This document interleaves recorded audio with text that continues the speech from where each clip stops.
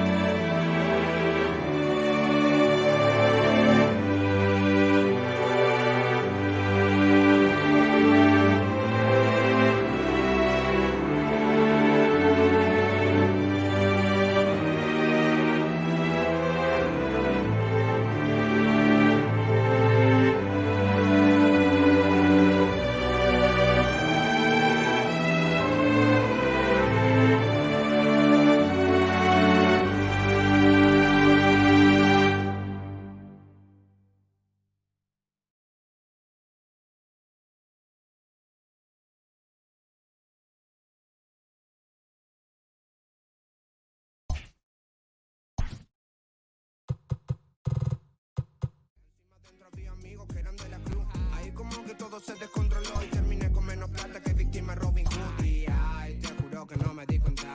Ay, ahora como vuelvo pa' casa, solo me quedó agua en el bolsillo. Era una moneda para el casino.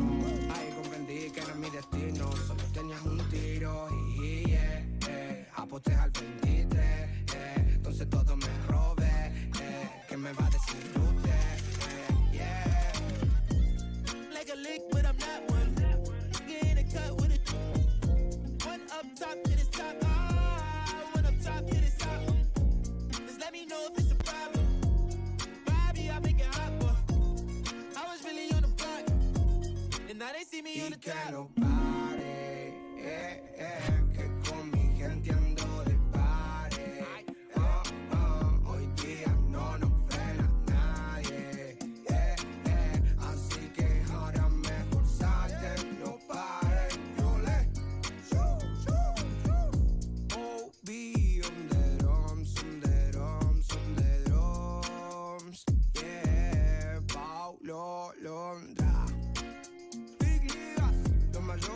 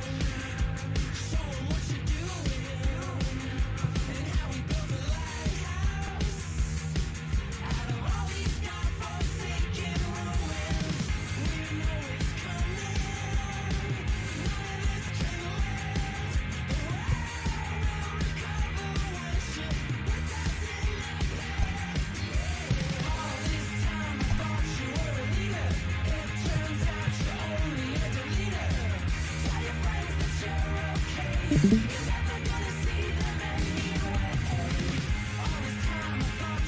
good afternoon, everybody. We're just about almost ready to get going with ML Ball here on Twitch.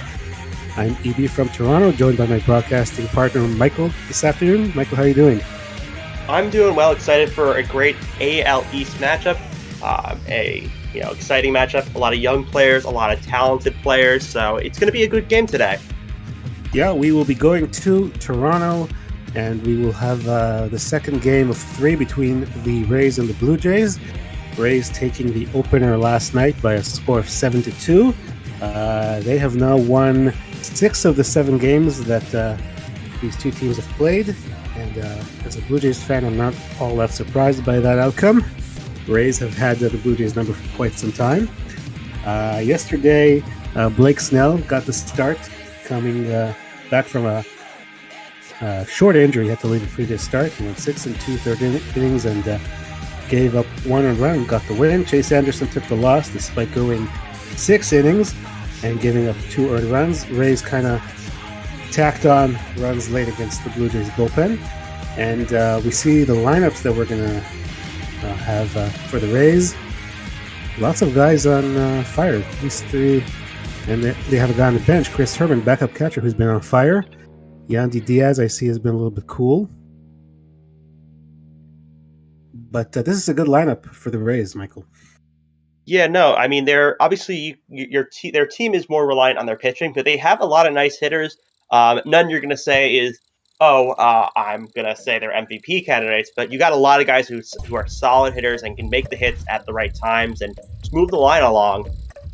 And you can see how many great pitchers they have this year. And we see our starter for today, Charlie Morton, 92 2/3 innings, 8-1 in the year. He's been everything that the Rays hoped when they signed him to a free agent contract before the start of last year. Yeah, just a deal of a signing. I mean, he was good on Houston, but he was like third, middle of the rotation guy. He's been ace with the Rays. He's taken almost a spot with Snell being the top of the rotation guy. And he's a key thing for him though is he hasn't given up the long ball a lot, so he's kept the ball in the ballpark, and that's going to be a key for him against the Blue Jays. If the Blue Jays can hit the ball out of the ballpark, then Rays may be a little bit of trouble. But Morton so far has had great control, and he's been great at not letting the long ball get to him. And we see we're just about to get underway. We have a nice, beautiful sunny day in Toronto, so the roof should be open at the Rogers Center, and it should be a nice day to play baseball, as we're just about to get underway. As I mentioned, the Rays took the opener last night, and they've won 6 of 7 games against the Blue Jays so far. But I'm interested in seeing what Nate Pearson is going to do today. And we'll talk about him in a bit when he comes up to get the start today. Yeah, and they've had, the Blue Jays have had 2 really good pitchers this year. They've had Hyun-Jin Ryu and they've had Tanner Roark. But they really haven't had that third starter, so they're kind of hoping Pearson could be that guy. Anderson had a good start yesterday, but he hasn't been consistent throughout the whole year. Pearson has had 2 good starts, so if he can continue this consistently, it'll be a good sign for the Blue Jays for the rest of the season. Yeah, he is the Blue Jays' top pitching prospect. He came up earlier this year, made a handful of appearances out of the bullpen, but his true place is as a starter. We see his numbers here. This will be his 3rd start, a 2-0 record. One of those wins was as a reliever. The second one came as a starter in his first major league start. This will be his 3rd, as we mentioned. The first start that he had was against Texas. He went into the 8th inning before he gave up a hit and gave up no runs, got the win. Last time out, he pitched against Seattle, and he went 5 innings, gave up 1 run, and did not get a decision. As Willie Adames, the shortstop, takes a strike, and we are underway here in Toronto. And it's interesting that he's done better so far as the starter than as a reliever. Usually you expect a pitcher to go better as a reliever. You think of a lot of closers, they're former starters, but Pearson so far kind of being the opposite of that. 0-1 pitch. It swung on and missed 0-2. Well, I think that since he's been a starter his entire career, it might be easier for him. We do see sometimes when pitchers are first promoted, like it was the case with him, they do come out of the bullpen as Adames swings and misses, and Pearson gets his first strikeout. Pearson very aggressive with the first batter, just speed. Let's see if that's his formula for the whole day, just blowing it by the hitters. And the second baseman, Brandon Lau, will come up for the Rays. 277 so far, 12 home runs. He takes a strike, 0-1. Lau's had a pretty solid season so far. I think he has been another, they got good value when they got Lau, the Rays. Pearson sets the 0-1 pitch. Just a bit outside. 1-1. You can see he can really get it up there. He's been clocked at 100 miles or more at times. 1-1 pitch to Lau. Inside, 2-1. Yeah, and even though he has been, it's hitting 100, he's probably not going to try and go up there just because of the fact that you do want to save your arm. You can't just throw 100 miles per hour every pitch. 2-1 pitch. In for a strike, 2-2. Here's 98. Lots of fastballs thrown so far. Steady diet. We'll see if he goes to the off-speed here to try to get Lau out. He does love his fastball, as we've seen so far. 2-2 pitch. Outside. Full count. Austin Meadows on deck. The Rays right fielder. As Pearson sets. Gets the sign from Jansen. Deals. And swung on and missed. Strike 3. There's a slider. And Pearson has 2 consecutive strikeouts. He went to the off-speed. Nice job to change the pace a little bit. I'm sure that Lau was expecting a fastball because it's just all the ones he was seeing, and it was a high pitch, and just a little bit of that break at the end fooled Lau, and a nice start for Pearson today. Yeah, back-to-back strikeouts, and Austin Meadows steps in. 227, 14 home runs. Takes one a bit low, 1-0.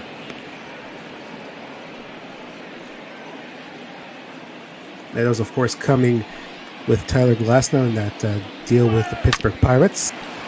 Swings and grounds it past Shaw into right field for a base hit, so 2-out single. Perfectly hit into the shift, right, where the first baseman couldn't get it, and right where the second baseman can't get it. It's like one place you could put that, and that's where Meadows put it for that, and nice 2-out hitting for him, beating the shift. It's hard to get past those shifts when everyone's on the right side, but he did a nice job there. Hunter Renfroe came over from the San Diego Padres in the offseason. He's got a 9-game hitting streak going. 228, 12 home runs, 34 RBI so far. And he is playing left field for the Rays.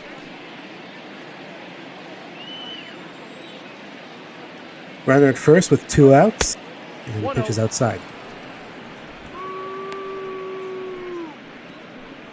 A mix of veteran and young talent for the Rays, and it's nice to see how they're able to interchange parts, but they have some guys that they keep to try to teach the younger generation.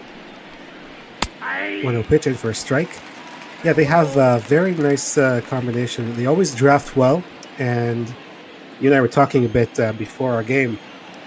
They're able to really know when a guy is sort of past his best before date and trade him to another team and pick up more prospects as the pitch is swung on and missed, 1-2. A big example of that, obviously, as you mentioned before, Chris Archer. He's kind of struggled with the Pirates, and what they've gotten in return has been definitely more than the value that Archer has provided the Pirates, and they're younger as well.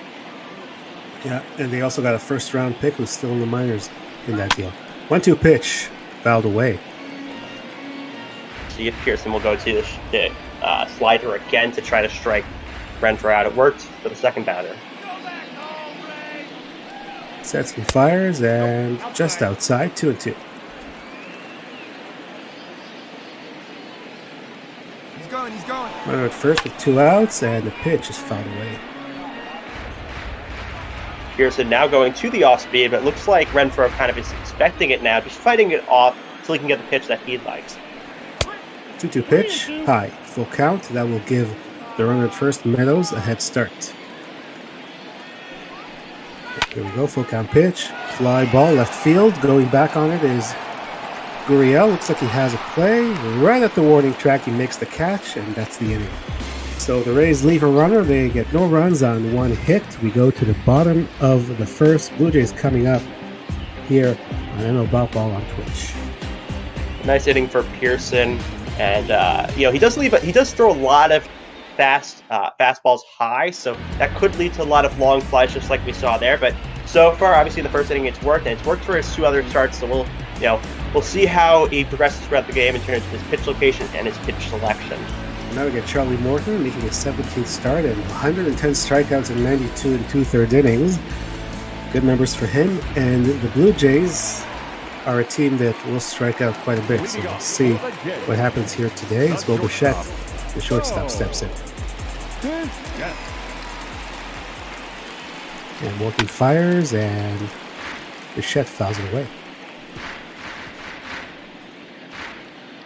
And the Blue Jays, they're expected to have done a little better hitting so far with just all their young talent and all the promise in their first year. But some are hitting a bit of a sophomore slump, at least so far. This team has struggled defensively quite a bit, and the pitch is low 1-1. They only had 4 hits in the game last night. 2 of those were from Travis Shaw. And we see the Rays here 42 and 32, second in the East, and trying to make a playoff push in this top-heavy American League as Bichette takes outside 2-1. Surprisingly, it's been the AL Central that's been the best division so far. They have 3 teams that are projected to make, that would make the playoffs if it started today. And the Yankees not as good as expected. They expected to have the best record, but it's actually the Twins right now. 2-1 pitch, fouled away. Yeah, the AL Central has 3 really good teams. You've got the Twins at the top, you've got Cleveland right on their tail, and then you have the Chicago White Sox, who've done very nice. 2-2, swing and a miss, strike 3. Morton gets, I think it's 111 now in the year. Yeah, he's up there in the league in strikeouts. I believe he was second coming into the day, so he's just going to increase that total today, like against these Toronto hitters. Vladimir Guerrero Jr., the third baseman, comes up, takes it inside. Charlie Montoyo has changed the lineup a little bit. As we mentioned, the Blue Jays have struggled offensively, and Kevin Biggio was the number 2 hitter for the longest time, but he's really struggled, so he's been moved down to the number 8 spot in the order. 1-0 pitch, outside 2-0. Yeah, and the Blue Jays have a lot of young talent. You could almost compare them a little bit to the White Sox. White Sox had a lot of young talent, and they hit their stride this year. We'll see what happens when the Blue Jays eventually are able to do that. 2-0 pitch, swung on and missed. Morton goes with the curveball, one of his better pitches.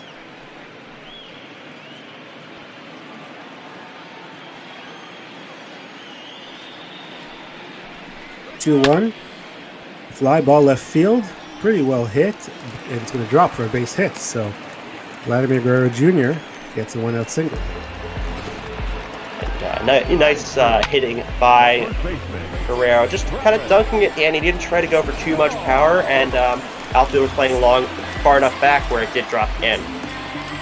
Yeah, you got Travis Shaw, we've been talking about. You can see those numbers over the last 5 games: 10 for 20, 500 clip, and he had a really good series in Detroit. First 2 games of that series we had here on NL Buffalo, and a home run in the game on Saturday. Inside ball 1. Blue Jays had won 3 in a row. They swept the Tigers over the weekend at Comerica, and then lost the game last night. But Shaw's been heating up lately, and that's why he's moved up to number 3 as he swings and fouls that one away. And Shaw also part of an absolute steal of a trade, going from Boston to Milwaukee for Tyler Thornburg, who really hasn't pitched yet. And Shaw had a really good first year with the Brewers, and now obviously he's on the Blue Jays. 1-1 outside, 2-1. Shaw struggled last year with Milwaukee. Tried to change his swing, it didn't go so well, and he was stuck in a season-long slump. Brewers let him go after the season. The Blue Jays picked him up as he hits that one to left field, and that will be caught right there by Hunter Renfroe. That's the second out. Yeah, and that was a big reason the Brewers did acquire Moustakas last year, because Shaw wasn't doing that great hitting, and they had kind of a weird infield. A lot of guys playing not their normal position, but now Shaw is hoping to kind of have a bounce back year with the Blue Jays. And with Travis Shaw, you should expect to see him at second base when the Blue Jays go into Pittsburgh on the weekend. It's one of his secondary positions, but his bat will need to stay in the lineup. So he should be at second in the interleague games as Teoscar Hernandez, playing right field, takes a strike.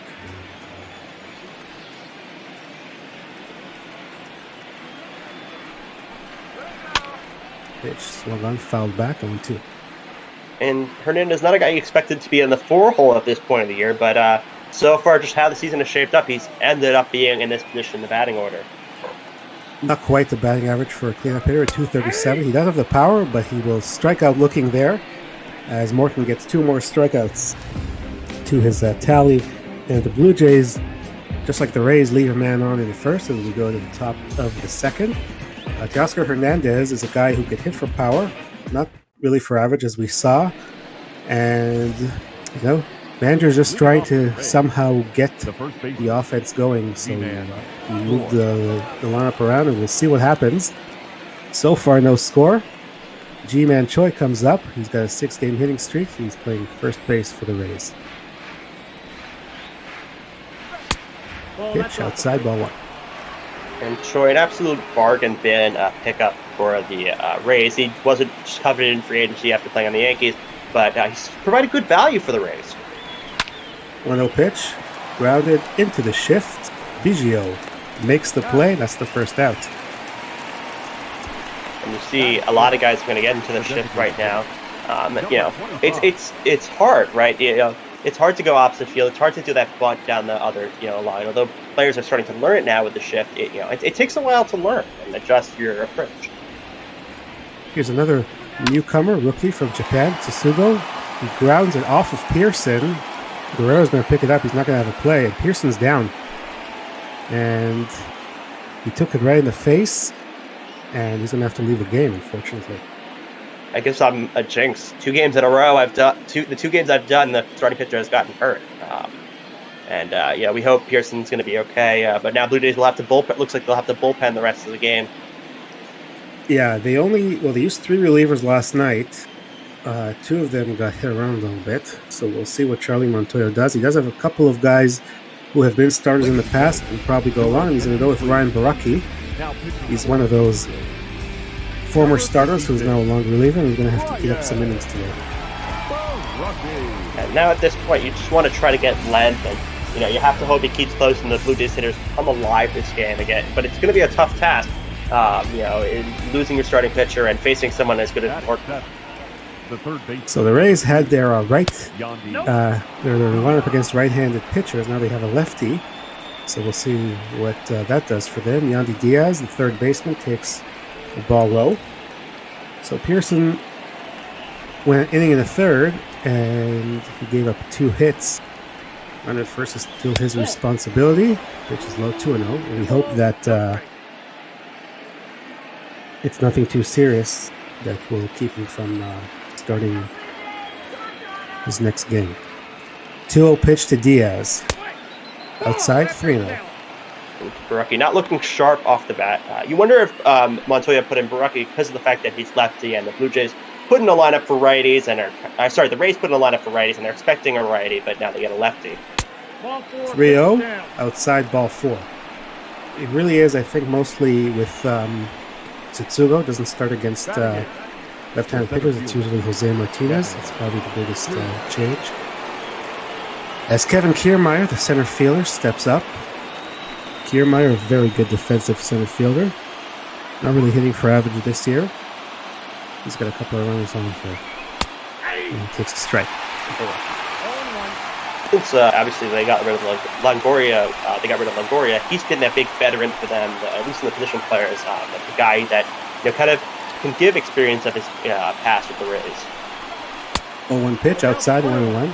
Yeah, Kiermaier has been with the Rays, I think, since 2013, so he would be the longest tenured Ray at this point. 1-1 pitch to him, in for a strike, 1-2. Yeah, a lot of want on the market for guys, defensive center fielder. Can't really hit that great, Kiermaier. 1-2 inside. He's the kind of guy that will probably not give you a lot with a bat, but I'd keep him in the lineup every day just for that amazing defense in center field. 2-2 pitch, swing and a miss, strike 3. Yeah, and just speaking of Kiermaier and his defensive, I mean, the AL East has a lot of great defensive center fielders. The Orioles used to have Adam Jones. The Yankees have Aaron Hicks. The Red Sox have JBJ. The Blue Jays used to have Kevin Pillar, but now it's Grichuk and a couple other guys playing center. Yeah, Pillar now in Boston as well, will mostly play in the corners. As Mike Zunino, the catcher, at number 9 hitter, takes a strike from Baraki. Grichuk, I think, can give you some good defense in center field. You hope he makes all the routine plays. He's not Kevin Pillar. He's pretty good out there, though, I would say. 0-1 pitch. Foul off. And you saw Zunino, he was 8th in All-Star voting among catchers. Kind of shows there's a drop-off among catchers after the first two. I mean, he doesn't have great numbers on the year, but he's still up there in the voting. 0-2. Swing and a miss, strike 3. Baraki walks his first man, but strikes out the next two. He keeps the Rays off the board. A hit and a walk, 2 men left, and a big injury for the Blue Jays, but we still have no score. We'll go to the bottom of the second. You're watching ML Ball on twitch.tv. EB and Michael, but you don't want to be called Mike, right? But I'm going to call you Mike. I don't mind if you called either, honestly. Just because I got called Michael in the first game, I was like, oh. Yeah. You have Mike A, so I thought of him, and you guys did the game together, right? But yeah, EB and Michael doing this game for you. The Rays and the Blue Jays. No score bottom of the second is Rowdy Tellez. The DH steps in, fouls it away. And a nice inning, a nice job last inning for Baraki, kind of recovering from, it looked like he had control issues at first, but he was able to recover and get out of that inning. So now he's a little bit more comfortable. Swing and a miss, strike 2.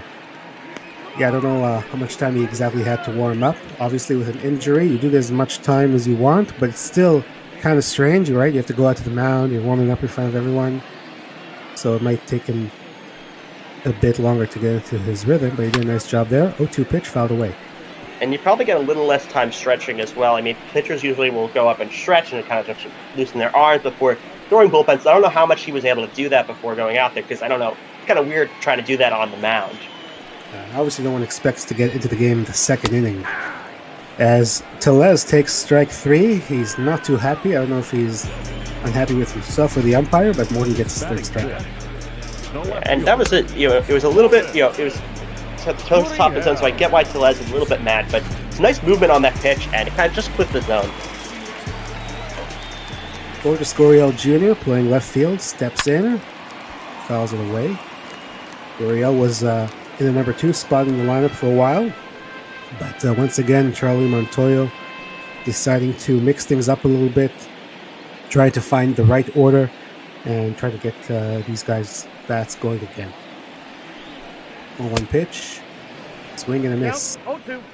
Gurriel, another one of the young guys in the Blue Jays, one of the guys they expect to be the leaders of this team in the future and one of the better hitters on this team. 0-2, fly ball to center field. Kiermaier has a beat on it, and that's a second out. Rule number 1 when you play with the Rays, do not hit it to Kiermaier.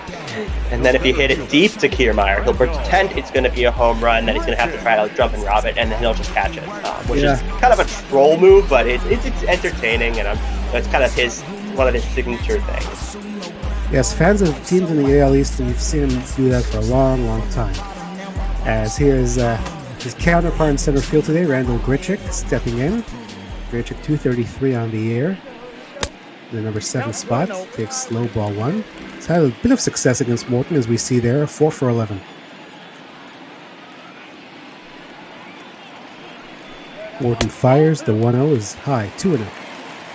And you look at this Blue Jays roster, they're just such a different team from a few years ago when, last time they had made the playoffs, or even just like, since the Jose Bautista, Edwin Encarnacion era. It's just so different. 2-0 pitch on the ground and through for a base hit. Grichuk had a 2-out single. As Kiermaier gets it in quickly.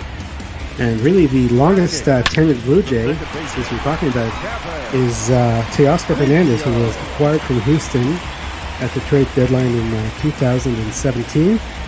Anthony Alford is in Buffalo. He came up a little bit before Hernandez, but active players on the roster right now, Hernandez is the youngest tenured Blue Jay. And you got a new manager as well this year, because Gibbons did decide he didn't want to kind of be part of this rebuilding. So just a lot of new faces. Charlie Montoyo in his second year here now, as Biggio takes a strike And Biggio is the guy we were talking about who has really struggled all year. 196 and a lot of strikeouts, including 3 more yesterday in the ball game against Blake Snell and the Rays. Outside, 1-1. Yeah, I mean, he's below the Mendoza line. It's not what you wanted from him year 2. You just got to hope he has to get it together, or else you're going to may have to send him down back to the minor leagues to kind of get his swing back. Last year he didn't hit for average, but he did walk a lot as he takes a strike in 1-2. He's known as a patient hitter. He's known as a guy who will take his walks. But this year he hasn't done that too well either. And as I mentioned, a lot of strikeouts. And he's possibly in position to do that again here. 1-2 pitch, fouled away.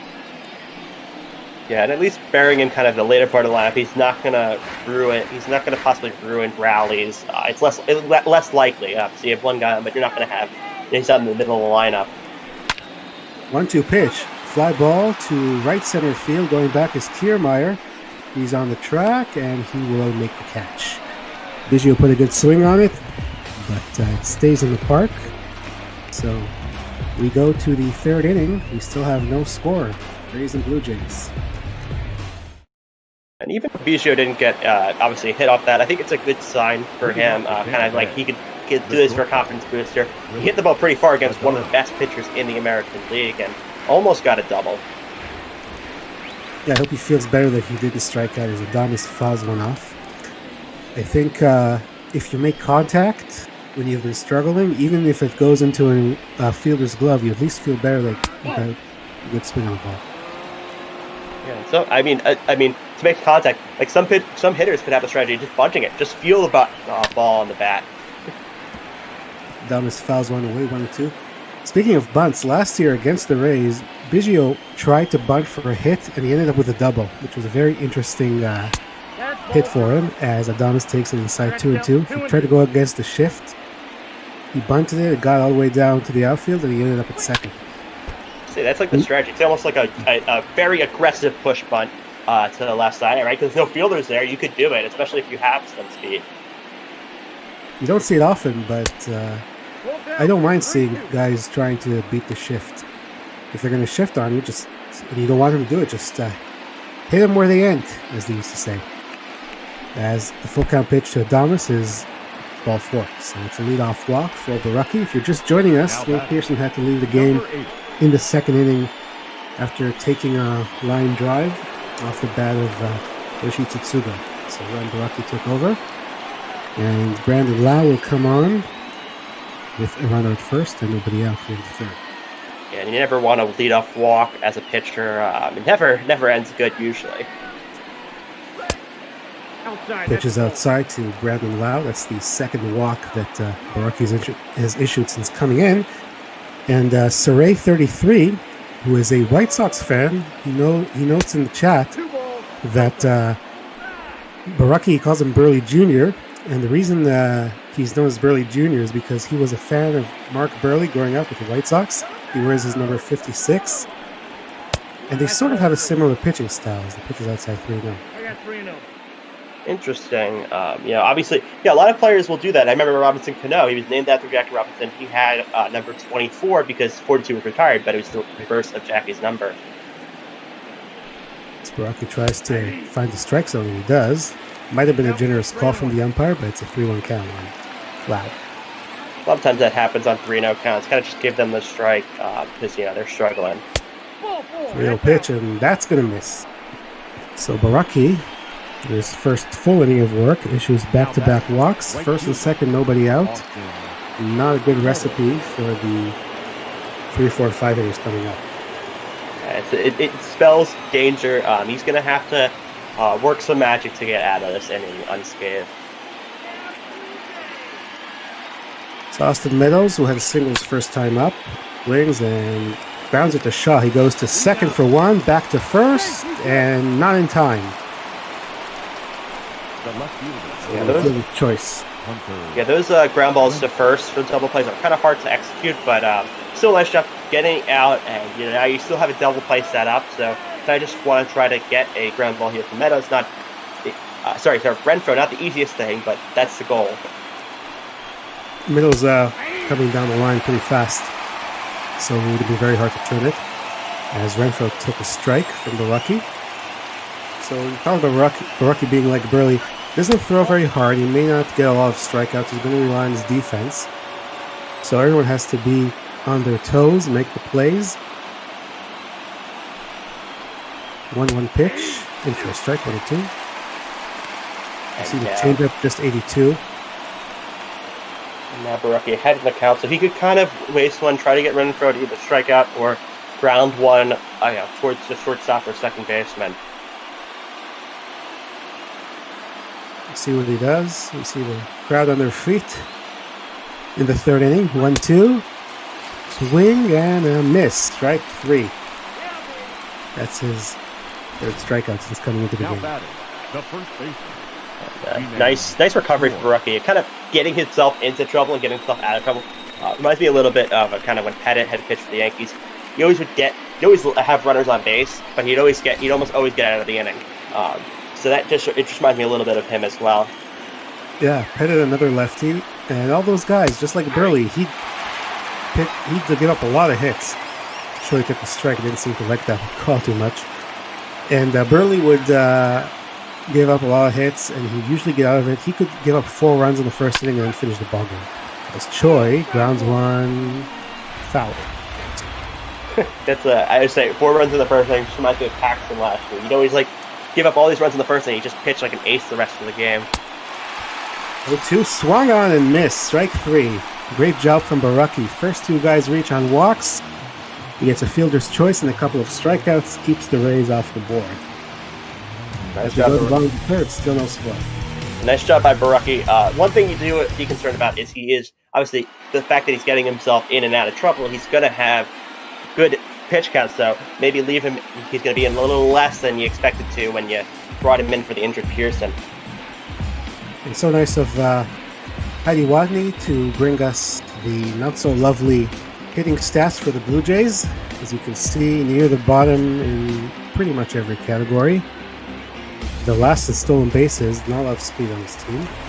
And the number 9 here, Danny Jansen, will lead things off. So yeah, that graphic pretty much shows us everything we need to know about the Blue Jays hitting this year. Jansen swings and misses for strike 1. It's a bit surprising they're still in third place in this division. You picked the Sox or the Rays and Yankees to do there. Popped up. Zunino behind the plate. Makes the play. That's the first out. I think that with the Red Sox really struggling this year, it's enabled the Blue Jays to be in third place. But when you're 5 games under 500, to me, it doesn't really matter if you're in third, fourth, fifth, whatever, you know. That's true. Just ask the third place team in the AL Central last year. Bichette takes inside 1-0. Last play was a pop up to the catcher. I wonder if it's a little bit of different read with the dome open versus the dome closed at the catcher. How they prepare for that with just now having sun instead of the shade. Bichette checks a swing. It's 2-0. I think when you're playing a night game, when the sun sets, that's when it might get a little bit complicated. As Bichette grounds that one to Brandon Lau in fields and throws to first, and that's the second out. Just mowing through the Blue Jays lineup right now. Not a high pitch count, and he hasn't gotten into a lot of trouble. Closest thing was probably that Biggio fly ball last inning. It went pretty deep with a good guy on first, but Morton so far, he looks like he's going to last pretty long in this game as long as he continues what he's been doing. Vladimir Guerrero Jr. has one of the 2 hits for the Blue Jays. He goes after that first pitch, fouls it off. Not a lot of success against Charlie Morton, just 2 for 9.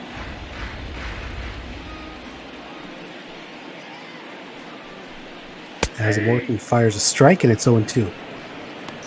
Most hitters don't have a lot of great success, especially the new ones. When Morton's he's been lights out this year and last year. So, Guerrero's kind of stats against him a little bit expected.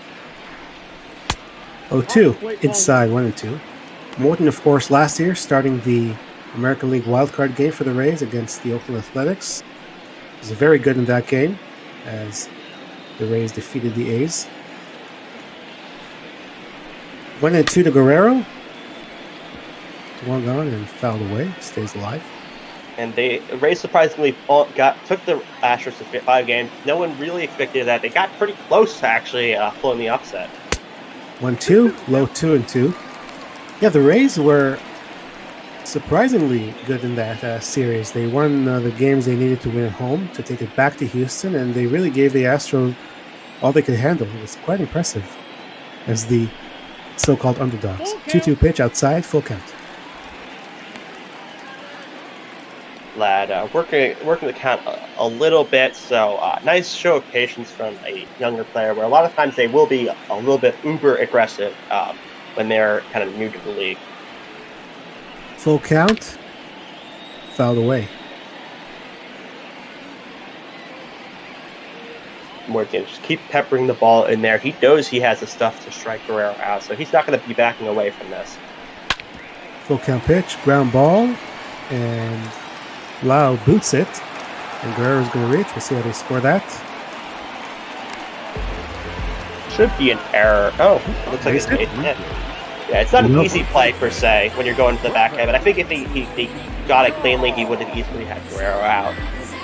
So Guerrero's 2 for 2 as Travis Shaw steps in, flied out his first time up. Morton had 44 pitches here in the 3rd inning. Shaw swings and grounds it through for a base hit. So back-to-back 2-out singles because Guerrero will stop at second. And that was a mistake pitch from Morton. Kind of hung that ball in there. Lucky Shaw only got a single off that. That could have easily been a ball into the gap. And Shaw's really been on fire the last several days. So that's good to see. And Teoscar Hernandez takes the pitch low, ball 1. A little bit of trouble for Morton here. He's been in this situation before, obviously, but Blue Jays stringing a few hits together late in this inning. 1-0 pitch, in for a strike, 1-1. As you can see, Teoscar Hernandez second on the Blue Jays with 11 home runs. So he can do that from the cleanup spot. Just once again not hitting for average. He takes inside, 2-1. I mean, 11 home runs, not great. You're already halfway through the year, so that's about a pace, a little over 20. I'm not. So it just shows that the Blue Jays haven't been hitting as expected this year. Yeah, tons of offensive problems as we saw in that graphic leading off the inning. They did get 2 hits here, and Teoscar has a favorable count now, 3-1 with 2 outs. Morton struggling a little bit towards the end of this inning. Maybe warrants a mound visit if he ends up walking Hernandez. He gets the sign from Zunino, 3-1 to Teoscar Hernandez from Morton, and it's in for a strike. Good pitch there on the corner. Full count. Now the runners will be off on the pitch. And that's kind of almost a veteran call. Morton being a little bit more veteran and a great player, and getting that call that was a little bit borderline. And you saw the reaction from Charlie Montoya. Not too thrilled with the home plate umpire. Full count. Runners will be off. Fly ball, center field. Kiermaier makes the catch, and that will end the inning. Teoscar put a good swing on it, but once again, as I mentioned, don't hit it to Kiermaier when you're facing the Rays. We still have no score. A little bit of a hectic inning. Both teams have their chances, but still no score. A little bit surprising considering Pearson's been out. Pearson went out, but it looks like it's going to be. It looks so far a good game, a low-scoring game. A little bit unexpected, but good pitchers so far. Here's the man who knocked Pearson out of the game, Yoshi Tsutsugo. He grounds it to second, and that's the first out. Tsutsugo hit that comebacker that hit Pearson, and he had to be replaced. Get into a base hit, and he makes him out. So this is probably where the Rays, if they had been facing a lefty starter, would have had the different lineup. But as it is, they have their lineup for righties here against the lefty Baraki, as Yandy Diaz takes it low, ball 1. And you wonder if it was the time when there's expanded rosters by a little bit, if they would put Martinez back in the game for the lefty. But obviously, you don't have a lot of guys off the bench to use, so it may not make sense to waste them. Just on possibly one at bat against the lefty. 1-1 is a fly ball to right field. Going back on it is Hernandez at the wall, and that is gone. So Yandy Diaz, who was 0 for 4 yesterday, has a solo home run, and the Rays are on the board, leading 1-0. Nice power by him. It didn't look like he kind of got all of that ball, but still was able to manage over the fence and kind of an opposite field power by him. Not a lot of home runs in the year, but it was just a nice. It was a really nice blast by him. And we mentioned the wild card game, and he was the man of that wild card game with a couple of home runs last year. So 1-0 Tampa Bay. Kiermaier takes a pitch inside from Baraki, 1-0. This was it was kind of expected Baraki would at least give up 1 run when being in, but he had done good so far. 2-0. 2-0. Last time that Pearson started, as I mentioned, he went 5 innings, gave up 1 run. It was against Seattle, and then Baraki came in after him. He pitched the next 4. He gave up a go-ahead solo home run to Kyle Seager, and that was the game. As Kiermaier flies it to right, Teoscar has that one. That's the second out. So it was a 2-1 score on Thursday against Seattle, and that solo home run that Baraki gave up to Kyle Seager was the difference.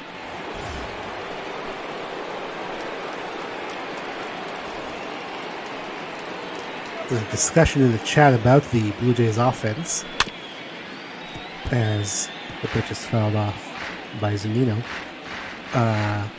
Special effects. F. Corpo wanted to know why Teoscar's batting cleanup, and J-Man explained it to him as it's fouled away. 0-2.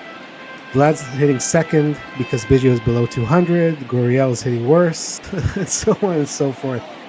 If you've watched Blue Jays baseball, you would not be surprised as the pitch is low, 1-2.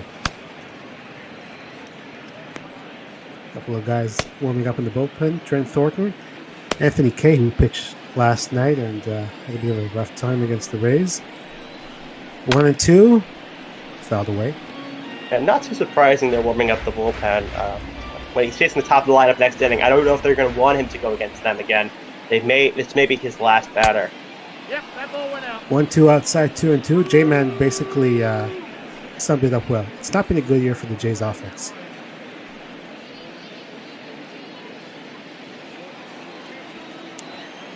Baraki is ready with the 2-2 pitch to Zunino. On the ground.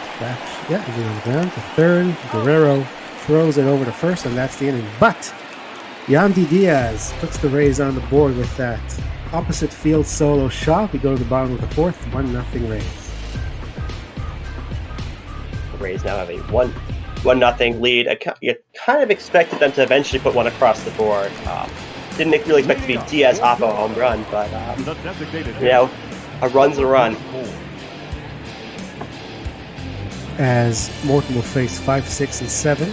We just had a good opportunity last inning to get on the board with a couple of 2-out singles, but nothing doing as Tellez takes a strike.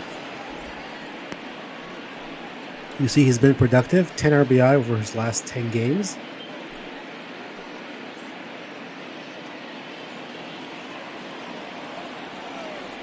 As Morton is ready and he delivers. Pitch is high, 1 ball and 1 strike. While we're watching this at bat, we should just point out that we're doing all this for charity, and we would love for you to donate to the Black Play-by-Play Grant, an initiative of our colleague here at ML Ballball, Adam Giardino. 2-1 fouled away. So if you click on the donate button below the stream, anything you can help out with would be very much appreciated. 2-2 pitch, high 3-2. And just to mention, talking about earlier, Tellez, 10 RBIs, kind of impressive. I mean, he is in the middle of the lineup, but Blue Jays haven't been hitting much, so the fact that when he had those opportunities, he was able to drive them in is impressive. Turns on that pitch, but couldn't keep it fair, so the count remains full. Full count. On the ground, right to Diaz. Makes a nice strong throw, and that's the first out. Able to beat the shift on that one. Kind of a later swing, trying to be defensive, but did end up going to the third baseman and playing the shortstop position. So we see the wins leader, or the league leaders in wins. Mike fires at the top of 10. Gonzalez of the White Sox 9, a whole bunch of starters with 8, including Charlie Morton and Junior Ryu of the Blue Jays, who will pitch on Friday against the Pirates. That's out. Very surprising there. Maybe just because he got something out off his chest this offseason that maybe he's pitching better. I don't know, but very impressive season for him. 1-0 pitch, in for a strike to Gurriel. You're talking about Gio, right? Pitching well. Oh, no. Oh, sorry. I meant Fires. Fires. Okay, Fires, okay. Yeah, he got the Astro stuff off his chest this offseason. Yeah, so he leads the AL. Yeah, I mean, he's been a good pitcher at times. As strike 3 call to Gurriel. Maybe that does help him, you know, that he did get all the Astro stuff off his chest. But he does have 2 no-hitters to his name, so it's not like he's never had success. As Grichuk fouls one away. And since I mentioned Gio Gonzalez, he's also pitched very well this year for the White Sox. A nice free agent pickup coming back to the White Sox. He was drafted by them. Swing and a miss, 0-2. Yeah, and he showed like that potential last year. He had some really good outings, but definitely exceeding expectations for the White Sox this year. 0-2 pitch. Swing and a miss, strike 3. So the Blue Jays go down 1-2-3. A couple more strikeouts for Charlie Morton. He's doing his thing. As you can see, one of those strikeouts right there. Grichuk chasing. And we go to the 5th. It's still 1-0 Rays. Now, usually we have a trivia question in the chat, but I have actually one. Because we have a lot of relatives of former players in the Blue Jays, which father-son duo, minimum of 100 home runs each, finished with the same amount of home runs? And we'll see who gets it in the Twitch chat. Yep. I know the answer, so I will not participate. As Adames took it low, and now he takes another ball, so it's 2-0 on Adames. Adames is walked and struck out. Swing and a miss, 2-1. Rocky's still out there. And we'll see how long he gets, the leash he gets from Montoya. F. Corporal says he knows the answer as well, so he'll let someone else. 2-1 in for a strike, 2-2. F. Corporal is someone who should know the answer because of the teams he cheers for. That might be a bit of a hint. We'll see if anyone gets it. 2-2 to Adames. Swing and a miss. So Baraki gets another strikeout as he's now throwing 50 pitches, where Adames goes down swinging. He fooled him there. Adames just way out in front of that ball, and I'm not expecting that ball to dip like that.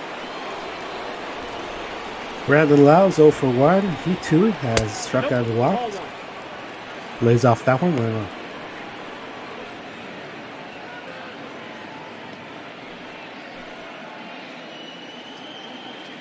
So far, no guesses on the question, but we'll see. 1-0, 2-0. So there's a lot of great father-son duos we've seen play, obviously. Nope, outside. Pitch is outside, 3-0. You mentioned the father-son duos on the Blue Jays. You obviously know about Biggio and Shet and Guerrero, but Travis Shaw, his father, was an all-star pitcher. Pitches in for a strike, 3-1. And you also got that crazy stat, not on the Blue Jays, obviously, but the Bellingers. Last year broke it, but every year they had made the World Series before last year until the Nationals. But like Clay and Cody had made the World Series every year they had played. Which isn't a huge sample size, but it was very interesting. 3-1 to Lau is in for a base hit, so 1-out single. Now batting, right fielder, Austin Meadows. And you have to wonder also, will any of the Blue Jays guys be so good that they end up breaking the mark of the most home runs in the father-son duo set by the Bonds? Barry with over 100 and Bobby with 300 something, so there's over 1,000. It's a hard mark to beat, but a lot of these guys have really good fathers that did play. Meadows took a strike. I, for one, would not mind seeing that. as a Blue Jays fan, as you can tell from my name. I'm in Toronto, so big Blue Jays fan. 0-1 pitch to Meadows. Swing and a miss. Runner goes, and the throw from Jansen is right on the money. That should be a caught stealing, and they might have been trying a hit and run. However, Lau is gunned down. Yeah, a little bit surprising. He didn't have a great lead off that. He's not a very fast player, not known for swiping a lot of bags, but maybe he's just trying to test Jansen's arm. 0-2 pitch to Meadows is hit in the air, and Hernandez can't make a play on it. Meadows is headed for second. Here's the throw. It's not going to be in time. So that caught stealing ends up being huge as Meadows picks up his 13th double, third on the team. And you wonder if they would have. There may have not been a diving play for that ball. He may have just let it go because of the fact that if he does do that, the run probably scores. But obviously, yeah, could be a lost opportunity for the Rays. 1-0. Pitch is low to Renfroe. I have to think they were trying a hit and run on that pitch where Lau got caught stealing because Meadows had swung right through the pitch. Then they caught the runner, and then he had the double in the next one. 1-0 outside too. So he got his hit, just a pitch too late. Yeah, it is also harder doing that when you have a lefty pitcher because they have an easier read seeing what's happening. So they may, see the guy at first leaning and just throw at high pitch to nag the guy. Runner at second with 2 outs. The 2-0 pitch, low, 3-0. If you couple walk of lefties on deck, so we'll see what happens. Yeah, if Renfroe gets walked here, especially if it's on 4 pitches, I think this is probably Barucki's last batter of the game. Nothing more you could expect from him. I mean, a few innings, 1 run kept the damage limited, and moved the game along. 3-0 in for a strike. I think all things considered, he's done a very nice job since, again, no way he expected to come into the game in the second inning. 3-1 pitch to Renfroe. Swung on and missed. Full count. And if Pearson's out for an extended period of time, you could see possibly Barucki going into the rotation. He did pitch 4 innings the other day, as you said, and he's, obviously will be on schedule for the next start. Swing and a miss. Great pitch from Barucki. He gets out of that jam and gets another strikeout, keeping the Rays with just that 1-0 lead as we go to the bottom of the 5th. I should point out that Barucki was a starter earlier this season and did not have a lot of success, which is what led to Pearson being in the rotation and Barucki going to the bullpen. But depending on the severity of the injury, they may have to put Barucki back in the rotation. I don't know that until after the game. Meanwhile, as we head to the bottom of the 5th, it's still 1-0 Tampa Bay. Thanks to that solo home run by Yandy Diaz. Kevin Biggio will step to the plate. He's 0 for 1. A flyout. You see the average 185, the on base 268. So a very tough season for him so far. It could almost only go up from here because even if you go 1 for 4 in a game, your average is going way up. So even 1 for 5, it's going up. So it's not, it's only up from here. And as Morton goes outside, 1 for 8 is Biggio against Charlie Morton in his career. 1-0. Fly ball down the left field line. It's going to drift foul. So it's 1-1 on Biggio. It's some nice hacks by Biggio off Morton so far. 1-1. Beautiful curveball. Finds a strike zone, 1-2. And the pitch inside, 2-2. Yeah, and that curveball, it looks like I guess Biggio was not expecting it because that was right down the middle. Probably expecting fastball there, which is why he kind of just let it go down the middle. It's a 2-2 count, and Morton sets and fires and fouled away. I think he was expecting that curveball more down the middle. Similar pitch to that second strike. I think he would want that one back for sure. 2-2 pitch, fouled away. Yeah, definitely. It seems like he's early, at least the last 2 ones, he's been early on the breaking pitch, a little late on the fastball, so probably somewhere in the middle of the swing just to fight him off. Another foul, so he's staying alive here. See if Morton tries to waste one just to get Biggio, chasing. 2-2 on the ground and right back to Morton. He fires to first and Biggio is out. So he's made contact a couple of times. One that was caught in the outfield and one soft contact. You see it there, the replay. Charlie Morton. Nice job getting off the mound, making the play.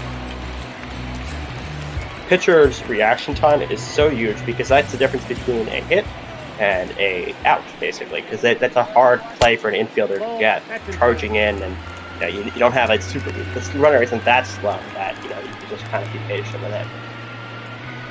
Danny Jansen took it inside for a ball. Jansen's 0 for 1, popped up to the catcher Zunino, his first time up.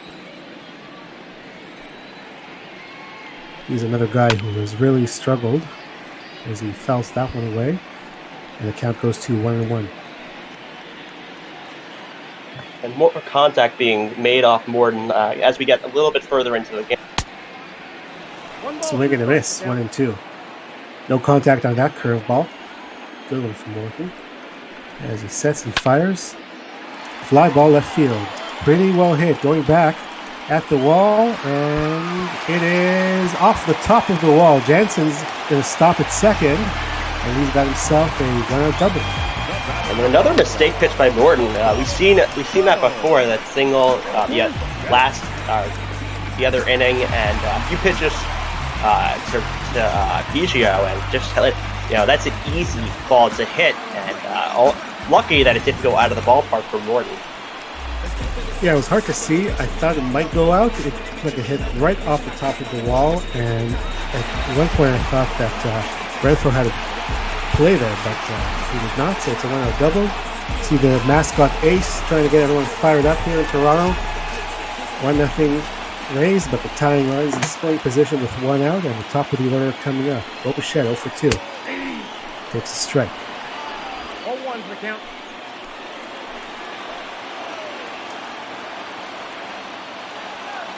The 0-1 pitch from Morton.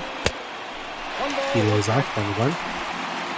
You saw in the graphic that briefly flashed on the screen, 216 with runners in scoring position, so that's another problem for the Blue Jays. As the pitch is grounded up the middle through for a base hit. Here comes Jansen around third. The throw from Kiermaier is offline, and he is safe. And the Blue Jays do get a hit with runners in scoring position and tie this game up 1-1. He tested Kiermaier. I mean, Kiermaier, strike to the plate. You have to know you're going to be safe with that, because if not, you may look silly. And just got in there under the tag. Yeah, very close. We mentioned Kiermaier with great defensive numbers in center field. As Guerrero hits that one, that's a foul. He is 2 for 2 already. Two singles today. We're getting hit a little bit this inning. You wonder if the Rays start warming someone up. Obviously not a little earlier than you expect to start warming someone up, but Morton has struggled a bit this inning. As they check at first base to see if Bichette's up to anything, but he gets back safely. 0-1 to Guerrero's inside, 1 ball and 1 strike. Apparently the answer to our trivia question was given in the Discord, and yes, Jimbo Shrimp. He got it that it was Prince Fielder and Cecil Fielder with 345 home runs each. But the number is wrong. I think it's 319, right? I'm not 100% sure. I know it's somewhere in the 300s, but it's kind of sad because Prince was obviously, he had that neck injury that ended his career, and he expected him to get at least 450, maybe even 300 to 500, but just got an unfortunate end of career, and just a thing that ended up ironically happening. 2-1 pitches outside, 3-1. Yeah, Jimbo Shrimp got the names, and Chris Sachi in special effects got the number. It's 319 home runs, and there is a Blue Jays connection, as Cecil Fielder played for the Blue Jays briefly. Both of them played for the Detroit Tigers. As Guerrero gets a good win on that one, that is going to be a fair ball down the right field line. Bichette is going to go first to third, and Guerrero is now 3 for 3 in this ballgame. Morton getting hit this inning, but a nice job cutting the ball off by Meadows. If he doesn't do that, that's probably a run. We've got a pretty fast guy coming from first. Limited to a single, which could be big later in this game. First and third with just one out. Shaw fouls it away. Good opportunity for the Blue Jays to get another run on the board, provided Shaw doesn't hit into a weird double play or even a regular double play. Just needs to get something in the air that's deep enough. 0-1 pitch. Outside, 1-1. He seems to be losing a little bit of the break on his curveball, which is part of his struggle in setting, because his fastball is nice, but it isn't as dominant as his curveball. 1-1 pitch is low, 2-1. So far, I have to say, moving Guerrero to that number 2 spot has paid off. We had, I believe, 1 hit yesterday and 3 today, so maybe this is the configuration that will work out. Yeah, I mean, 2 spots not expected to crush the ball. Unlike a 4-hitter, you're kind of cleaning up, right? You're trying to get that, you drive all the runs in. 2-hitter, you need to be patient. You just try to kind of move the line along, try to get a base hit, a walk. Maybe a little bit more patient approach to that. 3-1 to Shaw.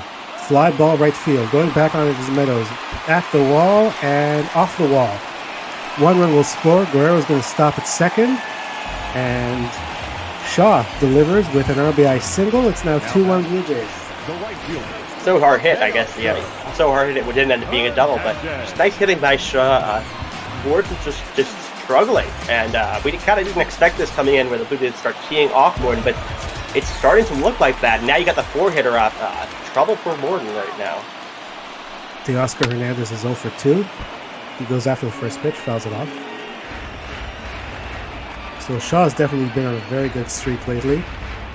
Guerrero, I was thinking maybe batting in that cleanup spot, he was trying to do too much. You think you're the guy. You have to be the guy who drives everyone in. You start thinking too much. You're swinging at bad pitches. And all of a sudden, you're not going to get done. As Hernandez takes low 1-1. And Guerrero has a really great power swing. I mean, you could hear the ball just like in the home run derby last year. You could hear it almost like a wiffle ball. That's how hard he was hitting it. So, but I think it has helped that he's moving to the 2-hole. 1-1 to Teoscar. Swing and a miss. 1-2. It's one thing you don't want to do. Morton's been struggling, and you don't want to give him that free strike. Now Morton's in control, and even with his struggles, he could be in a much better situation by striking Hernandez out. 1-2 pitch is on the ground. Morton is going to have to hurry, and he does. But the only play he has is at first base, so it does advance the runners. However, there are now 2 outs. Not terrible. Better than striking out or grounding out play. You obviously want more from the 4-hitter in this, but Velez, obviously, he's gotten a lot of RBIs recently, so he gets an opportunity right now to add to that total. Yeah, big opportunity here. Blue Jays have taken the lead. They want more. And Velez is over the head of the shortstop Adames, and he will get it done. 2 runs will score. Velez is going to go to second. The throw goes all the way to the dugout. So that should be a single, and I would think an error on Renfroe there, because look at that throw. I don't know what he was doing. I don't know what he's doing. The runner was going to be safe at home, and the best play is at second. He just tried to throw the pitcher at it. It's just a terrible throw, and I'm surprised Morton's still in there. That's back up the middle. That's a base hit. Rowdy Tellez is going to come around to score the throw, or no, they're going to get him. So Kiermaier gets his man there, but the Blue Jays get 4 runs here, and they take the lead. And there is an error on the board, so as I suspected, it was a single and an E7 on Hunter Renfroe on that play with Tellez. So the Blue Jays have the lead here in the top of the 6th inning. As Heidi Watney is going to remind us once again to please donate to the Black Play-by-Play grant, which is what we're doing all this for here on ML Ball. If you can spare anything, please do so. Click the donate link below the stream. The Rays go from here on out. You've got to think it's Morton's last inning, but he can go at least an inning longer in terms of pitch count, but just didn't look like himself last inning. He was up in the 90s, I think, mid-90s, so we'll see what Kevin Cash does. Meanwhile, Ryan Baraki, who gave up the home run and has been in and out of trouble, deals ball 1 outside to G-Man Choi. as we see some action in the bullpen for the Blue Jays here. And because you got a decent lead, you don't even have to put at, you thought it when Pearson got hurt that you'd have to use a lot of your good relievers, but now you may not have to. You could probably go one or two other guys if the lead stays the same. But you don't want to, obviously with the 3-batter rule, you don't want to risk them tying it up in 3 batters. As Choi took a ball, took a strike, and then swung at 1, so it's 1-2.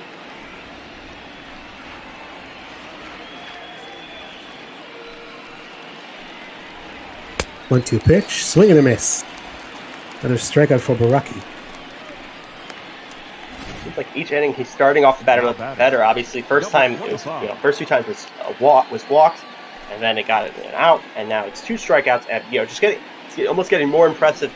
He's getting better at starting the inning each time, each inning he's been out there. But nice job by Baraki coming in a kind of emergency spot. Tsugo takes outside 1-2. He had a single that was a single off Pearson that knocked him out of this game, and then grounded out a second time up.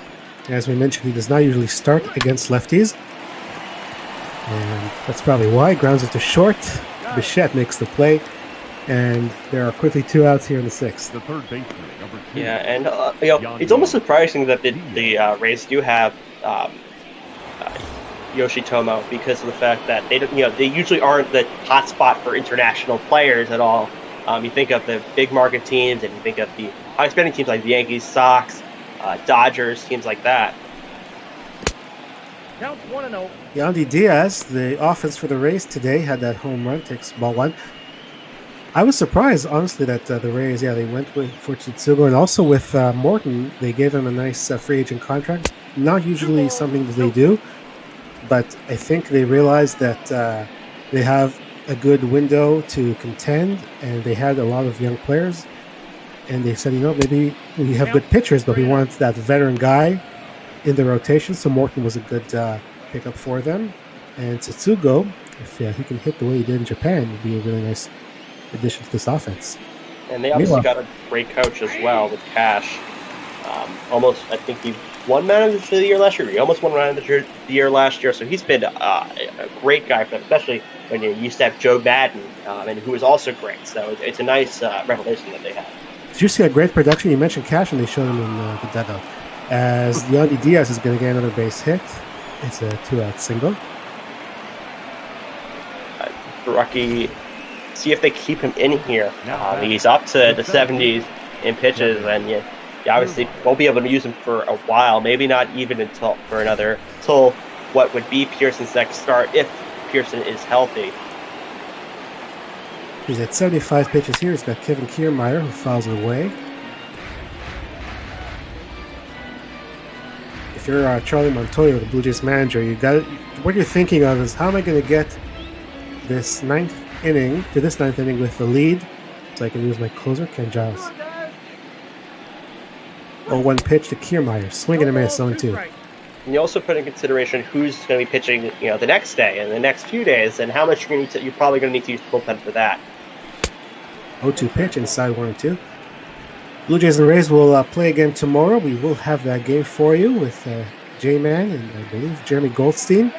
And Matt Shoemaker will go for the Blue Jays. Ryan Yarborough, who leads the American League in ERA, he's going to go for the Rays.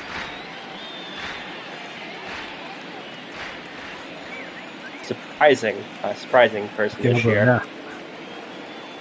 Here's the 1-2 to Kiermaier. Strike 3 called. Kiermaier caught looking, and that will end the 6th inning. Baraki was given the lead. He gave up 1 hit, but other than that, there are a couple of strikeouts. It has a nice inning.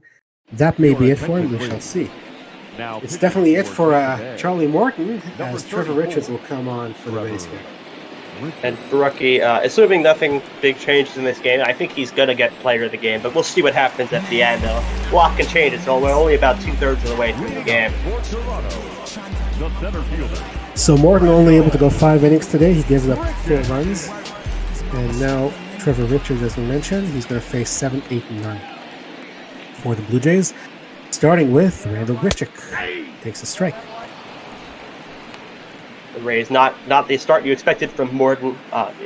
He a little bit out of the ordinary. So hopefully they hope it doesn't become a trend for him. Outside. In his last start, he did not go deep in the game. He got no decision, but he was only able to go, I have it written down, just 4 innings and 5 today. So not going deep the last 2 starts. Thank you very much to whoever did the command there. Thank you, Special Effects. It is, you see there, next Toronto game will be tomorrow 3:45. J-Man and Jeremy Goldstein will have that. And the Blue Jays will go to Pittsburgh over the weekend, and we'll have at least 2 of 3 games in that series. As Grichuk swings and misses, and he's on the strikes. And Richards, obviously you want to try to keep him in, try to pitch Richards as long as you can, because you are down. You don't want to use your leverage relievers, your high leverage relievers. You kind of just want to get through this game unless you do start scoring runs. Biggio takes a strike. More action for the Rays here in the bullpen. Chaz Rowe, Colin Poche are getting loose in the bullpen for Kevin Cash. Trevor Richards pitched for the Marlins in 2018 and 2019. Nope. He is low to Biggio, 1-1. And he was picked up by the Rays, along with Nick Anderson, who serves as the closer now for Tampa Bay, as Biggio lays off 2-1. And he has been a starter as well, just like Baraki, a starter who is in the bullpen, so he might be able to give several innings here, as Biggio is going to pop it up foul territory. Zunino has a long run, and it's going to go into the camera well. Huge foul territory for Blue Jays. Not the biggest, obviously. You got the Athletics, but it's just ridiculously huge. But a lot of space there. So if a pitch goes wild or there's a error throw, it could make for a little bit of an abnormal result. 2-2 pitch, swing and a miss. Back-to-back strikeouts for Trevor Richards coming into the game. Yeah, not quite Oakland style here, but quite a bit of foul territory. Number 9. Seems like the stadium's a little bit designed differently from other stadiums. Just how the stands looks, where it's right on top of each other instead of layered or so that one's not on top of the other. But it's Jansen gets a hold of that one. That's going to be off the glove of Renfroe, so it'll be a 2-out single. Yeah, for the Rogers Center, it used to be a multi-purpose stadium. We used to have the Toronto Argonauts of the Canadian Football League play there. So it would be converted to a football stadium at times. The Argonauts have since moved away. As Bichette gets a hold of that one, but that will stay in the yard. Easy play for Renfroe. So, no runs, 1 hit. Blue Jays still lead 4-1 as we go to the 7th. And with the Raiders moving to Vegas, I believe there are no stadiums right now where it's multi-purpose for baseball and football.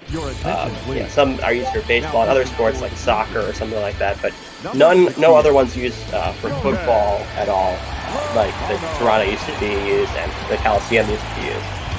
Well, we go to the top of the 7th, a couple of changes. One is a change on the mound. Jordan Romano, the local kid from Markham, Ontario, not too far from where I live. He's on the mound for the Blue Jays.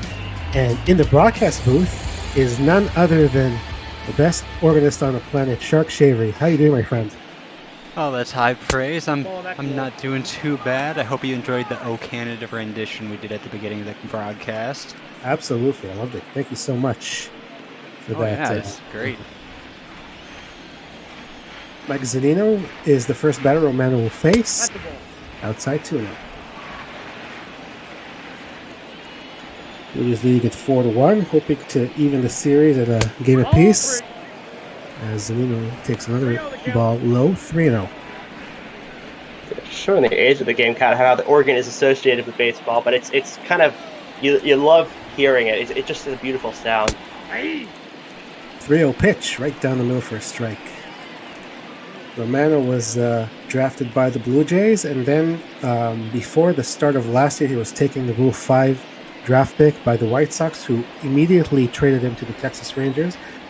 As you know, Michael, guys who are Rule 5 draft picks have to be on the roster the entire year, as Zunino thought he had a walk, but it was called a strike. And Romano did pitch in spring for the Rangers, but he didn't stick, so the Rangers sent him back to the Blue Jays. We're very happy to take him back, and they hope he can be a back into the bullpen arm kind of them. As Zunino lays off, and it's a leadoff walk. Yeah, and I forget what pitcher is. It's off the top of my head. I believe it's CC, but that was taken in a Rule 5 draft and kind of just stashed there for a while because of the fact that he was kind of too young. But like he had the talent, the potential.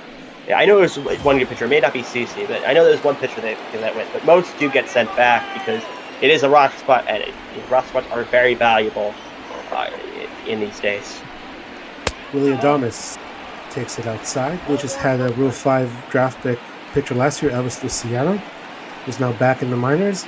And you see it is very hard to keep them on the roster the entire year because they usually make the jump from AA or single A right to the majors, and it's a huge jump in the level of competition. They don't always make it as Adames fouls it away. So it's a very tough thing to do because you have a lot of potential in that arm, but you know that they're not quite ready for the majors, but you have to keep them on the roster if you want to keep them in your system. Yeah, and usually they are the top level prospects. Usually it's mid level, unless you got a team with a stacked farm system like the Padres did, the Blue Jays did, where you could end up giving up someone that is a relatively high prospect. It's always a risk, when you either leave players exposed or you pick someone up in the Rule 5, as that's it for start 2 and 2. The Giants also picked up a Rule 5 pitcher from the Blue Jays last year, and they too ended up sending him back, although he did make some major league appearances for them. 2-2 pitch. High, full count. Brandon Lau will be next. And Amanda will try to get things together here. Full count pitch to Adames. Is swung on and missed for strike 3. Looks like he helped him out there a little bit, Michael. Yeah, obviously chasing. Maybe he kind of a lot of times when you see that high pitch, you want it really badly, and you kind of like imagine crushing it for a home run, but it's not. A lot of times it's just usually not hittable unless you change your approach where you're doing a very straight swing instead of an angled swing. Brandon Lau was 1 for 2 on the day. He had a single in the 5th inning. Grounds it to second base. Biggio bobbles. Still gets the out at second, but not going to get 2. That looks like it could probably cost the double play for the Blue Jays. Obviously, you can't call it an error because they did get an out, but not a great play. They want to turn 2, get out of the inning, especially with the struggles Blue Jays had with their relievers yesterday, and you just want to get through this end of this game. So Austin Meadows will get an opportunity here. Takes ball 1. One thing you have to do, and I don't care who you are, you have to play defense well. It's of paramount importance. 1-0 pitch is going to be through for a base hit, and that one's bobbing a little bit, but no advance for the runners. So Austin Meadows will pick up his 3rd hit of the ball game. 2-out single. And Blue Jays, Blue Jays have a few guys on. We'll see if the Blue Jays stick with their reliever right now. But in terms of defense being important, when you think about the A's, some of those teams that they had, they're really great hitters. But sometimes they did have struggles defensively just because they didn't have a budget. They didn't have a big budget, so they had to just do the best with what they had, and they did very good. But a lot of times the difference was their defense. They didn't have it, but obviously now they do have some great defensive players. But former teams, at least for them, had those struggles, and Sonny Gray was punished because of that sometimes. Hunter Renfro's 0 for 3 today. He's up there now. Takes a strike. I have a Hunter Renfro memory. It's not a very good one, so I will save it for now. Was it a walk-off? I thought that one too as he takes a strike, but no, his is related to the Blue Jays. He had a walk-off grand slam against the Dodgers last year, which was a big hit. But no, the one I'm thinking of is Blue Jays related. 0-2 pitch, swing and a miss. Whoa. I will tell you the story at the bottom of the 7th, but we need to stretch. Take it away, Sean.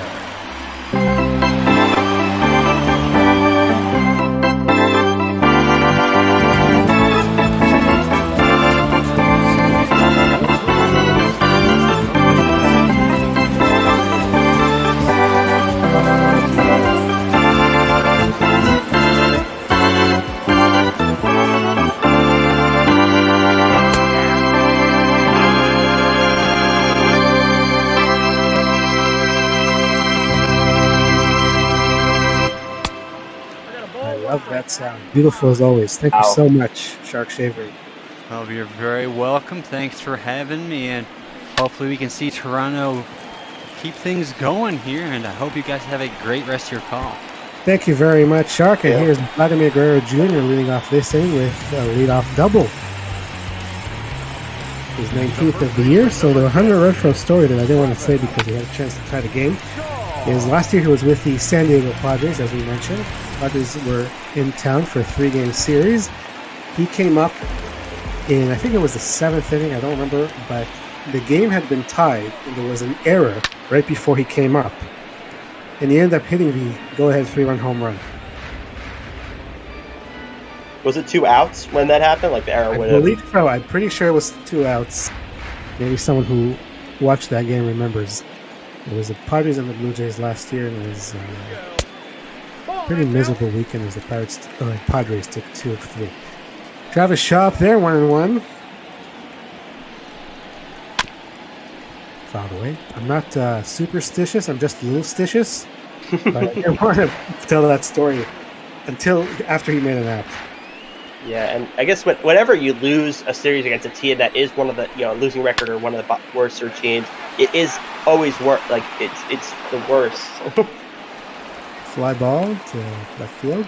When the Padres visited Toronto last year, it was in May. They were actually still right in contention. They had a very good start last year, and then they sort of fell off the cliff, if you will, the second half. But when they were here, they were actually having a pretty nice season. Their pitching overachieved, it seemed like. I didn't expect them to do very good pitching. I didn't even know most of their guys, but they, especially, I forget the rookie's name, but he did really good. Chris Paddock. Chris Paddock, yes. Yeah. So, yeah, they had a good first half and not so good in the second, as Jasper Hernandez is down 0-2. But we didn't see Tatis Jr. when the Padres were in town because he was injured. Kind of disappointing for me because I went to see him pitch here. And Paddock was supposed to start a game in that series and ended up being pushed back because of an injury. So we didn't see him either. As the pitch is swung on and missed. And quickly 2 outs for Richards after the double. He's doing a nice job, kind of cleanup duty, at least for now. They're not going to try to waste a lot of relievers in a 3-run game. You got a game tomorrow, and you want to have your high-leverage guys stay for that in maybe a more winnable situation. Rowdy Tellez takes it outside. Tellez had a single, and he advanced to second on that throwing error made in left field. He's got a couple of RBIs in the ball game today. Guerrero is at second after the leadoff double. And the pitch to Rowdy is outside, 2-0. The game you don't want to lose is the Rays. You're obviously going to have to fight for the division, and you're not facing an amazing. You're not facing a team where you expect to win the series. So now they have another game where you kind of you really want to win the series because losing a series against the Blue Jays is going to be it's going to be very demoralizing. Rowdy Tellez crushes that one to right field. Forget it. That is way gone. It's a 2-run home run, and now it's a 6-run Blue Jays lead. Just left it up there, and Tellez obviously took advantage of that. Smashed the ball, almost got into the second deck, hit the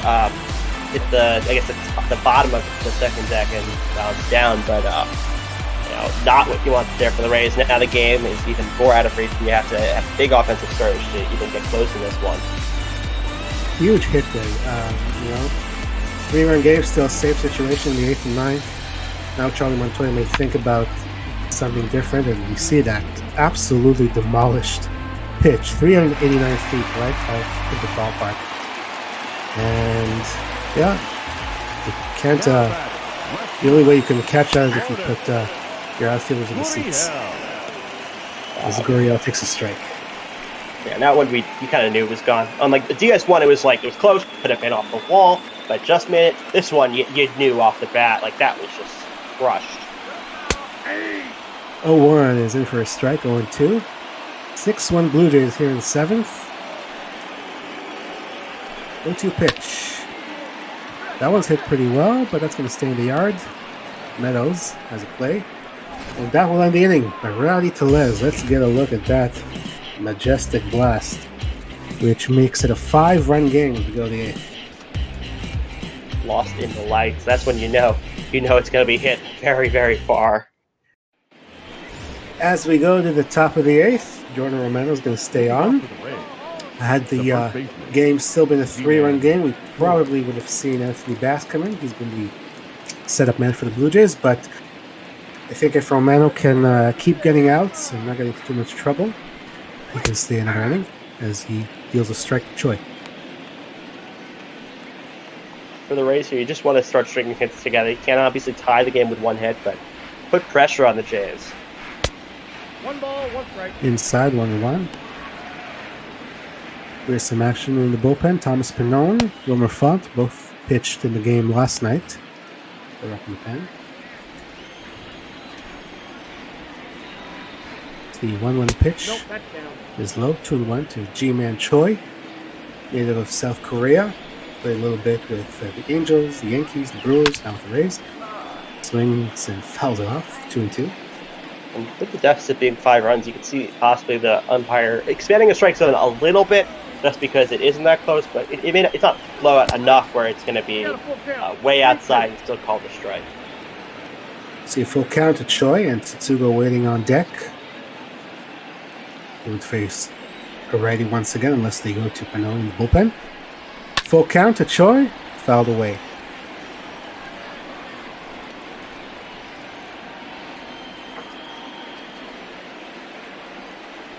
Romano deals. Full count is ball 4, so with a walk.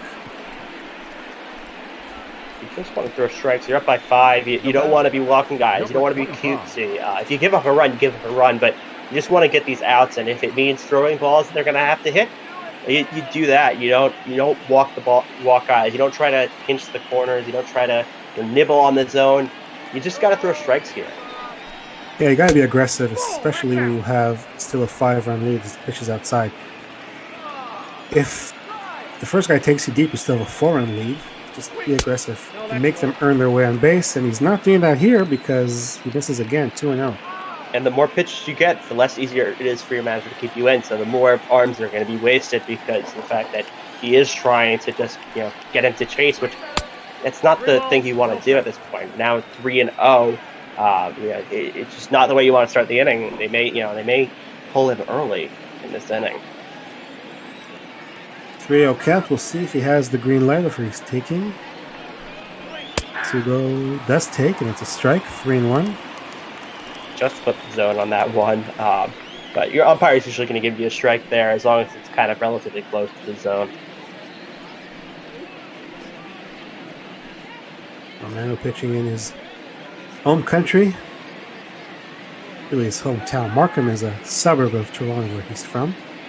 3-1 pitch. Fly ball right field. Oscar Hernandez doesn't have to move too much. He makes the play. That's the first out. Not a great throw there, but the runner's not going to try to advance with this score. You don't want to give them a free out. I think he's gonna. He doesn't. He's not known for his speed, his choice, so he's probably gonna stand it first until something is hit. Yandy Diaz is 2 for 2 on the day, and he's also walked his first time up. Then he hit that solo home run, singled his last time up. Goes after it. That's going to be a through for a base hit, so he's got another hit, and they try to get Choi at second, but he's in safely. It's almost embarrassing when they throw it and they almost get you out. That kind of shows, unless it's like a ball that just drops in, but like how slow you may be, where they try to get you at first on a hit to the right field, they try to get you at second, and the ball hits the outfield. But Choi was safe on that play. Well, Font will now take over for his 27th game of the year. Font's bounced around a little bit. He's been with the Rays and some of the teams he's played for. He was picked up by the Blue Jays last year, and he made a lot of starts as an opener, which is a concept that was invented by the Rays. But now that the Blue Jays have 5 starters in the rotation, Font is in the bullpen, and he's going to try to get out of this jam here. 2 on, 1 out. Kiermaier goes after it. Fly ball right field. Going back is Hernandez, and he has a play. Choi will tag up and go to third. That one was deep enough. That's the second out. Yeah, and really before the opener, you'd have teams bullpen it, but that was usually when the pitcher got injured last minute, or just don't have it, someone's getting injured, and you just don't want to call anyone up. But that wasn't really strategized. Kevin Cash strategized it. Yeah, he really did a very nice job. I gotta give him the credit for that. You're right. It's not usually you see a back end of the bullpen guy come on in the first inning, blow the first 3 hitters away. Then you put in your starter, who gets sort of the soft landing, as that pitch is going to be popped up into foul territory, and a nice play by Hernandez to make the final out, and he does catch all 3 outs in this top of the 8th, and Wilmer Font strands with 2 runners. We go to the bottom of the 8th, it's still 6-1 Blue Jays. And really nice job by Font coming in there, cleaning up, and cleaning up all the runners. Blue Jays did struggle in the 8th and 9th last game, but now you got Giles coming in. Or you may not have Giles coming in. You probably may keep Font in, but a little bit more secure in your lead. Meanwhile, Trevor Rich is going to try to give Kevin Cash a third inning of work. It goes a strike to Grichuk. I'm very happy that J-Man, who will have tomorrow's game, is talking about OK Blue Jays, which is the song that's usually sung in the 7th inning, as Grichuk will get that into the outfield, and he's going to go for second. Here's a throw from Kiermaier, not in time. Leadoff double. It sounds like we'll get that on the organ as well in the future. Yeah. So, OK Blue Jays is the song that, I don't know if you've ever heard it, but it's the song that gets played during the 7th inning stretch. I won't sing it, because we do want to keep our viewers on the stream. But, that's like the token song that gets sung during the stretch, and everyone has fun, as Chaz Rowe will take over for the Rays. And I'm looking in the Twitch chat, and Shark did say it is in his list of stuff to learn, so maybe in a game in the future, we will see that song played in the 7th inning. Yeah, if it hadn't been for my Hunter Renfroe story, I might have brought that up when he was still in the booth. Kevin Biggio is 0 for 3, looking to advance the runner at least as he takes a strike. He hasn't had a bad day so far, but no hits to show for it. And 0 for 6 in the series, as you saw. Yesterday he struck out all 3 times. So I think Charlie Montoya would love nothing than to see him get a hit here, or just do something productive. Get a runner at second and nobody out. At least get into third somehow.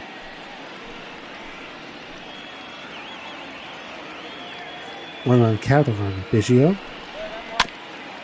as he fouls it away. Biggio has had a few long at-bats this game, especially against Morton, so he has worked the count so far. Maybe he'll do that against Rowe as well and see if he can succeed this time. 1-2 pitch, inside 2-2.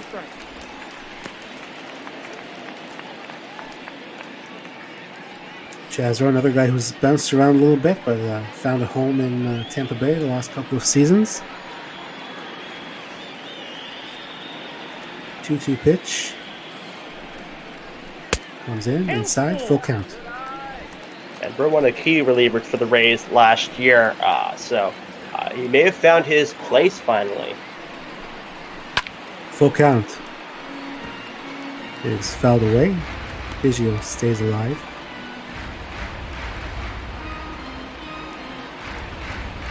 Again, working the count, up, and that's a good sign though. You're seeing the pitches, and you're able to, tell which ball is right. Just needs to get his swing timing right. He was so good at that last year. Full count pitch, fly ball, right field.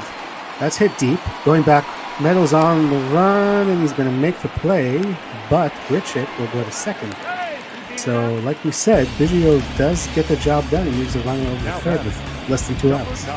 And that would probably be gone in some stadiums. Obviously not in Toronto, but some teams that's gone. So, another positive sign. Obviously, you don't want to know before day, but he has had some nice cuts at the ball, and you take that as a positive for next game.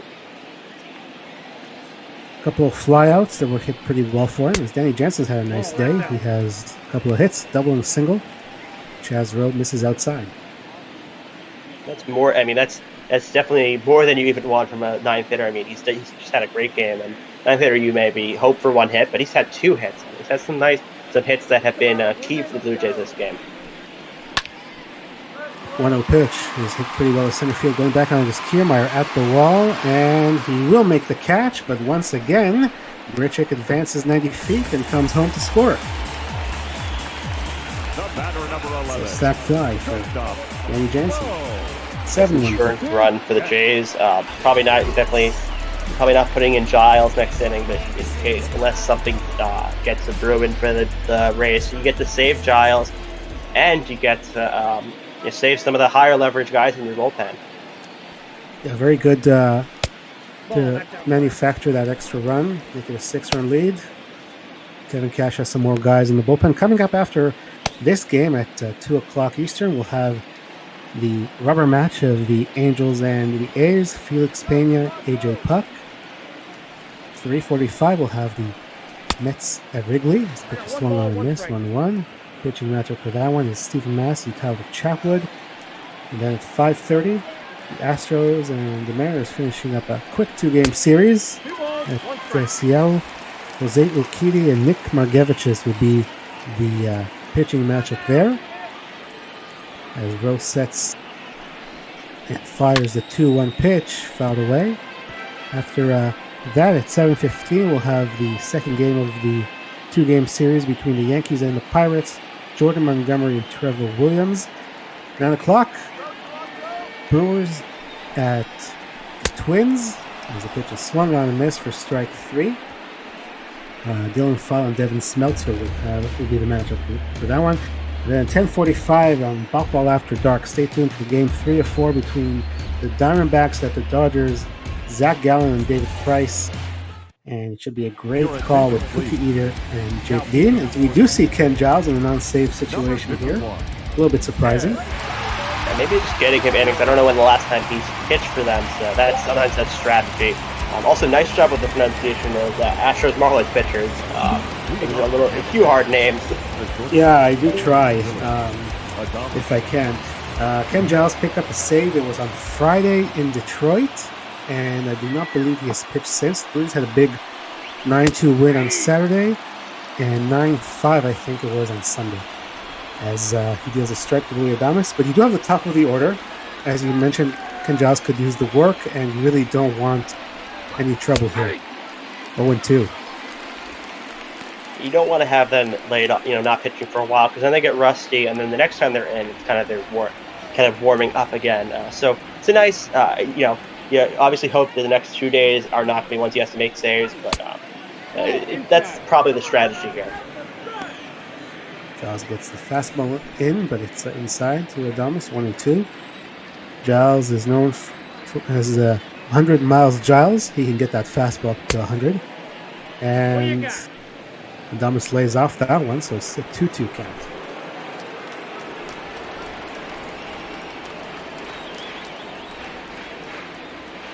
2-2 pitch to Adames. Swing and a miss. 1 out here in the top of the 9th. Giles experiencing a little bit of a resurgence in Toronto. He struggled a little bit with the Astros, the season that he got traded, but he's becoming consistent, one of the better closers in the league for the Blue Jays, and I'm sure they're happy to have him on the team. Yeah, I had a couple of run-ins with AJ Hinch, the former Astros manager, but he came to Toronto, and John Gibbons told him, you know what, whatever happened in Houston, I don't care about. You're my closer. Go out there, get it done, and he did. As the pitch to Lau is outside. I think it's huge to show that confidence in a player. To just forget what happened before.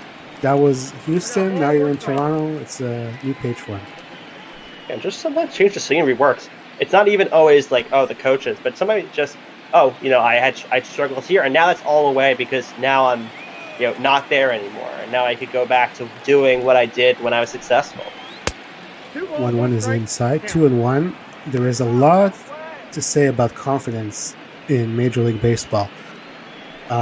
Even for veterans who've been around 10, 15, 20 years, whatever, once you don't have that confidence, it's going to be tough to be successfstal. Think of someone like Chris Davis, for example. I mean, he's just no confidence right now. 2-1 pitch on the ground. Shaw backstab, and he fires over to first, and that's the second out. And for Tampa Bay, the Rays are down to their final out of the day. Austin Meadows. Overall, just really, Toronto's got to be very happy with this result. If you lose your pitcher, you hope he's not injured for long, but you had to bullpen this game and you successfully did it, like really successfully. And he's obviously not going to be very happy. You had your best guy, one of your best guys pitching, and gave up 7 runs. They do have a pretty good guy going tomorrow, the guy who leads the American League in ERA, Ryan Yarbrough. As we mentioned, that game will be at 3:45. As Austin Meadows takes outside, and he has a 2-0 count. See, who would have thought before this year, Ryan Yarbrough, Cy Young frontrunner. I don't think anyone. We talked about the opener. He used to be the guy coming in after the opener, as Meadows takes a strike 2-1. Yeah, and Yanni Chirinos did that last year as well, and then he was pitching so well they put him into the rotation. He pitched pretty good last year. Yeah, I think all 5 of the guys they have had solid years. 2-1 pitch, fouled away, 2-2. Rays are down to the final strike as the crowd gets on its feet at the Rogers Center as we look to a rubber match tomorrow. 2-2 pitch. Giles sets, fires, swung on and missed, strike 3. And that is your ball game. Blue Jays even up the series. They take this one by a score of 7-1. And as we mentioned, Matt Shoemaker and Ryan Yarbrough, the pitching matchup tomorrow, will be the rubber game of the series. Expect Urquidy to win Player of the Game, but we'll see what they do. You never know who they get Player of the Game with. Toronto did score a lot of runs, but Urquidy did hold it down after Pearson got hurt. Yeah, Urquidy, as we see him there celebrating, he's going to pick up the win. He did absolutely an amazing job as far as I'm concerned. He came in, as we mentioned, probably not prepared at all to come in so early. Gave up that 1 home run, but other than that, he was lights out. And Rowdy Tellez, who is a good player of the game, will pick it up. With all that offense that the Blue Jays had. So we go 2 for 4 with a home run, 4 RBI. Excellent day for Rowdy today. So we can't really argue with that decision either, I think. No, he had a great game. Obviously, that 3-run home run came late, but that definitely put the game out of reach for the Rays. So I get, Urquidy, still, I'd say if they had a second player of the game, I'd give it to him. But just a great overall day for the Blue Jays. As we see the highlight reel with Yandy Diaz making it 1-0 in the top of the 4th. That was the only offense the Rays had today. Yeah, that's the time with Morton pitching. You thought that would be a crusher. But then in the bottom of the 5th, the Blue Jays started getting to Charlie Morton, as you see Bichette with the single there, and Kiermaier almost had to play the plate. Then Travis Shaw gave the Blue Jays the lead with that RBI single. Long single there. And then just kept going. Rowdy Tellez with that single, and the E7 charged to Hunter Renfroe. He got 2 RBIs on that, and then we'll see. Maybe we won't see. I kind of want to see it getting thrown away. Gurriel Jr. had the single, but he did not get an RBI because that was when Kevin Kiermaier fired a strike to the plate and got Rowdy out by plenty. Yeah, you see it. And a big reason the result was the score it was just the Blue Jays came in with runners in scoring position. Rays had 8 hits. You only get 1 run. That's not really expected when you get all that offensive production. So that was just the key. Hitting with runners in scoring position, something the Blue Jays had struggled with, but they did great with that in this game. There's the Hunter Renfroe when he was the tying run to plate, striking out on the slider from Romano. Which led me to that story about him. Rowdy Tellez with that 2-run home run, his 3rd and 4th RBI of the game, made it 6-1. And then, of course, the sacrificed fly in the bottom of the 8th, off the bat of Danny Jansen, made it 8-1. And that was all the offense the Blue Jays would need to even the series that are going to piece and pick up just their 2nd win against the Rays this year in 8 tries. There's Grichuk, and you see the ball wasn't even close to the catcher when he came in to score. And then Ken Giles, not in a safe situation, but we needed someone to lock this down. You had the top of the order coming up getting medals. So Ryan Baraki will pick up the win, just his second, and Charlie Morton will pick up just his second loss of the year, going 5 innings, 10 hits. I didn't even realize it was that many, but yeah, in succession there for a while. And then the 4 earned runs, 5 strikeouts, no walks, which is a good thing. But at the end of the day, he picked up the loss. As we see the box scores here. Pretty nice day for Yandy Diaz with 3 hits and a walk. He's perfect. Lots of strikeouts, though. 14 strikeouts by the Blue Jays on the day, which is it's not very good for the Rays. And the Blue Jays only struck out 9 times, so that's not something you usually expect. You would have expected the opposite in the box score. It's almost the exact opposite. Yesterday the Rays won 7-2. Today the Blue Jays win 7-1. And we'll see what tomorrow brings. We are almost ready to get going with the Angels and the A's. Aiden Blank and Matthias are with us. How are you guys doing today? Doing good. How are you? We're doing very well. I'm always happy when the Blue Jays win, so I'm doing good. So you guys have an interesting rubber match today with AJ Puck, Felix Pena going for the Angels and the A's today. What are you looking forward in your game? Well, it's going to be a lot of hitting today. I think we got a pretty good warm-up taste with that. Toronto putting up 14 hits and 7 runs, and Tampa Bay not being able to respond. We're going to be seeing a lot of that between the Angels and the Athletics.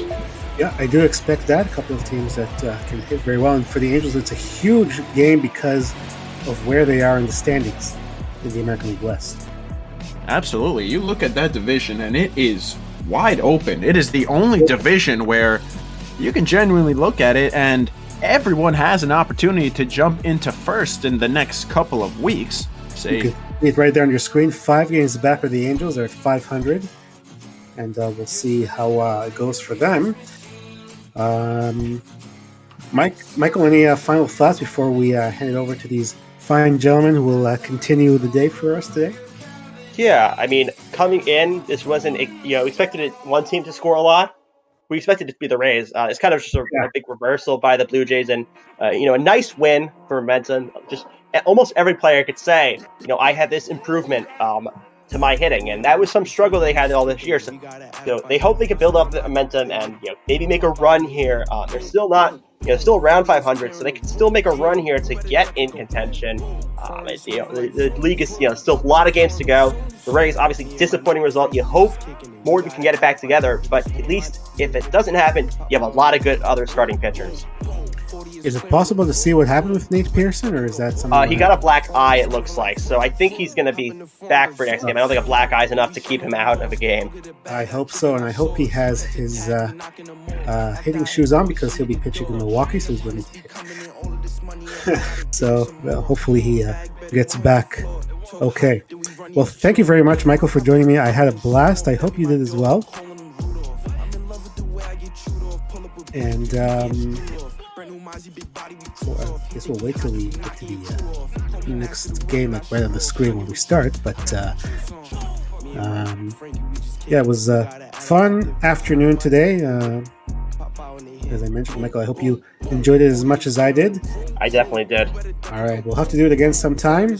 And we will, I guess, sign off as we head on to the next game. It will be the Angels and the A's. For Michael, I'm Evie from Toronto. Hope you have a great rest of your day. And Aiden and Matthias, take it away. Oh, thank you, EB. So that first game ending with a 7-1 victory for Toronto, a huge victory for them. Matthias Wallman joined by Aiden Blank for the second game in this packed MLB ball schedule for today. It's going to be the Athletics hosting the Angels in the rubber match, a 3-game series before both teams go their separate ways. And this is a huge series, like they alluded to, because of how close this division is.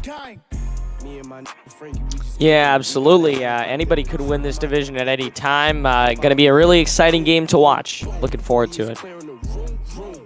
And the hitting has certainly been there for both of these teams. At times, the question has been the pitching. The Athletics have had strong starting pitching, and The Angels side has been pretty good as well, but if you're comparing the ERAs, that's really where the Angels fall off here. The hitting is quite even. They actually have a better average than the Athletics do, but the ERA, a 4.7 team ERA, is not really going to put you in the position to be a contender. The Angels currently sitting at 36 and 36. The Athletics at 42 and 32.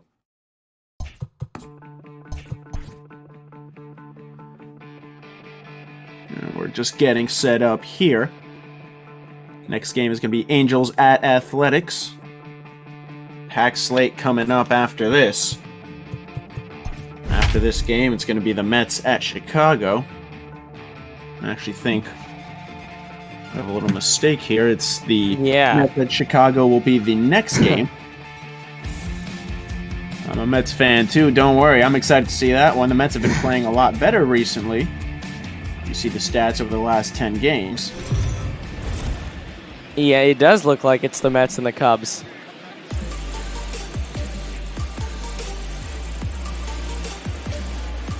Well, we're just going to have to wait a little bit till this one gets set up. The confusion was because our game right now was slated to be the game to be decided. The decision came yesterday to make it Angels at Athletics. See if we can get that fixed up. If not, we may just be calling Cubs and Mets. They do still have the A's and Angels lineups on the left side of your screen, though. So if you're looking for starting lineups for that game, it is available. Leading off tonight, We're still happy to call as Ahmed Rosario steps in. Rosario took up a lot of the starting, the leadoff role, I should say, last season for the Mets, as first pitch is in there for a strike. Chatwood on the mound for the Cubs today. First pitch, 7:06. I'm okay with calling two games, mixing in both. If you're here for Angels and Athletics, we're just trying to sort some things out. Mets at Cubs will be the next game as Rosario swings through the second pitch, strike two.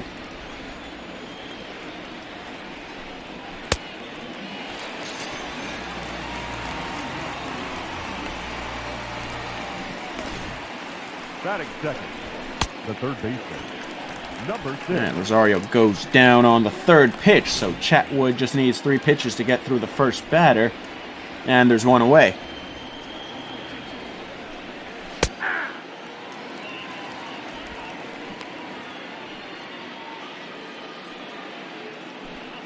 And Jeff McNeil batting in that second spot, first in the NL in average, and McNeil came into his own last season in that second spot. He had to fill in a lot of spots in the outfield and the infield for a Mets team that was riddled with injuries as he takes slow for ball one. And he has become one of the better hitters in the whole MLB. Nope, that's down. One away in the top of the first, and McNeil takes low on the breaking ball, 2-1. A lot of games still to come. You know, Astros and Mariners. We're trying to figure out these next 2 games. It looks like we're probably going to do this game, and then the 3:45 people are going to do Oakland and the Angels, and then it looks like Mariners and missed the other team that they were playing will be at 5:30. Houston at Seattle is slated for the 5:30 game. Next up was supposed to be the one you're watching right now as McNeil works with a full count. Payoff pitch. And he takes the breaking ball in there. Strike 3 called on the 12-seamer. And Chatwood has sat down the first 2 batters he's faced.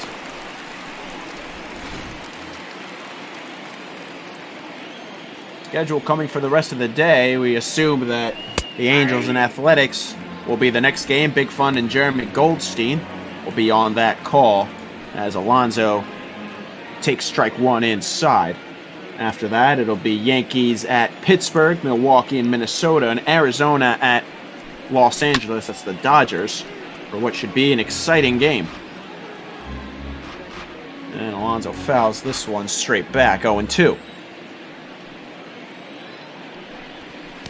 Yep, I got Well, I'm scratching out a lot of names here on my scorecard. I was ready for this Angels Athletics game as Alonso goes down and is hit by the pitch quite high, and rightfully so is looking at Chatwood with fire in his eyes. That is a dangerous pitch. After getting hit by a pitch, 2 outs, and Alonso takes first. Michael Conforto now stepping into the box.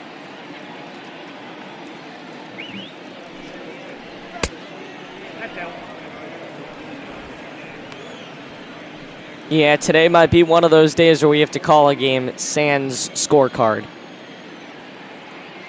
A lot of scratching out going on over here, I can tell you that. 1-1.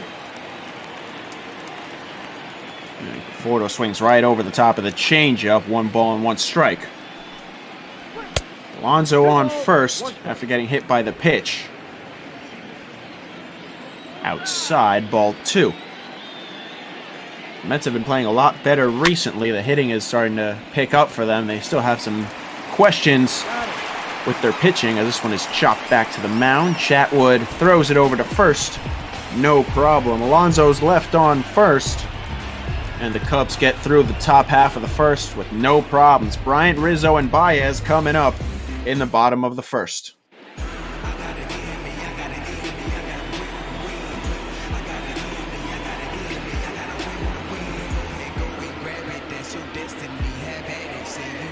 Steven Matz on the mound for the Mets today. With a 4.56 ERA, a 4-4 record, his 15th game played.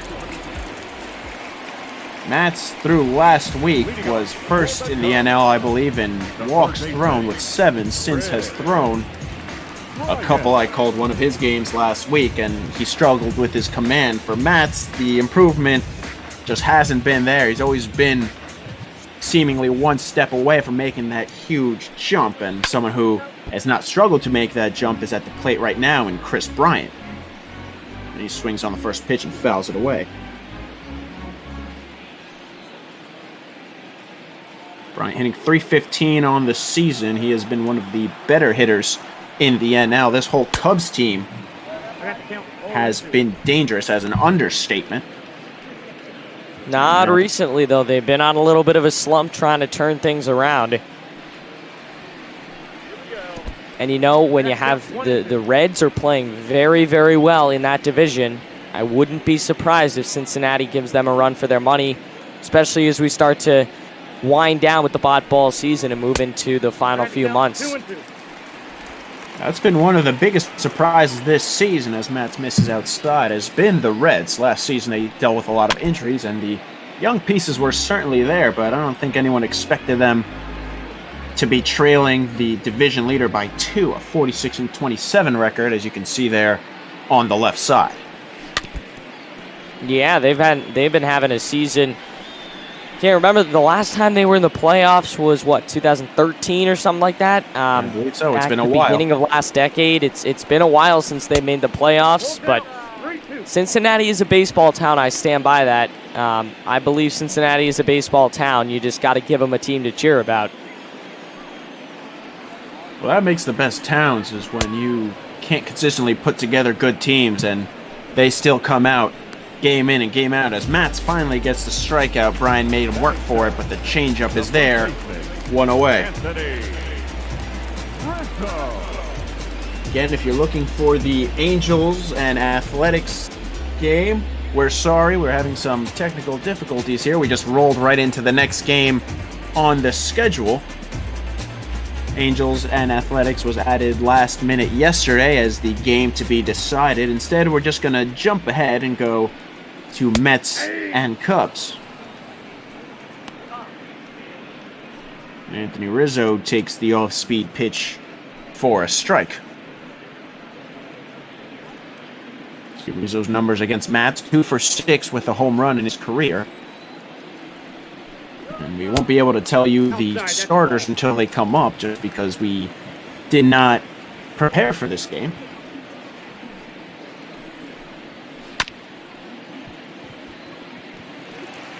1-1 to Rizzo, and he swings and chops it over to second base, and it's bobbled over there by Robinson Cano. The throw over to first is not in time, so Rizzo is able to leg it out after the error. It will be charged as a base hit, and with 1 out and 1 away, Baez steps to the plate. And then he swings on the first pitch and chops it over to right field. Coming in is Conforto, I believe, and he handles that one no problem. 2 outs.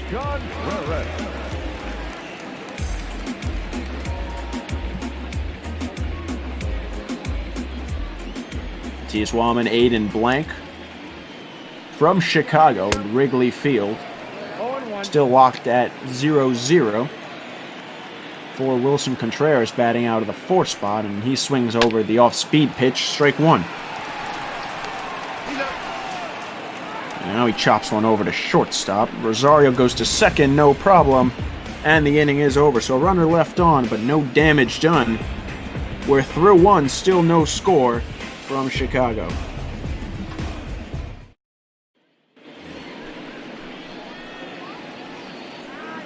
Leading off to the net, the left fielder, Yoenis Cespedes.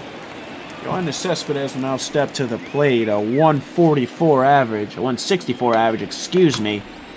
He's just trying to get back to 200 at this point.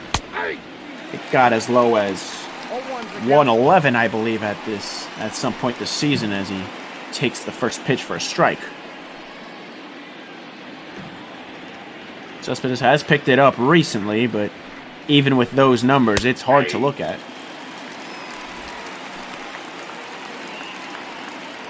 And Chatwood's quickly ahead, 0-2. Cespedes has been hitting out of that 5 spot for the majority of the season. And 3 pitches is all Chatwood needs to put away Cespedes, the cutter coming in as the strikeout pitch. And he's up to 3 strikeouts through 5 batters faced.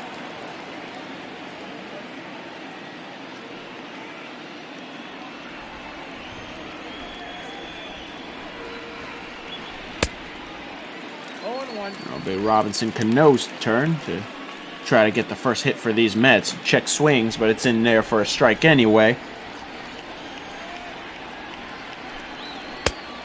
1 ball, 1 strike. Cano in his 17th season in the bigs takes the pitch outside, 1-1. 2 balls, 1 strike. Cano, of course, coming over in that huge trade that included a reliever who shall not be named out of that Mets bullpen.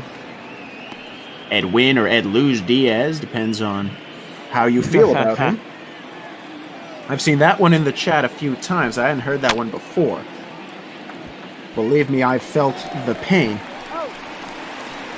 Now this one is chopped over to first, and they'll just take it over to the bag. Will Rizzo for the second out of the inning. No problem for Chatwood so far through the first 6 batters of this order. And you see Cano got jammed inside. Wilson Ramos will come up, and he has been ripping this ball against lefties. Saw a little bit of time in the 5 spot, and he hit pretty well there. 255 average overall. Go with 8 home runs, 29 RBIs. And we'll see what Ramos can do against a righty this time as he takes the pitch inside, ball 1.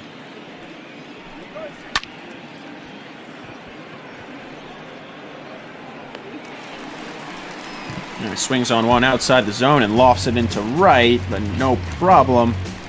And that one is caught. So the first 7 batters don't really present an issue for the Cubs. Kyle Schwarber made the catch, and he'll be back out there.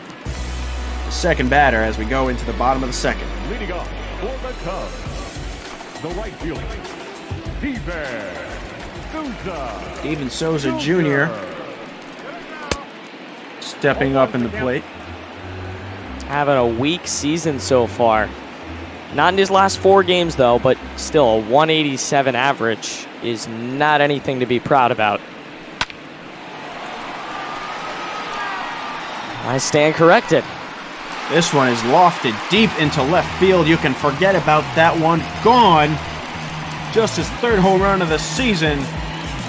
And it gives the Cubs a 1-0 lead. Well, if you ever doubted the announcer curse, here's the time to stop doubting it. He went from weak season to now the early hero in this game, a no-doubter. Hey there, Aiden Matthias. How you doing? I'm doing well. I've been messing up all morning as janitor, and I realized I turned on the wrong game for you all. Do you guys want to rewind to do the game you were scheduled for? Sure, why not? Yeah, we can restart it. My bad there. I been very busy with work, and I was reading the wrong thing. Oh, no worries.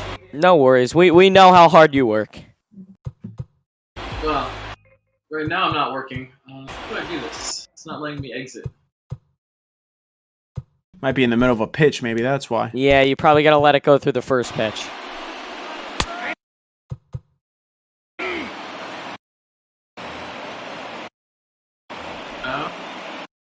There we go. There you go. Do you happen to know if it's delete files? I haven't had a... I have no idea. If you want to do save and exit, that'll probably be the best because then it can keep us, it'll save it where the game is right now and it can keep us a little bit, we won't delay every game like half an hour. My concern with that is it might save over the autosave. Oh. Let me ask our resident expert. All right.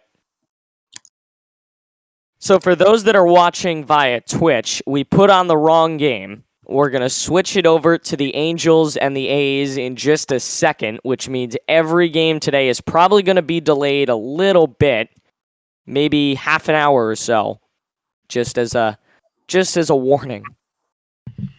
I'd say most of us watching these games just wanted to come to watch baseball, didn't have anything to do today anyway, so... That's fine. We're going to go ahead and delete files. I'm just going to try it and see what happens. Oh, wait. Who just joined? Hey, wait. So, me. Hello. The guy. I didn't quite hear that. Say that again. I had both windows up. I was hearing myself. So what you're going to want to do here, because the game auto-saved after every game, correct? Right. So what you're going to want to do is you're going to want to hit the PlayStation button, close the game. You're going to want to have to reopen it. It's not going to be ideal. So you're going to want to, you're going to want to close the application. It stinks. I know. So how do I do that? Press and hold the PlayStation button. Close application. Yep. I did not own PlayStation before this whole experiment started, so my ignorance is showing.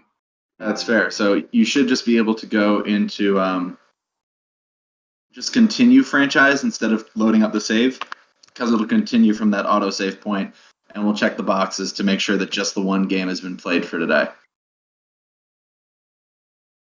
And we had this happen before with a where there was a back out during like an end of night stats video, and we were worried that everything got wiped, but all the played games had been autosaved, so we should be fine. Do we want to do hybrid speed instead of broadcast speed on this? That is up to Aiden and Matthias. We're good with that because it'll probably keep us going. It'll probably reduce the delay between games. We won't have to delay each game by so much because what I'm concerned about here is that every game's going to get bumped back like half an hour. All right, so this is great. This is what we wanted to see. If you want to do the faster game, we can certainly do that. So just the one game is played, so we're fine. Perfect. Great. So now enjoy, as previously scheduled, the Angels and the A's, and we'll see you in about an hour and a half for the Mets and the Cubs. Well, thank you to our tech team for getting that all sorted out. And you know the weather in Oakland offhand? I'm assuming it's sunny. Let me look it up.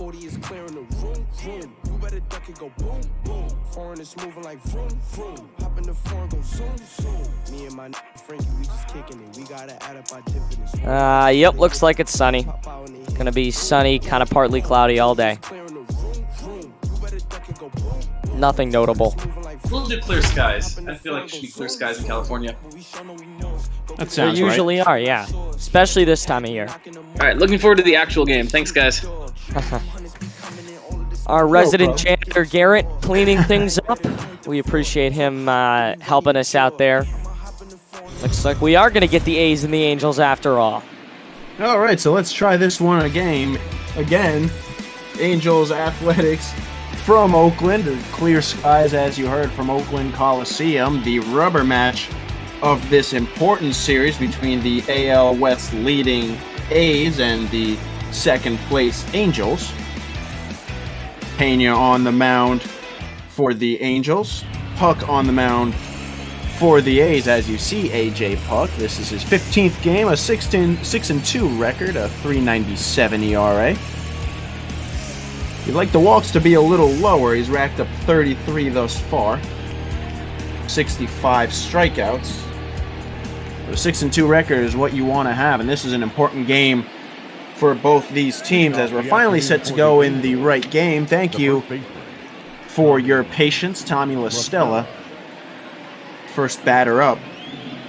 This isn't going to be in hybrid mode, so we might be whipping through it a little more than usual.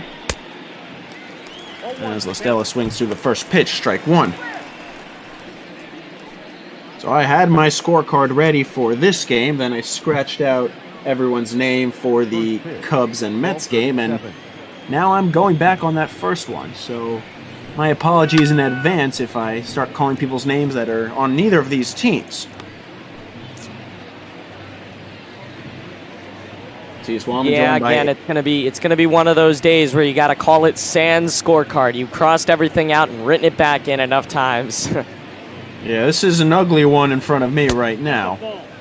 As LaStella takes low for ball one, Matthias Wallman joined by Aiden Blank here on MLB Ball. This is game 2 of our slate for today. Toronto took the win over the Rays 7-1 earlier. Next up is Mets at Chicago, which you saw a little glimpse of before as LaStella goes chasing outside and low for the first strikeout of the game. A packed lineup today for MLB Ball, of course raising money for the Black Play-by-Play grant started by our own Adam Giordino. The lineup today for the Angels: LaStella at first, Fletcher at second, Trout in center, Rendon at third, Pujols the DH, Upton at left, Simmons at short, Goodwin at right, and Stassi the catcher. This is David Fletcher, who has had himself a heck of a season, batting .306. He's down 0-1. And he lays off the low pitch, 1-1.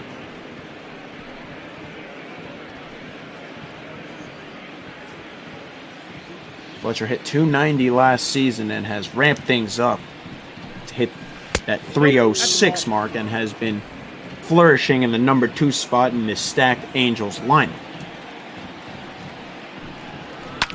Puck delivers, and he grounds this one over to short, no problem.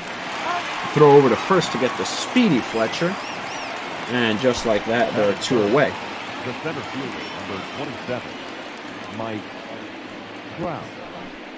This is a dangerous lineup for the Angels. The wheels have kind of come off a little bit with the pitching. A 4.7 ERA for the entire team is not going to put you in a place to contend, but they're sitting right at 500, a 36-36 record, trailing the A's by 5 games. This is the rubber match of this 3-game series before both teams go their separate ways as Trout takes low for strike one. You see the shift on there.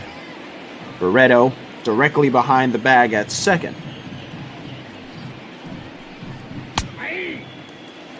And Trout now falls behind 0-2 on the low fastball. 97 on the gun is what Puck hits. Usually tops out around 96, but he is pushing his limits here today as Trout is fooled on the four-seamer. Strike 3 called, so no blemishes in the top half of the first for AJ Puck. We're through the first 3 batters as we head to the bottom of the first.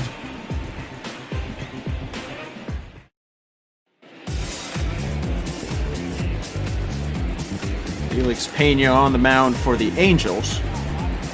4-6 record. You see that ERA of 5.71. Pena spent a lot of time in the bullpen last season. Only started 7 of his 22 appearances. An 8-3 record.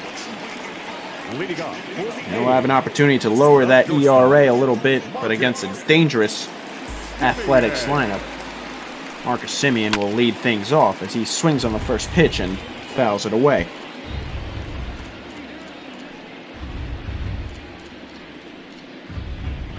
Semien 10th in the AL in RBIs with 51.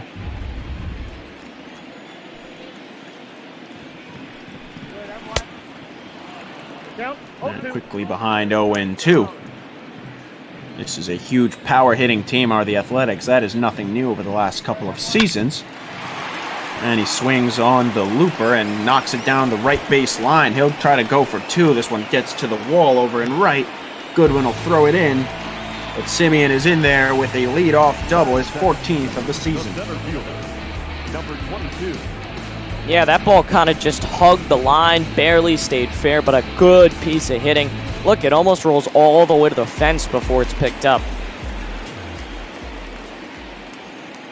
That one just hung a little bit too much. This is not a lineup you want to hang pitches against, as Laureano takes the first pitch in there for a strike on the changeup. Pena has a 2-seamer, a 4-seamer, a slider, and a changeup. He's got to be careful with that changeup. We saw a base hit already come out of one. And this one misses badly, and no problem laying off that one for Ramon. See a 333 average his last 4 games. Semien, the leadoff hitter on second, nobody out. And he swings over that one. Strike 2.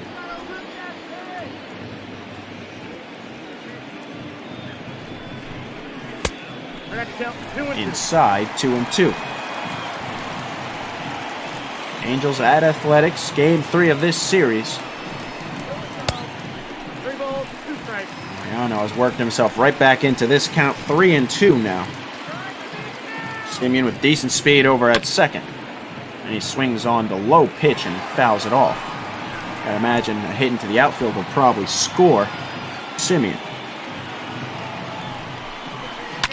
Payoff pitch, and he just stays alive and fouls off the slider. Again, we're in hybrid mode because we had some technical difficulties at first, so we will be ripping through this game. Now he'll swing through this one and pop it up deep in the center. This one drifts back, though. No problem handling it for Trout. I should say that's more of a high fly ball than a deep one. And there's one away.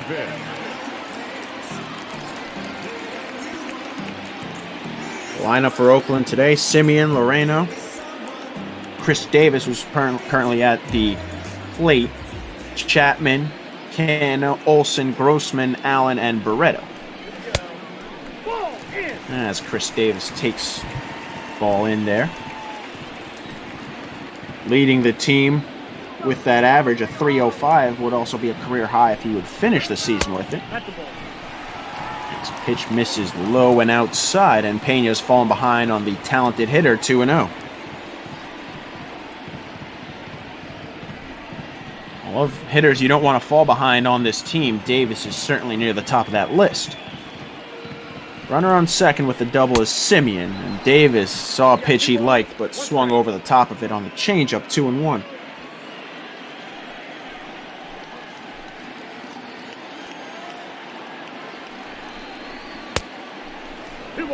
And he's just laid on that fastball, the 2-seamer being peppered in there from Pena, and he's worked himself back in, 2-2.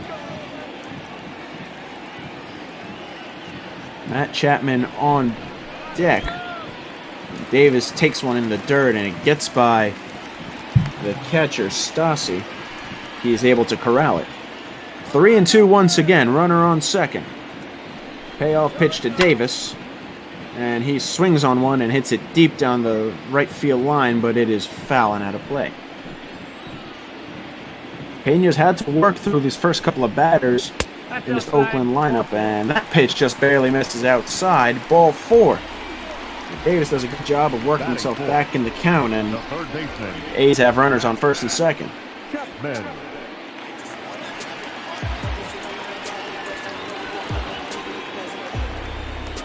And Matt Chapman will step into the plate with an opportunity here to do some damage. Ball, that's in. First pitch is inside, ball 1. Chapman, a big home run hitter. Struggled to see the ball yesterday, 0 for 3, with walking a couple of strikeouts. Ball, that's out. And Pena has fallen behind a lot of these hitters, 2-0 now. Yeah, that's never a good sign. You can't get that far behind in counts and expect to stay in the game for that long. Especially against talented hitters like these Athletics. And Chapman gets a piece of this one, but chops it shallow right field. No problem by Goodwin. He'll throw it in to the cutoff, and there are 2 away. Batting fifth, the left fielder, Mark. And the A's huge home run hitting team. We do not want to hang pitches against them. Pena would love to get out of this first inning scoreless. Gets an off-speed pitch in there.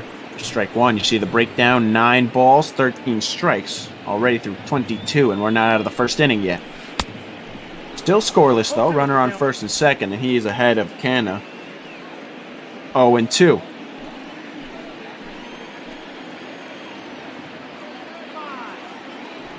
Here's the pitch. And he chops this one foul, just barely staying alive. Pena's thrown that changeup quite a bit. The first 24 pitches. Here's number 25 to get him out of the inning. And this one is hit down the third base line, and it gets past the third baseman. It'll go all the way to the wall.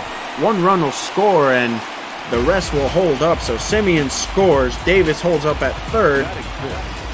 Pena's got himself a 2-out RBI double.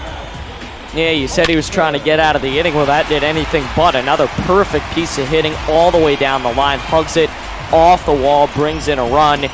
The A's are having a good day at bat today.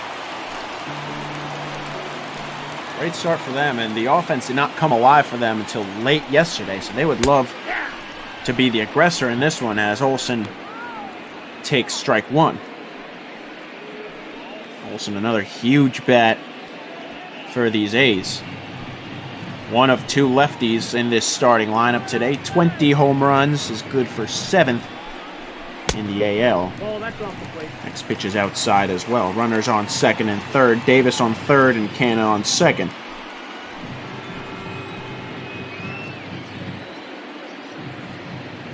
The 1-1. I got 2-1. Low and outside. So Pena struggling a little bit. He's only given up 1 run, but a hit into the outfield will make this one 3-0.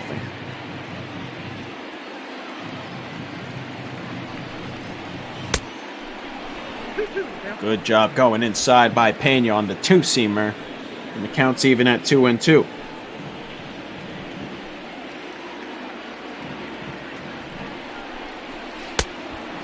And he chases outside, so Pena only allows 1 run and strands the other 2.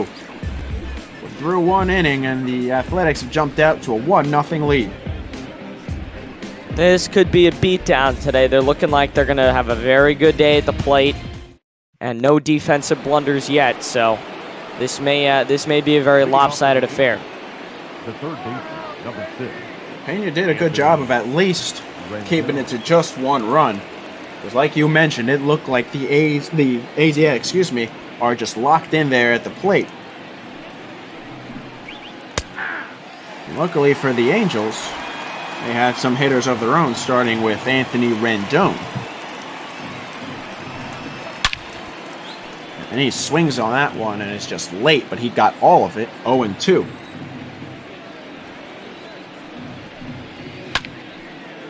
And now he cracks one and gives it a good ride, but it is shallow in left.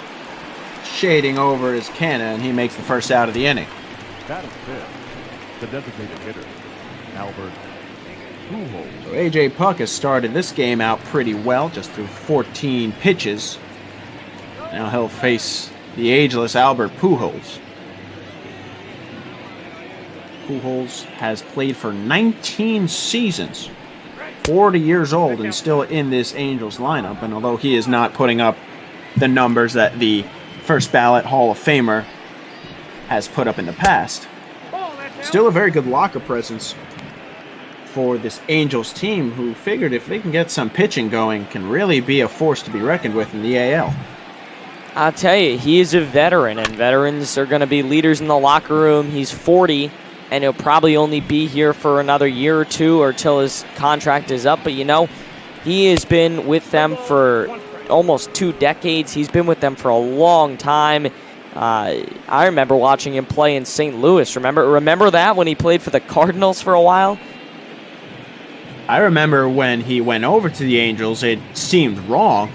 Me too. And now it's like you don't even remember him playing for the Cardinals sometimes, as he takes. Yeah, I would remember low. him mainly as an Angel. It's interesting. I know growing up in the 2000s, that's when I got into baseball. He was always a Cardinal for me, and I thought it would always be that way. And if you go by statistics, it's got to be still Pujols as a Cardinal. But Did he win a world championship? I can't remember. I believe he did. 2011 probably, right? When they beat the Rangers? Well, if he did at one point, I would assume it'd be that.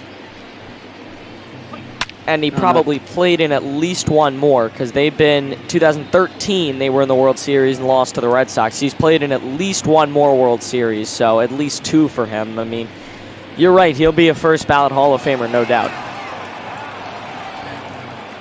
It does get more no doubt than Pujols, as Justin Upton is behind the count, 1 ball and 2 strikes.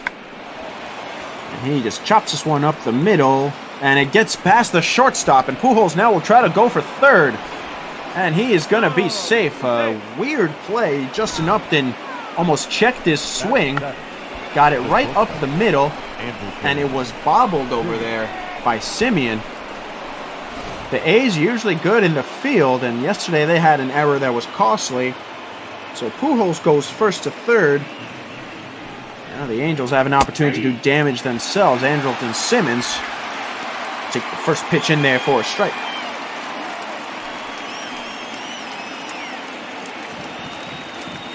Puck running into his first danger of the game.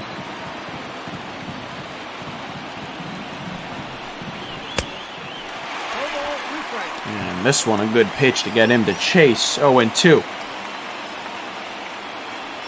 Game 3 from this series, an important one as the Angels try to take first place. Only a 2.5 game, only a 2-game lead, on the Astros, 2.5 on the Rangers as Puck gets himself a strikeout. Simmons goes fishing, and there are 2 away. The right fielder, number 18, Brian Goodwin. Second strikeout of the game for A.J. Puck. Now the red-hot Brian Goodwin, who is 4th in voting in right field, will swing on the first pitch, and this one gets now by the second baseman, and he'll be safe at first. Barreto just couldn't handle it. Seemed like a routine ground ball, and the A's are struggling to see the ball. And now we're tied at 1. I stand corrected when I said it might be a blowout, maybe just an offensive kind of game. Well, the Angels have put themselves in a position to score some runs, but the Athletics are handing them to them right now. Goodwin reaches first. Pujols scores. 2 balls, no strikes. So Goodwin's on first, Upton's on second, with 2 gone, and now Puck has run into some issues. Mike Stassi has struggled this season, but went yard yesterday. And he'll swing through this one and foul it off the right side, 2-1. Goodwin has been so good this season and adds a punch in that 8th spot. Stassi grounds this one over to third base. Chapman throws it over no problem to end the inning. But the Angels put one on the board and tie this one at 1. No blowout so far as we move to the bottom of the second here on MLB Bot Ball. Look at that nice panorama. I always liked the Coliseum. I know a lot of people didn't. I think that was mainly because they were playing football there at the same time. But I think now that it's going to be solely the home of the A's, I actually love the Coliseum. I think it's one of the greatest, most unique stadiums in all of baseball. Well, I think, if you have issues with it, I'd say it's more as a football fan than as a baseball fan. I don't think that's a particularly hot take. I know watching some of those Raiders games was pretty rough, seeing a baseball field under it. It's really mixed reviews for the Coliseum. You never want to go on the Wikipedia page and see sewage issues. And a lot of people complain that it's kind of bland, but sometimes less is more. I always think, that people thought it was bland because there was a football field on it for a few months out of the year. As soon as you don't now that it's only baseball, I think it'll look really nice. Of course, the Raiders will be moving to Las Vegas in that Roomba-looking stadium as Grossman goes down on strikes. Second one for Pena in this game. The Raiders moving to Las Vegas. We don't know when that's going to happen. We don't know when we're going to have a football season. It's maybe some mild delays to start the season because of the corona pandemic. I think football is probably the most dangerous sport to play. Probably baseball is probably the safest sport to play in this. Hockey, at least you have a face shield. And then basketball, because that's a more physical sport. And then football, because that's the sport where every single play there is physical contact. I think football is very dangerous to come back. But I don't think they'll have many delays because the NFL is mainly concerned about the money. They can say whatever they want, but the NFL is mainly concerned about the money. They will bring in millions of dollars that will help rejuvenate the economy and all that good stuff. So I think football probably shouldn't be starting on time, but I don't see why it wouldn't. That one misses low, 3-2. As you mentioned, baseball is probably the safest to come back. You wouldn't know that, of course, from how things are going right now between the Players Association and the MLB. A couple days ago, Commissioner Rob Manfred said 100% we're going to have baseball this season, and now he's not so sure.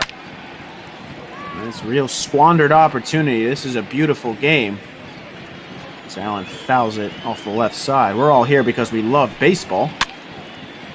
And as much as I love watching MLB Ball, I know both of us have had a blast broadcasting these games. Of course, we're doing it for a good cause. The Black Play-by-Play Grant is our charity for the week, or our organization for the week, as Allen takes first on the walk. As much as we love MLB Ball and everything we've been doing, we would really love some real baseball back. You share that sentiment with me?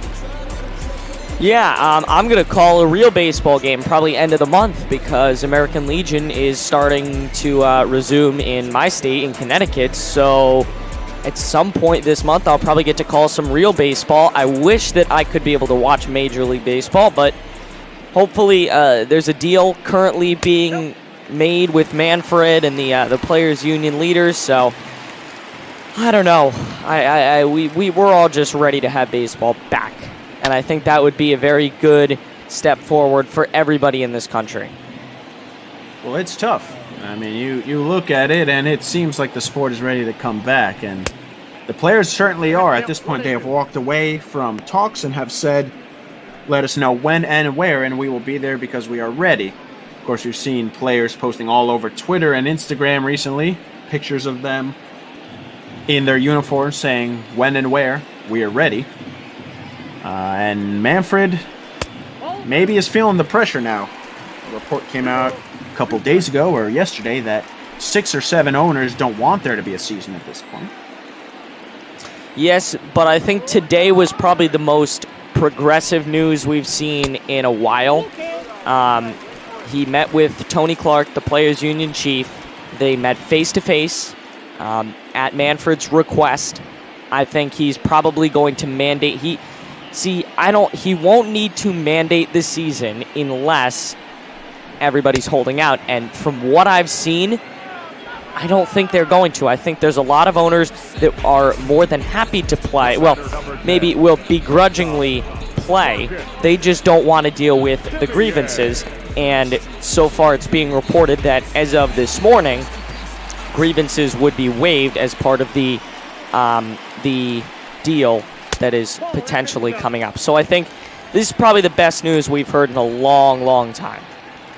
Yep, and even then, it is not entirely encouraging. No, and of course, the playoffs won't be guaranteed until they begin. Even if Manfred mandates the start of the season, the players do not have to play a playoff. All they've got to do is play whatever amount of games he wants in the regular season. They can choose to opt out of the playoffs. So I don't know if they will or what their feeling is on that.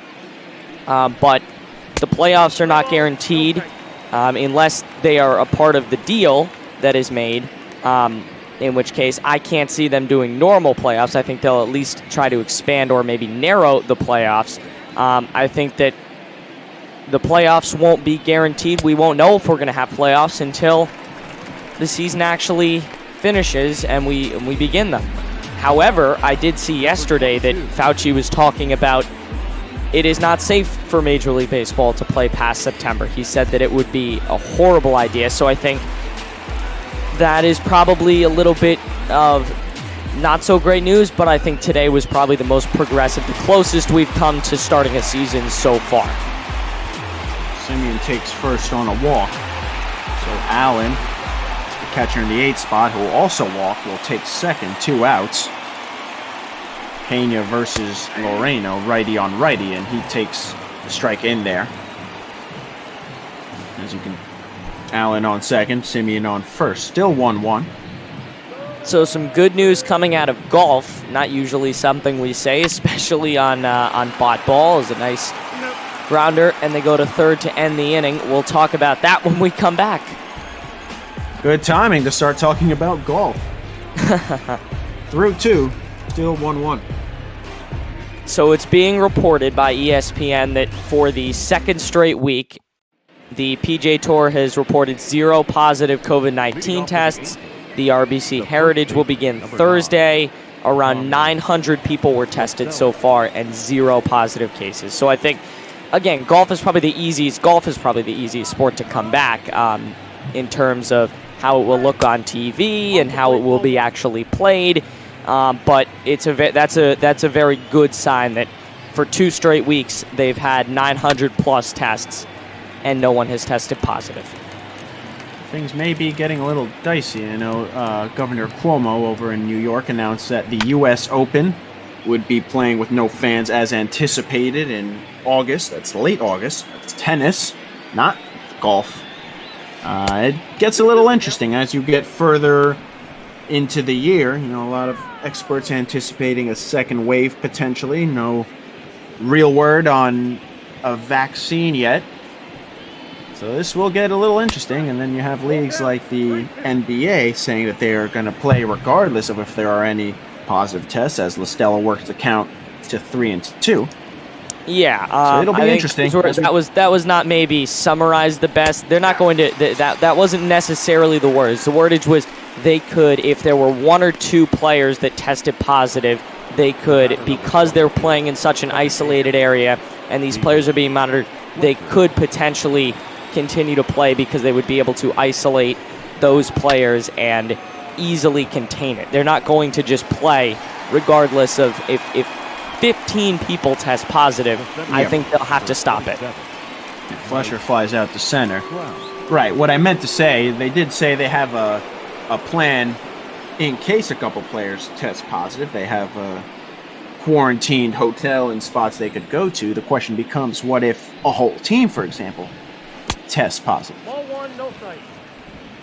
Yeah, I think then you've got to stop it. If you have more than like 5 people at once testing positive, you have to stop. We'll see how things work out. That's the thing. Like, as sports fans, we love to speculate. We love to take the smallest bit of news, especially now, and make it into something huge. We don't know. We've never done this. This has never happened before. This has never, ever happened before, and it will likely never happen again. So it's a very weird time, and we don't know how anything is going to turn out. We're just going to have to wait and see. Unprecedented times we're living in. Trout works from a 2-2 and pops one up right to second for the 3rd out of the inning. So no problem getting through the third. A couple runners left on. Davis, Chapman, and Pena coming up for the A's.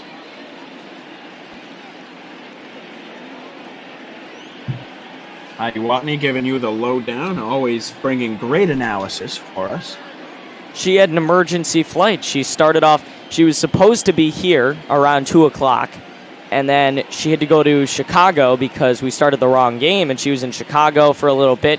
I don't know if we ever saw her in Chicago, but she was in Chicago, and then she had to jump back on a plane and maybe teleport to Oakland to restart our game. I don't know how she does it, but there's a reason she's the best in the business. And then she's got to go back to Chicago right after this. She must be exhausted, right? I mean, she does about 10 games a day. A lot of them are simulated that we don't see, but I'm assuming she's the sideline reporter even for the simulated games. I agree, yeah. Ball, that's inside. Angry Chicken Buffet, if you're asking in the chat if we are doing this league every day, yes, we are. It's MLB Bot Ball every day. We have games called by guest announcers. A couple times we've already gotten minor league days where we have announcers for those teams hop on board. Those have been really exciting. I know Aiden got to do an MLB Bot Ball tonight last week as Davis is down 2-2 in the count. Yes, we will be doing this every day. You can join our community and fill your baseball void.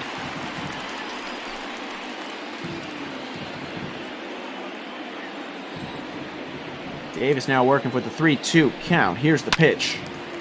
And he checks one foul. Davis had the pitch run in on him.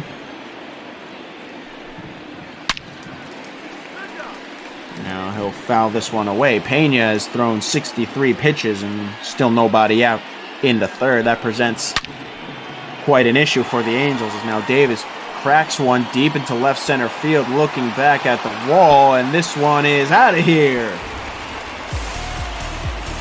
Chris Davis continues to hit the ball well. Home run number 24 for him on the season.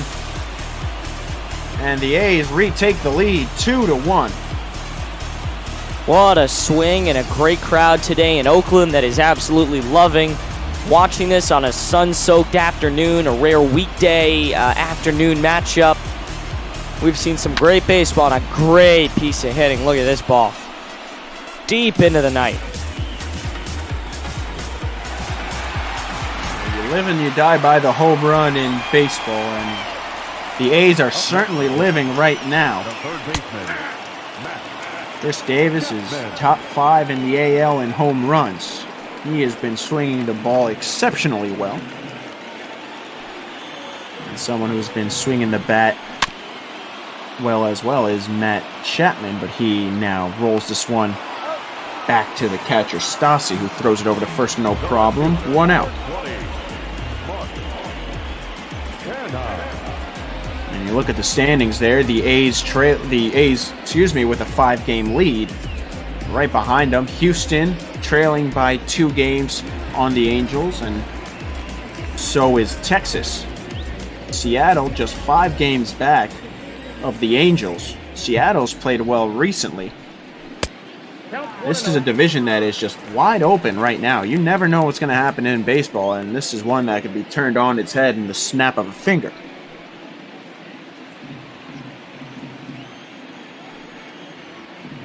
Mark Canha will step into the plate, 1-for-1 with a double. That's an RBI double back into the first inning.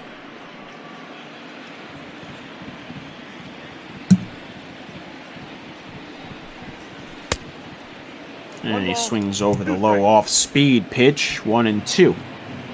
Pena has not had his best stuff here today. Just gave up the solo home run to Chris Davis. He fools Canha on that one, however. An ugly swing outside, strikeout number 4 for Pena, and there are 2 gone. Good break on the slider from Pena, started right over the heart of the plate and moved outside. Matt Olson now rips one up the middle, a diving stop by Simmons, throws it over to first, but not in time. Simmons doing a good job of laying out. That's going to be scored as a base hit. The A's have a runner on first with 2 gone. Good effort, just missed it. Tough play there.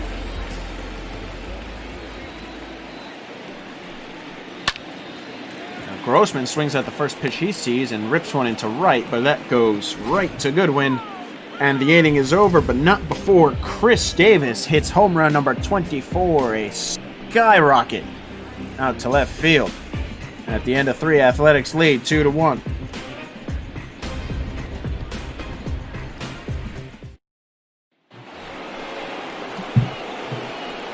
TS Wallman joined by Aiden Blank. We're a little behind schedule just because we had some technical difficulties at the beginning. Mets and Cubs decided to jump a spot. That game's still coming up next. Big Fund and Jeremy Goldstein on the call. We've got good action. Houston's been playing well, and they will be playing after that against Seattle. Like we mentioned, a huge game with division implications. Right now, Anthony Rendon is at the plate, and he fouls one off on A.J. Puck.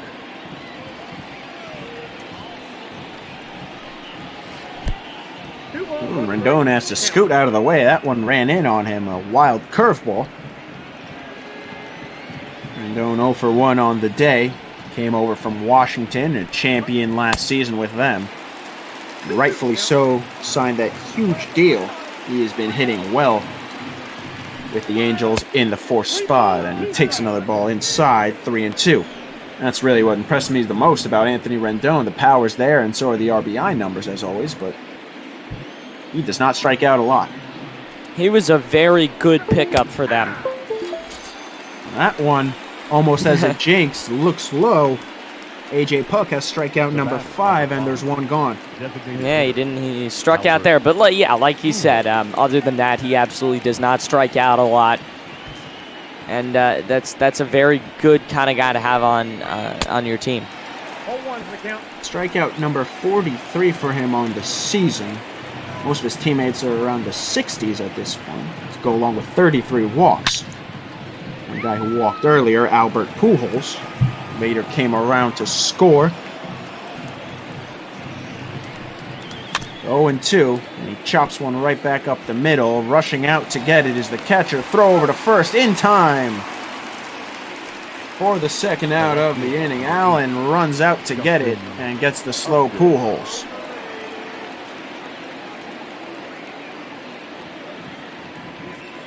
Another veteran on this team, Justin Upton, 1 for 1 on the day. Takes inside, ball 1.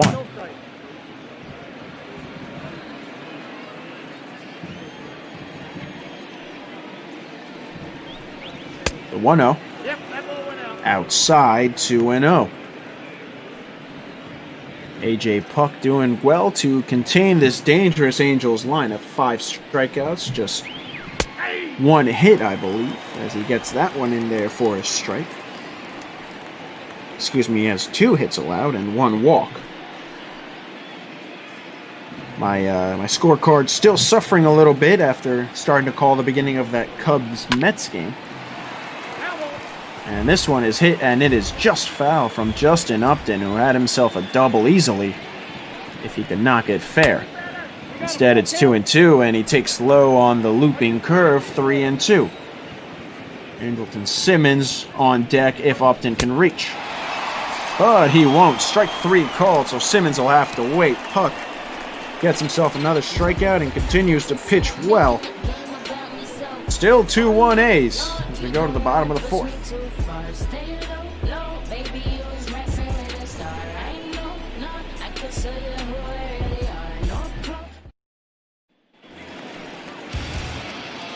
ML Bot Ball here on Twitch.tv. Matthias Wallman, Aiden Blank, bringing you Angels and A's. 3rd game of this series. Things get interesting for the Angels for when Pena goes out of the game. Used 4 different relievers yesterday, although a lot of them did not pitch very long. It gets more interesting if the A's would have to go to their bullpen. Paul Blackburn, you would assume, cannot pitch today. Went 3 full innings yesterday. 2-1 to Allen, who reached on a walk. in the second inning. And that one is in there for a high strike. 2-2. The Angels bullpen has not been their strong suit this season. That one misses outside. 3-2. Shohei Ohtani also has a bruised forehead. He took a line drive back to the dome, but it was all right. Said he was going to miss 1 to 6 games. He didn't pitch yesterday. Gotta wonder if he's available for today. And this one is ripped down the right field line. Allen got all of it, but was too early. He'll try it again. Pitch number 79 from Felix Pena, and Allen gets under it and pops it out to right. No problem handling it is Goodwin for the first out of the inning. The batter, number 1, second baseman. All things considered, not a terrible game from Pena. So allowed 2 runs. Ran into some issues in the first inning. Stranded a couple runners in the second. Of course, gave up that leadoff solo shot to Davis. But now his day is going to be done for Jamie Barria. Barria and the rest of this Angels bullpen is going to have to eat up some innings. 5.16 ERA. He's already pitched 61 innings. Pretty good strikeout to walk ratio. You see his numbers against lefties is exceptional. Facing the 9 hitter first, Franklin Barreto. And the first one is going to get him to back up.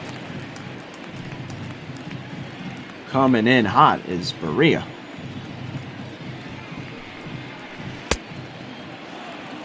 Second pitch gets him to chase outside, 1-1. Yeah, works him in and then goes away. Really good pitch selection there. Redefining working him in nearly hit him.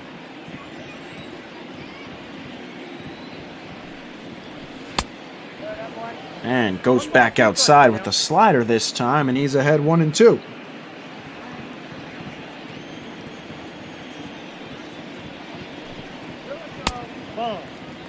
Low misses. Middleton, Buchter, Robles, and Buttre pitched yesterday. None of them went over an inning pitched. Middleton went 1 1/3. Gotta imagine they're probably all available as Barria strikes out his first batter. 2 gone. The batter, not shortstop, Margevicius. Job going back outside and low to earn himself his first K of the day.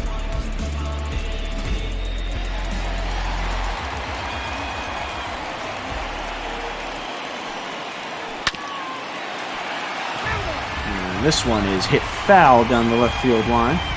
Back to the top of the lineup. Simeon getting his third go around. 1 for 1. Hit a double and scored the first run of the game. Back in the first and then walked. And now a slow roller is fouled down the third base line. He's behind 0-2.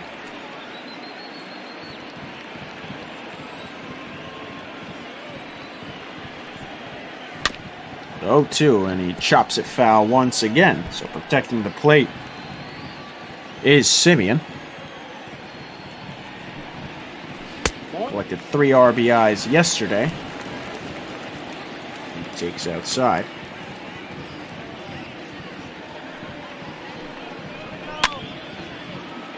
And he'll swing inside and pop this one right back to Barria. A shallow pop-up. And he handles this A's lineup. So the Angels go to their bullpen, and they're able to get out of the trouble. And in the fourth, it's still 2-1 Oakland.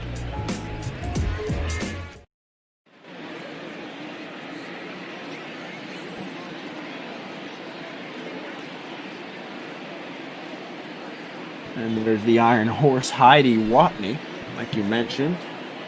Was here in Oakland, flew back to Chicago for the game, came back to Oakland, and will be going right back to Chicago. Hats off to what she's been doing, and hats off to what everyone's been doing here at ML Bot Ball. Garrett, our janitor, always works so hard, and he created that beautiful overlay over on the left side. You can see the upcoming games and the schedule.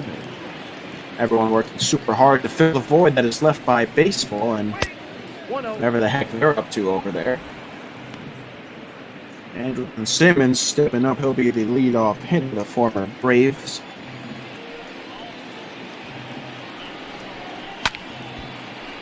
And he's just protecting the plate and swings wildly at that low pitch, 1-1.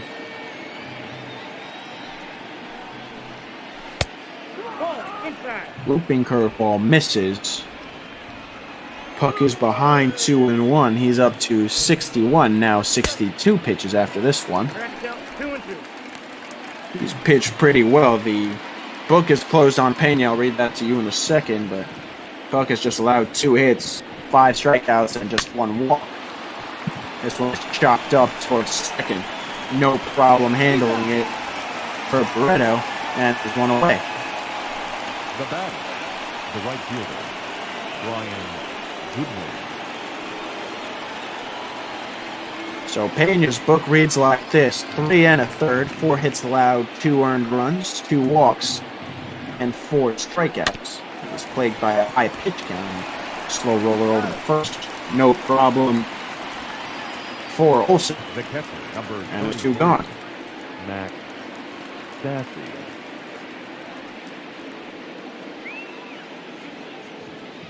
Nice cold have gone the Angels. 0-1. 9 straight batters have been retired. I got a ball, 1 strike. Check swing by Stassi, the catcher, and he didn't go around, 1-1. That's ball 2.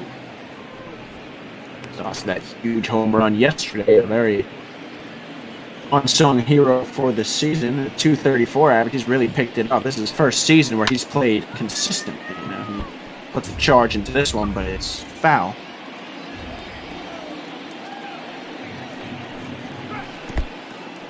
This one's in the dirt. He's able to lay off. Full count coming, 2 outs. Oakland leads 2-1. And swing and a miss. Strike 3 called. A.J. Puck continues to pitch well here. Strikeout number 6. And we are through 5 innings. The A's hanging on to the 2-1 lead.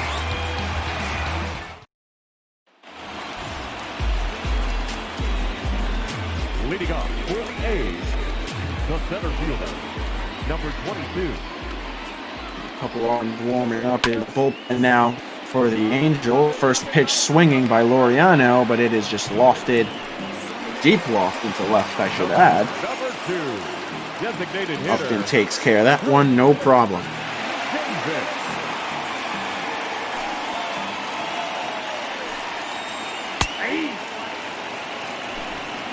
Korea came in relief of Payne. You see Barnes and Anderson, 2 righties, warming up in the Angels bullpen. Gotta wonder how much longer Berea is going to be out there. He has pitched well since coming in, as this one is chopped foul by Davis. Davis 1 for 1 on the day, had that big solo homer in the 3rd. The count is 1 and 2. This one in the dirt. Looking really big right now. That solo home run has really given Oakland the 1-run lead. Without it, we'd have a tie game.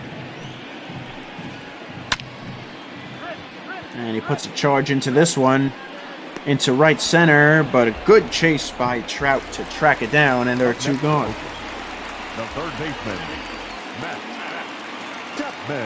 Well, you said back in the first inning we could have a blowout, and I was about to agree with you. I'm glad I held my tongue.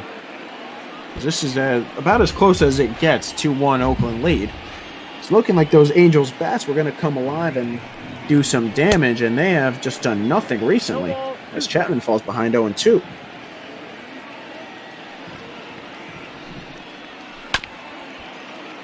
Now, slow grounder over to third. Throw over, no problem from Rendon. So third base on third base crime. 1, 2, 3. Go the A's. Top of the order coming for the Angels as they look to retake the lead here on ML Bot Ball. Your attention, please. Now pitching for the A's, number 40. Chris Bassett coming in, so the day is done for A.J. Puck, who pitched well. Leading off the Both starting pitchers are done now. AJ Puck, 5 innings, 2 hits allowed, 1 walk, and 6 Ks. He pitched well. Outside, that's the ball. Jake Diekman, the only lefty in the bullpen for the A's, warming up along with J.B. Wendelken.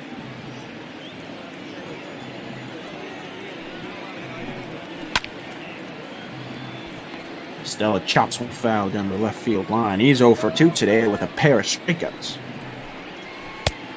Count is 2-1.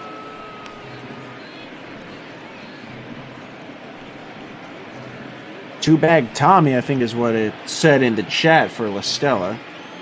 I like that. 19 doubles on the season. It rings. 10th in the AL. This is up and down a team that has hit really well. Have the Angels. Fouls that one off. They actually have more runs scored than the A's do, but their pitching has let them down. 5-5 record in their last 10. And the big difference, too, has been their record in the division. The A's have played more games, but a 24-16 record in the AL West. This one just popped low over the third baseman. No problem, one away. 24-16 record for the A's in the AL West. A 16-16 record for the Angels. They can figure out that pitching. They're not going to be a fun team to face as the first pitch is in there for a strike.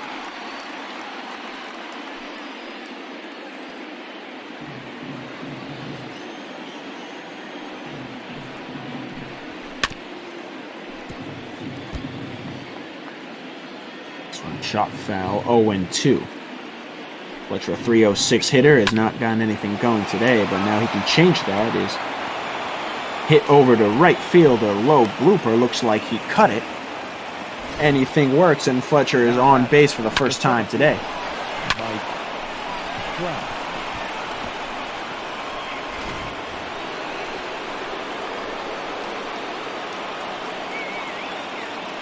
Now the ever-dangerous Mike Trout steps into the plate. He is coming into this series a 360 hitter, but he has not had himself a good series by his standards or anyone. It's just a couple of hits. He did pick up a walk, went 1 for 4 with an RBI yesterday. Just failed to reach base today with a strikeout and a flyout.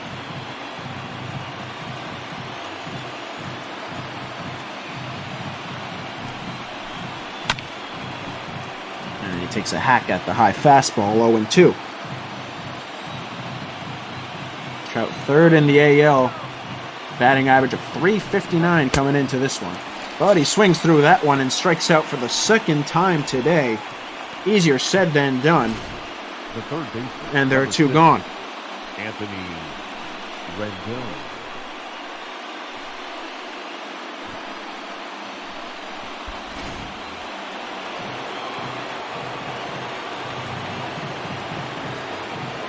Rendon 3 for 9 on the series, 0 for 2 today, and that 12-seamer. The bottom just taken completely out of that one, but it is low and Rendon is wise to lay off.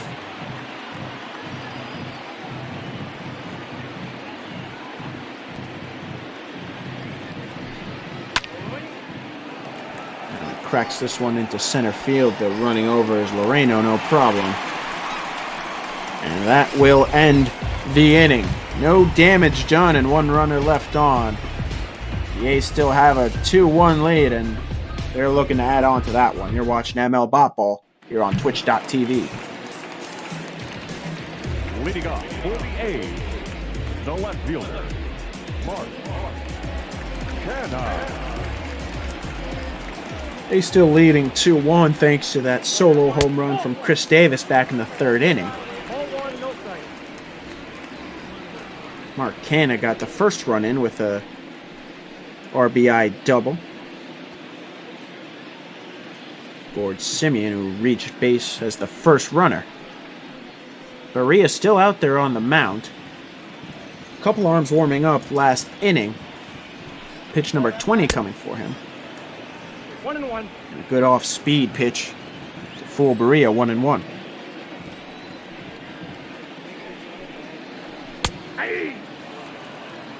Next pitch is in there, 1-2.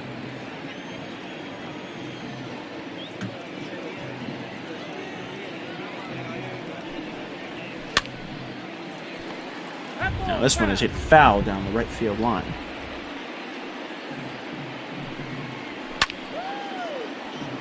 And he gets under it. Another foul ball down the left side. We might be running a little behind schedule. I'm not sure when the first pitch was supposed to be for the Mets in Chicago.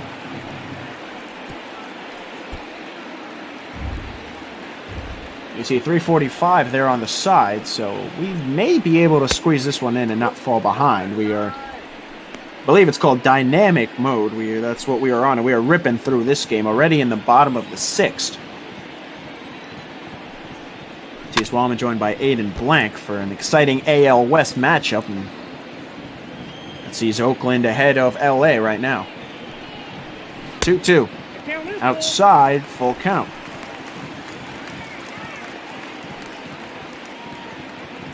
Olsen would be next. Can is working with a full count on Berea. Nope, that's ball 4. Inside, ball 4. The A's have a runner on first for the first time since the 3rd inning. That was when Olsen reached first on a single. Nobody out. Matt Olsen is 1 for 2 today, a .261 hitter on the season. Snugged in nicely in that 6th spot.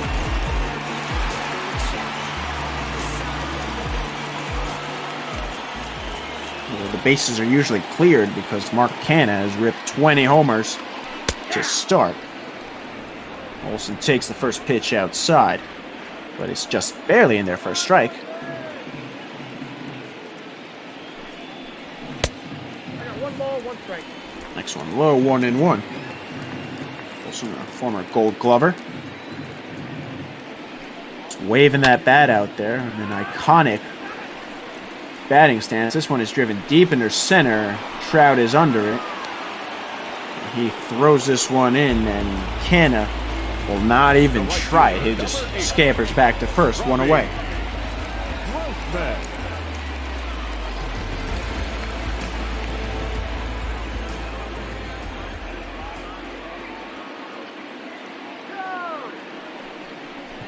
That's a ball.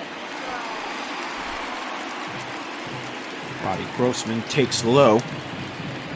You see on the screen 0 for 2 with 2 walks yesterday. This one is ripped right to first. Double play opportunity to back over to short and over to first to end the inning.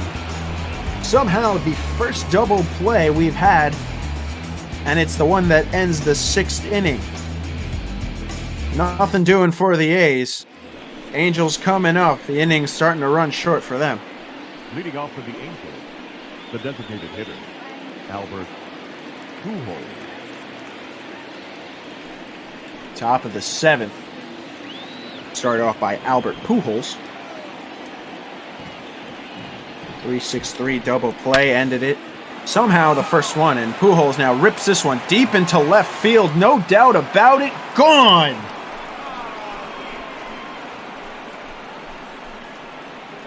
Albert Pujols looking like the Pujols of old. Home run number 10 of the season. And we're all tied up at 2 apiece. What a swing, and we are tied. Again, we thought this might be an offensive battle. Clearly, it's been anything but the offense that has happened has been very, very exciting like that. What a shot. Look at this great piece of hitting. And it does not matter how old. It does not matter how old he is. You cannot leave that pitch out there for him. He is too smart of a hitter.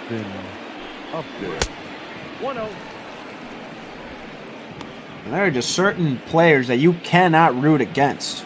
Pujols, I think, is basically one of those, especially as he enters the twilight of his career. You gotta love him. Ball that's outside. As Elton takes the next pitch outside. Chris Bassett just hung that one a little too much. I'm all knotted up at 2, so puck will get the no decision. The book was officially closed, but that will really close it. Chapman handled that one no problem at the hot corner. 1 away. The batter, number 2, shortstop, Anderson. 6 strikeouts. I should say 6 strikeouts, not just 6 for Puck. He was pitched well on the season, a 6-2 record, a 3.97 ERA. He pitched scoreless baseball. That will certainly drop for him. That is a big thing for the A's if they can pick things up in the pitching as well. The hitting has certainly been there. High curveball misses outside. 2-1. I got 3-1. 3 balls. And this one bounces off the foot, it would appear, of Allen. Simmons is ahead 3-1. And he swings on the ball down the pipe, lifted into right, and going back to get it is Barreto. Barreto gave that one a chase. It looked like Grossman was going to get it, but an out is an out. And there are 2 gone. Pretty deep F4 to record in your book. And Goodwin just swings right over that fastball. 97 on the gun.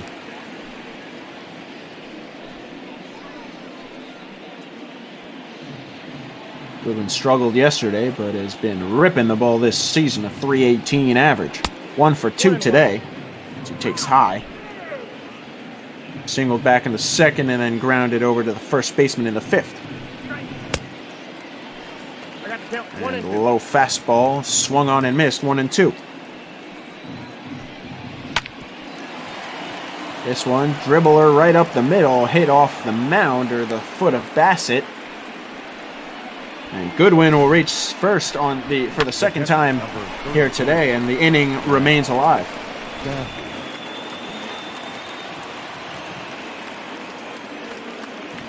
Bassett running into a little bit of issues here in the 7th. A's have already seen their 1-run lead go down the drain. Not that that is very safe against a dangerous Angels team. But 2-2, top of the 7th. 2 outs, Goodwin on first, and Mike Stassi 0 for 2 steps into the plate. And he chops at that one foul. The sinker caused him to foul that one off because it looked like he was all on top of that one if it was a 4-seamer. Takes high and outside. Stassi traded over from Houston last season. Only played in 51 games and hit 136 this season. Had main catching duties and has hit 234. Still nothing to really write home about, but an improvement nonetheless. 2-2. Outside takes ball 3. So now Goodwin will get a head start over at first base. The payoff pitch coming. And Stassi just barely stays alive on that sinker. We'll try this one again. Goodwin once again will run. Still 2-2. Low and outside. Ball 4. So it looked like Bassett was going to get through the inning no problem after giving up the solo home run. Instead, there's a runner on first and second. And Tommy LaStella, the leadoff hitter, struggled in the game, has a chance to redeem himself. It won't be against Bassett, however. Wendelken will come in. I thought they were racing to the stretch for a second, but that started to get out of hand real quick. I saw you come into the chat, and I was happy that you were ready and we were all good to go. The way this game has been going, it has not been consistent offense. It has been a solo shot from Pujols in the 7th inning. There's a solo shot from Chris Davis in the 3rd. And then a hit from Simeon in the 1st. The other run scored in the 2nd inning on an error that advanced Pujols. So Pujols having himself a nice game. He scored both of the runs for the Angels. Now LaStella takes high, ball 1. 393 average with runners in scoring positions. He's 0 for 3 on the day and has a chance to make up for that. One swing of the bat. Inside there for a strike, 1-1.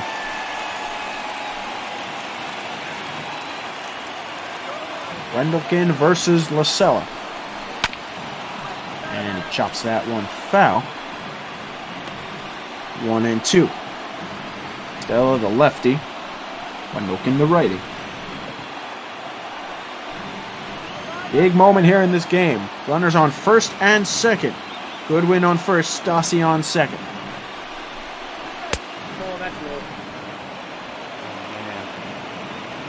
Switch that order. 2-2.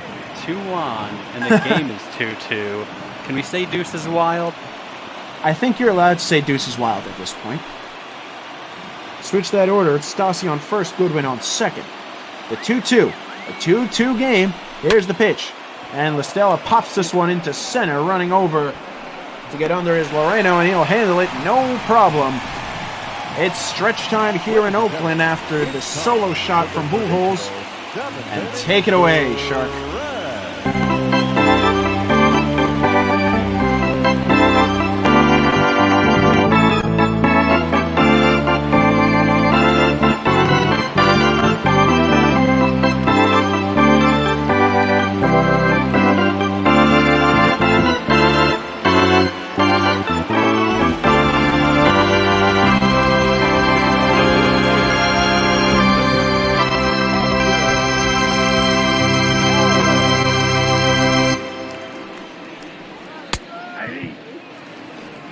Love when I get that timing down right when the pitch is coming out. Never gets old. Man, thanks for having me, and this is a really exciting game. I'm really happy to see Pujols performing well, getting both those runs, and excited to see how it turns out, and hope you have a great rest of your call.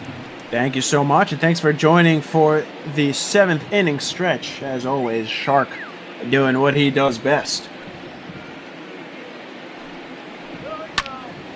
Barnes on the mound for the Angels. Now this one is ripped deep into right field, going back, and at the wall to make the catch is Goodwin. The batter, number 1, second baseman. Goodwin with a long fly out, crashing into the right field padding. Allen gave that one a ride, but not quite enough. Inside, ball 1. Ugh. He just barely missed that one for Franklin Barreto now. He was 0 for 2. Barreto just rips this one up the middle, and he will reach first. Good piece of hitting from the second baseman. And the A's have a runner on with 1 out.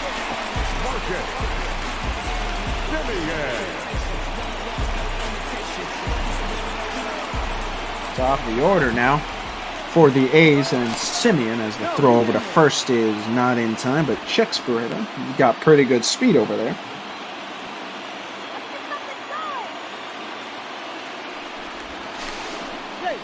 The throw over again, not in time. The first 2 times we've seen a pitcher throw over to first, again, there haven't been that many base runners. As Barnes misses outside for the first ball. It's not been a consistent day of offense here on ML Bop Ball. Couple solo dingers. Pujols scoring both runs for the Angels. Ball 2. Pitch is low, 2-0. Barnes has that quick delivery, kind of nonchalantly.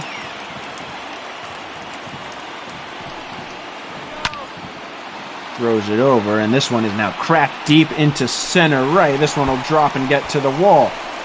Rushing over to third, and he'll stop there is Barreto. And Simeon, with good speed as well, has himself his 15th double of the season.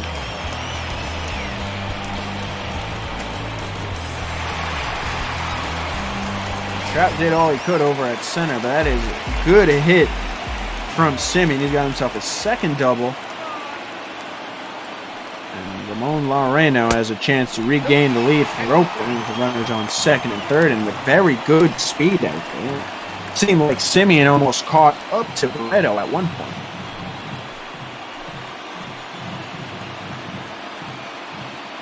Oh for 3 is Loreno on the game. Low, 2-0, and Barnes is struggling with his control. And it just gets worse after this because they're going to have to face Davis and Chapman.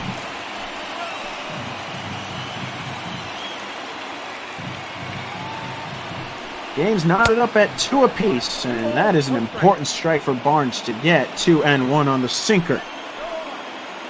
Good speed on second and third. A hit into the outfield would probably score 2. Now Loreno gets under this one and flies it. Very shallow center field, charging his Trout. He'll settle under it. No chance for a tag.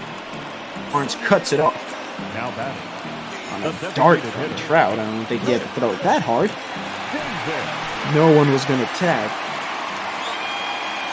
And he just needed that one to get a little deeper, as now an intentional walk comes out for Chris Davis, who's already hit a homer on the day. Now batting. The third baseman. So Davis will take the free bag at first, and now the bases are loaded. 2 outs from Matt Chapman. Chapman 0 for 3 on the day. Big opportunity here.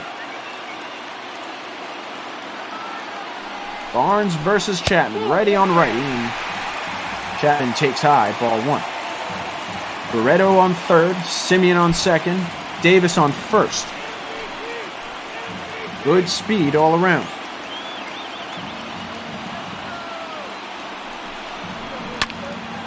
Chapman puts a jolt into this one, drives it deep into left field, and it's out of here! Chapman goes yard on the grand slam. The intentional walk comes back to bite the Angels with one swing of the bat. The Angels lead 6-2. The A's, excuse me. Wow, what a big hit, and the home crowd seems to love it. What a huge hit. And it's 6-2. That basically puts things out of reach, I would think. Wow. Barnes really did not have the stuff today. That one right down the middle looked like a two-seamer. Chapman goes to the left side. And no doubt about it. So Barnes' day is done, but it is far too late. Justin Anderson now up here for his 10th time today. Chapman had been struggling all day long. Was 0 for 3 yesterday with a pair of strikeouts. Only hitting .216 on the season. Home run number 11 for him is a huge one.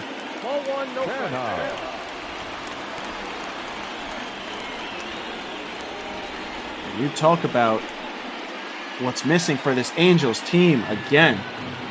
The back part of this bullpen has been good.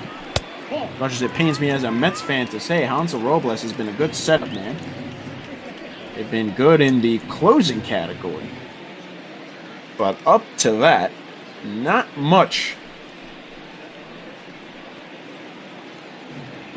We are seeing why here. Grand salami here in the 7th to knock this one wide open. 2-1. Pena swings over that one. Strike 1.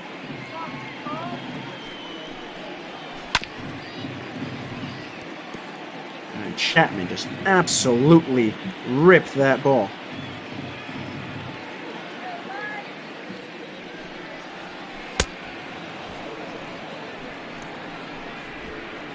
And he swings over that one. Strike 3 called. And that will retire the side, but not before Matt Chapman just rips this game open with a grand slam. 6-2, A's lead. The second baseman, David Smeltzer. The name of the game today has been home runs, and right now the A's are leading in that game. You usually won't beat Oakland in that department. One of the best home run hitting teams in the ML Bop Ball season. 1-0. My oh my, did he crush that one. Strategy changing a little bit for the A's. Lou Trevino and Jake Diekman once again warming up. We've seen them get up and sit down a couple of times.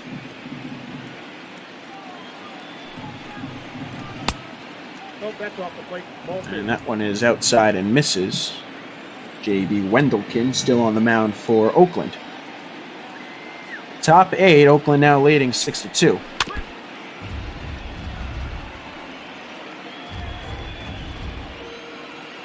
And it is crazy how quickly a game can change.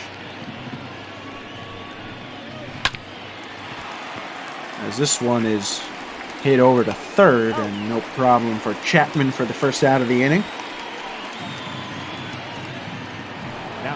Last time Fletcher was up, he hit a single. And then from the way things were looking, it looked like the Angels had the momentum. Pujols hit a solo homer to start the 7th. Had runners on first and second, and La Stella could not drive them home. Fletcher would have been next. Instead, the next time he comes up, there's a 4-run deficit. Pitches inside to Trout, who continues to struggle in this series. 0 for 3 on the day to go along with his 1 for 4 performance yesterday.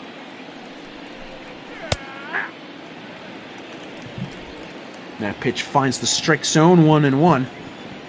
Game 2 on the slate for ML Bot Ball. Matthias Wallman joined by Aiden Blank.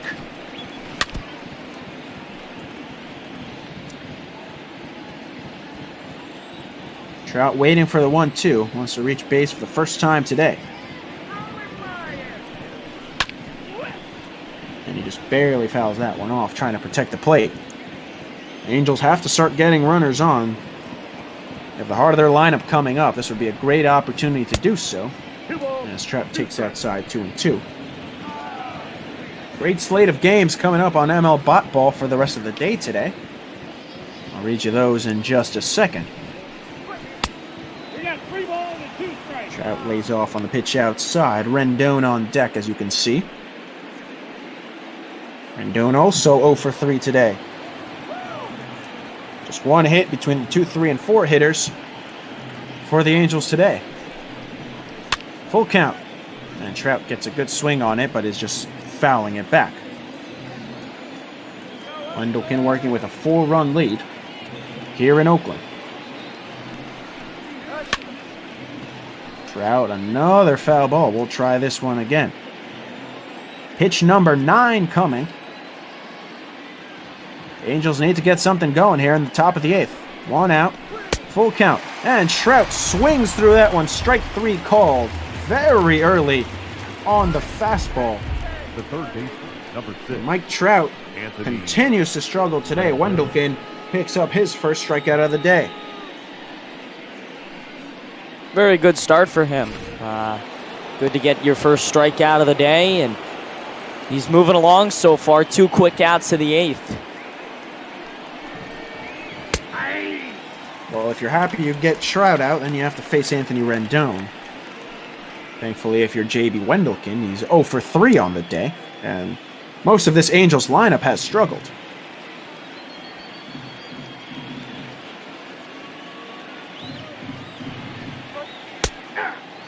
Curveball in there, strike 2. There's a juicy pitch for Rendon if he could have recognized it. Unfortunately, could not. Good pitching from the A's today. A.J. Puck had a quality start.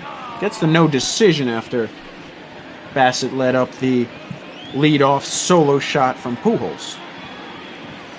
Late offense from Oakland with the grand slam from Matt Chapman.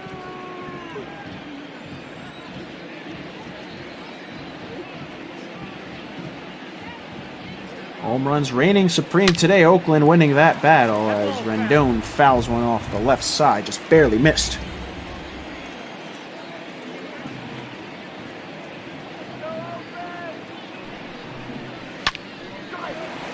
And now he'll rip one, and this one gets through the gap and into the outfield. Fielded over there at left, but Rendon has finally reached base. The designated hitter. That 8-game hitting streak now continues. There was 7 coming in, now it's 8. Good piece of hitting on the pitch inside.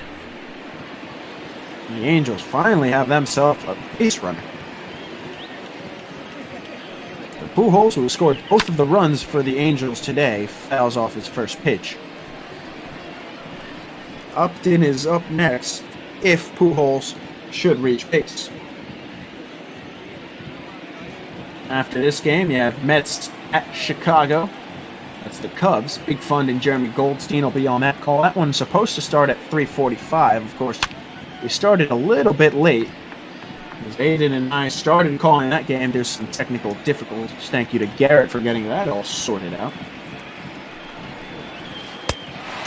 And Pujols goes down on strikes on the swerve. A.B. Wendelken working well in a relief appearance. We go to the bottom of the 8th. Oakland leads 6-2 and looking to tack on some insurance runs.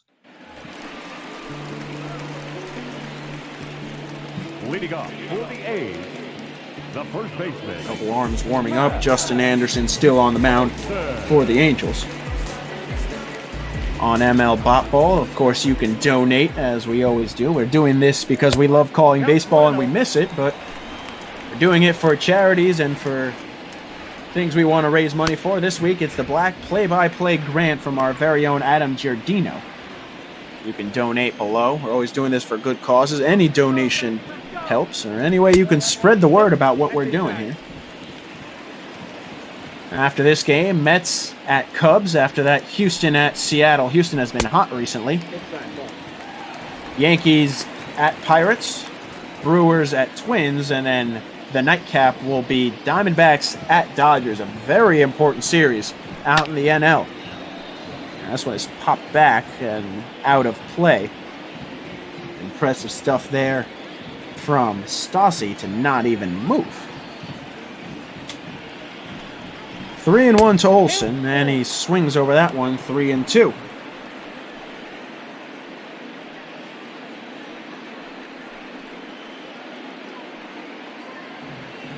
Matt Olsen is 1 for 3 today, and it's not like Oakland really needs any insurance runs as he grounds this one over to Simmons, who handles it no problem for the first out of the inning.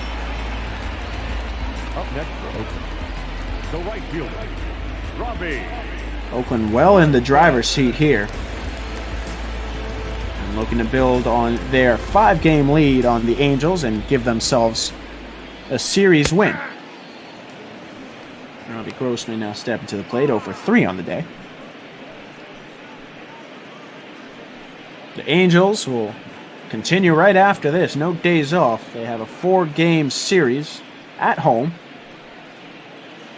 against Texas. Texas trailing by 2.5 games on the Angels. Squished in between them are the Astros. Actually, excuse me, Texas won today, so they only trail by 2 games.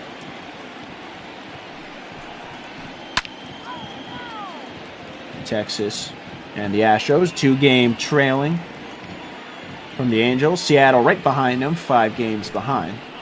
So an important series as this one goes inside and hits Grossman. Justin Anderson loses the handle, and now Olsen takes the free bag. Allen now steps to the plate, the catcher for the A's. After that, the Angels will get a much-needed rest. They'll face the Red Sox still at home on a 2-game series. Oakland has a day off after this series is over, and then they welcome Houston, a pivotal series. As this one is lofted into center field, no problem for Trout. And there are 2 gone. The batter, number 1. After that Houston series is over, the 3-game series. Oakland finally on the road again. They will travel to Tampa Bay to take on the Rays, who are challenging for that AL East crown as well. So this game still has to end first. Frankie Barreto 1 ball, 1 strike. has himself an even count, 1-1. Runner on first, 2 outs. Nope. And that one barely misses inside. I'm not sure how. Grossman on first after getting hit by the pitch. And Barreto will hit one over to first. The throw over and covering in time is Anderson. A pretty eventful 3-1 putout from La Stella to Anderson, but it works. At the end of 8, Oakland leads 6-2. Your Angels down to attention, the last 3 outs. Now pitching for the Athletics, number 16. Now Liam Hendricks won't be a save opportunity, but he will be in there regardless. A 2.03 ERA. He will be able to close this one out. Pearson will have to get through Upton, Simmons, and Goodwin, the 6, 7, 8 hitters. Just a little behind schedule if you're joining us for the Mets-Cubs game, but we will be catching up soon enough. We have made up some serious time here. Yeah, we're probably, I figured we were probably going to be 30 to 45 minutes delayed on every game. It looks like maybe only 10 or so. Well, I'm blanking on the name of the game mode we put it on, but we're not on broadcast mode right now. We're ripping a little bit more through it. I believe it was dynamic mode it was called. Big Fun, who's on the call on the next game, and Garrett got that all sorted out. They do so much for us and get everything ready, as well as Garrett, the janitor, getting the left side of your screen all set up. It looks beautiful. The standings, the upcoming games. You can see our tags down below. ML Botball. Up above, I'm Matthias Wallman. Aiden Blank is with me. You can donate to the Black Play-by-Play grant. Top of the 9th. Upton working with a 3-1 count.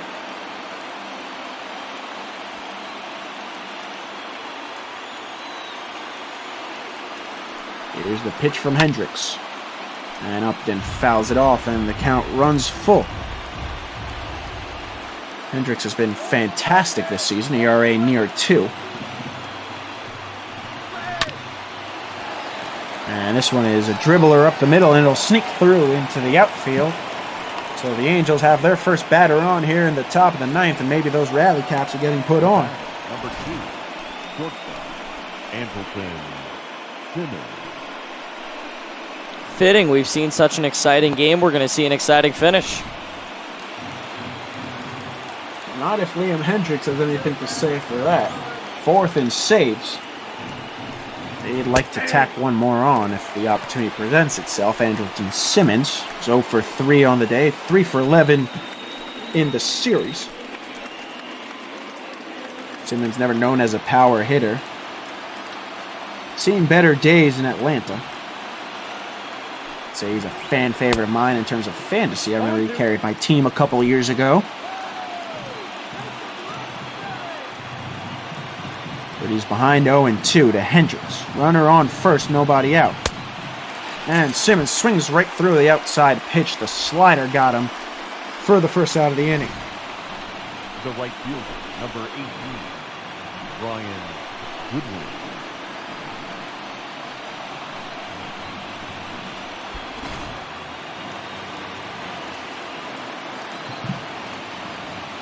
And if there's anyone you want up in the bottom of this lineup, it's Brian Goodwin.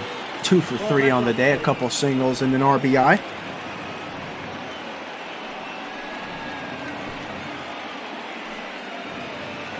.41 ribbies coming into this game.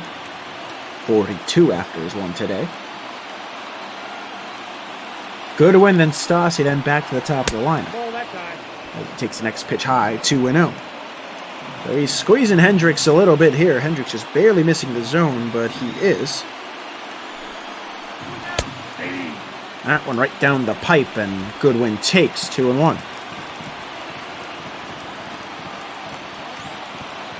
Runner on first is Upton. 1 out. A's leading by 4, and Goodwin just slices that one foul. Counts even at 2 balls and 2 strikes. Oakland working with a 4-run lead thanks to the Chapman grand slam in the 7th inning. And just barely staying alive is Goodwin once again. So Hendricks is going to have to work to get this one. Crowd getting up behind home plate. Here's the 2-2. And strike 3 called.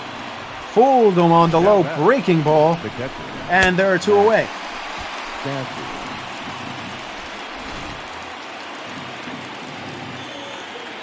Last 3 strikes for the Angels in the hands of Mike of Max Stassi, excuse me. Nope. Ball 1. Stassi hit himself a home run. He's 0 for 2 today. He picked up a walk in the 7th. He needs to get on base here because the Angels are trailing by 4. That's the ball. Hendricks, for the second straight batter, falls behind 2-0. He's shown that he doesn't fear anyone, and he is willing to go a little bit behind just to set up some of his more pitches. And another breaking ball gets Stassi.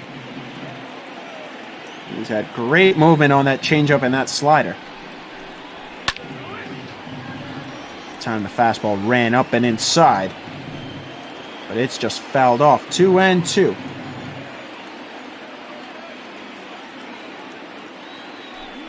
Two outs, 2-2 count. Just misses low. Full count 3-2, so Upton will get a head start from first. Tommy LaStella is on deck, but if Stassi cannot reach base, this game will be over. The 3-2 count. Runner goes outside, ball 4, and Liam Hendricks has got himself into a little bit of a hole here. Runners on first and second. The first baseman, number 9, Tommy LaStella. So the late game drama continues here in Oakland. Liam Hendricks gives up a single, picks up back-to-back strikeouts, and cannot get Stassi out. And that's the second time I've said it, but I'll say it again. Tommy LaStella is 0 for 4 and can make up for his performance today with a big hit. Runners on first and second with 2 outs. First pitch is inside. Really good average with runners in scoring positions, a 386 average.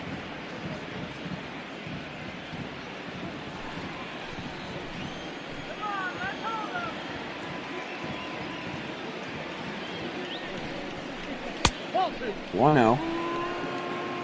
He's a ball, 2-0.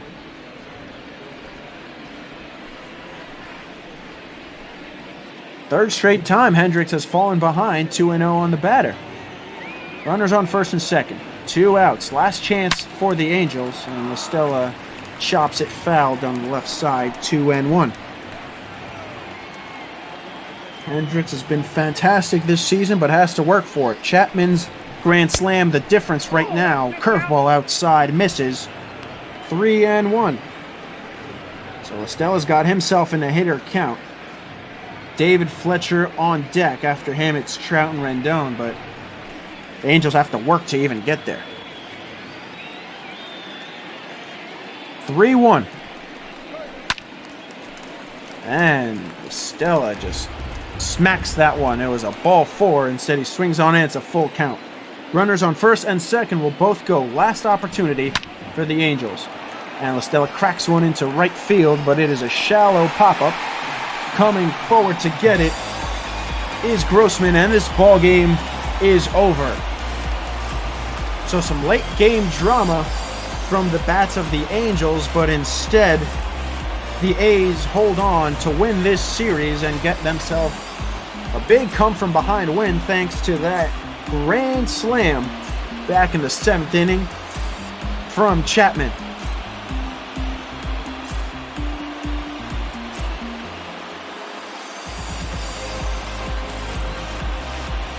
Big win from the A's before they get the day off tomorrow. The Angels now hit the road again, go back to Los Angeles for a series against the Rangers. Wendelken picks up the win, Barnes the loss. No doubt about that one. Matt Chapman, the player of the game. I'll take you to the bottom of the first. This was a beautiful hit from Pena down the left field line. He got himself an RBI on that one. Very sporadic offense throughout this game, Aiden. Yeah, it was like one or two big innings of offense for each team, and a very tough loss for the Angels, who are straddling that 500 mark.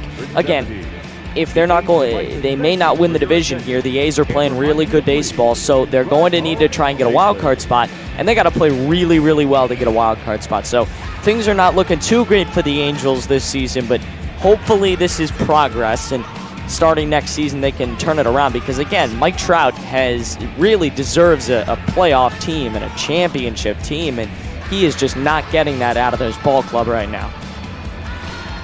Well, the Angels have not played, have no playoff wins, I should say, with Trout and Pujols on the team, and if they can't turn that bullpen around, it's going to be more of that. There you see the long homer from Pujols. He scored both of the runs for the Angels today, and it looked like the A's were kind of just gifting them some runs at the beginning with their errors, and then Matt Chapman, after they intentionally walked Chris Davis, made them pay. A grand salami, 379 feet into left field, and that was enough. Estella then couldn't do much with his at-bat, and that ended the game. So the A's did just enough and got a huge boost from the big bat of Matt Chapman. Wendelken picking up the win, going just over 1 inning. Dead even with 7 hits apiece.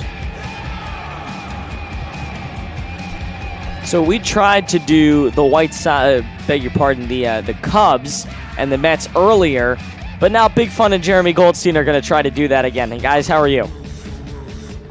We are doing great, ready for the Mets and the Cubs. Got to actually make a little bit of an adjustment for the New York Mets rotation. As Mets are going to rejigger the rotation a little bit, try and get a more beneficial matchup today and tomorrow. Was originally scheduled on turn to be Steven Matz today and Corey Oswalt tomorrow, but with the extra day off on Monday, Mets are sending Oswalt today against Tyler Chatwood, making his first start in almost a couple of months after a broken forearm, and then Matz will go in the series finale against Kyle Hendricks tomorrow.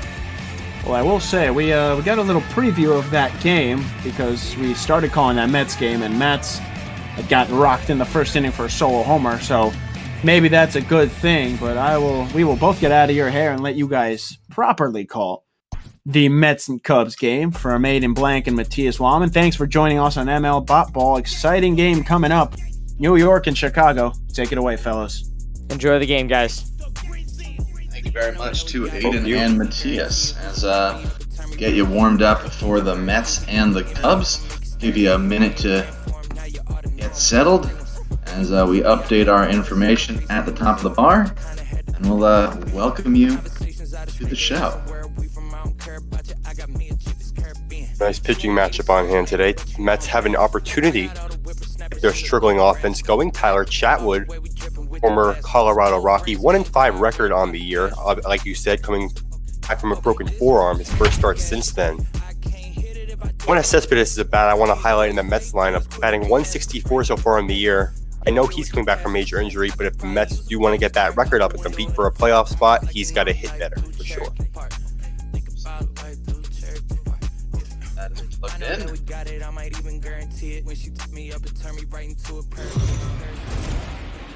Good afternoon and welcome. This is Major League Botball on Twitch.tv. I am the Big Fun Eric Carmen, joined today by Jeremy Goldstein. We bring you Game 2 of 3 of this midweek series between the New York Mets and the National League Central leading Chicago Cubs.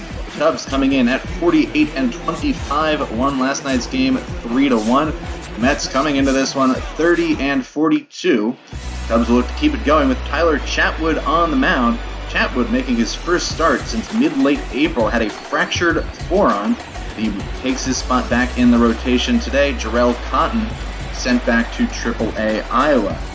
Standard lineups for both of these teams today. Mets will lead it off with Rosario, McNeil, and Alonso, 1, 2, and 3.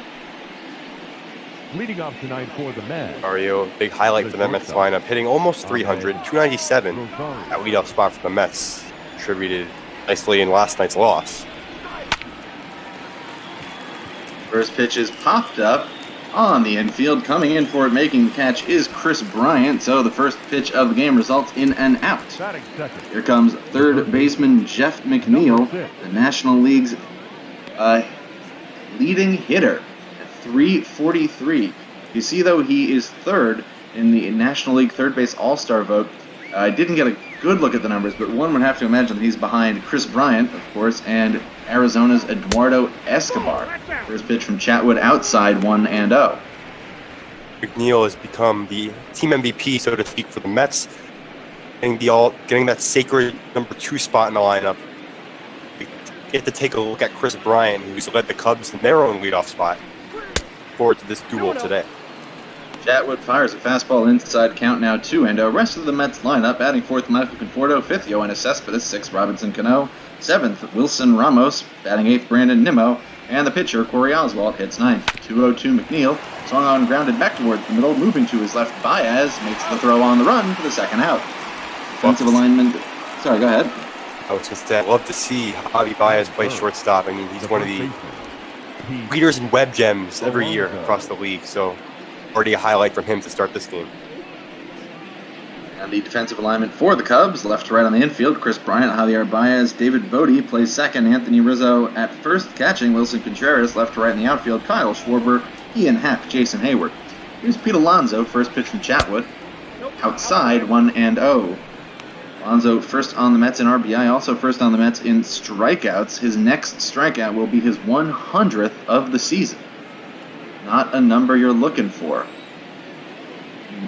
Fooled repeatedly all season by pitches low in the zone and away. This one's going to come inside and miss, 2-0.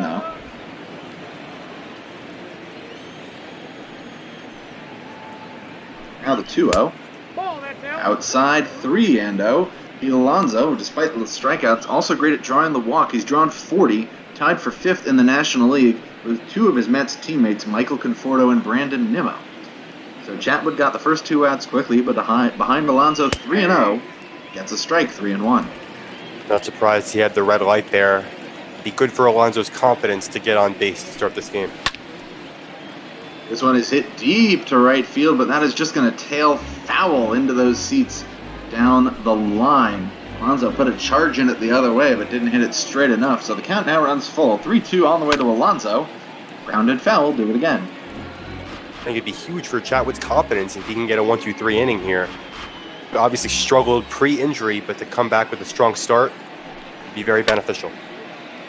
Alonso fouls it off the end of the bat. Count will stay 3-2. Early on at the friendly confines, Tyler Chatwood, Corey Oswalt to battle the 5th starters. That's in the dirt. Contreras is able to get down and block it, but it doesn't matter. Pete Alonso takes first base with a 2-out walk. That's the first base runner of the game, and it'll bring up Michael Conforto. Opportunity for Conforto. Maybe start a rally with 2 outs here. I mean, 11 in the cleanup spot isn't promising for a struggling team, but we know Conforto's capable of providing damage against the right side as a lefty. Conforto did the only damage for the Mets yesterday against the left-handed John Lester as he hit a solo homer. That was the only scoring for the Mets. Takes a ball there, 1-0. Cubs winning last night 3-1. 6 1/3 strong innings from Lester. Michael Wacha only went 4 in the loss. I got a ball, 1 strike. 1-0 is in there for a strike, 1-1. Chatwood working relatively quickly. This one is grounded to Baez, goes the short way to Bodie, and that will do it. So the Mets get a 2-out base runner, but they can't do anything with it. No hits in the inning. We head to the bottom of the first on the north side of Chicago. No score.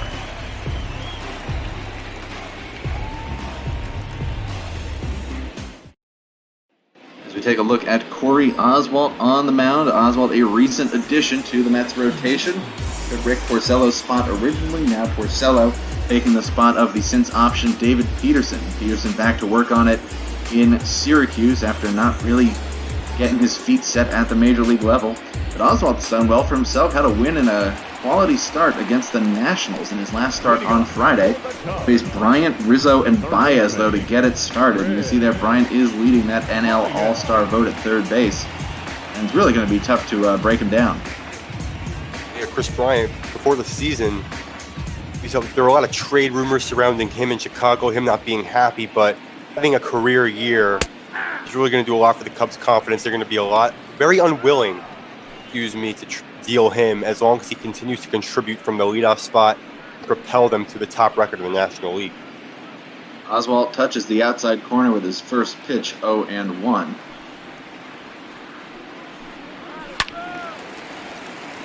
0-1 is fouled off. Now 0-2. Rest of the Cubs lineup: Kyle Schwarber hits cleanup, Wilson Contreras, Jason Hayward, Ian Happ, David Bodie, and then Tyler Chatwood hitting ninth. The 0-2. In there, strike 3 called. Corey Oswalt starts his night with a 3-pitch strikeout of Chris Bryant. First out of the bottom of the first. That's a strikeout there, but let's go back to that Cubs lineup. You just went through it. Very lefty-heavy lineup. We see Happ, who can hit from both sides. Kyle Schwarber, Anthony Rizzo, Jason Hayward. So a great matchup lineup against righty Oswalt today. First pitch from Oswalt to Rizzo. I was in there for a strike. Just lost the feed for a second there, but we're back in action. So 4 straight strikes from Oswalt to the Cubs to start this one. Now the 0-1 is low, 1-1. Defensive alignment for the Mets at third base: Jeff McNeil. Shortstop, Ahmed Rosario. Second base, Robinson Cano. First base, Pete Alonso. Wilson Ramos does the catching. This one is fouled off by Rizzo. 1-2 in the outfield for the Mets: Yoenis Cespedes in left, Brandon Nimmo in center, and Michael Conforto handling things in right. Now the 1-2. Grounded foul again. So Oswalt not looking for out pitches, per se. Not too afraid to let Rizzo make contact here. Another 1-2. 2 balls, 2 strikes. Low, 2-2. Lost it for a second. And that veteran patience from Anthony Rizzo. Oswalt came out attacking, but Rizzo stays patient at the plate, waiting for his pitch. He lines this one the other way to left field. Cespedes has to stop short, play it on a hop. First base hit of the game, an opposite field single for Anthony Rizzo. Brings up Javier Baez with 1 out. Here's an interesting question, Jeremy. What aspect of Javier Baez's game would you say is best? He's pretty much a 5-tool player. He maybe has that secret 6th tool of the blind tag, first pitch inside, 1-0. Well, it's a great question because he's hitting over 300 season. His bat has definitely taken a big improvement. However, I'm still going to go with his defense, his ability to play that middle infield so extremely well. His nickname El Mago, his most popular nickname, comes off his defense. Like you said, that no-look tag, make a play from his knees, from the ground. He's so spectacular with his defensive ability that I feel like that highlights his game the most. Oh, he's ahead of Oswalt here, 2-1. Rizzo leading the pitch. Just misses low, 3-1.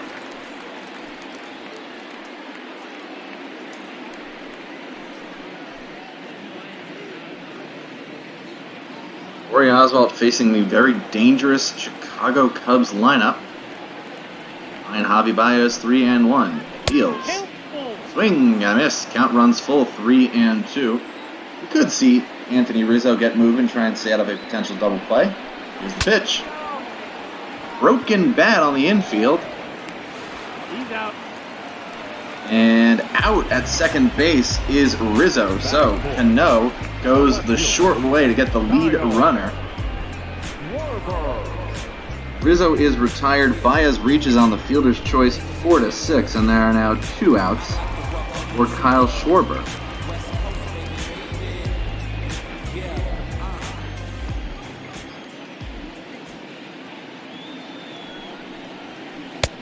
Ball, inside. First pitch to Schwarber. Missed, 1-0. He's good. Throw over to check on Baez, slides back in safely. We're a big threat with that power. Obviously much better against righties and lefties, as you can see in his splits. Running is Baez, throw down by Ramos.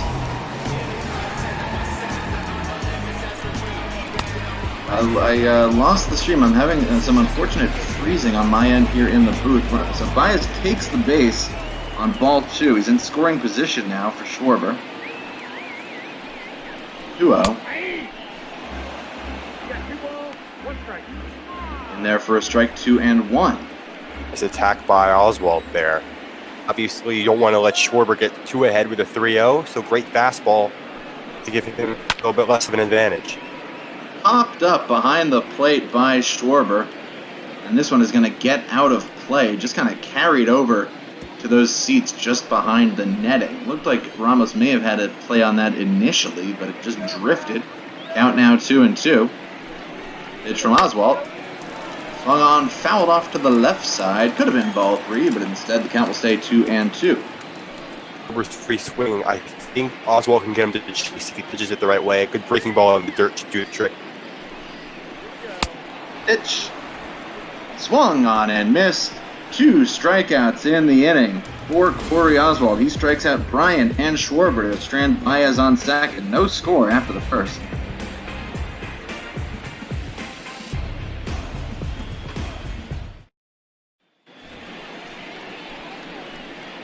Due up for the Mets in the second, Yoenis Cespedes, Robinson Cano, and Wilson Ramos.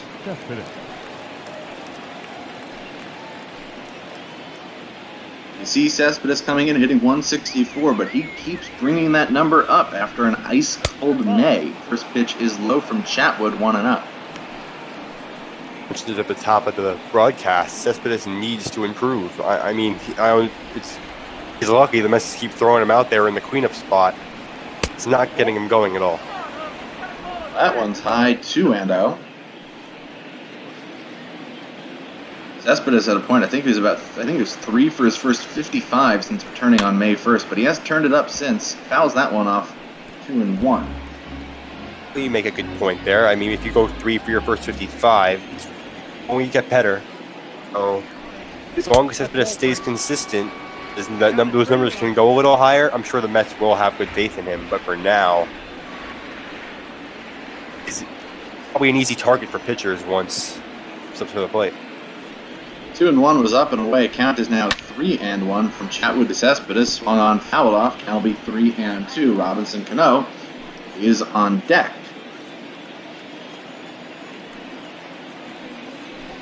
Three-2. Way inside, ball 4. Second walk issued by Chatwood. This time to Cespedes to lead off the second. Brings up Robbie Cano with a man on.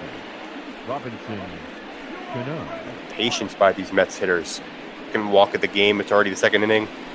Giving these hitters chances to hit with runners in scoring position, something this team has struggled to do all season. Maybe we can see the Metropolitans break through and score some runs here. It's one of the top teams in the league. Oh, coming in hitting 252. Didn't play yesterday with the lefty Lester going. He'll be in the next 2 games of this series, today and tomorrow. Ball 1, no strike. First pitch of ball, 1-0.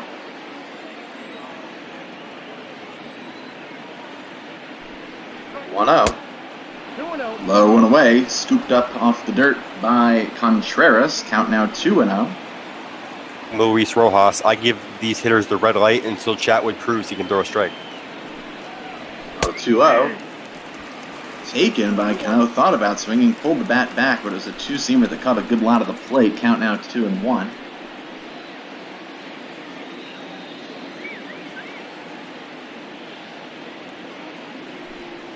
Pitch. Swung on, ripped through the hole on the right side into right field. Picked up by Hayward. Fires in towards third base. But stopping at second is Yoenis Cespedes. Robinson Cano gets the Mets' first hit, and they're in business with 2 on and nobody out. Wilson Ramos coming up. With no shift due to the man on first, Cano's able to pull the ball without much risk. He gets it through that right side of the infield. Start threatening to start the second. Wilson Ramos, semi-hot bat, hitting 255 this year. See produce. And you saw, though, also on that same graphic, only hitting 213 against righties. First pitch to him. Low and inside, 1-0. Look at the defensive alignment. The runner's on base. Back to our standard broadcast view here in the ball booth. 1-0. Swung on and lifted to left field. Foul. I'll get into the seats. Big packed out crowd here at Wrigley tonight. No surprise, Cubs are soaring. Top of the NL Central. 1-1. This one is ripped towards the Cubs dugout on the third base side. It's now 1-2. Chatwood checks Cespedes twice, now delivers. Rounded to second. Bodie shovels to Baez on to first for the 4-6-3 double play. Roll it up just like that. Cespedes does move up to third, though, and he'll be there for Brandon Nimmo. Story of the season for the New York Mets. They get runners on to start an inning. Well, looks promising, and then boom, double play, strikeout, you name it. Obviously, Wilson Ramos not really, I would say, eligible to beat out that play with his low speed. That was up to Brandon Nimmo to save the inning and make it somewhat productive, but obviously another disappointing result there for New York. Here's Nimmo. Had himself a big weekend. Was a big part of the Mets' win Saturday and Sunday against the Washington Nationals. First pitch outside, 1-0. On Saturday, Nimmo with an opposite field grand slam off of Eric Fetty gave the Mets 4 runs in an eventual 6-3 win, and then took Max Scherzer deep on Sunday. 1-0 pitch from Chatwood is a strike, 1-1. To see Nimmo being productive in that 8-hole after dealing with a lot of neck issues the latter part of the 2019 campaign. This is in there for a strike. Count now 1-2. Chatwood catches a lot of plate with that pitch. Mets had runners on first and second. Nobody out. Now a man on 2 out and a 1-2 pitch on the way to Brandon Nimmo. Swung on line to left side. Foul. Got another one. Been happening a lot, Jeremy. Mets fouling off a lot of 2-strike pitches. I think they're just mistiming a lot of these fastballs out in front of breaking balls. Got to figure it out and calibrate those pitches if they want to score some runs. That was a fastball high and away, but Nimmo throws the bat at it, fouls away. Count stays 1-2. Cespedes jogging down the line a little bit at third. 1-2. Grounded to the right side, and this is going to get knocked down by Bodie, but it's going to be an RBI infield single for Brandon Nimmo with 2 outs. He'll give the Mets the first run of the game and a 1-0 lead. Well, that is exactly what the Mets needed. Both of their base hits been pulling grounders that have just gotten through that right half of the infield. Obviously, Baez not able to make a play on it that time like he usually is. Oh, excuse me, Ian. That was David Bodie. So my bad there. He's able to take a 1-0 lead, though. Start for them. All right, here's the opposite number of Tyler Chatwood. Corey Oswalt takes strike 0-1. Oswalt proving himself to be acceptable with the bat for a pitcher. Hoping to help himself out here. 0-1 now from Chatwood. Nearly hits Oswalt, 1-1. Obviously not a bunting situation, so let's see what Chatwood can do with his bat. I mean, 143, I think. Obviously, you take any batting average for the pitcher, that's not what you're on the team to do. Oswalt has proven with a lot of the younger generation of pitchers that he can swing the bat once in a while, so let's see what he does. Nimmo, not much of a lead from first. 1-1 from Chatwood. Upstairs, 2-1, so Chatwood still having trouble with his control. I mentioned it at the top of the broadcast, first time that Tyler Chatwood has been on a major league mound in almost 2 months after a fractured arm. It's like he is struggling to find himself. 2-1. Up and in, 3-1. So Oswalt probably a contender to just take all the way on 3-1. Wouldn't be surprised if he takes this one as well. Very impressed with Oswalt's patience at the plate. We see a lot of pitchers usually just go up and hack to get it over with, but right at bat so far. 3-1. Ooh, just gets the outside edge. Count 3-2. So Nimmo will get a chance to go. He drove in the Mets' first run as the last batter with an RBI single. 3-2 from Chatwood. Swung on by Oswalt, lifts it to left field, and settling under it, making the catch is Schwarber to end the inning. 1 run on 2 hits, one runner left, middle of the second. It is the Mets 1, the Chicago Cubs 0 on Major League Ball on Twitch.tv.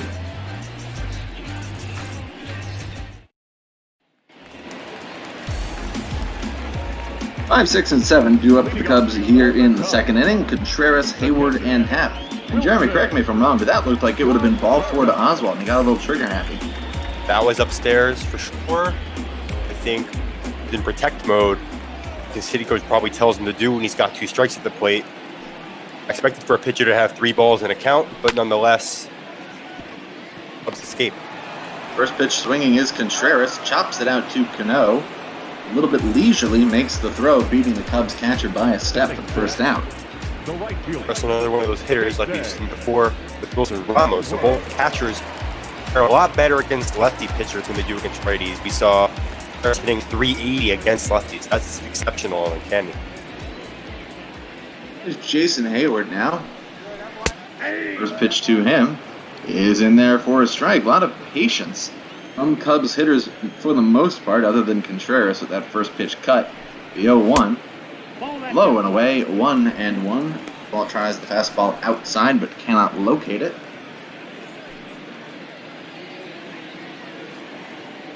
That's with an early 1-0 lead thanks to a Brandon Nimmo RBI single off Chatwood. The 1-1 drops outside, 2-1. Changeup that just tailed on Oswalt. You just mentioned patience. I'd argue both sides have a lot of it. We saw Tyler Chatwood's pitch count for 40 by the end of that second inning, so he's looking to crack into that bullpen early. This one is ripped into right by Hayward on a line, but reached down to make the catch around is Michael Conforto. A surprisingly casual effort from Conforto. Couldn't get a good read on it from here in the booth, whether Conforto really had the time to make that catch and chose to showboat it a little bit, or if he really needed to hustle it over there, and that was as far as he could get the glove up to catch that ball before it hit the ground, or at least a double, maybe more. It's 2 outs either way. Here's Ian Happ, takes a strike, 0-1.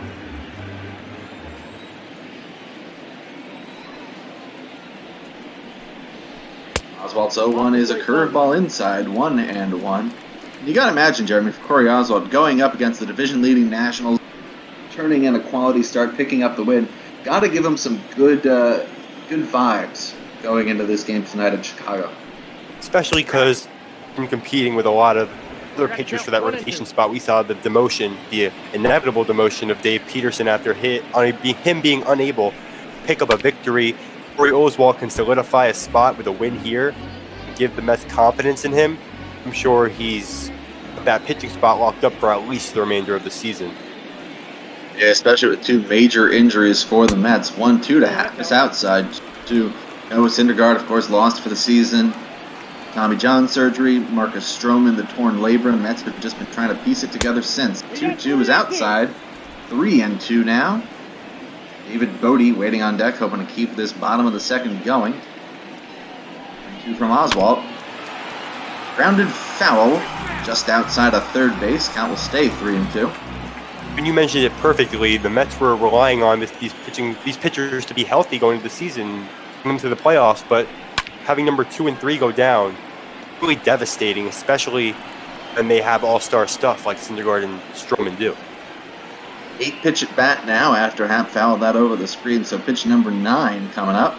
Oswalt winds and deals. Grounded to first base, Alonso with a nice pick, flips to Oswalt, gets to the bag, and it is a 1-2-3 inning for Corey Oswalt in the bottom of the second. Heading to the third. Still Mets 1, Cubs nothing. You're watching Major League Baseball on Twitch.tv.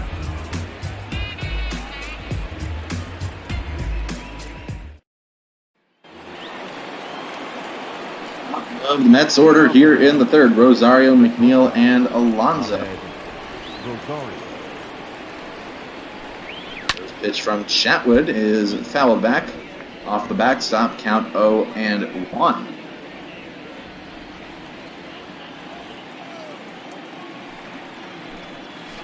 That 0-1 pitch is a curveball, popped up in foul ground, drifting towards the dugouts, coming over, making the catch, Anthony Rizzo. Turned out to be a harder play than it looked. Rizzo got a little bit of a late break on that foul pop, but was able to get it over in deep foul territory. Really thought that could have been Contreras' ball. Yeah. Contreras didn't get over there. That's 2 first pitch outs. And Rosario, somebody who's Mets rely on to set the table for McNeil and Alonso. It's not going to bode well for the Mets at that. They need Rosario to be that kind of base man to drive him. First pitch to McNeil was a strike. Now setting up high is Contreras. The 0-1 is high. Fouled off by McNeil, 0-2. Chatwood looking to get through the inning a lot quicker than the last one. Obviously, he struggled with the location. Start thus far against the top of the order. McNeil rips the 0-2 pitch towards center field on a line, but coming on, making the catch is Happ for the second out. Solid contact by Jeff McNeil. but no result. It'll bring up Pete Alonso, yet to record an official at bat today. You said Pete Alonso, a big walk and strikeout guy. You mentioned that back in the first inning. Let's see if that continues here. 0-1. First pitch, a strike. Chatwood trying to bounce back from giving up the first run of the game in the second. 0-1. Outside, 1-1. And I don't know if a trivia question been asked. I had the window closed for a moment. 1-1 pitch upstairs, 2-1. But I'll ask at least you first a trivia question, Jeremy. Maybe you know it offhand, and if you don't know it, we can turn it over to the Twitch chat. In what year did the Chicago Cubs play their first home night game? 2-1 pitch outside, 3-1. Oh, I consider myself to be a baseball fanatic, but I think the Twitch chat has a much better chance to get that question right. I'm going to go sometime early 1900s. I'm going to go 1908, but I'm going to say I'm wrong. It's a Chicago Cubs first home night game at Wrigley Field, 1908. It's my guess, but I'm not confident in it. All right. F. Corporal says 1970. I can tell you that it is not 1970. Tell you that the 3-2 from Chatwood to Alonso misses. Ball 4. Pete Alonso has himself a couple of walks. And Michael Conforto will come up with a man on and 2 outs once again. Thinking about it a little more, I think I might be a little too early. I think games might have started a little bit later, but I think 1970 is a little too late. I think it's a little bit in the middle of that. All right. So do you want to? I'm not going to redeem it. I'm gonna give other people a chance. All right. And this one is swung on by Conforto, lifted to deep left center field, chasing Hap. And he's going to settle under it right at the ivy, make the catch. So a loud end to the top of the third inning by Michael Conforto. Mets leave one on. We head to the third. The 1-0 Mets.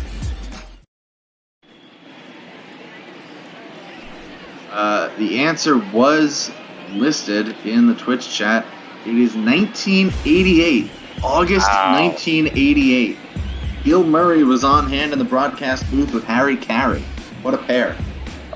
I mean, I guess it's because Wrigley Field is so old-fashioned that they weren't able to install lighting. Is that why it was played so late?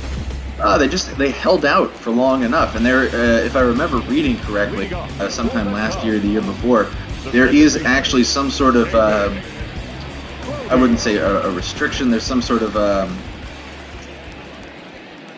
wording on the books, either in Chicago or on the north side, for a swing by David Bodie for a strike, that the Cubs do have to hit a minimum number of day games at home each year. Cannot go under a certain number of day home games without special dispensation. Count now 0-2 to Bodie. I do remember a few years ago it ended up being an interesting milestone to hit in the late 2010s. When the Chicago Cubs, for the first time in their history, had 5 straight home games at night. 0-2. Upstairs, 1-2. Well, that makes a lot of sense. I remember when I would look at MLB slate of games for a weekend or so, I'd always see that when there would be a day where every team has a night game, Cubs would be the lone team to play during the day. And that would always confuse me because I remember I'd come home from school on a Friday and the old game would be a Cubs home game at Wrigley. Yeah, Cubs love their Friday day home games. I actually went to one a few years ago. Really neat experience to go to a day ball game on a Friday. 2-2 to Bodie. Fouled off. Count stays 2-2. Yeah, they either do them at 1:20 p.m. Central, the majority of them, and occasionally they'll throw them in there at 3:05 p.m. Central, which is what I got to see when I was in Chicago 2015. Bodie fouls it off again, making Oswalt work. But yeah, a year or two ago, Cubs were optioned for Sunday night baseball and then continued a homestand. It was a Monday to Thursday series. Bodie takes ball 3. All 4 games were at night, all 7 o'clock or whatever local starts. And it was the first time ever in 30-odd years of having night home games. Cubs played 5 night games in a row at home. Bodie fouls it off again, long at bat against Oswalt. 8 pitches already. And after having a long at bat against Happ, starting the third with a long at bat is not what Oswalt was looking for. It's another 3-2 to Bodie. Low, ball 4. First walk issued by Oswalt. Bring up Tyler Chatwood in a sacrifice bunting situation. We talked about the Cubs earlier. There was a full season. I was really looking forward to coming home from college and being able to attend a Yankees-Cubs game at Yankee Stadium. That only happens once every 6 years or so. Unfortunately, I don't think we're going to be getting that opportunity. Probably not in 2020. Hopefully in 2021. Chatwood drops down a bunt, drops down hard. Alonso, though, is going to have to pop up, make the underhanded flip to Oswald for the first out. So a good, strong bunt by Tyler Chatwood. Almost looked like Alonso might have considered a play at second on Bodie, but he makes the short out at first. So now there's a man in scoring position for Chris Bryant. Big opportunity, Chris Bryant, like you said. We're one in third baseman all-star voting for the National League, having a career year in the leadoff hole, and now he's got a man on second base. Going to tie up the score here for the Cubs. Oswald's already at 45 pitches. First one to Bryant is low and away, ball one. Yeah, despite hitting in that leadoff spot for a lot of the year, Chris Bryant leads the National League in on-base percentage. This one is low, 2-0. He's third in doubles at the start of play today. He's got 55 runs, which is good for second. 45 walks, good for second. 15 homers and 38 RBI out of the leadoff spot. 2 up. That's ball 3. Upstairs, 3-0. Now, maybe not the end of the world for Oswald. You've got the base open. You've got a potential double play candidate in Anthony Rizzo up next. Maybe you would just walk Bryant and you work with Rizzo hard inside or low away. 3-0. Does catch the knees for a strike, 3-1. You mentioned how it's shocking how Chris Bryant has so many RBIs from the leadoff spot. Well, that's just because it shows how competent the order is for the Cubs and why they're so high up now in the National League ranking. But you have a lineup that can produce from all sides, top, middle, bottom. They have a great baseball team, and that's reflecting on Chris Bryant's on his stats. Bryant fouled off the 3-1. Counts now back full. 3-2 on the way. Way high up around the neck of Chris Bryant. Oswald is able to get it back from 3-0 to 3-2, but he loses him, so it is the second walk of the inning issued by Oswald. It'll bring up Anthony Rizzo with 2 on and 1 out. So singled in the first, got retired on the 4-6 fielder's choice from Baez. Oswald picked his poison. He decides to pitch to Rizzo, essentially over Bryant. How to attack Rizzo to prevent the inning from imploding on him. Rizzo also top in the All-Star voting. Count 0-1.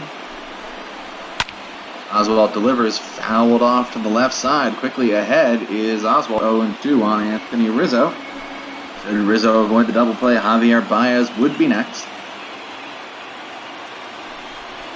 0-2. The count is 1-2. That one just missed low, 1-2. All right, folks, having some freezing issues on my end, trying to rectify them. Waste pitch by Oswald on a 0-2. 1-2 swung on and missed. Anthony Rizzo goes down swinging. Third strikeout for Oswald. Pitch goes up it. Is that swinging or looking? I lost the feed for a sec. Went up and in with the fastball, and he got him swinging. All right, thank you very much, Jeremy. Here's Javier Baez. Pitch a strike, 0-1.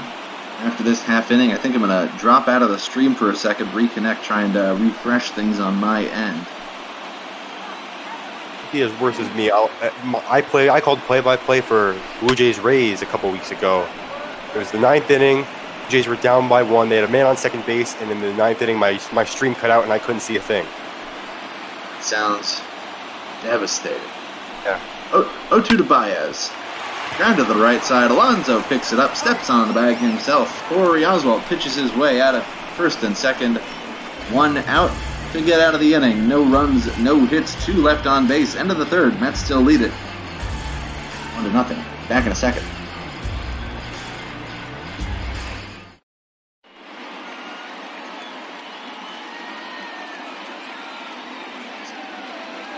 All right, I am back as we take a look at Heidi Watney, who I am sure is telling us about Ahmed Rosario, who is standing with a bat out on the field of play, even though he is due up 6th this inning. Turn our attention to Luis Rojas in the dugout, first-year manager trying to guide the Metropolitans up the standings, trying to climb their way back into a potential playoff hunt. It'll be a long way to go, though. The successes of this man will be part of it. If Yoenis Cespedes can really get himself going, the Mets could get on quite the hot streak. Cespedes leading off against Chatwood, takes it inside 1-0. That's the impressive walk we talked about in his first plate appearance. See him try to build off of that. Maybe some good contact up Chatwood, who's been willing to throw consistent strikes in this outing. Swing and a miss by Cespedes, 1-1. By the way, folks, if you're wondering what donate to Black PXP grant at the top of the screen means, and also at the bottom left of the screen, I'll tell you after this 1-1 pitch from Chatwood to Cespedes. Hit the other way, foul, 1-2. So Adam Giardino, broadcaster for the Scranton Wilkes-Barre Rail Riders, Yankees AAA affiliate, and a bot ball broadcaster himself, 1-2, swung on and missed. Cespedes goes down on strikes. First strikeout for Chatwood. Bring up Robinson Cano. About a week and a half ago, he, alongside a bunch of other baseball broadcasters, launched the Black Play-by-Play Broadcaster Grant, which was designed to provide a grant to up-and-coming black play-by-play broadcasters in the game of baseball, trying to improve and increase diversity in the field of baseball broadcasting. The initial goal set was $3,000, thanks to some great signal boosting and donations from some very big names, some very large outlets. Within a week, I believe the fund had raised almost $18,000, which is truly remarkable stuff. And we here at Major League Botball are happy to support that and raise awareness of it this week. 1-1 to Cano. Line the other way, foul, 1-2. Phenomenal. Already organization there. I mean, I'll definitely be looking to donate to that. Good to see that. Looking to have some diversity across broadcasting platform, because I feel like it's a lot for our game. 2-2 from Chatwood to Cano. Fouled off, keep it 2-2. That's up with one. Using basketball a lot more. I mean, I apologize. You can go. Oh, that's all right. 3-2 to Cano. Check swing. Did he go? No swing. Robinson Cano draws a walk. Fourth walk issued by Chatwood. And he'll be on first base for Wilson Ramos, who grounded into a double play his last time up. To get back for Ramos before that little mix-up, I was saying how I think Chatwood being a little too reliant on his fastball so far. Obviously, we saw that he can reach 98 miles an hour as top velo, but I think it'll make it easy for the Mets to calibrate that pitch and get more hits out of it. Let's see if he'll try to rely on that breaking ball a little bit more. I think that'll benefit style pitching. Well, there's the fastball. Jeremy right over the heart to Wilson Ramos, 0-1. Cubs bullpen getting loose under the bleachers. Alec Mills, Trevor McGill, a couple long mans. Long mans, sure, that's how English works. A couple of long men getting loose with Chatwood's pitch count already at 65 in the fourth. This one is grounded up the middle. Baez takes it to the bag himself, throws on to first. 6-6-3 double play. Tough day so far at the plate for Ramos. No runs, no hits, nobody left. Middle of the fourth. It's Mets 1, Cubs nothing.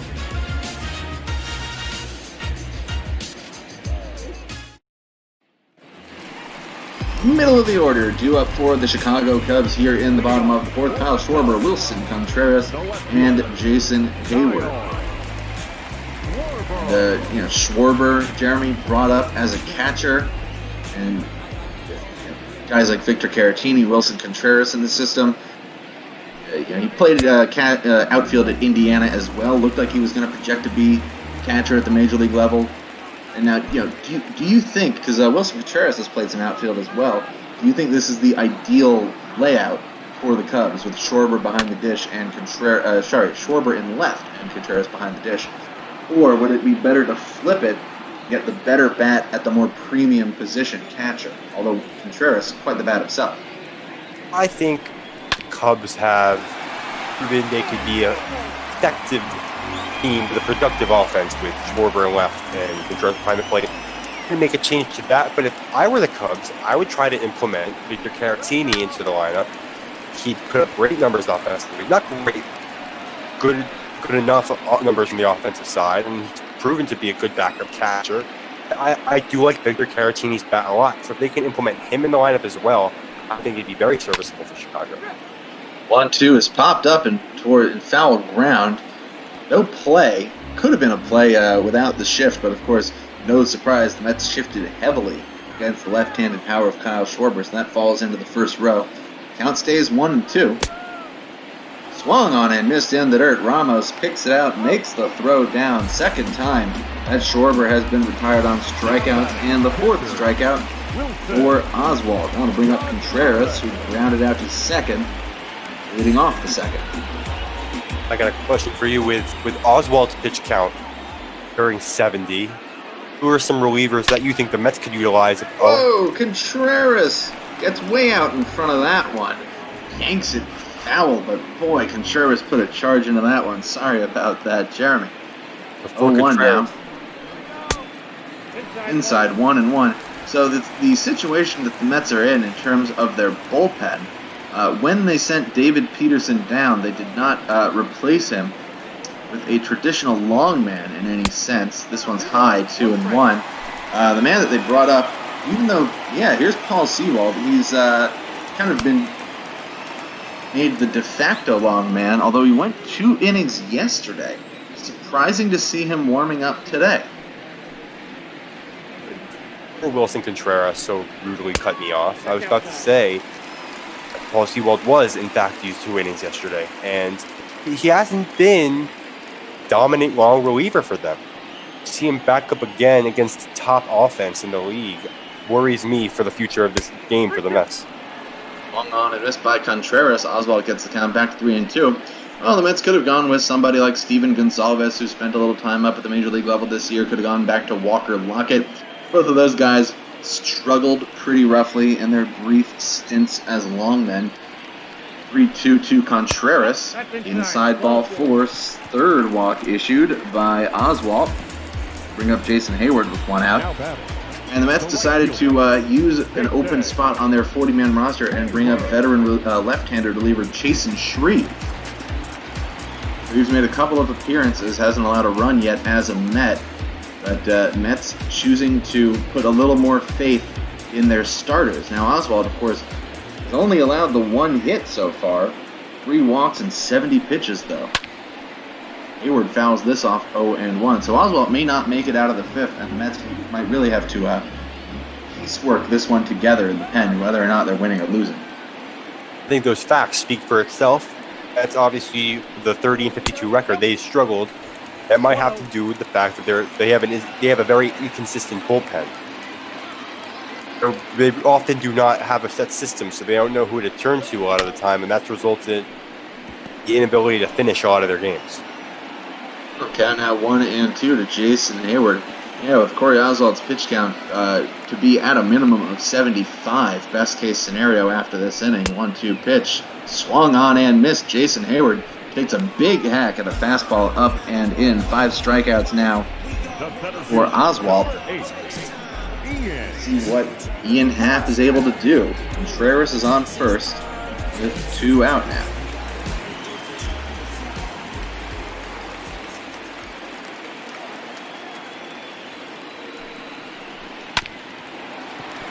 One and 0 is hit to the right side and through for a base hit. Sorry, the first pitch, not the 1-0. 1-0 was the score. So Happ gets the second hit of the game for the Cubs off of Oswalt, bounces it through the hole. Contreras up to second, and it'll bring up David Bodie. So Bodie in a run-scoring opportunity has Contreras on second. First pitch, swung on and lifted into left center field. Moving to his right is Brandon Nimmo. He makes the catch, and that will do it. So the Cubs inadvertently helped Corey Oswalt out a little bit. 2 first pitch swings to end that inning. No runs, 1 hit, 2 left on base. Mets lead at 1-0 after 4. Nimmo, Oswalt, and Rosario due up. Brandon Nimmo brought home the only run of the game with a 2-out RBI single in the second inning that scored Yoenis Cespedes.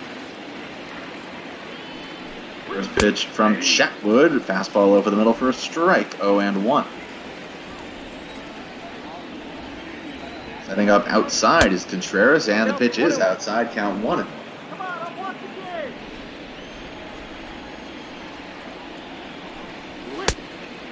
And that one sails inside, 2-1. Chatwood approaching his 70th pitch here. We saw two relievers warming up for Chicago earlier.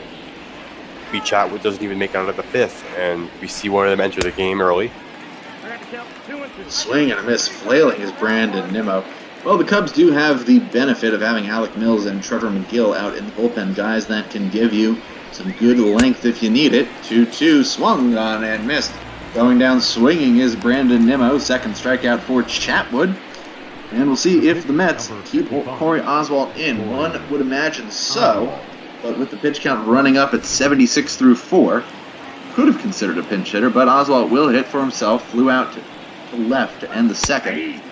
Takes a strike here, 0-1.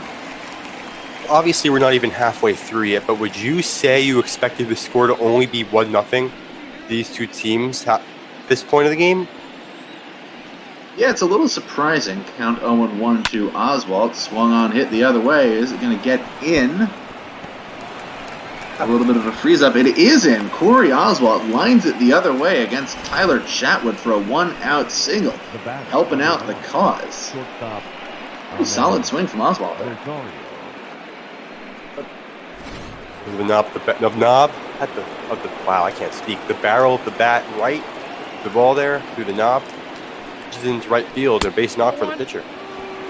Here's Ahmed Rosario, popped out to third in the first and popped out to foul territory to Anthony Rizzo in the third inning. Pitch number 75 about to be delivered from Chatwood.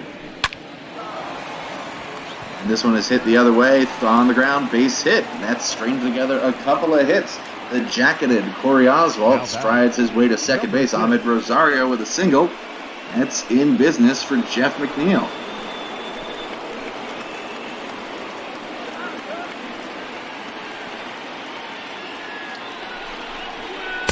First pitch to McNeil, high and tight, 1-0.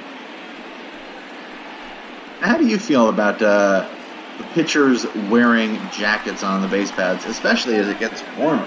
Got to imagine, even at night in Chicago, can't be too comfortable wearing a jacket if you're Corey Oswalt. But maybe I'm wrong.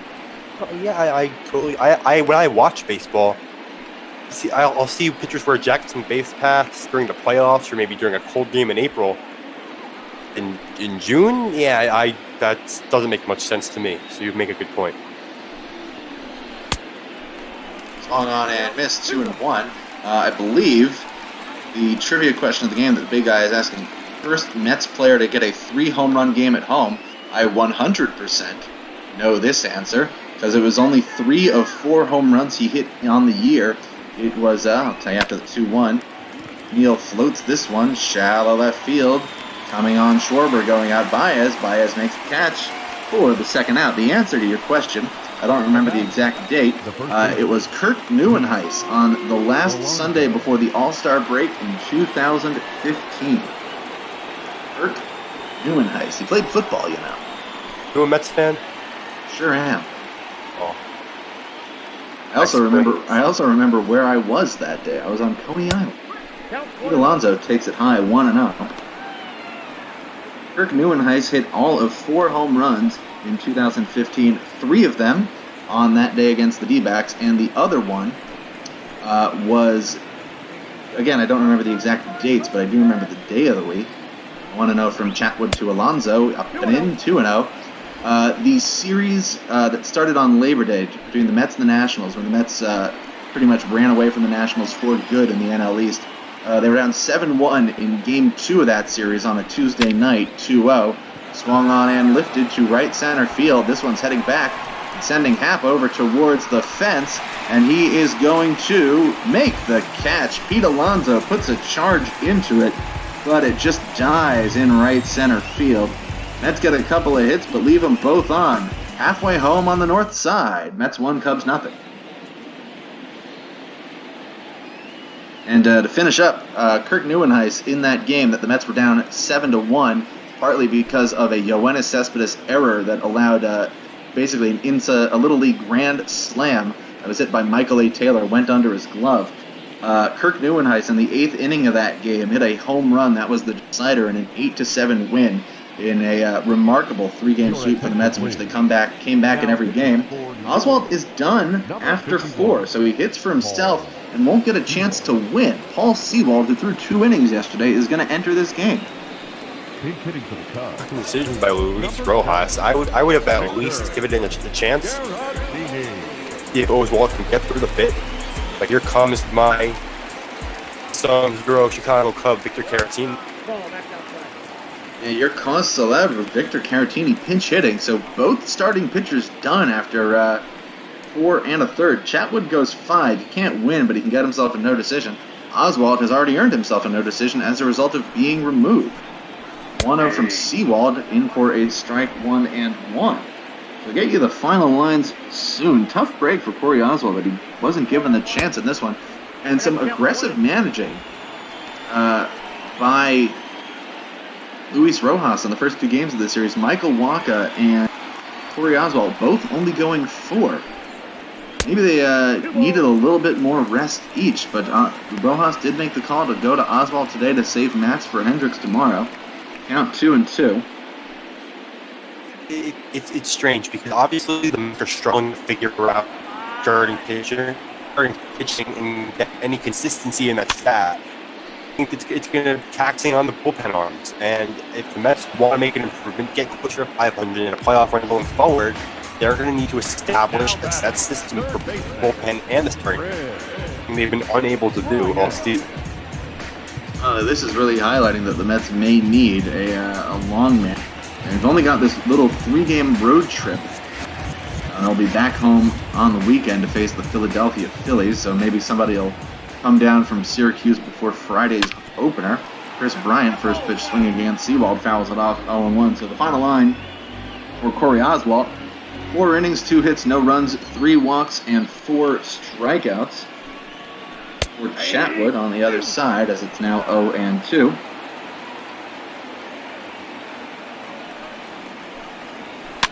The 2 pitch popped up right on the lip of the infield as Cano makes the catch. So Sewald working efficiently as 2 outs in 8 pitches.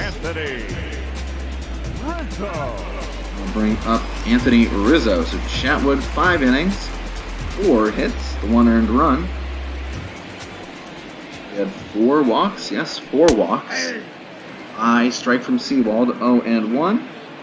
And a couple of strikeouts. So we're all to the bullpen here in the bottom of the 5th. Paul Sewald relieving Corey Oswald after 4 innings. Cubs will see their first reliever take the mound in the top of the 6th. Here's the 0-2 from Sewald to Rizzo. Ripped into right field for a base hit. Strong contact from Anthony Rizzo. No doubt about it. Was sitting right on that 0-2 fastball and caught a lot of it. Obviously, Rizzo hitter, not hitting as high up in terms of average as they'd like him to, but he still contributes very well, gets on base a lot. Third on the team in hits, as you see that graphic. Well behind Baez and Bryant, but he's still number 3. So his age gets up there, and he's more of a veteran on this team. Glad to see he's still contributing the way they'd like him to. Clark, the mascot with no pants, trying to fire up Cubs fans on top of the dugout as Javi Baez comes up. First pitch, strike 0-1. Really don't know why. They put a jersey on Clark, but no pants. Every mascot's different. Every mascot is different. I mean, to be fair, you look at Gritty, for example, another mascot, shirt, no pants, 0-1. Outside, 1-1. Gritty has that sort of chaotic energy about, I don't know what gender expression Gritty takes 1 and 2. Gritty has that chaotic energy that only a Gritty can possess. I say A lot more of that chaotic energy in NHL mascots in general. Definitely. Seawald ahead of Baez 1-2. Pitching today after he went 2 yesterday. The 1-2. Nope. Check swing, no swing. So the at-bat will continue. You see that fastball for Seawald already at 90. Doesn't have the speed on it today. 2-2. Lifted into relatively shallow center. Coming on, making the catch is Brandon Nimmo. And the Mets work around a 2-out single. No runs, no hits. 1 left on base. After 5, it is still Mets 1. Cubs nothing. You're watching Major League Baseball on Twitch.tv, and we are introduced to Alec Mills, making his 37th appearance out of the bullpen. We're in 2 so far in the year. That 2.72 ERA is in a pretty good spot. Obviously, he can get it lower, but I think the Cubs will definitely take it. His pitching has done a good job of shutting down this Cubs offense, but the Mets offense does need to have some insurance because it's very unlikely that the Cubs get shut out in a baseball game this season. There are still 4 innings to play. Nope. Ball 1. Alec Mills' first pitch of his outing is low to Fordo, 1-0. Fordo, a rounded out fielder's choice and a fly out in this one. Now 2-0. That's looking to hold off the Cubs in this one. Also looking for a little more offense. Curveball by Mills, fouled off to the left side by Conforto. Count now 2-1.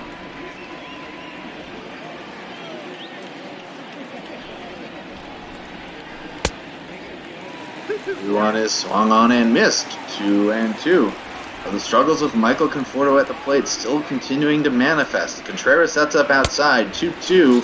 High. He missed his spot, but Mills gets the swinging strikeout anyway for the first out of the 6th.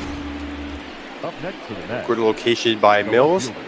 Conforto, one of the top home run threats for the Mets, and obviously I think he was looking to tack one on there. Great way by Mills to take advantage of that. Catch Conforto swinging. Big first out of the inning. Angry Chicken Buffet asks in the chat, does Shark Shavery do the stretch for every game? Not every, most.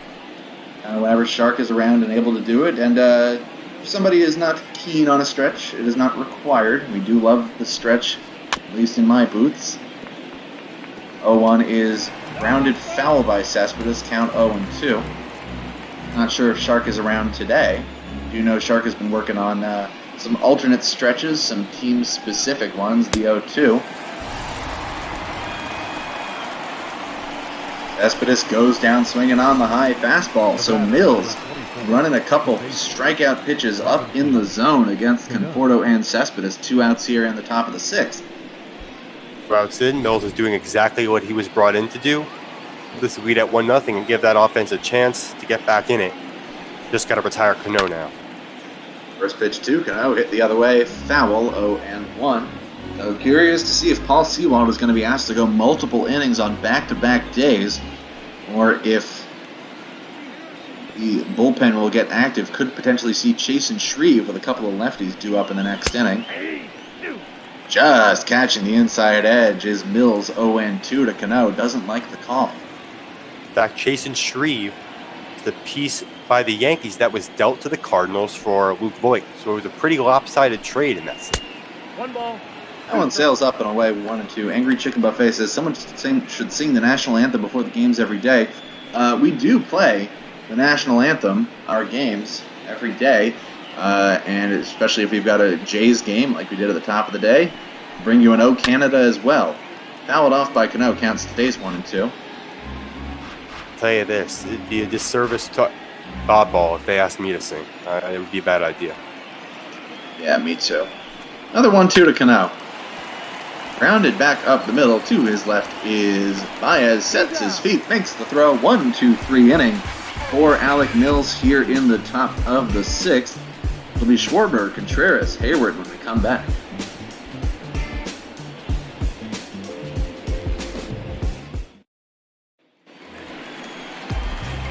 Paul Sewald is going to be asked to continue. Really thought, if you're trying to get multiple innings out of guys, especially with the pitcher spot due up for the Mets next inning, you could have gone to Chase and Shreve here with the 2 lefties and then maybe tried 2 innings of Seth Lugo, for example. That one misses 1-0. You surprised Seawald's going an inning for the second straight night? I am surprised. These designated long men here in the world of Major League Baseball do get some extra use compared to how they would, and it is a slight side effect, as that one's up and in 2-1, of just the way that ball bullpens are, or really have to be constructed, where we only are able to operate in the parameters we're given. So Paul Sewald getting some extra work on back-to-back days. 2-1-2 Schwarber is hit deep to right center field, and that one is going to go. Paul Sewald starting his second inning of work. The tiredness shows as Schwarber just parks that one into the bleachers at Wrigley. This game is tied at 1. I was going to say before Schwarber got a moonshot, it's just the Mets are displaying a lack of confidence of the pitching they got in that farm system. Like you mentioned, they got guys like Walker Lockett down there who could go within the inning.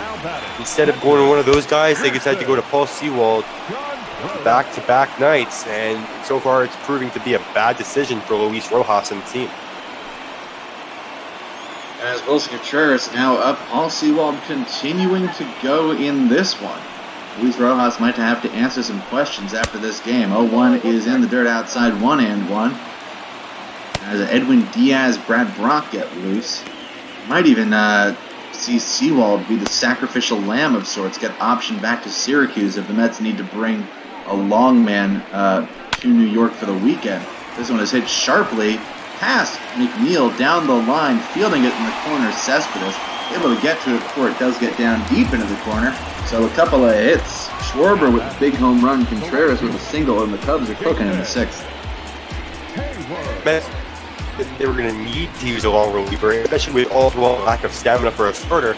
They should have made him that sacrificial lamb this game, but instead they're going to you have to be more visual of their 2020 hindsight. This comes off and continues to do off Sewald. Yeah, might even see it's making that call to Syracuse tonight. Try to get somebody to Chicago before the 2:20 first pitch tomorrow. I say 2:20, and that's the time it would have been, 2:20 Eastern. In reality, we're going to be bringing you the Mets and Cubs here on Major League Baseball at 2 p.m. Eastern. It'll be our first game of the day. No 12:15 game tomorrow. This one is hit weakly by Hayward. It's going to advance the runner. Contreras moves to second. Going 5-3 on the fielder's choice is Jeff McNeil. Bring up Ian Happ with a man on second and 1 out. Broken bat there. Shattered. And that usually is stretched on a ground ball. Yeah, I think the Cubs will take that because they got a runner in scoring position now. Plays out of the question. And like I said earlier, Cubs have a very competent, able bottom of the lineup, highlighted by Ian Happ in his 270 average, his 480 slugging as well. I think the Cubs have a prime opportunity here to take the lead here at the bottom of the 6th. First pitch to Happ. And therefore a strike, 0-1. Happ in this game. 1-for-2 with a single in the 4th inning. The 0-1. This one is ripped towards right field. It is sending Conforto back, and he is going to watch bounce off the ivy. Oh, it was a home run. A home run. Looked like that was underneath the basket, but Happ lined that one out of here in a flash. A lightning bolt of a home run from Ian Happ. Take a look at the path on that one. You can understand how it looked like it might have been underneath the basket, and that is going to be it for Paul Sewald. 3 runs in for the Cubs off of Sewald here.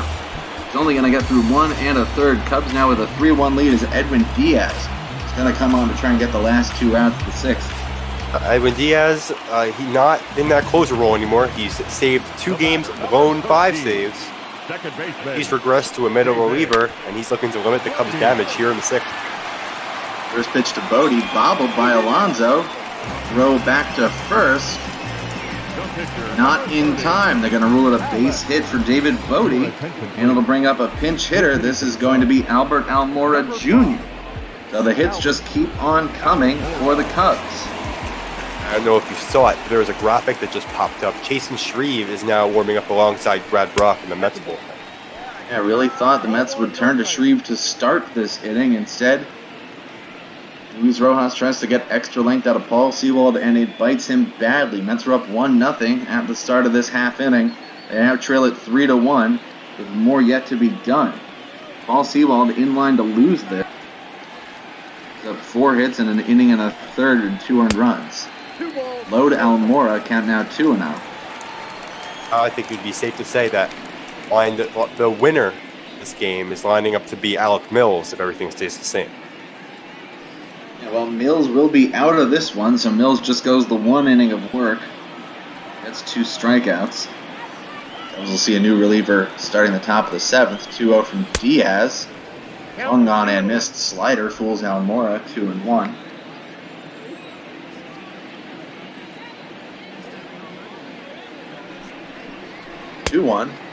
Upstairs, 3-1. And this was a problem for Diaz last year. Just overthrowing a little bit, struggling with control. And I don't, obviously, the result hasn't occurred yet, but if Bryant's up with runners in scoring position, this game could get away from the Mets. Chris Bryant will be up with a runner in scoring position. Almora walks, pinch hitting. They'll bring up Bryant with first and second, 1 out. Chris Bryant has a walk of his own. Back in the 3rd inning, looking to get his first hit. Might blow the game open here. 7th batter of the inning for the Cubs. First pitch. Slider outside, 1-0. You see that graphic, an impressive 333 with runners in scoring position on the season. The reason why he's been so productive for Chicago all year. 1-0 pitch swung on and missed. A high and tight fastball. Gets Bryant to take a hack. Count now 1-1.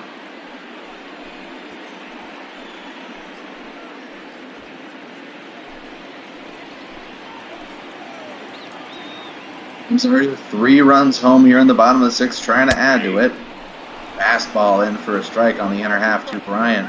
Looked like he wanted that slider away. It got greeted by the inside fastball. Counts 1-2. After being cautious with Almora, I didn't expect him to attack Bryant like that, but now he's ahead 1-2. 1-2. There's that slider. Swung on and missed. Throw back to second. Looked like Ramos thought that Bodie might have been off the bag. No chance. Not even making a move on it was Cano, but it is a strikeout and a big one. Gets it to 2 outs in the bottom of the 6th with Anthony Rizzo coming to the plate. Impressive redemption at bat for Edwin Diaz. Now if he can Rizzo out here, or at least just prevent any more damage this inning, he can provide a small momentum shift for that Mets offense that truly needs to get going now after they've surrendered the 1-0 lead. Bodie on second, Almora on first. Rizzo, first pitch to him. There's a strike, 0-1. 0-1 now. Up and away, 1-1. Diaz looking to just get Anthony Rizzo taken care of here. The 1-1. When it's hit the other way, foul. Just past the Cubs dugout on the 3rd base side, puts Diaz ahead, 1-2.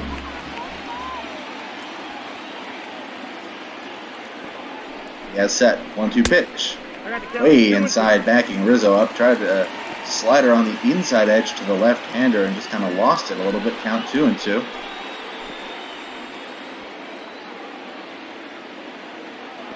Diaz brings it home. No swing inside, 3-2. Bodie will run from second. Almora will run from first. Almora's got solid speed. Anything in the gap is easily scoring 2 runs. There go the runners, 3-2. Pop foul. I'll have to do it again. Fight here by Anthony Rizzo. They took the lead doesn't mean he wants to surrender the inning quite yet. Important that more runs are tallied on. Another 3-2. This one is hit down the left field side. Foul. And we will get another 3-2. That's been the story for both sides. A lot of fouling off 2-strike pitches, a lot of full counts, a lot of long at-bats. Another 3-2 from Diaz. The foul balls. That is 8 pitches already in this at-bat. Correct me if I'm wrong, but I feel like Edwin Diaz has not come out on top of many pitch at-bats of his Mets career. 3-2. This one is grounded weakly up the right side, foul. So we're going to get another one. And yeah, Jeremy, this bats, it really drains Edwin Diaz down. He's got a big one here against Rizzo with the Mets down by 2. Another 3-2. In there, strike 3 called. Edwin Diaz drops the slider at the knees of Anthony Rizzo. He doesn't, but he has to take it. But the Cubs score 3 runs on 4 hits. They do leave 2 on base, though, as we head to the 7th. It's Cubs 3, Mets 1. Ladies and gentlemen, your attention please. Ryan Tepera will be the new face on the mound for the Cubs. 6 ERA for him. Very good batting averages against, both in the 100s. It's to limit this Mets offense here in the 7th. That'll put more pressure on them, deuce in the latter innings. He set it up for Dan Winkler, who got the save in the last contest for the Cubs. First batter of the inning will be Wilson Ramos, 0-for-2, grounded into a couple of double plays in this one. Strike from Tepera there. So it'll be Ramos, Nimmo, and then a pinch hitter. Can't imagine Edwin Diaz would be hitting for himself. 0-1-2 Ramos. Swung on, grounded, foul, count 0-2. As we welcome Shark Shavery to the booth. Shark will take me out to the ball game action in 3 outs time, however long it takes to record those 3 outs. Have a lengthy bottom of the 6th inning. We sure did. Now another 0-2 to Ramos. Swung on and missed, fooled badly by the sinker in by the knees. First out of the top of the 7th. Shark, how are you? Oh, not doing too bad. Working on some special 7th inning music for other teams right now. So people have that to look forward to coming up. Very excited for that. I know you and I were talking a little bit about that last night. First pitch to Brandon Nimmo, check swing. Catches the bat on the check swing, foul, 0-1. He provided a very nice 7th inning stretch, take me out to the ball game rendition for my Rangers Astros call. And which version was that? It was on his organ. Yeah, probably a normal one. I wouldn't call the other stretches nice. The other songs are nice. There you go. 0-2 to Nimmo, way inside, backs him off the plate, 1-2.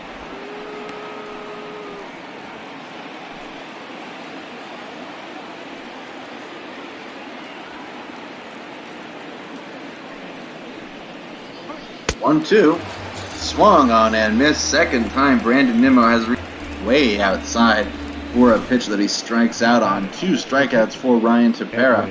He'll bring up a pitch hitter. Probably going to be Eduardo Nunez or J.D. Davis. That's just where your attention, please. Luis Rojas likes to go with the bench, and it is indeed Eduardo Nunez. Pinch hit here with 2 outs in the top of the 7th. So Edwin Diaz's day is done. Walk, a hit, and a couple of strikeouts in 2/3 of an inning. Nunez takes the ball 1-0. I just observed all inning. Pera did record 2 strikeouts, and he was very ecstatic, jumping off the mound. A lot of excitement after getting those first 2 outs. Maybe we'll see an even bigger reaction if he gets a 3rd. This one is hit the other way, but it is right into the glove of David Bodie on the ground. 1, 2, and 3 inning for Ryan Tepera. Stretch time on the north side.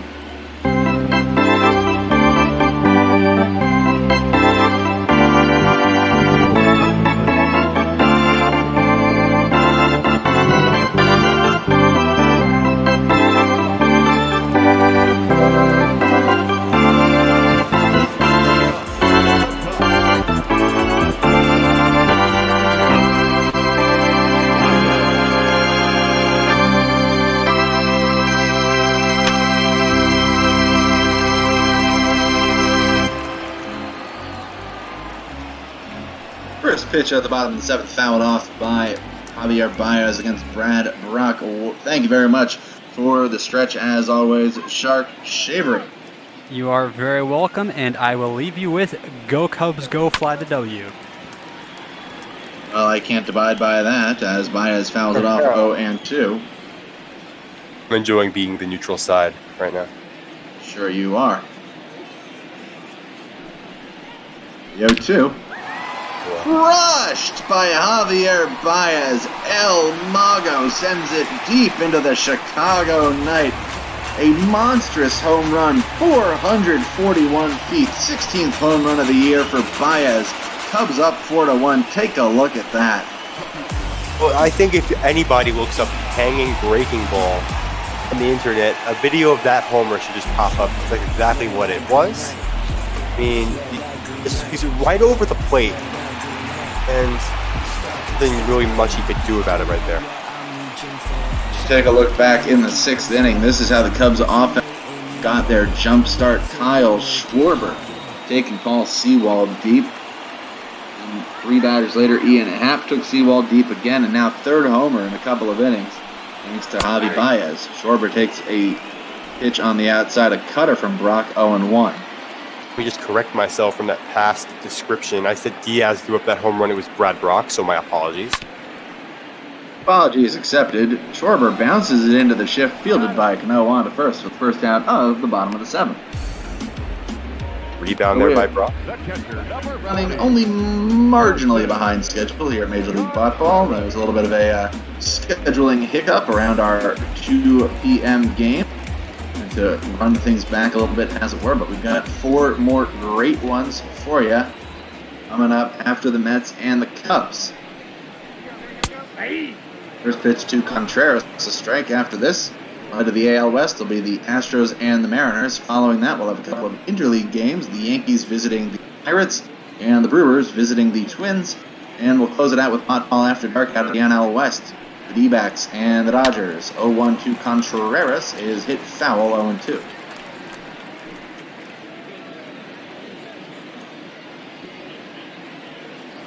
It's down 4-1 now. Bottom of the 7th. They're only going to have 6 outs to make it back. 0-2 from Brock. Hit to left center. Nimmo moves over. Makes the catch for the 2nd out of the inning.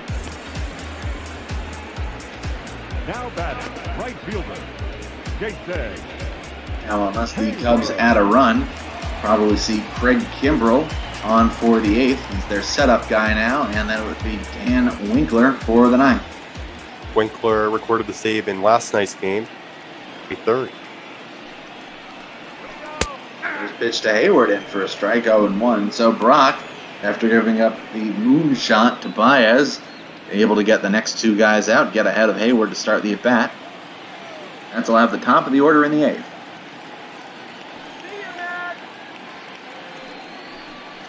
The 0-1 from Brock is there for a strike, 0-2.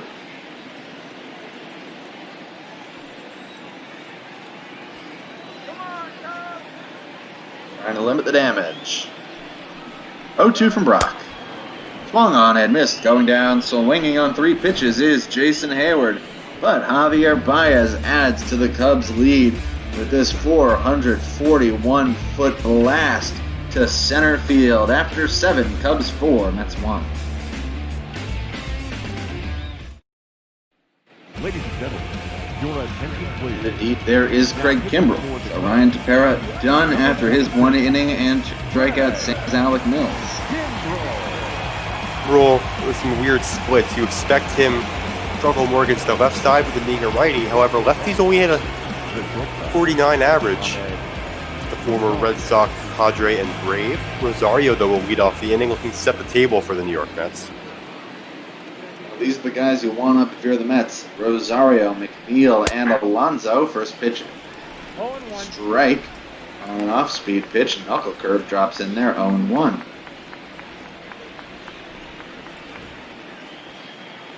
Kimbrell with his unique setup on the mound. Brings it home, in for a strike with a high fastball. 0-2. My favorite things to see when Kimbrell pitches in an opposing team stadium or ballpark are the fans who are right behind home plate imitating his motion as he winds up. Yeah, you think of the Little League Classic last year, you had an entire Little League team doing it. 0-2. Oh, and inside 1-2. Hearty crowd here at Wrigley Field tonight trying to cheer these Cubbies onto a series win. 1-2. To the right side. Foul. That will stay 1-2. It's like Rosario had the right timing there, just hit a weird part of the ball. I think he was expecting breaking ball. Kimbrel ready. Another 1-2. 2 balls, 2 strikes. That one is high with a fastball. It's 2-2.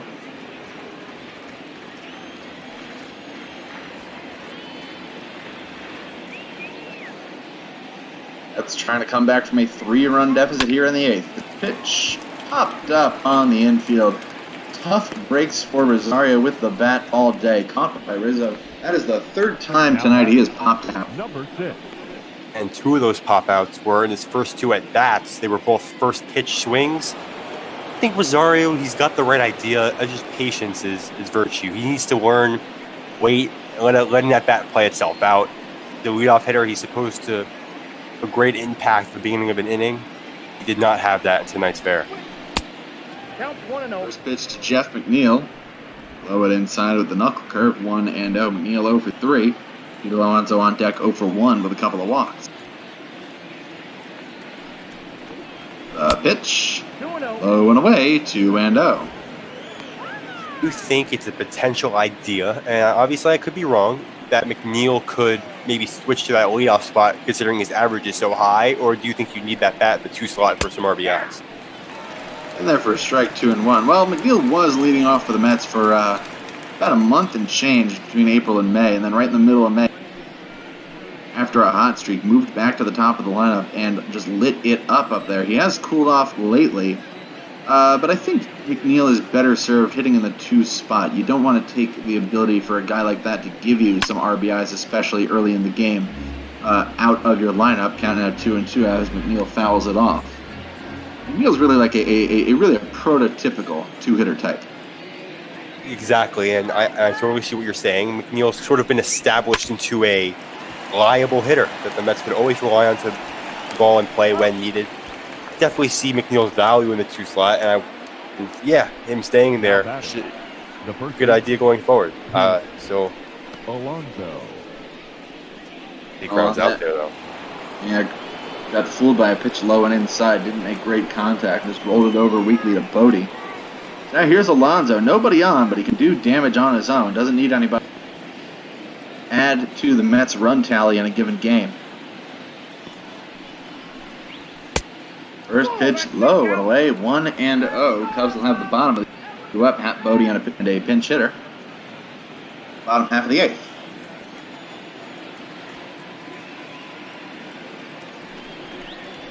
Ball 2.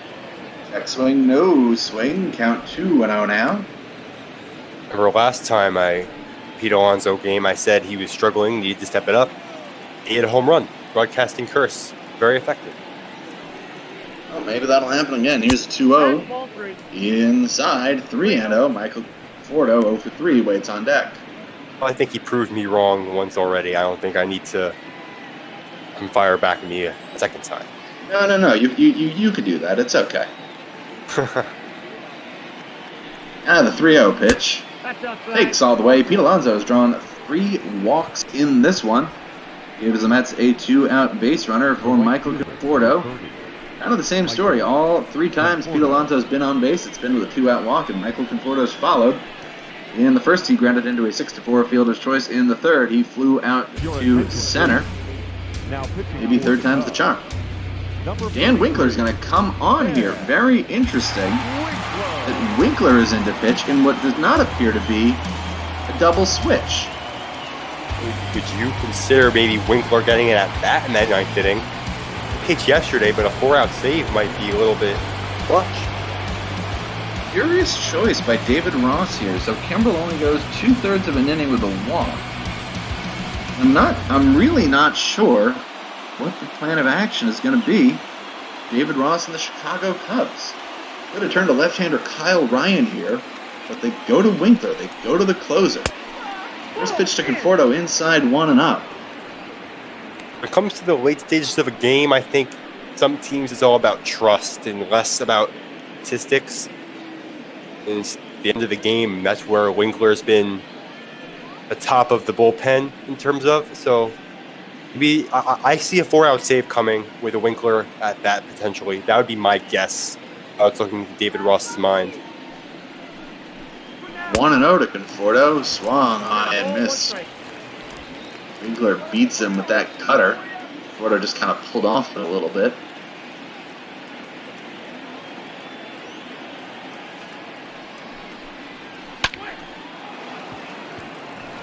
One is hit into center field. This is going to be a base hit. So Michael Conforto greets Dan Winkler with his first hit of the game. Moves Pete Alonso to second and brings up Yoenis for this as the potential tying run.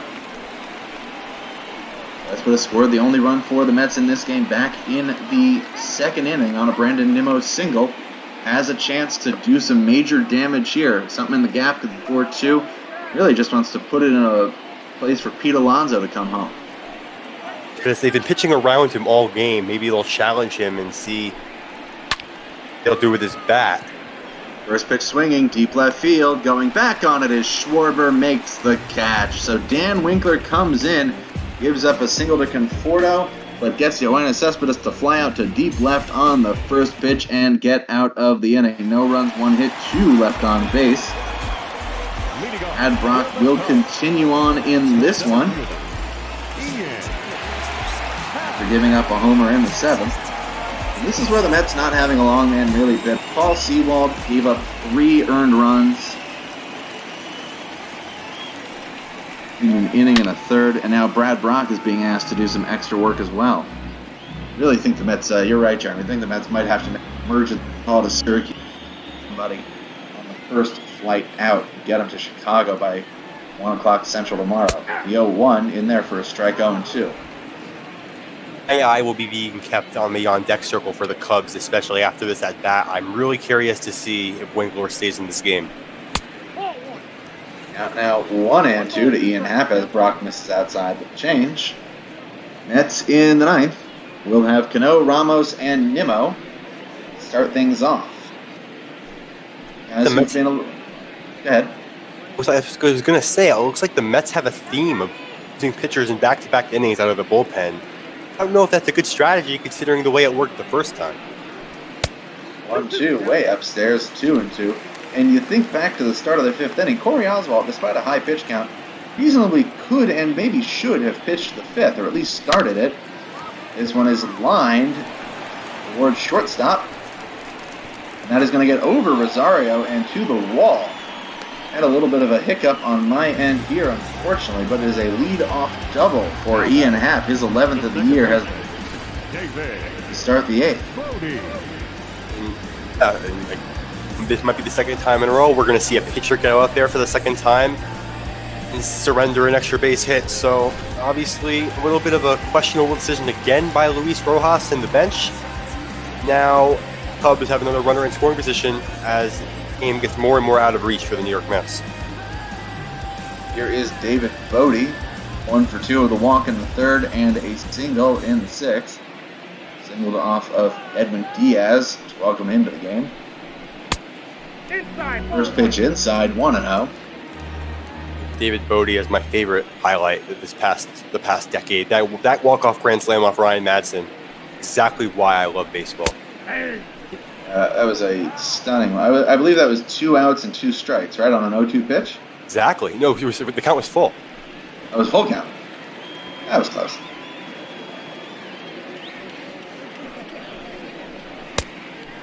Rock ready. 1-1 is a strike, 1-2. You're talking about great highlights. I actually just went and searched this one out and watched it just because I thought about it last night. 1-2 from Brock to Bodie. That's a strikeout. Couldn't tell if that was swinging or looking. Jeremy, did you catch that? Got him looking on the upper right half of the zone. All right, so Bodie goes down looking, and it is a hitter. So Winkler's not going to get a chance at the save in this one as Jason Kipnis comes up here in the bottom of the 8th. My guess would be... My guess would be Jeremy Jeffress. Probably. Jeffress was a high leverage guy in Milwaukee for a couple of years. Fallen off. since then. But Cubs going to end up using at a minimum pitchers, count now 1-1. To finish what I was saying, the Jose Bautista homer in the 2015 playoffs. Sorry, the 2016 playoffs, right, against Texas? Yeah. 2015 playoffs, the Jays played the...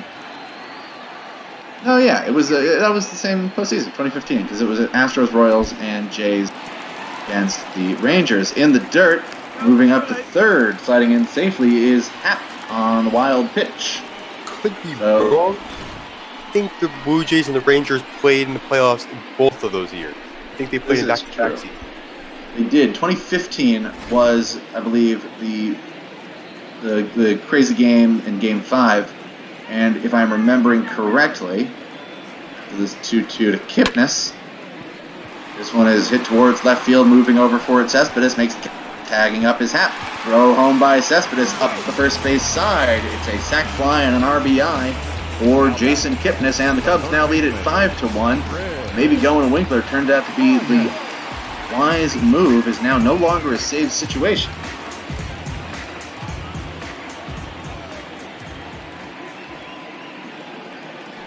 Here's Chris Bryant facing Brock now. Brock has allowed a couple of runs in 1 2/3. So I believe 2015 was the 5-game series, and I believe 2016, after the Jays walked off the Orioles in the wild card game, as this one is hit down the right field line. Fair going into the corner. It's going to be extra bases for Bryant. Fished out by Conforto. Bryant stops at second with a 2-out double. Second double of the inning off Brad Brock. I said Brock is still in this contest. I mean, again, a reliever in the second half of their appearance, in the second inning of their appearance, giving up major damage. That's why the Mets are out of this game. If you take away Seawald's second inning of work, away Brock's second inning of work, the Mets are out of doubt in reach of this one. I think it just comes down to the poor managing by Luis Rojas and the squad here. Yeah, don't disagree with you there, Jeremy. I think 2016 was the game. Was the series that the Jays swept from the Rangers and won the series in walk-off fashion. There was a ground ball. I think it was Josh Donaldson on second base. First pitch to Anthony Rizzo. Crushed to right field. Is it going to stay fair? Yes, it will. And he started trotting down the first base line like it was gone. He had to walk it back, pick up the bat again. 0-1. Outside 1-1. I think there was a grounder that was thrown to first. It was kind of dropped at first, and Donaldson just did not stop. Ended up scoring on an error and walked off the series, sliding into home. Kind of manic stuff. 1-1 to Rizzo. This one is ripped on the ground to Alonso. Flips to Brockman. Catch, makes the tag, and that'll do it. But the Cubs add to their lead thanks to an E&a-half double. Wild pitch and a sacrifice fly from the pitch-hitting Jason Kipnis. 5-1 Cubs after 8 innings. Head to the 9th at Wrigley. Ladies and gentlemen, your attention please. Now, Hander Kyle Ryan will be called upon to try and get these last 3. I mean, he was a pitcher you said they should have gone to, and they were. I forgot the hitter. When Conforto was batting in the 8th inning. Now they're looking to turn to him to finish this one off. Ryan will get to face a couple of left-handed batters at a minimum. Cano, Ramos, Nimmo go up for the Mets here.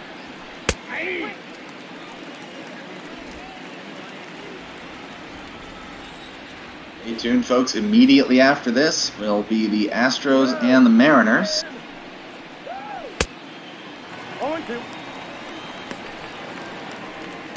Now 0-2 to Cano.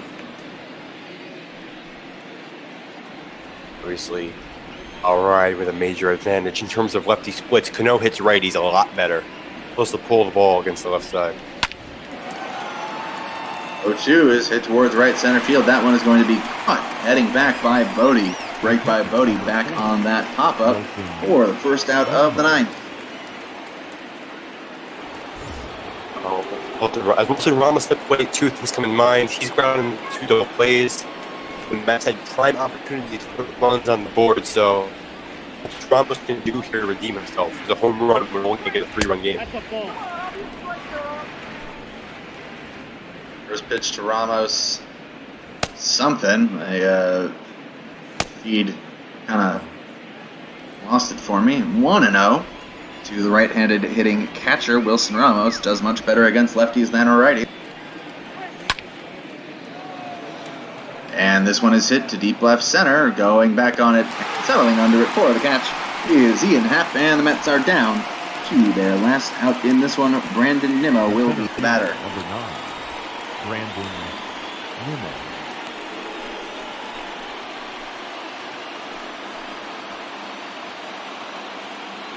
Brandon Nimmo, the source of the Mets' lone run in this one. An RB chopped through the right side in the second inning.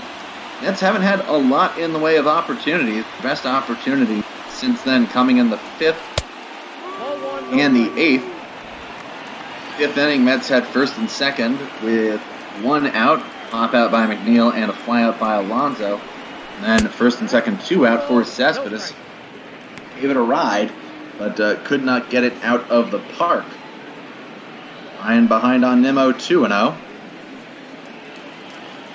Ryan attacked Nimmo here. It confused me that he's straying away from the strike to start this one, unless it's just mislocated. 2-0 is inside, 3-0. Would be a spread of light for Nimmo right now. Then base run.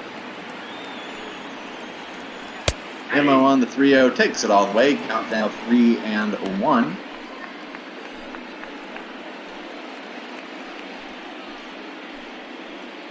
So to have a pinch hitter up next, almost certainly J.D. Davis. Best bat on their bench against lefties. Best power bat left on their bench. Probably just the best bat on their bench right now, period. 3-1. So. Long on, fouled off. Mets down to their final out and final strike. Nimmo's already struck out twice in this one on pitches way outside. We'll see what Ryan brings to him here on the 3-2. Check swing in there. Strike 3 called. The Cubs take this one 5-1. They bounce back in a big way. 3 home runs in the 6th and 7th innings, giving the Cubs a big boost of offense on their way to a 5-1 win. And a serious win. They're going to look for the sweep tomorrow against the Mets with Kyle Hendricks on the mound against Steven Matz. Great win for the Cubs here. They obviously went down 1-0. We're down 1-0 for quite a while. It was the power bats of Kyle Schwarber and Javi Baez that propelled their run total. Got it to 5 to 10 hits on the night. Great performance of the pitching overall on Chicago's side. Obviously, rough start for Tyler Chatwood with that 1 run. Bullpen along with Alec Mills, who got the win. Craig Kimbrell, the Winkler. It's Ryan. They were able to put together a nice victory and prove their record even higher. And here was how the Mets scored their lone run of the game after a Wilson Ramos double play ball put Yoenis Cespedes on third. Brandon Nimmo with the infield single knocked down by David Bodie gave the Mets their first and only run, and they did not get too dangerous the rest of the way. I mean, after this Nimmo single, I thought they'd maybe be able to rally some sort of good run total for the rest of the game, but the offense went dead. This was almost the silencer for the entire Mets team as Schwarber dead center off Seawald. It's a tie game. Yeah, Seawald hung that one to Schwarber, and Kyle Schwarber did not miss. Then in the 6th, later in the inning, Ian Happ with this laser to right field, 380 feet, just kind of slamming off of the bleachers there for a 2-run shot. Then in the 7th, off of Brad Brock, Javi Baez with this titanic shot off the batter's eye in center field, 441 feet. That put the Cubs up 4-1 there. Then here was the last big chance for the Mets. 2-on, 2-out. Yoenis Cespedes against the Cubs closer in the 8th. Dan Winkler lines out to deep left, caught by Schwarber going back. Cubs added an extra run in the bottom of the 8th with this sac fly from Jason Kipnis. Cespedes tried his best to get it home, but the throw was up the line a little bit and sliding home easily. Now that was all the offense there would be in this one, as Kyle Ryan came on to get the final 3 outs, finishing the game off with this strikeout looking of Brandon Nimmo. So the Cubs take it 5-1. 5 runs on 10 hits for the Cubbies, 1 run on 5 hits for the Mets. Winning pitcher Alec Mills in relief. Paul Sewald takes the loss. Tomorrow at 2 p.m. Eastern will be Game 3 of this 3-game series. Got some exciting stuff lined up for you for that. Be sure to tune in for 2 o'clock or even a little bit before, because we'll not be having a 12:15 game tomorrow. 5-2. Any last thoughts, Jeremy? Because we're going to turn this over pretty quick, running about 10 minutes behind. All I gotta say is good win by the Cubs. Mets haven't changed anything from the last time I saw one of their games. They still struggle with the pitching a lot, and the hitting doesn't come up in clutch situations. If the Mets are going to do anything the rest of the season, they gotta be more consistent and figure their staff out. All right, thank you, Jeremy. So, once again, final score from Wrigley Field. The Cubs 5, the Mets 1. The winning pitcher, Alec Mills. The loss goes to Paul Sewald. Now we turn it over to Brother Beard and Jeremy Goldstein. It's the Astros, it's the Mariners, it's Major League Ball on Twitch.tv. Well, thank you for that big fund. It's always good to hear your games. Jeremy, thank you for sticking around for this one. I'm joined now by my broadcast partner today for this edition of Mariners Baseball, Jordan Smith. How you doing, my friend? I'm doing pretty good. How about you? Fantastic. It should be a wonderful ball game here in the beautiful Pacific Northwest. Sunny skies, warm day, sitting right at about 65 here in Seattle. As we take a look at T-Mobile Park, the roof is open as we get set for this division matchup. It's going to be Jose Urquidy on the mound for the Astros, taking on the young guy Nick Margevicius for the Mariners. We're going to see Nick start the game off as he's the home pitcher. His 7th start of the season, 2-1 record with a 3.24 ERA across 33 1/3 innings of work, giving up 32 hits. And, well, he's been a solid pitcher here as a young guy in this Mariners rotation. Of course, getting the call up after Johan Ramirez struggled in the rotation to start. We'll see how he does here today. We're going to get right into the ball game as first pitch is going to be over for ball 1. 2:42 here in Seattle for the recorded first pitch from Nick Margevicius.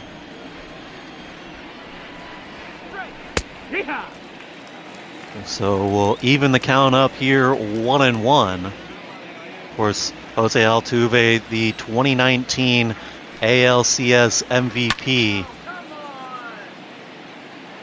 He's going to take a cut at this one, and that's going to go foul into the stands on the first base side.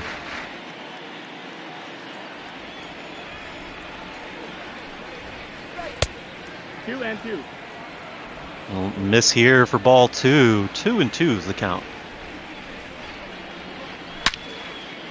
Altuve is going to pop this one up. It's taken for a ride deep into center field. That'll hit off the wall.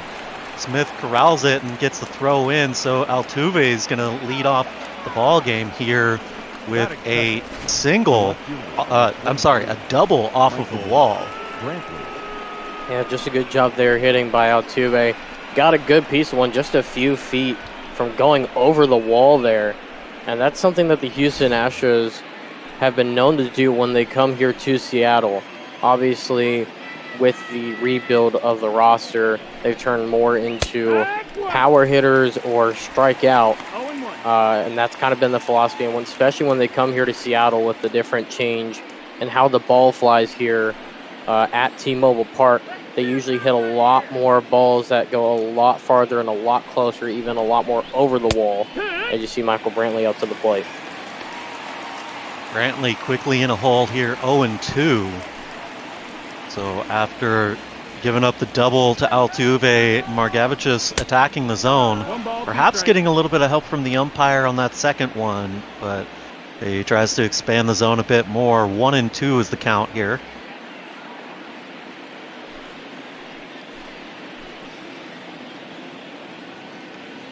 The 1-2 pitch. Inside ball 2. 2-2 is the count here to Michael Brantley.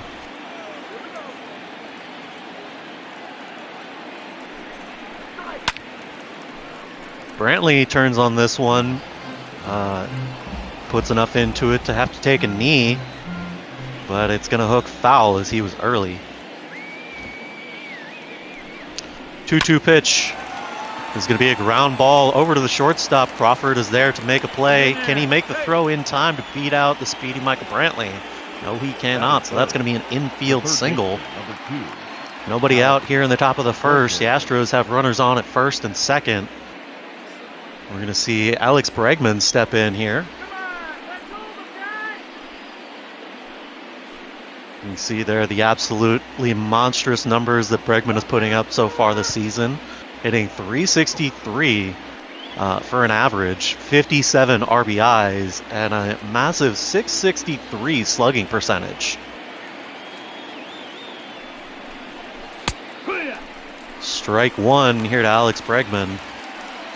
Obviously, Bregman, one of the top hitters on this team. In fact, probably the top hitter and one of the best in the American League to get on base, get runners in, and be able to get some offense going for the cleanup hitter who's right behind him in Yordan Alvarez. It's a dangerous 1-2 punch in this Astros lineup. This entire Astros lineup is a dangerous at-bat, as their stats have shown. Alex Bregman swinging at a ball way inside. And it'll just pop up off of what looked like his knuckles. So one away here from the ever-dangerous Alex Bregman. Not so much luck here in this AB. We'll see Yordan Alvarez stepping in here.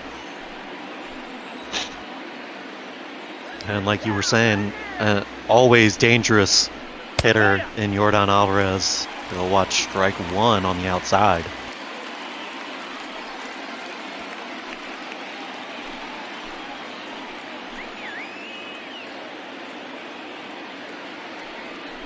Margevicius kicks and delivers. Outside ball one. Counts even at one here.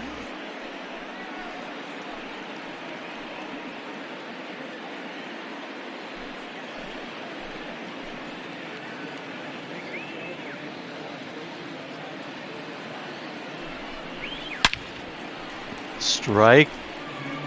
Well, a strike recorded, but that's going to be a foul ball off of Yordan Alvarez.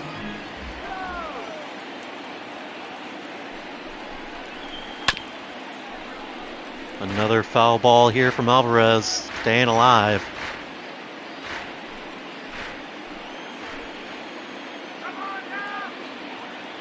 Margevicius comes set, the 1-2 now.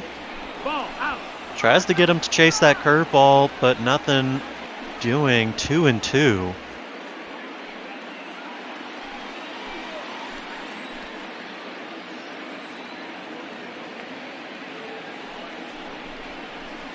Two-two pitch, swing and a miss by Yordan Alvarez, and a big strikeout here from Margevicius. That's his first of the ball game, and a big second out here in the first inning. Just a good location there. By the pitcher, just buckling him down on the inside corner.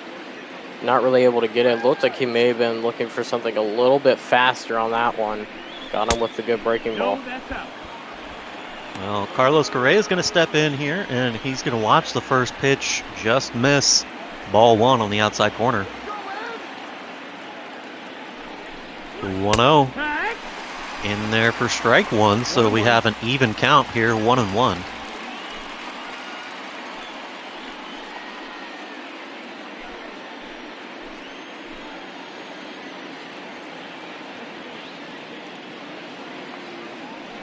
Margevicius kicks and delivers the 1-1 pitch. They'll say strike two.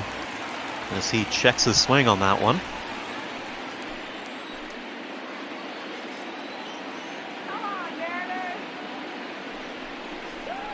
1-2. Try to get him to chase one inside. A big sweeping curveball in there at 71 miles an hour. Got to be careful about where you leave that. 2-2. He runs this in there, and Beans Correa on his shoulder. We'll take another look here. That sweeping curveball just runs in too much, and Carlos Correa is going to take his base. That will load the bases here for the Astros, and one Yuli Gurriel stepping into the box.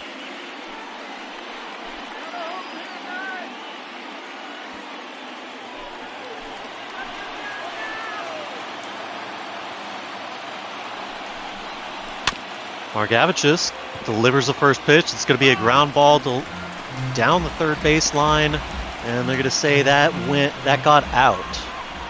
Strike one, and then they'll come back and do it again. Strike two as he watches a fastball right down the heart of the plate.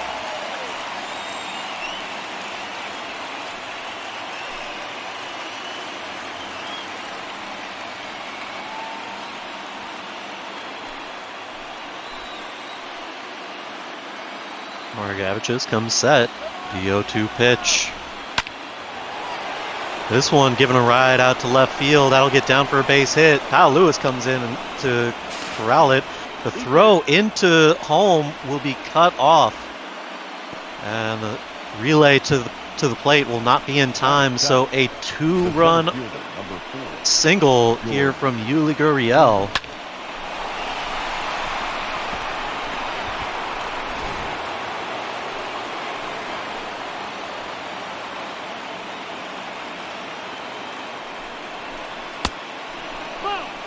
Well, first pitch here to George Springer is going to miss low, ball one. So Houston quickly on top, 2-0 here to start the first inning with 2 outs.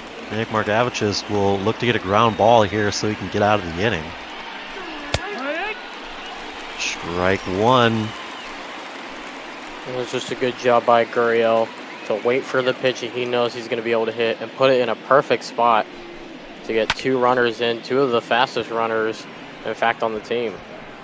Well, Springer's going to fly out to yesterday's most popular defender, Malik Smith. Will be the 3rd out, but not before Houston is able to put up 2 runs on 3 hits. They leave a couple men on, but we'll go to the bottom of the 1st and give these Mariners a chance to do something. We'll take a look. Jose Urquidy going to get the start here for these Astros. His 15th start of the season, a 5-3 record with 3.21 ERA across 75 2/3 innings of work.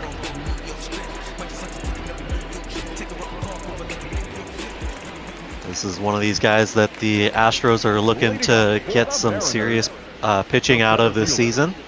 It should look to be a fixture in this rotation.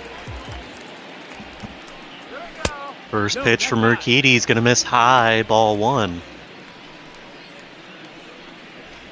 Of course, you take a look there at the Astros record, 34-38. They're sitting in 4th place in the American League West. About 3 games ahead of the Seattle Mariners, sitting at 32-42. Malik Smith is going to hit a fly ball out to center field. Springer's not able to come down with it, so that's going to be ruled a double, as Springer with the big layout trying to come down with that one. He's not able to, and Malik Smith with a leadoff double for the Mariners.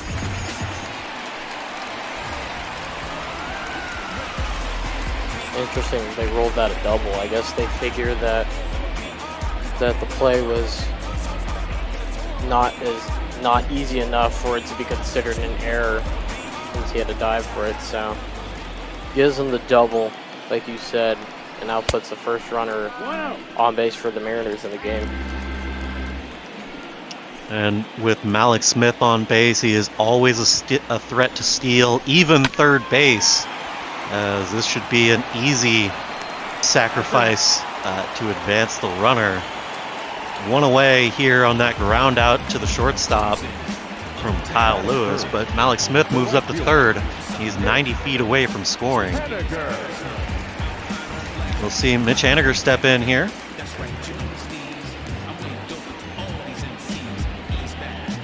The right fielder has hit infinitely better against lefties than righties, but still able to put up those to drive in the runs and hit home runs even while hitting less well than he would against left-handed batters.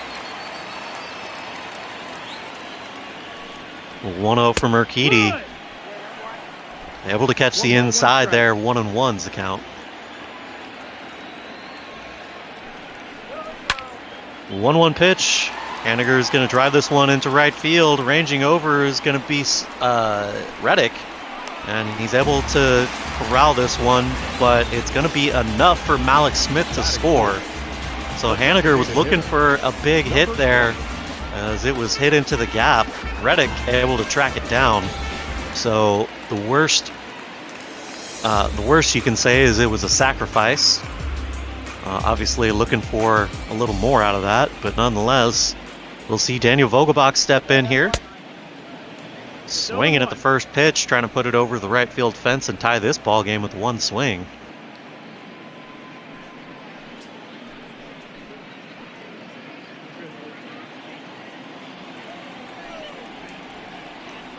The 0-1. Swing and a miss. Vogelbach really swinging out there. Urquidy kicks and delivers the 0-2.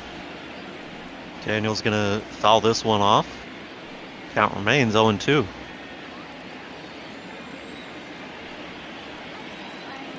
We'll see another 0-2 pitch here. This one's going to go outside. Ball 1. That's a good waste pitch there from Urquidy.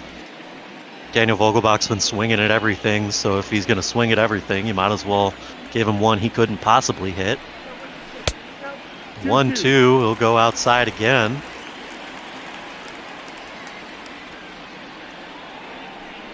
The 2-2 now. In the dirt, or just about 3-2. So from 0-2 to 3-2, Daniel Vogelbach now has a full count.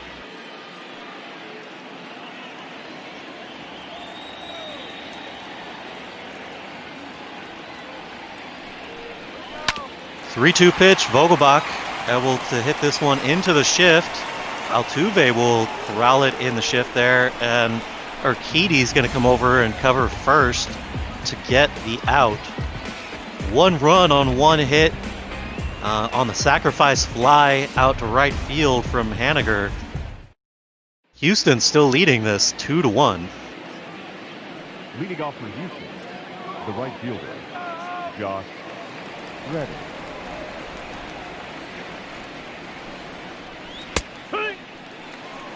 First pitch here from Nick Margevicius is going to catch the outside corner, 0-1.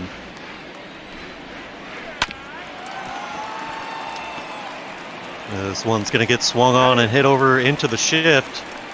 It's like Shiner was there to make the play, and a good off-balance throw to get the out to lead off the inning.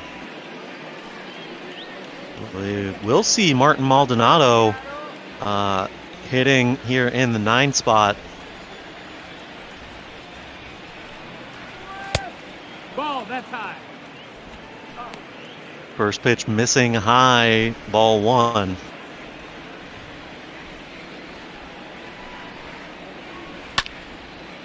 A 1-0 pitch. This one's fouled off. Counts even at 1 now.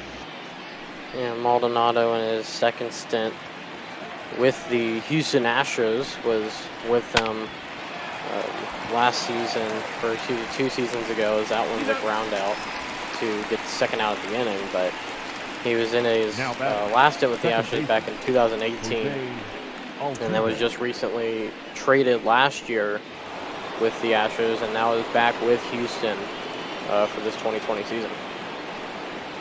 So we'll go back to the top of the order now. Jose Altuve stepping in. We'll see a ball in the dirt. Jose Altuve continuing to remind us of all of his accolades.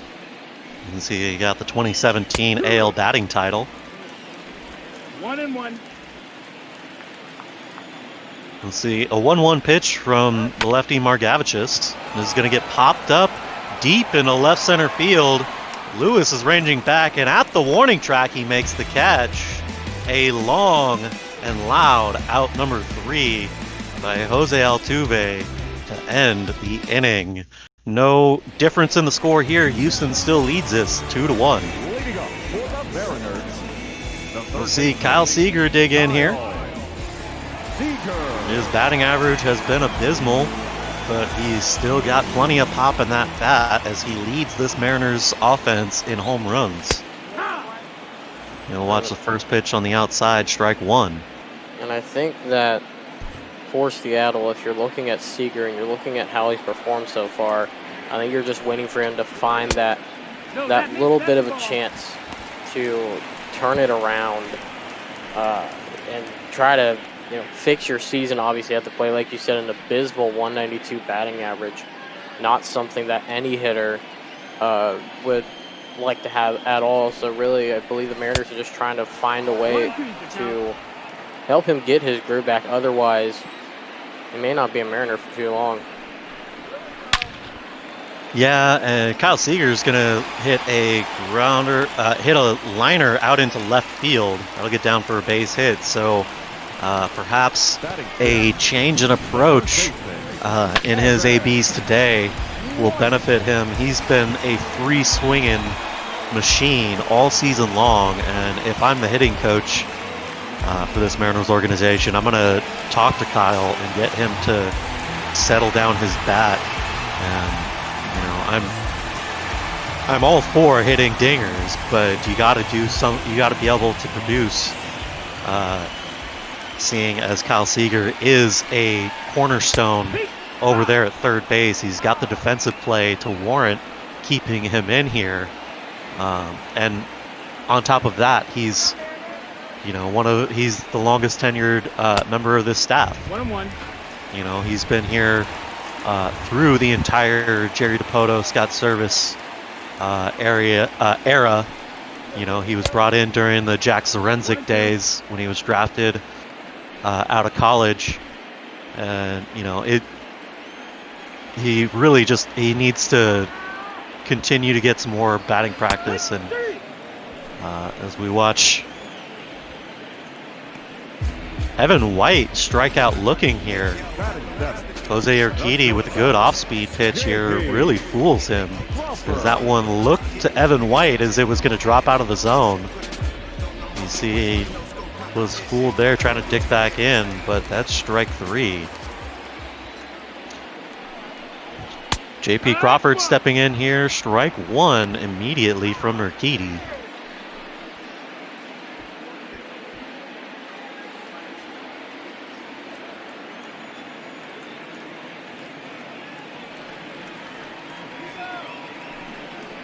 The 0-1 pitch. Crawford puts a drive into this one. Ranging back is going to be Josh Reddick. He's at the warning track and makes the catch, so 2 away. As the runner is going to retreat back to first base, and with 2 away, we'll see Austin Nola, the catcher, step in now.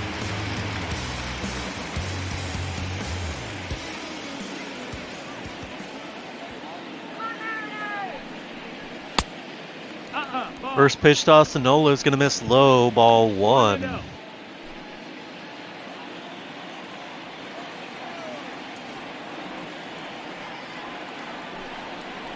1-0 pitch, missing outside, 2-0 here to the catcher.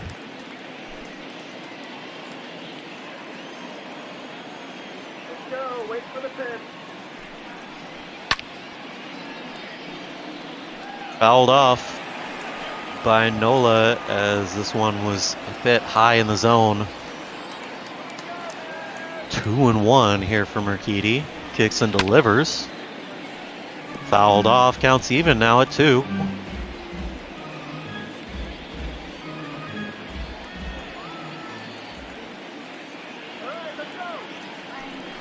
2-2 pitch. Missing high and inside. Full count here to the catcher, Osinola. Ball 4, take your base. Ball 4, says the home plate umpire. So Osinola draws a walk here with 2 away. Batting 9. The second baseman. Yeah, for Urquidy, that's not the way you want to have the second inning go, with a runner on first and walking another, to now put a runner into scoring position, the tying run into scoring position, and the go-ahead run on first base. Not something you want to do, especially early on in the ballgame. Well, with 2 away, we'll see Jake Shiner step in here. He's going to swing at the first pitch and foul it off. He's put a couple of rides into some good hits out into left. One already in the game yesterday. Another in his first game a couple of days ago.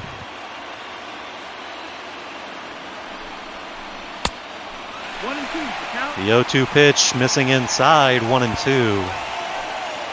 Of course, in our Twitch chat, we've got our resident trivia master, the big guy, with a trivia question of the day. Who has the most career hits as a rookie? Jake Shiner is going to strike out here to end the inning, leaving a couple of runners on 1 hit here in the bottom of the second. Houston still leads us 2-1. And being as this is the Mariners broadcast, big guy, I'm going to have to say Ichiro, because Ichiro.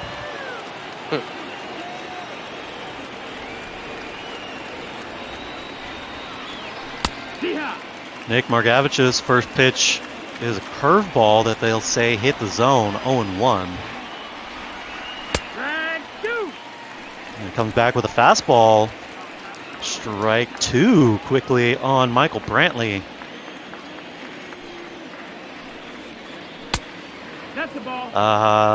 Let's see. How many hits did he have in his first season? I want to say it was something like 230, because it wasn't until much later he hit 262. The third baseman, number 2, Alex. So Brantley's going to pop up here for the first out. Yeah, I'm not 100% sure on that one. You would know better than me. Higher than 230s. I mean, 262 is the record that he broke, and that was not his 2001 season. In that 2001 season, I'm going to have to say he hit 250 or something along those lines. We'll see ball 2 here to Alex Bregman. Nick Margevicius has been working around the outside of the zone. Sounder fan with the correct guess, 242 hits. This is going to be a line drive ground ball over to J.P. Crawford in the shift there. Quick throw over to first, gets the second out. Here in the top of the third, we'll see Yordan Alvarez step in for the second AB of the ballgame.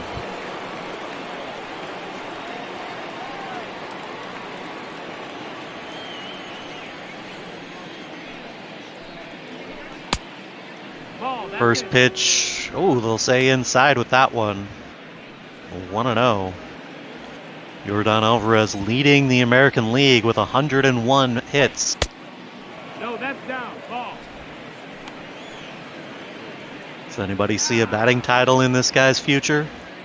Definitely, and I think it's a testament to what kind of player he is, especially after only coming up just last season. He didn't start the year in the majors either. He didn't come in until about halfway through the year too. And so the fact that he's been able to have this kind of production already, and like you said, is pretty much got a good shot right now at potentially getting a batting title, or at least being top 3 hitter in the American League and potentially top 5 in all of baseball. That says a lot about the amount of plate discipline that this guy has at such a young age. Well, that plate discipline coming into play here. He's get a full count pitch from Margevicius. Swing and a miss. Big strikeout from Yordan Alvarez as the inning is over. Score doesn't change here. Still leading 2-1 are the Astros. Big guy like to remind us that Ichiro's the only MLB player in history to have 200 or more hits in 10 consecutive seasons to start his career. And that's even kind of a misleading stat because he had a full career in Japan before he came to the United States. You know, when he first came to Seattle, he was known as the Japanese Ty Cobb. This is a guy who is a whole other level of world superstar. Well, we're going to get a laid down bunt here from Malik Smith. He's had a few successful attempts at those so far this season, so rightly going to try and push that one out of bounds. Quickly 0-2 here on Smith.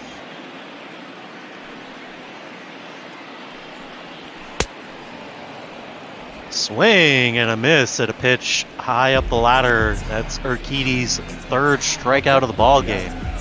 That's just a good job right there by Urquidy on getting him to chase on that pitch. Like you said, a very high pitch above the shoulders for Smith, but still went after it for whatever reason, and there's one away. Well, we'll see Kyle Lewis step in here. He grounded out back in his first plate appearance in the first.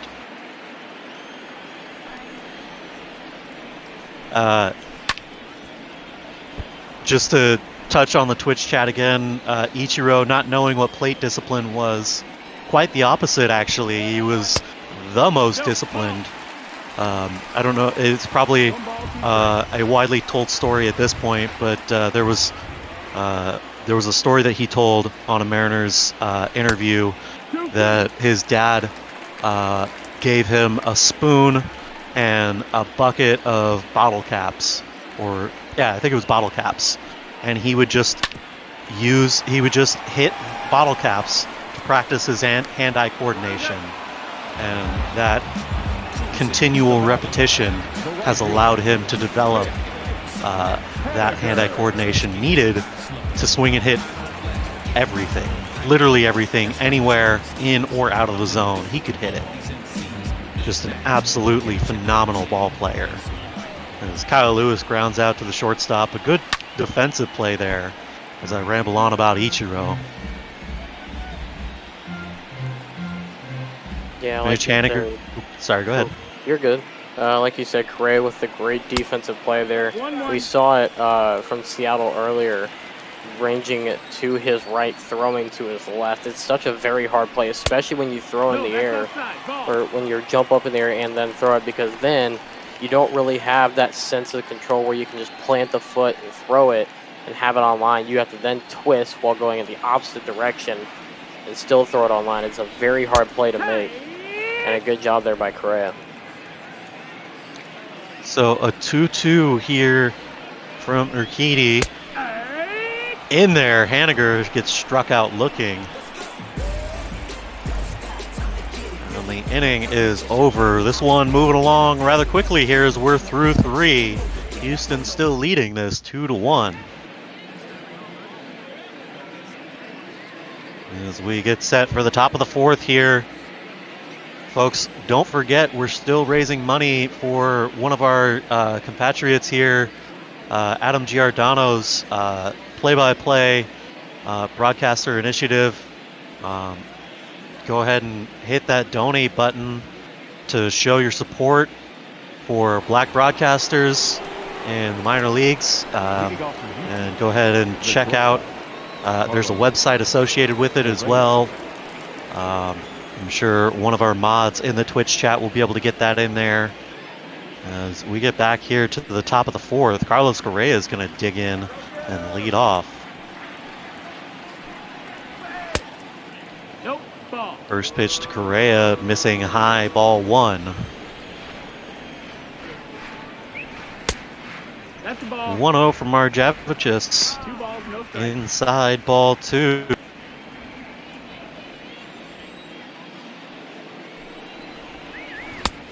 That's the ball. Missing low, ball 3 here. 3-0. Nick in a bit of a hole here in the top of the fourth to lead off. 55 pitches and already having a bit of control issues. This one's over for strike one.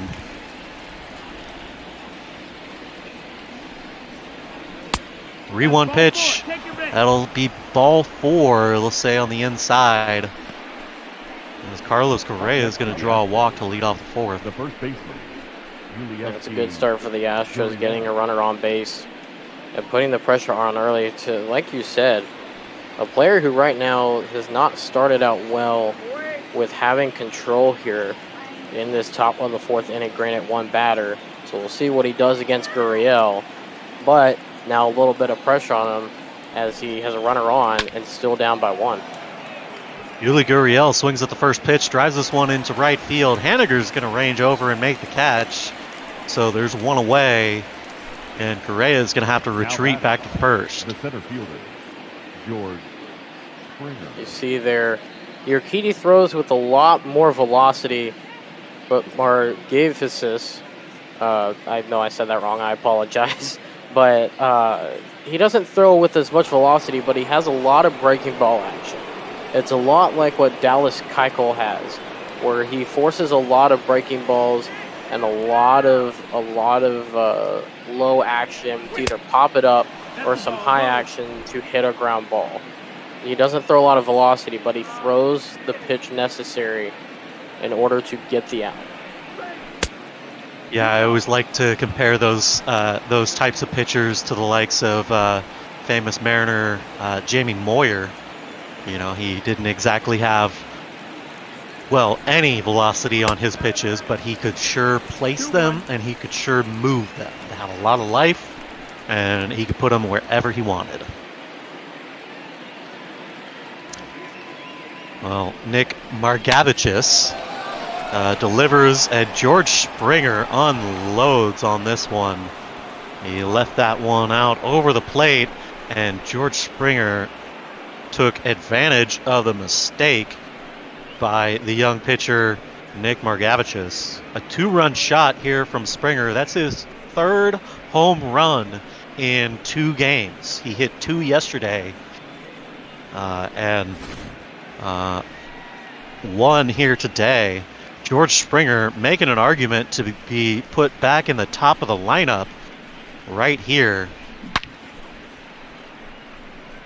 And you see that right there, just like you said, an absolute moonshot up there into the third deck. That exit velocity for all you people who enjoy the new analytics nowadays, the over 110 with the exit velocity is just absolutely insane. And just hit one just out of here. Probably never see that one again. Well, the 0-1 pitch here to Reddick's going to get fouled off. 0-2 quickly to the 10-year veteran. Of course, Josh Reddick, former Oakland Athletic, now playing for the division rivals Houston Astros. He's going to fly this one out to his counterpart out there in what used to be Area 51, the warning track in right field. The catcher, Martin Maldonado. 2 away here for the catcher, Martin Maldonado. He grounded out back in his first plate appearance.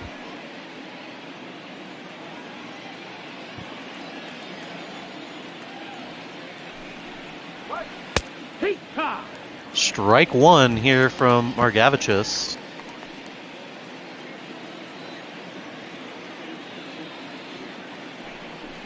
The 0-1 pitch now. 1 ball, 1 strike. In the dirt. Ball 1. Counts even at 1 here to Maldonado.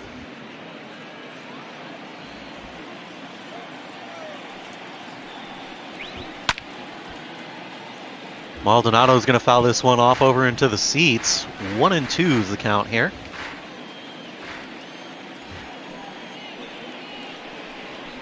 The 1-2 pitch. He'll check his swing. 2-2 is the count. That one right there here in the 4th inning was the nicest pitch of the day, as our resident snake lover always likes to say. And I gotta say, that one looked even nicer as he gets the strikeout to end the 4th inning. Well, George Springer puts 2 more on the board here with a big fly out to left field as that careens off of the upper deck fascia. They now lead this ball game 4-1. The designated hitter, number 20.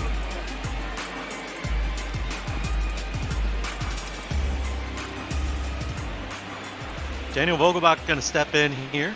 First pitch to him is going to be grounded into the shift. Jose Altuve right in position. He makes the easy throw over to first. Now there's one away here in the bottom of the 4th. Yeah, not the way you want to start off if you are the Mariners. First pitch swinging in, it already gets you into out number 1. That's a comfortable spot to be in if you're Urquidy right now. Not so much if you're the Mariners lineup, now down by 3. Kyle Seager getting brushed off of the batter's box here with the first pitch, ball 1. And, you know, going back to the Twitch chat, we got a lot of talk about good Mariners pitchers. You know, we got Jason Vargas, who was hit. I mean, the Mariners pitching has always found ways to be good. Maybe not great. As we see Kyle Seager hitting against the shift here. A ground ball out to left. That's going to be a base hit. The first baseman. But yeah, Mariners pitching has always found a way to be serviceable to good. Some great pitching in the instance of Randy Johnson and King Felix on occasions. You know, just the more recent Mariners haven't had a lot of success at the plate in order to support that good pitching. You know, and continuing down that, you know, taking a look at Jared Weaver. You know, he was another good name that was always a solid pitcher for the Mariners. You know, a good example of the not so great pitchers. Well, Evan White's going to hit a very long out number 2 out to left field here. Continuing with that, not so great pitchers, and kind of a symbol as to the dismantling of the Seattle Mariners coming off of that 2001 season was one Eric Bedard, brought over from Baltimore in exchange for fleecing the farm system.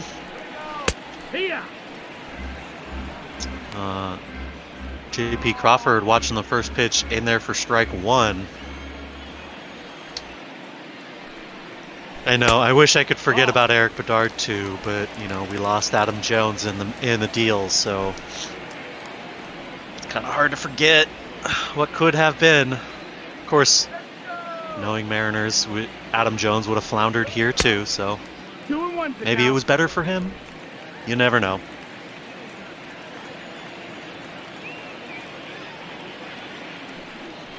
2-1 pitch to Crawford.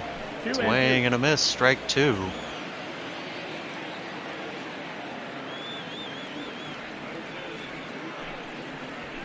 The 2-2.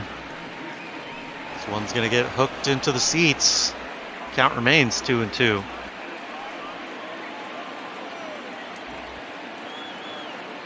And we'll see another 2-2 from Urquidy. Trying to chase it up the ladder. Probably looked like a feast to his eyes, but he knows to lay off of that. 3-2. And got him swinging with the off speed. The changeup gets him to chase one in the dirt, and the inning is over. Houston still leads this one 4-1. As we head to the top of the 5th, we'll see the top of the order for these Astros.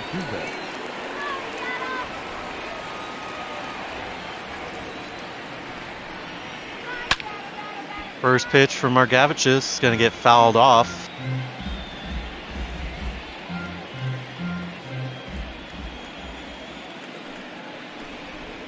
The 0-1. Nope, that's in. Big curveball missing inside. We take a look down at the Mariners bullpen. A couple of long reliever guys, Johan Ramirez and Nestor Cortez, getting warmed up out there.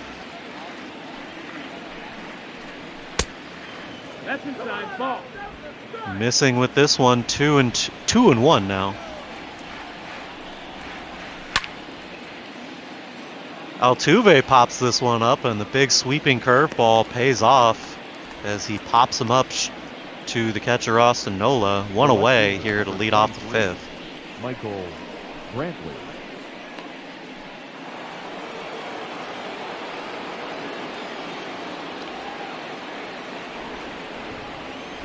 Michael Brantley's going to step in here. He's 1 for 2 on the day.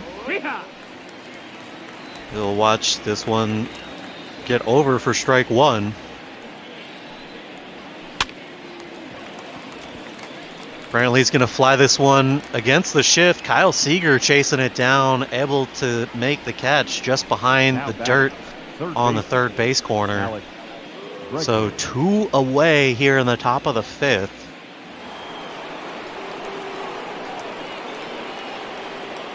We'll see Alex Bregman step in. He's 0 for 2 on the day so far.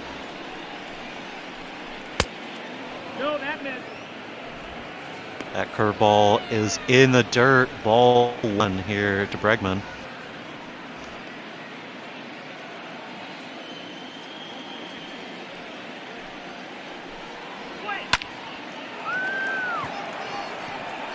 This one's going to get lifted out into center field. Malik Smith is there easily in plenty of time to make the catch, and the inning is over.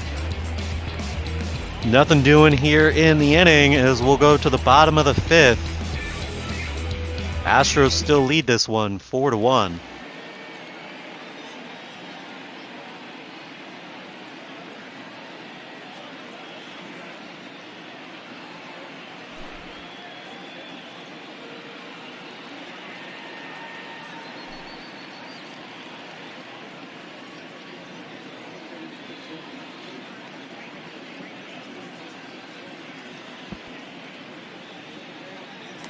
Well, we'll get into the fifth inning here, and the Mariners need to get something going as they've been sat down in order for quite a while here.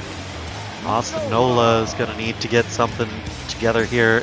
Even a walk would be acceptable. Get a man on base ready for Jake Shiner, who has had a hot bat of late.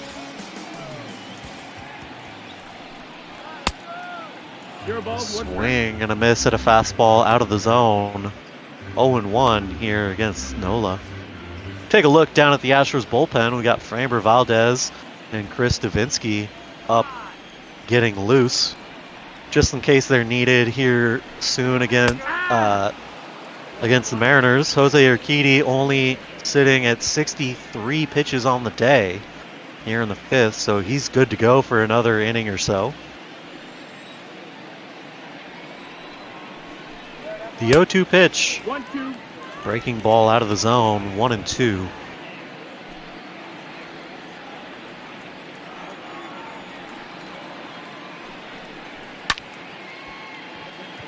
This one's going to get lifted into center field. Springer is there to make the catch. And there's one away to lead off the bottom of the fifth. Jake Shiner.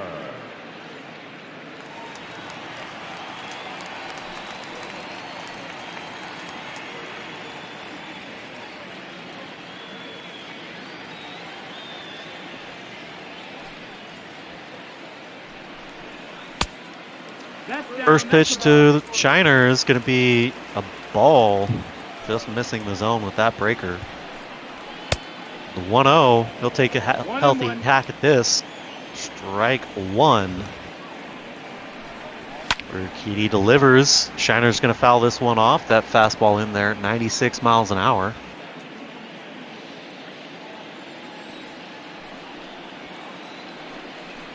The 1-2. That missed, that's the ball. Missing high, ball 2. Counts even at 2 now.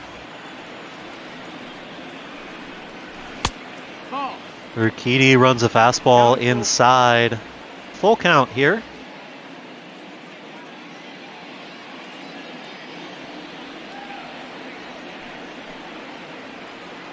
The 3-2 pitch. Shiner fouls this one off. That's going to get out behind the tarps.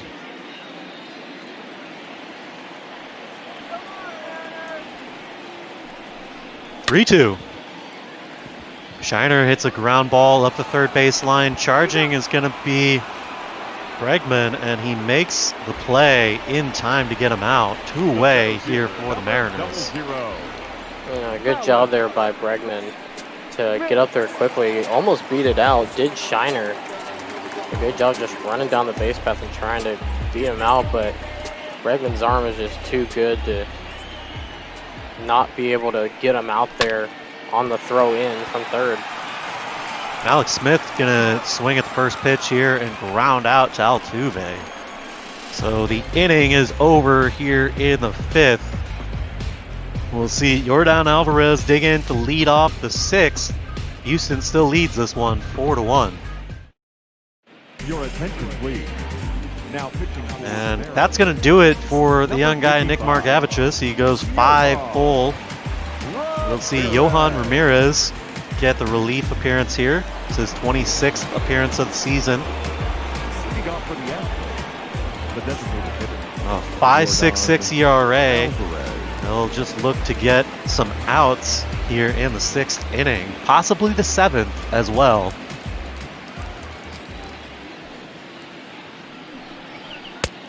One ball, no strike. First pitch to Alvarez, missing inside. Ball 1.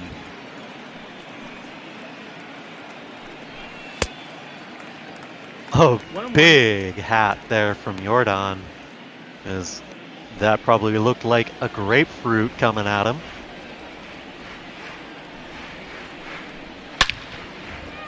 Yordan Alvarez puts right into this one, deep into center field. Ranging back is Malik Smith. He's at the wall, and that one is gone. 417 feet out of Yordan Alvarez here on this big solo home run. That is his 30th home run of the season. I mean, if you're going to hit it to anywhere, you may as well hit it to dead center for number 30. Just a towering shot there. See here on the replay.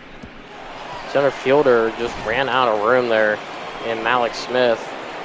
Just watched it go over. Like you said, 30 home runs now for Alvarez. An impressive stat, nevertheless, for anybody, especially Alvarez, for as young as he is. And also, now that puts the reliever in a bad situation, already giving up a run for the first batter he sees, and now he has to go against Correa.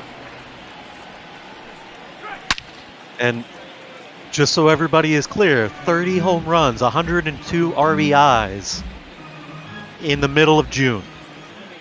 It's the 17th of... How did... I'm just flabbergasted at how absolutely jacked this young guy is. Well, this is going to be a base hit out into right field. Carlos Correa finally getting a base hit here. Yeah, that was his 102nd RBI. Absolutely nuts. Nightmare inning continues for the Mariners here in relief. Only 2 batters in. Already 5 bases have been touched total. Now you got Yuli Gurriel, who can definitely put a runner into scoring position. Well, he's going to hack at the first pitch. It's going to get foul, 0-1. The 0-1 pitch. The runner goes. Carlos Correa is able to sneak in there as the throw was a bit high. That's his 7th stolen base on the season. The 0-2. 1-2. That misses high, ball 1.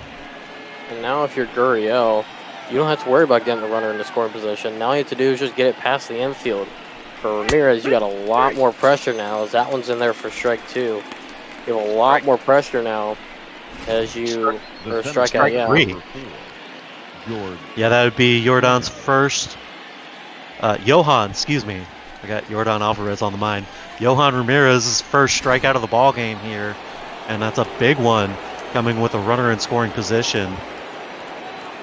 And now for Ramirez, you got that runner out of the corner of your eye. That's a lot more pressure for Johan Ramirez. As Springer looks at one for strike 1, but a lot more pressure for him as you see George Springer with that 2-run homer to left. He's, as we all know, he definitely loves this ballpark when it comes to getting extra base hits. Springer's going to foul this one off, 0-2. Of course, Ramirez is going to be extra careful around Springer. Already 3 home runs in this series. Excuse me. And looking for more here, as it's a beautiful day and the balls will fly here during the day when it's warm out. 1-2 pitch, missing just out of the zone, low, ball 2. 2-2 pitch. Springer, they took advantage of that one, but out in front just a little bit as it hooks foul. Johan left that one out over the top third of the zone. Not where you want to leave anything for George Springer. 3-2 as they'll say that this misses on the outside corner. And if you notice, that was the same exact pitch back to back. Tried to fool him again, but wasn't able to get him that time.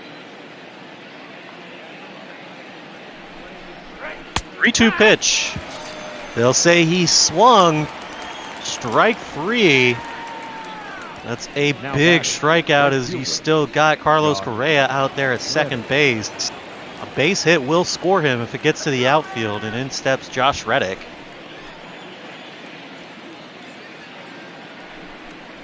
First pitch to Reddick is inside, ball 1.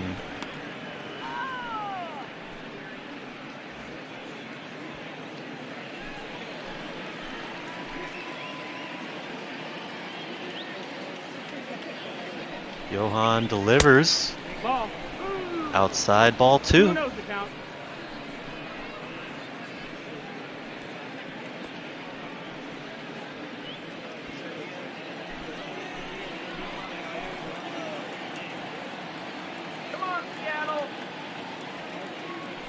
The 2-0 pitch from Johan. No, that's the ball. He'll try something at the top of the zone here. 3-0. See Martin Maldonado on deck here. It's not really a bad AB among these Astros. Every one of these guys can put together a solid at bat every outing.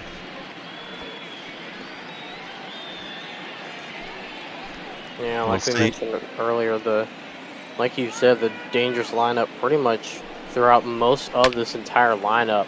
And Reddick, when he's hot, he can really be a dangerous hitter for the Astros. Well, he's going to fly out to the left fielder Kyle Lewis here to end the inning.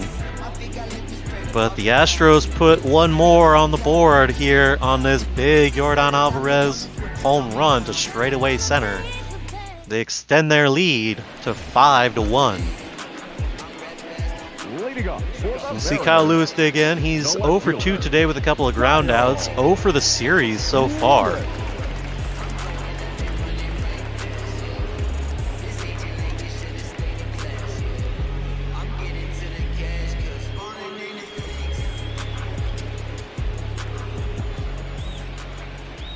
Urquidy back in to pitch the 6th. Starts with a fastball high, ball 1. See Davinsky and Joe Smith out in the bullpen.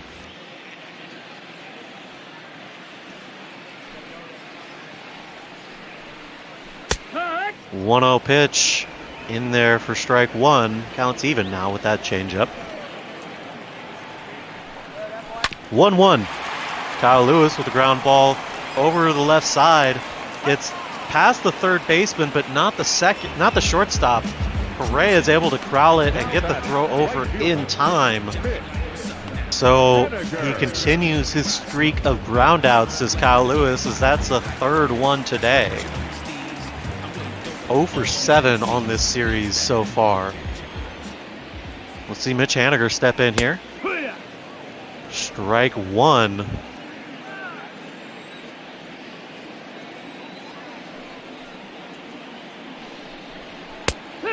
The 0-1 pitch in there for strike 2. Not quite sure what Mitch is waiting for, as that would have been a perfect pitch to hit. One's low and outside, ball one. 1-2. Haniger swings at this one, and it'll go foul into the right field seats there.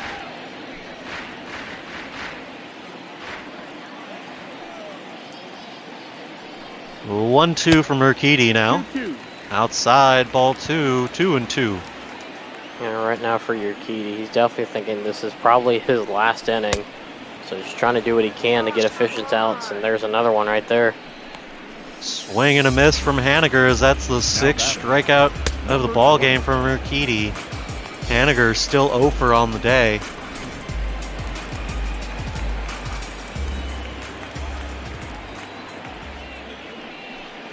Daniel Vogelbach's going to step in here. He'll check his swing at the first pitch. 0-1. 0 for 2 on the day with a couple of groundouts.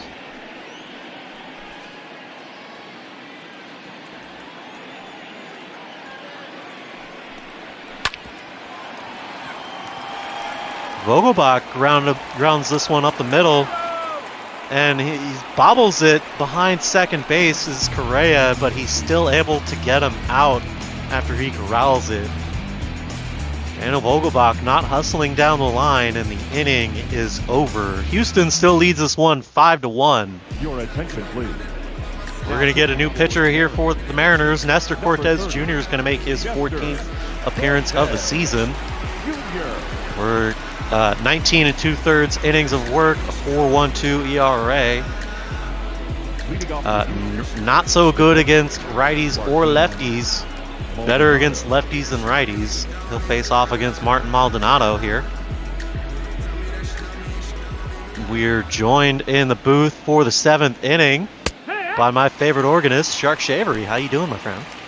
Oh, not too bad. I wish this was going better for Seattle, but still enjoying the game nonetheless. Yeah, I mean, baseball is great, but being a Mariners fan, you gotta expect the worst and be pleasantly surprised when they win a game. Yeah, I feel that philosophy way too hard as a Detroit sports fan. My condolences. The 1-1 pitch from Cortez. Swing and a miss from Martin Maldonado. We'll see the 1-2. 2-2. Trying to get him to chase one below the zone here. 2-2.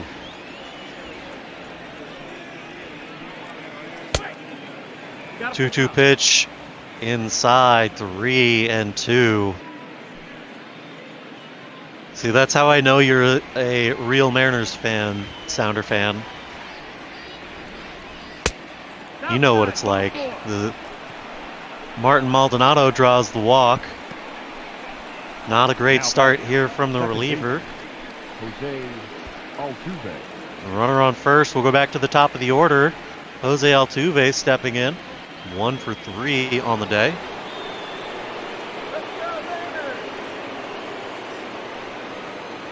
Back in the first inning, he doubled and came around to score.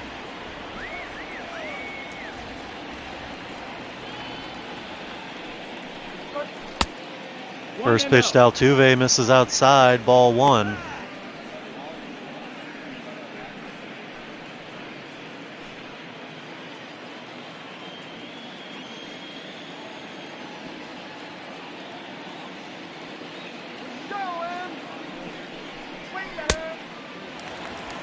He'll check his swing here, but that slider was in the zone. Strike 1. Counts even here against Jose Altuve.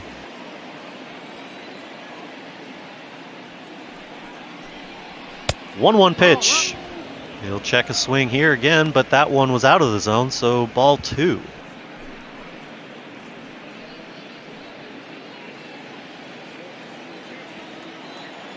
Cortez Jr. right now would love some kind of a double play to clear the bases and get 2 outs here.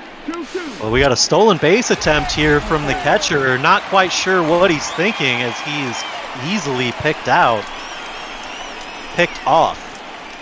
A high throw from the catcher, Austin Nola. Still plenty of time to get it from his knees. And so bases are clear. 1 away here in the top of the 7th. 2-2 pitch. This is going to be a ground ball up the middle. There is Crawford. Easy throw over to first. Gets Altuve. And there are 2 away. Some poor base running decision by the catcher Maldonado leads to an easy ground ball. Michael Brantley stepping in here, 1 for 3 on the day. First pitch swinging, he's going to get a base hit here going against the shift. Kyle Lewis corralling it, and that's going to be an easy stand-up double here for Michael Brantley. And that's some good hitting there from Brantley, going against the shift, like you said. Obviously, usually when teams play the shift, players are usually going to hit it into that side where all the players are, because obviously that's where the shift is designed to go. But a good job there by Brantley on waiting on the ball to come to him, taking advantage, and purposely hitting the opposite direction to guarantee him at least a double. And now you got Alex Bregman, who's still looking for his first hit today, surprisingly enough. Right now at 2 outs here in the 7th. Well, hits have come at a premium as we have only 10 recorded on the day. We see strike 2 here at Alex Bregman. Of course, 7 of those coming from this Houston lineup. The 0-2 pitch. This one's lifted out into left field, and that's going to be off the wall. Kyle Lewis is able to track it down off of the wall. He'll bring it back in. Runner's going to score, and Houston's going to extend their lead to 6 as Alex Bregman finally gets his first hit of the day. And there's, like you said, the first hit of the day for Alex Bregman, and a misjudge there by Lewis. He thought it was going to be left a little more, ended up being on the right side of him. As you take a look at the replay of the Yordan Alvarez straight shot to center field earlier in the game, but a good job of hitting there by Bregman. And a little bit of, I feel like if Lewis did not maybe played it to his right a little bit, potentially could have kept Alex Bregman at first base, but now you got a runner in scoring position. Yeah, with a runner in scoring position here, we'll see Yordan Alvarez. Strike 1 against him. Of course, already that big home run from Yordan today. At this point, they're just looking for icing on the cake as they've already got a 5-run lead here. I'd like to think that the Mariners could pull it out and rally and score enough to win, but, you know, let's be real here. Yordan Alvarez ripped one out into right field. That's going to be off of the foul pole. So another home run from Yordan Alvarez, his 31st home run of the season, his 2nd home run of the game, back-to-back in appearances. And that means they don't just have a glitch where hitting the pole is a ground rule double or whatever happened really earlier in the season.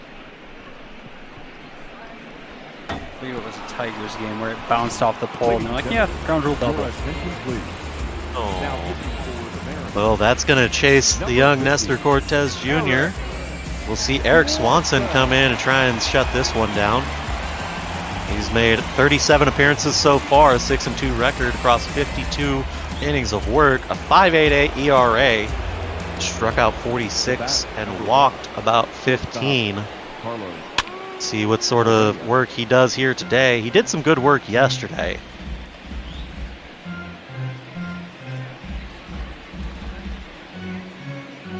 Carlos Correa fouling the first pitch off. The 0-1, missing low, ball 1 here. I think on that Yordan Alvarez horn, the last time I actually called a game here, Yordan ended up hitting 2 home runs against another AOS division opponent in the Rangers. So I don't know what it is about Yordan, but apparently when he hits home runs, he usually loves hitting home runs in pairs. They usually hit, most of the time he'll hit 1, but there's a good amount of times where he will also have 2 home run games just because he wanted to hit another one. big swing here from Carlos Correa. And, you know, hits come in bunches, as my Little League coach used to always say. Get somebody hitting, somebody else hitting, it's contagious.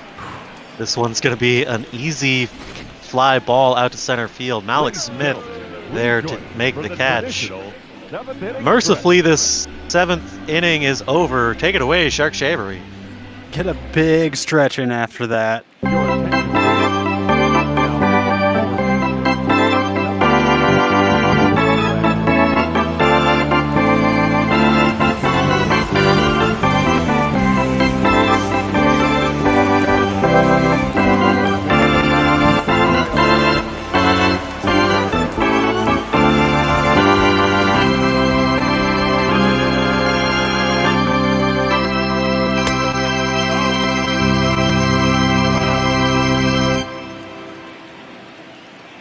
Oh, that was wonderful. Thank you for that, Shark Shavery. It's always wonderful to have you around for the stretch.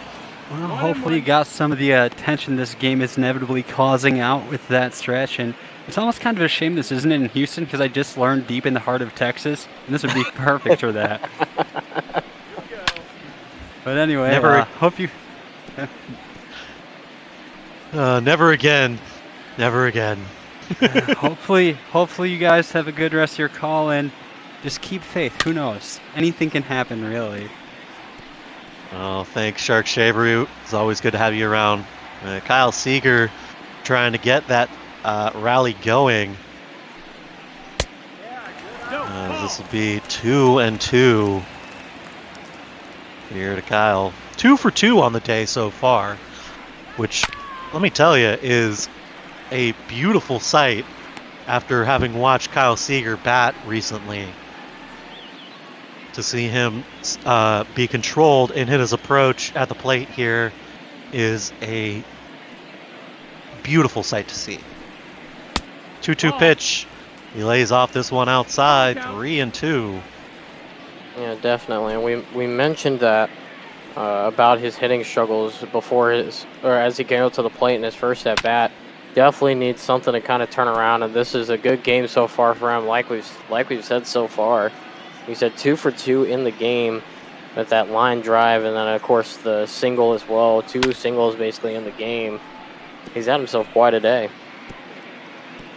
Of course, Kyle Seager continuing to battle here. He'll see the 10th pitch of this at bat. This one, a hot ball over to the first baseman, Yuli Gurriel. He'll take it himself. 3 unassisted on an unfortunate line drive. That could have got down into the corner for a double for Kyle.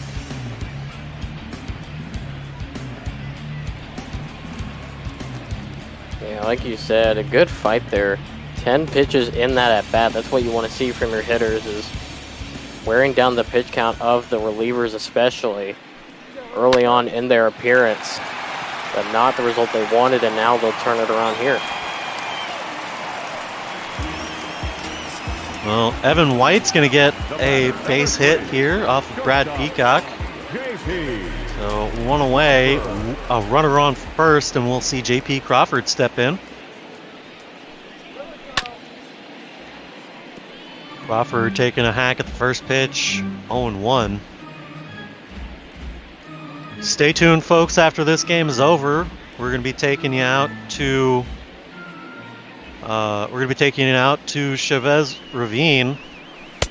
I'm sorry, I'm looking at tomorrow's schedule. We're going to be taking you back east out to Pittsburgh for the next game in that series, the Yankees and Pirates, followed by matchup in the Central Divisions, the Brewers and the Twins.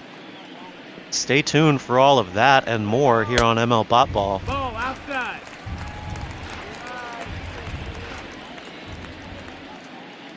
We'll see a 2-1 pitch here from Brad Peacock. Ball outside, ball 3, 3-1 here to the shortstop, JP Crawford. Not a good way to start this at bat. If you're Brad Peacock, 5 pitches and 3 of them. 3 of your 4 pitchers so far already going for a ball here outside the zone, not getting anybody to chase. Not a great way to start. Well, Crawford gives him a little bit of a hand as that's an easy fly ball out to right field. Josh Reddick only having to take a couple of steps to record the second out. We'll see the catcher, Austin Nola, step in here. He's 0 for 1 with a walk to his record so far today. That missed. That's a ball. Ball 1 here to the catcher.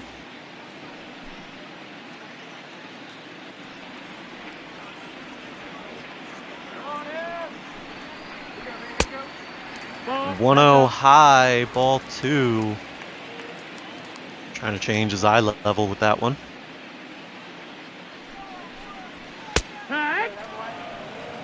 We'll say strike 1 here as he watches that fastball. 2-1 pitch. He'll take a healthy hack at this pitch that's outside. The changeup had him fooled. 2-2 now. That's the ball. Inside, ball 3, so a full count here against the catcher Austin Nola. Good job of dragging out this at bat. 21 pitches here in the inning so far for the reliever Peacock.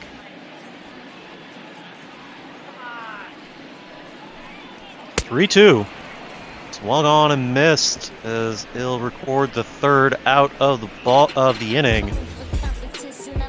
So through 7, Houston has ran away with it with a 7-run lead, 8-1. We'll go to the top of the 8th.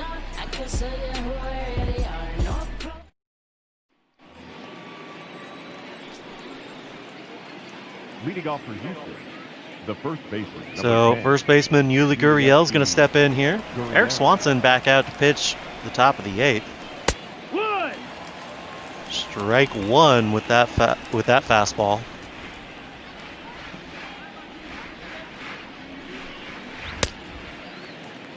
They'll say strike 2 as he checks his swing, and that one dipped below the zone.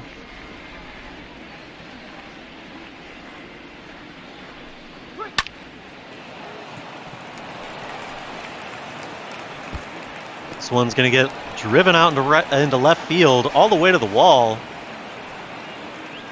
So a leadoff double here from Yuli Gurriel.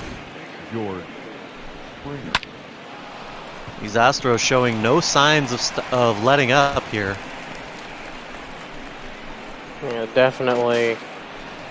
Good job there by Gurriel with just watching the fastball go through the middle of the zone and putting himself into scoring position to tack on even more insurance potentially. If George Springer is able to bring him home. Well, 13,800 people in attendance here in Seattle this afternoon. A beautiful day out. Not a lot of people hanging around, and I imagine a lot of them have gone home already, as this game is pretty well under wraps. Just need to record 12 more outs. I'm sorry, 12. 9, excuse me. No, 12. What am I thinking? I can math, I swear. Strike 3 looking on George Springer. Eric Swanson recording his first strikeout of the ball game, and since the book is closed on both starters, we'll take a look at the comparison there. Urquidy gone 6 full innings, only giving up the 1 earned run on 3 hits.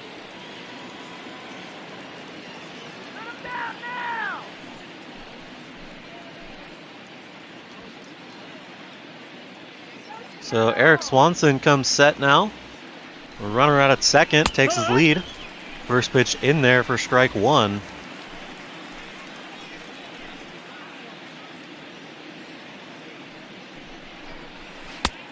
Nope, ball.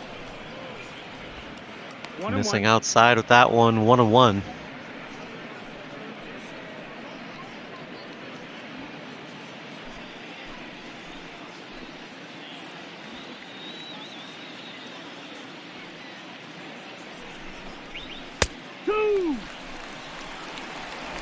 Strike two is that one. It gets over without an offer. Yeah, that one was just right down the zone. I don't know what Reddick was waiting on for that one. I mean, there's another fastball, but that one not in as favorable of a spot for him.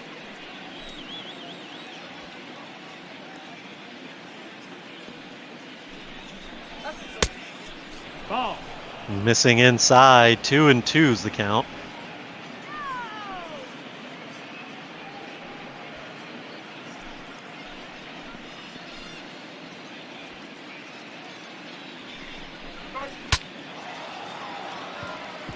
As this is going to be popped up, but foul, as that is a dangerous broken bat flying everywhere, so we'll get that cleaned up and reset.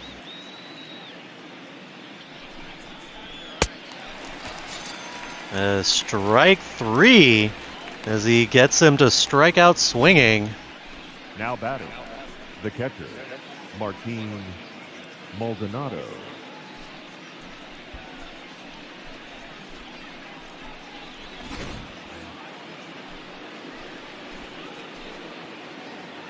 So 2 outs here in the top of the 8th. Runner on second. Swanson delivers his 20th pitch of the ball game in there for strike one.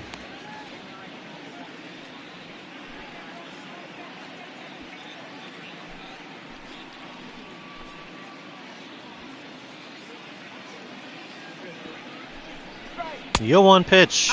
He'll check his offer. It'll be outside. Counts even at 1.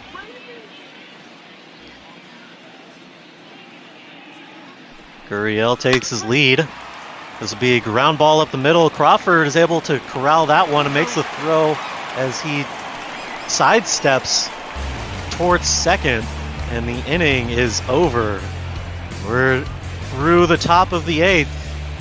We'll see 9-1-2 out of the Mariners as they try to make a comeback here in their last 6 outs. Leading up for the Mariners, Jake Shiner stepping in, 0 for 2 on the day. Shiner. This one misses low, ball 1.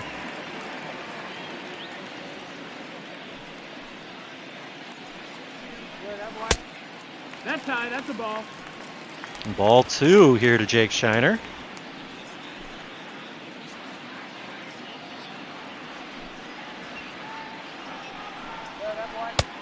Ball. And he still can't find the zone, so we'll see ball 3.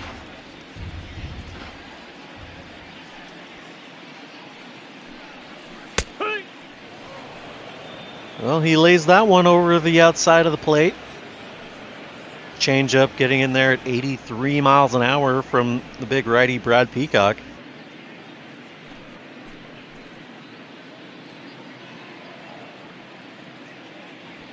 The 3-1 offer from Brad Peacock now.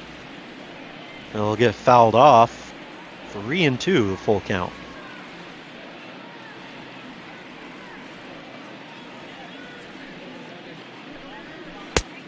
Three, 2. They'll say he's offered at that, so strike 3. Now batting, the center fielder, Malik. We'll see the top of the order here. Malik Smith digging in. He's the only run to score today for the Mariners. He doubled and came around to score on that sacrifice. 0-1. Strike 1 as he tries to hit that 2-seamer on the outside.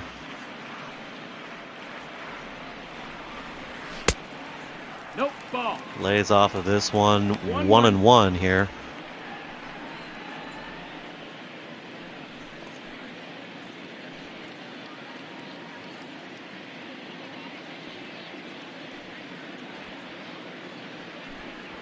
One pitch inside, ball 2, 2-1 now. And more than likely, this will be the final inning for Peacock, unless they put him in the 9th, which I don't see that them doing that, as that one's fouled off. But I see more or less this is his final inning, so he's really just trying to buckle down and just try to get the outs and get out of there. You got a full count. He misses here, 3-2.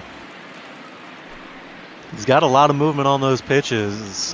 Brad Peacock has some of the more filthy stuff in the major leagues as he gets Malik Smith to strike out swinging here. You see he was way out in front of that one. The off-speed pitch getting him to strike out swinging here. 2 away in the bottom of the 8th. We'll see Kyle Lewis step in. Strike 1 is check swing or not. That was in there.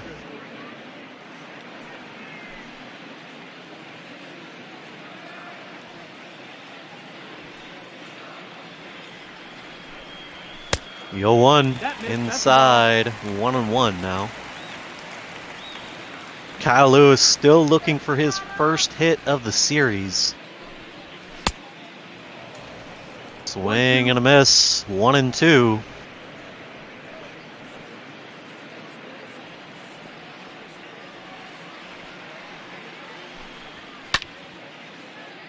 One-two gets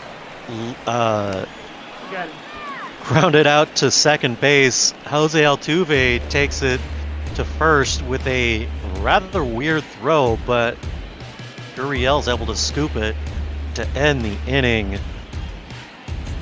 We go to the top of the 9th and the top of the order for these Houston Astros. We'll see Matt McGill come in and pitch the 9th inning. His 43rd appearance across 43 2/3 innings of work. They'll just look to get 3 outs out of him. The second baseman,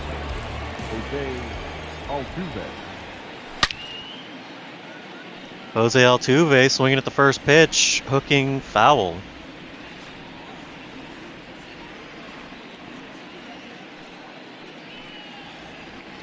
The 0-1 pitch.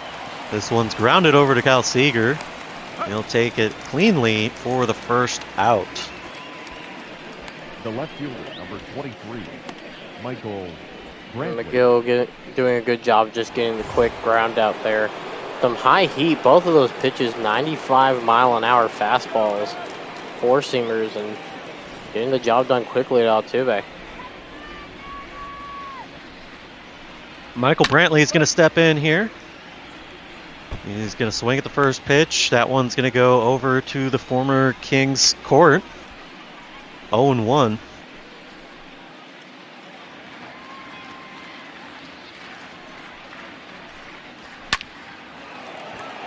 This one's lifted out into deep left center field. Ranging over is going to be Kyle Lewis from the shift, and that will be the third baseman, the second out of the ball game of the top of the 9th. We'll see Alex Bregman step in. He got his first hit in his last AB. RBI double. Later came around to score.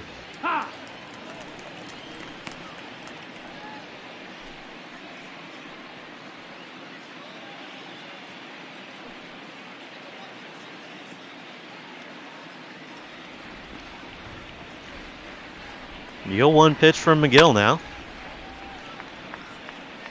Fouled off. 0-2 to Bregman. Yeah, quickly down 0-2. You really don't want to go down in 7 pitches here if you're the Astros.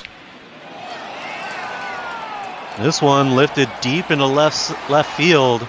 Hooking foul just short of the foul pole. McGill kicks, delivers the 0-2 once more. Lifted into left center field. Malik Smith is there in plenty of time. Waves off Kyle Lewis. And that will do it for the Astros. We'll go to the bottom of the 9th. And the Mariners' last shot to get something put together here. They trail 8-1. We're going to see Mitch Haniger step in to lead off. So the 3, 4, and 5 hitters will face off. Brad Peacock is going to stay out and pitch the 9th inning.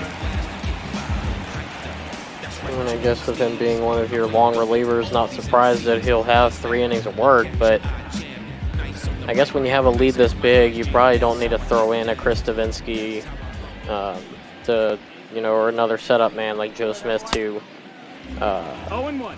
To really close it out, just let Peacock go out there and get the save.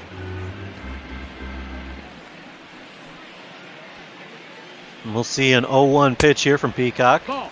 Missing inside, 1-1.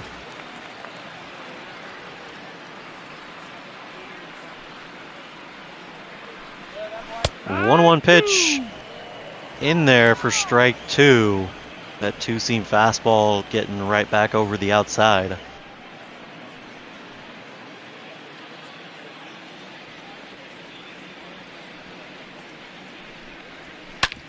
One, 2. This one's grounded over to Yuli Gurriel. He'll make the relay to his pitcher, covering first.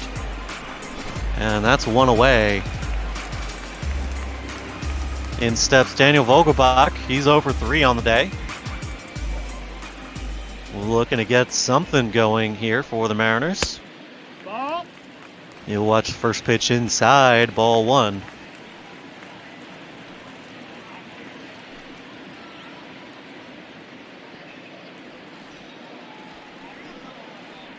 We'll see a 1-0 from Brad Peacock in there for strike 1. Folks, stay tuned. We've got the Yankees and the Pirates coming up next. As soon as this ball game is over, we'll go through the post game and get you over to that.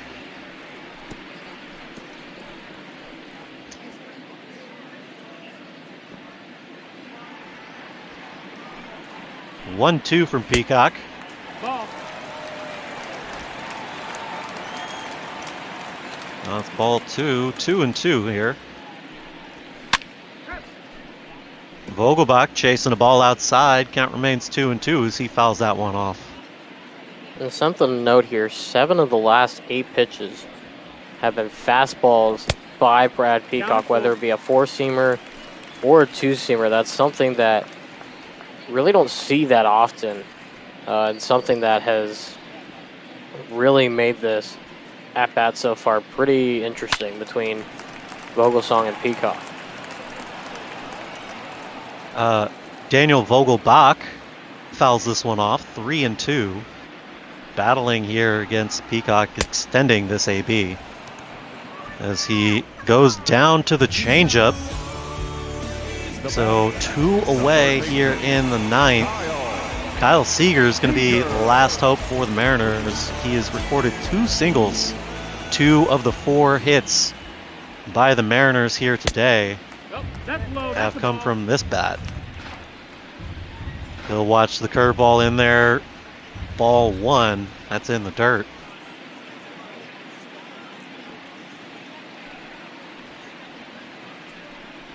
One-0 pitch.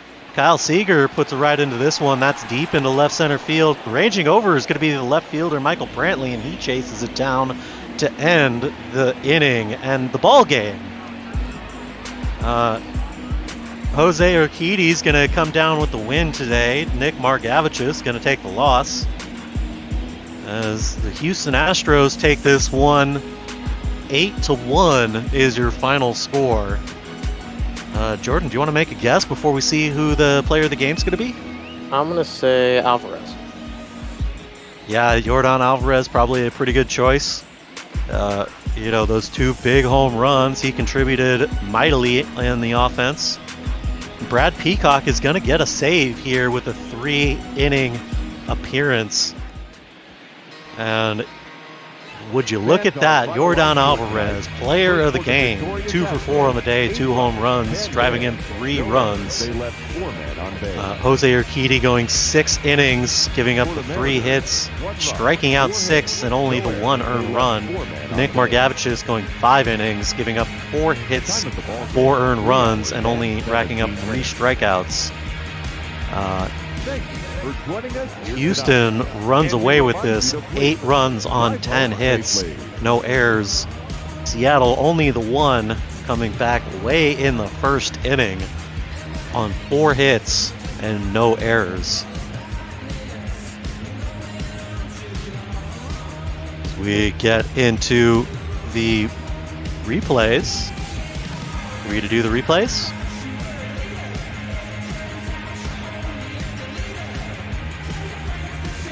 I will say this is just a great performance by the Houston Astros today. As you see there, 8 runs on 10 hits, and you see they scored in 4 different innings. They didn't just explode in 1 inning. They spread out the offense, and they affected every single person that pretty much came out and pitched today. Especially with those 3 runs in the 7th. You obviously see the big disparity in the first inning to the 4th inning. 2 runs, no runs, no runs, and then 2 runs again. That really affected Margevicius. Excuse me, I'm messing that up again. But you saw the 4 earned runs in the 5 innings. And only 4 hits, too, that it took to get those 4 runs. And he only walked 1. So it's not like the Astros kept putting player after player after player after player on. They were able to do what they needed to do when their base runner was on. And they were able to get the runs in that was needed to get them that insurance. And then later on, they just tacked on to it. Yeah, of course, Margevicius getting chased after 5.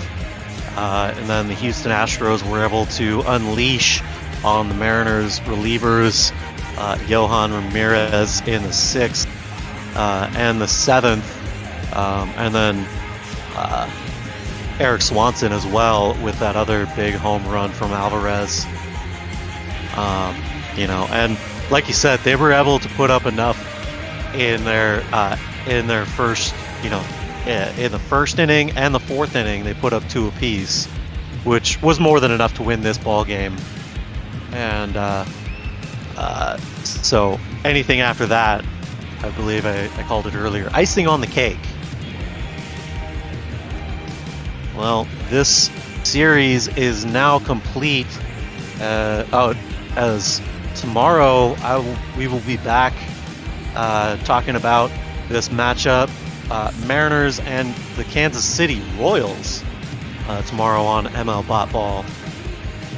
We are joined now by our next broadcast crew, guys covering the Yankees and the Pirates, Tim Moore and Eddie McCarthy. How you folks doing? Doing great. I'm excited. Some interleague ball here coming up. The Yankees and the Pirates. 2 teams, obviously the Yankees trying to continue their solid start in the East. And the Pirates right now, they're trying to find themselves and find some momentum. And they have a pitcher coming up here in this game called Trevor Williams, the right-handed pitcher. He's struggled this season, so it's going to be important for him to find some ground and kind of turn around what's been a pretty tough start.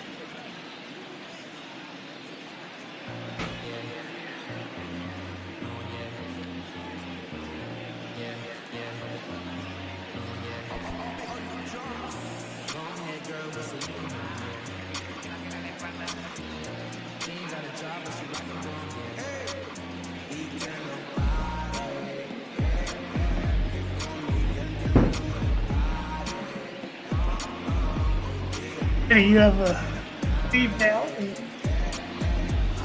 Maybe you're good to go here in a second.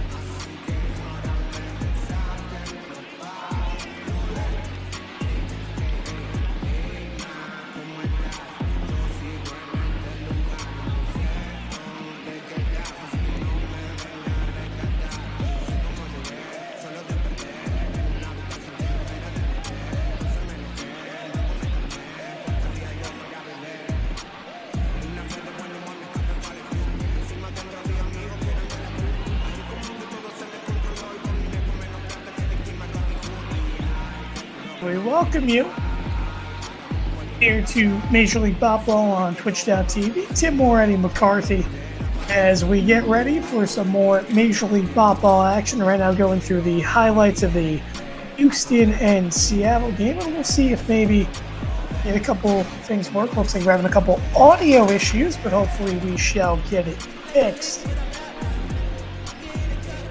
Look back in the game prior, Haniger hitting a sacrifice fly at the time that made it a one-run game for Seattle. And let's see if we have a copy from Eddie now. You see George Springer. Springer has his own dinger. Ends up having a 2-run home run and make it a 4-1 lead. Looks like we do have Eddie now. Apologize for the brief technical difficulties, but again, seeing through the highlights here. How about Yordan Alvarez? The hot season continuing, Eddie, for the Astros. I mean, Alvarez, my goodness. I mean, this one was a towering shot, 417 feet, and it's like he can't be stopped this season. Yeah, you start to ask yourself, Tim, is there anything that this guy can't do? Because he has really been that good this year. I don't think there's anybody in all of baseball who's seeing the ball better than Yordan Alvarez right now. And is it early? Yes, but he is my vote as of right now for MVP.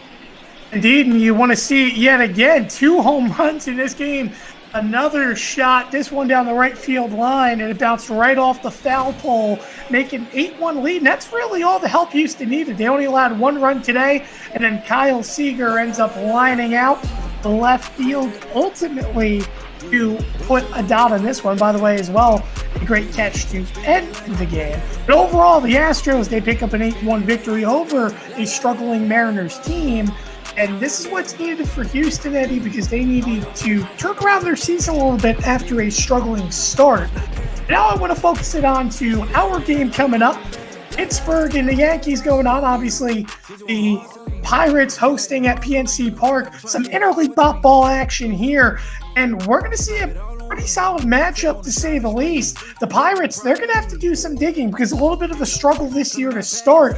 And they also have a struggling starting pitcher on the mound. Yeah, Tim, I don't even think the word struggle does it justice for just how bad the Pirates have been, at least to start this year. And the struggles have really come, Tim, at PNC Park. Pirates playing 16-23 away from home, which is not great, but it's nowhere near as bad as the 6-27 that they have been at home this year.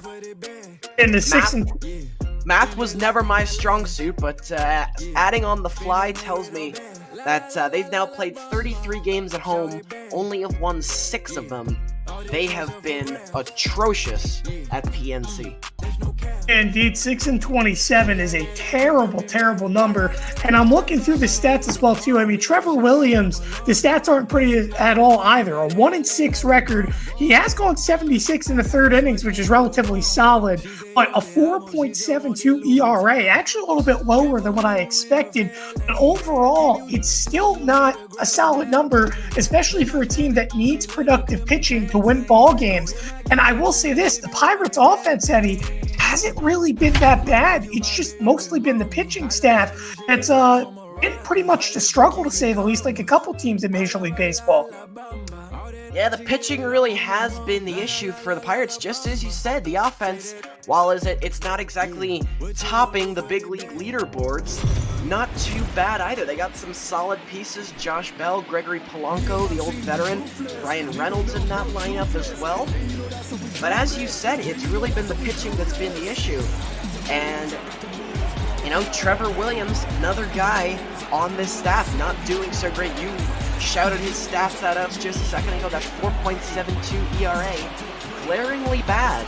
And especially the 1-6 record, not so great either. So we'll see if he can rebound today. What I'm looking for from him, Williams, he gets that fastball 93-94. What's got to be working here is his off-speed. If he can have the slider and changeup working, he has the ability to be able to throw these hitters off balance. But Tim, granted, this is a very tough Yankee lineup. Indeed, the Yankees leading the league in runs batted in. Here's DJ LeMahieu, who will step in to lead off this game. Here's the Yankees lineup. DJ LeMahieu leads off. Gleyber Torres will bat second. Aaron Judge third. Giancarlo Stanton will bat fourth. Aaron Hicks will bat fifth. Luke Voigt sixth. Gio Urshela will bat seventh. And Chris Iannetta, fresh off his injury, will bat eighth. As the first pitch line down the middle, and it will be a leadoff single for DJ LeMahieu. Well, you love DJ LeMahieu's approach to him. He's such a dangerous first-pitch fastball hitter, which is exactly what Williams tries to blow by him. LeMahieu expecting it. He's a guy who likes to go the opposite way. He takes the pitch on the outer half, drives it right back up the middle. Couldn't have asked for a better start if you're a Yankee fan. It is now Gleyber Torres steps in. This one hit on the ground, diving his bell, but that's going to get on by, and it's going to roll against the wall. LeMahieu rounds on his way to third, and it's going to be a double for Gleyber Torres, and the Yankees threatening here in the early going with now runners on second and third, and extend that hitting streak to 10 games for Gleyber Torres. Well, could you have dreamt up a worse start on the day for Trevor Williams? Again, it's a Yankee hitter who goes the opposite way. This time, Gleyber Torres hits it hard on the ground. Tough play for Bell. Very difficult for him to come up with that. But now 2 hits on 2 pitches for the Yankees, and the most dangerous part of the order is yet to come. I don't think Trevor Williams could have imagined this going any worse. First pitch he hangs. That one Gleyber goes down and gets. Now here's Aaron Judge. First pitch taken high and in. The count now 1-0. Judge is well batting above the 300. He's had his fair share of strikeouts. We know his power capabilities as well as the man on deck of Giancarlo Stanton.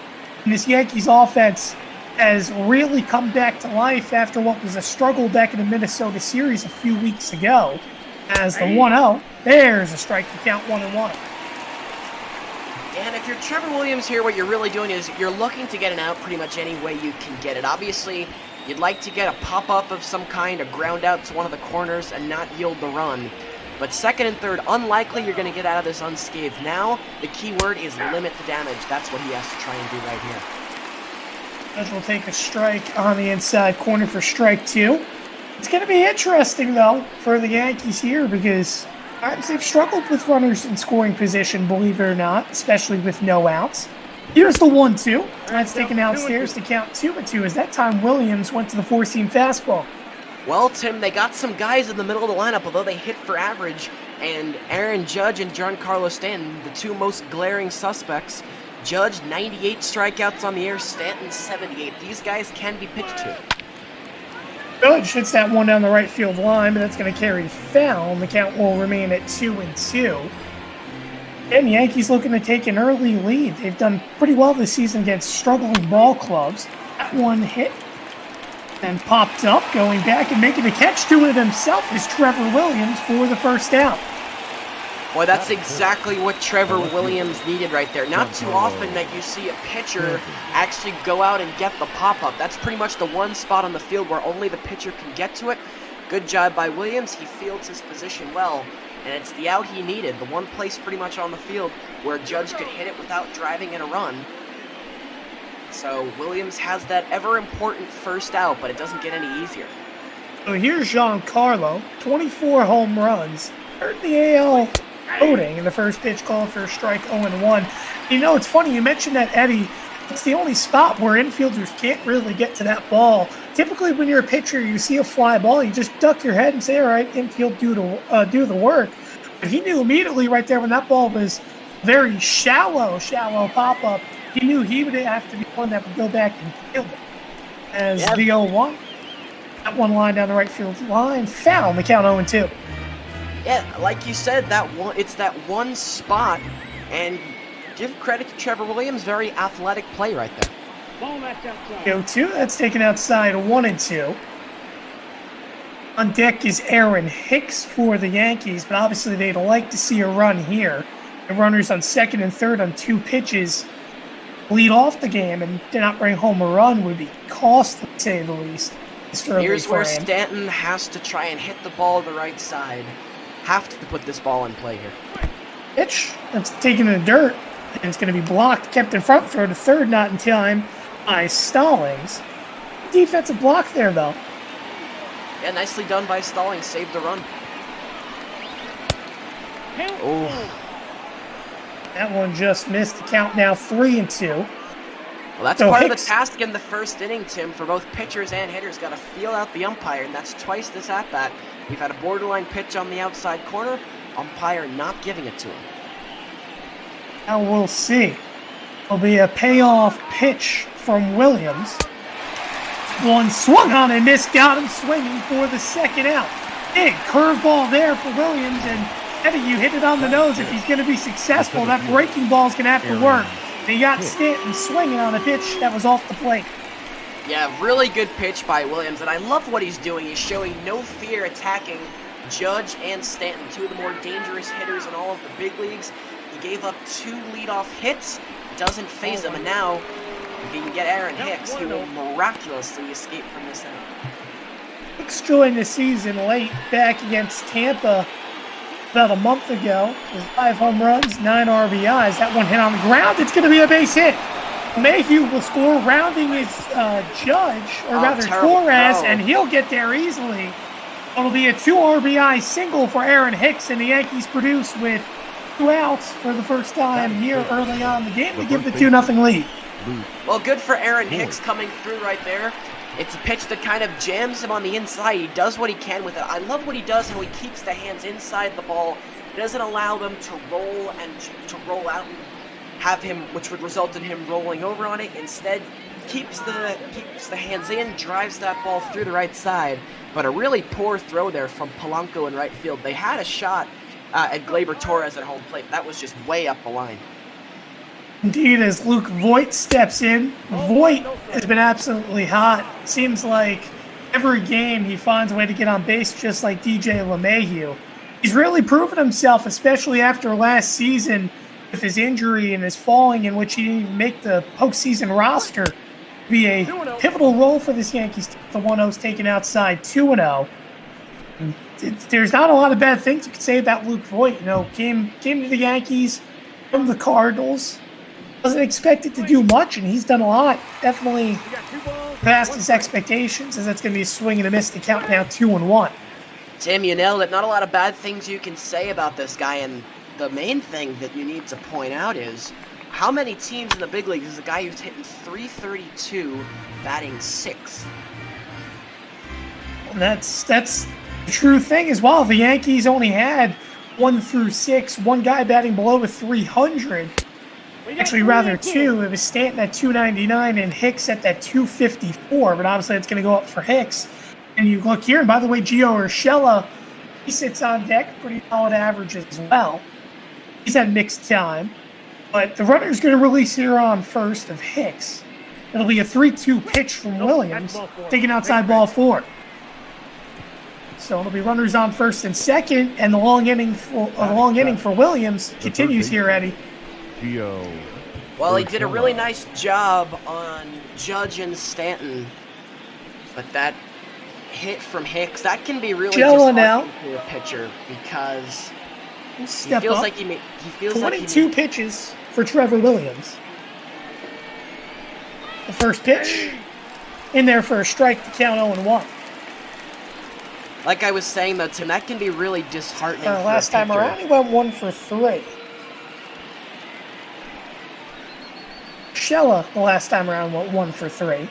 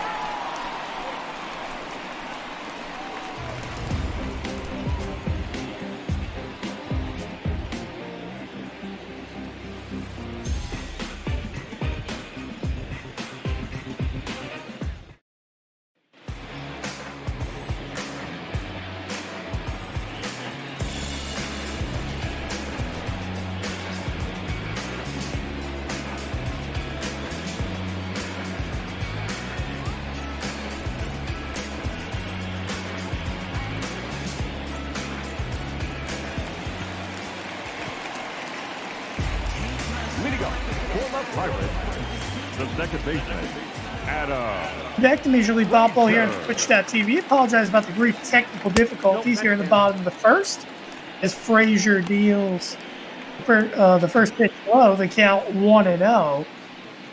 Rather, Montgomery deals to Frazier. Trying to deal through, having a little bit of lag, but we're back up and going.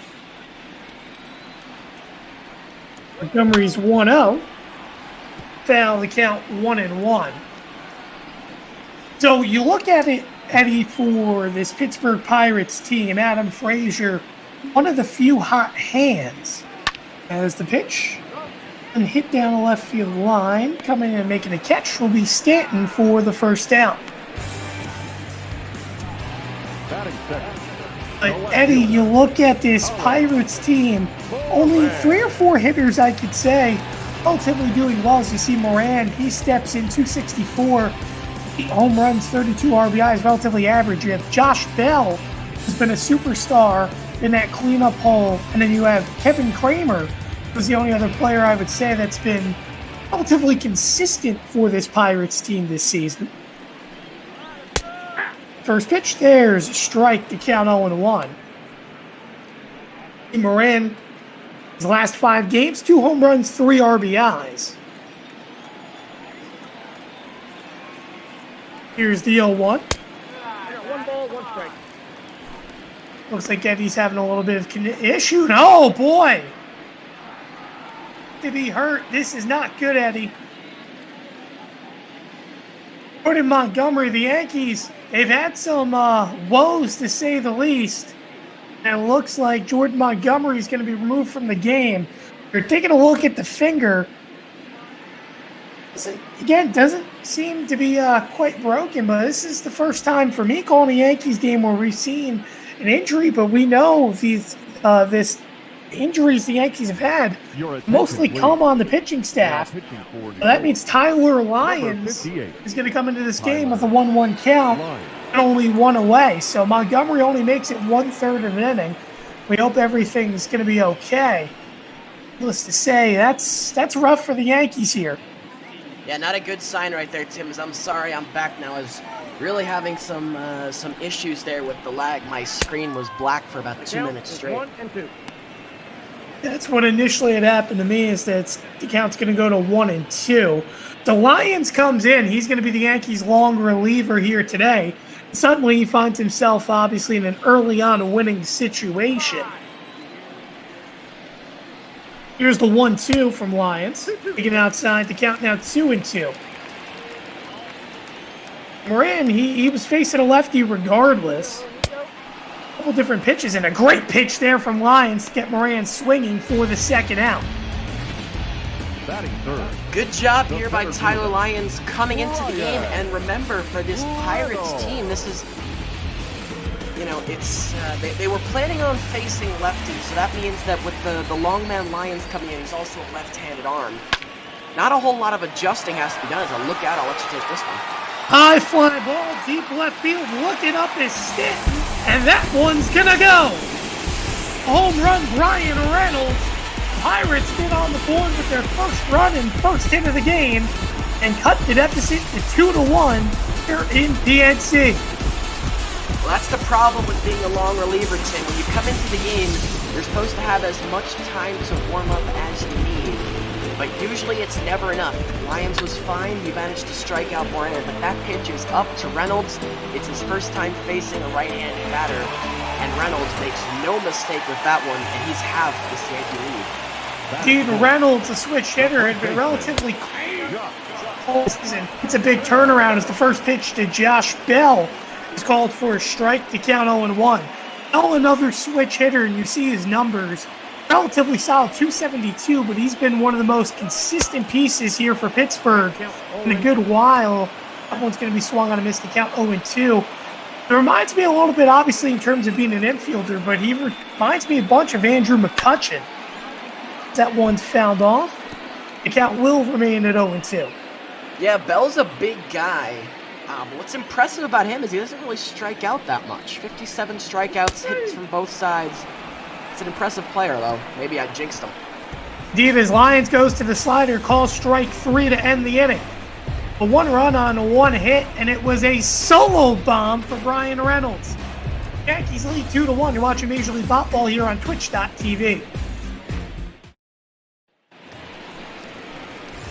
And more Eddie McCarthy with his. We head to the top of the second inning. Yankees up 2-1 here in PNC as Chris Iannetta will step up to the plate. And you know, Eddie, I was going to ask you in the pregame, but do you think today we'll see a ball land in the Allegheny? Unlikely that it's going to come from a Yankee, considering that pretty much everybody in their lineup is a righty, with the exception of Aaron Hicks and Jordan Montgomery, the pitcher. And if he hits one in the Allegheny, then I think that'll make us all lose our minds. I think it's unlikely we'll see one today, especially because I would say the guy who would be the best candidate to do it will be Josh Bell, but because, at least as of right now, the Yankees have a left-hander in the game, most likely that he's not going to be blasting one into the river today. Wells Williams gets his second punch out of the game, gets Iannetta swinging on a slider, got a strikeout on his curveball earlier, so a great job by Williams for the first out. And now it'll be Tyler Lyons, the relief pitcher, who steps in. First step out of the season. And I'm going to have to find the stats, because obviously I didn't anticipate Lyons batting here early on this game.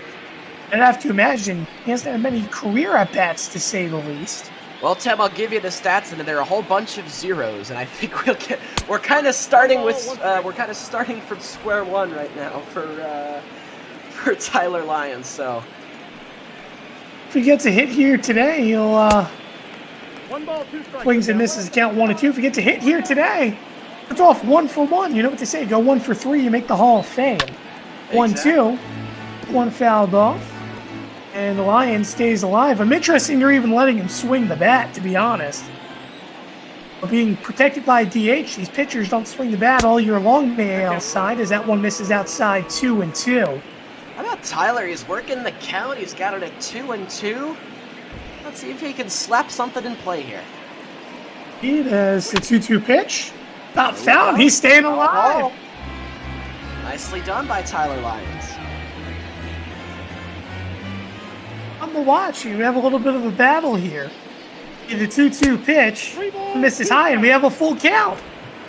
And now the pressure starts to get on Trevor Williams here, because no way, no how do you want to be walking the long reliever. But Tyler Lyons, it's a base hit! It's 1 for 1 in his career, starting on the bases. Tyler Lyons has a leadoff single, or rather a 1-out single. Feels like a leadoff single for the Yankees, to say the least.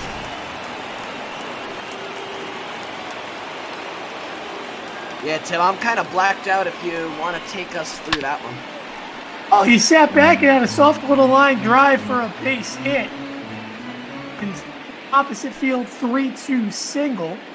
Now we head back to the top of the lineup with an 0-1 count with DJ LeMahieu at the dish. Lee an 0-1 to DJ. Just one line down the right field line. Make that a base hit. Fielding and firing to the cutoff will be Polanco. And the Yankees yet again threatening runners on first and second with one away. Gleyber Torres this time due up on the dish. Tim, these guys just don't go away. It's a great job by LeMahieu. Again, he goes the other way. Same thing he did in the at-bat in his first inning. First inning right up the middle into right center. This time into right. Another great job by LeMahieu. So I want to give a stat to be exact here for Tyler Lyons. Eddie. Yeah. Last time Tyler Lyons had a base hit was back in 2015, and he only had 1 career RBI. So needless to say, the first hit he's had in 5 years. And that was back, obviously, when he was with St. Louis. It's all 5 of his career hits at the time. Now he has 6 with the Yankees. One's going to be called for a strike to count 1-2. I don't think he thought he'd be getting a hit in pinstripes. Needless to say, he did. 1 for 1 with the Yankees. Here's the 1-2. One hit on the ground, fielding and firing over to first is Hayes. And that'll end the inning. So I believe, I didn't see him tag at a little bit of screen. Did he get the double play on that? I think he did. I think he managed to get him on the shirt. So nicely turned there by Hayes.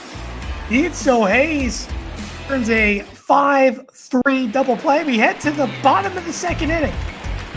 Major League Baseball here on Twitch.tv. Lyons comes out for the bottom of the second. And again, only 8 pitches is coming in, but he did allow that solo home run. Brian Reynolds. First pitch, get high and away to count 1-0 as Polanco steps in. Polanco comes from the Dominican Republic, in which he was signed out of, and he's been a relatively consistent piece as well throughout his career here for Pittsburgh, as there's a strike to count 1-1. Obviously, Polanco struggling a little bit right now, but he's a very average player, key piece for this Pirates team, and especially its future. Yeah, Gregory Polanco, he's your classic good, serviceable big leaguer. He's been that way for a number of years for this organization. You know, never going to be a guy that's going to top the hit charts or anything, but very serviceable, and he plays a very good right field for this Pirates team. It's a 2-2 as well, wild in the way, and the count will go to 3-2. Pitch on the ground, fielding and firing over to first is Urshela in the shift for the first down. Second, I thought Urshela not going to get to that, and on the forehand side. I think he's at Gleyber Torres more in a shift towards the middle. Now here's Kevin Kramer, 324 for Kramer. And he's been on a tear this season. 7 home runs, 24 RBIs. First pitch taken downstairs to count 1-0. And again, go here on the shift for Kramer. Well, the Yankees have to try to do the best they can here, trying to work through the shift. One hit on the ground. Fielding is Voigt, and he'll step on first for the second out. I was about to say, Tim, there are 13 hitters on this Pirates roster today. 8 in the lineup, 5 on the bench. Kramer, the only guy who's hitting above 300, hitting 324 coming into today. It is now will be Hayes who steps in, a struggling 184. Does hit relatively solid against left-handed pitching, which is why he gets the call. 2 for 3 last night as the 1-0. There's a strike, 1-1. But for the Yankees, it's got to be a little bit of a different feel. Because obviously, interleague games come too often in your schedule. One's called for a strike to count 1 and 2. I mean, you have to be very conservative with how you hit if you're Aaron Boone. One fouled off. The count will remain.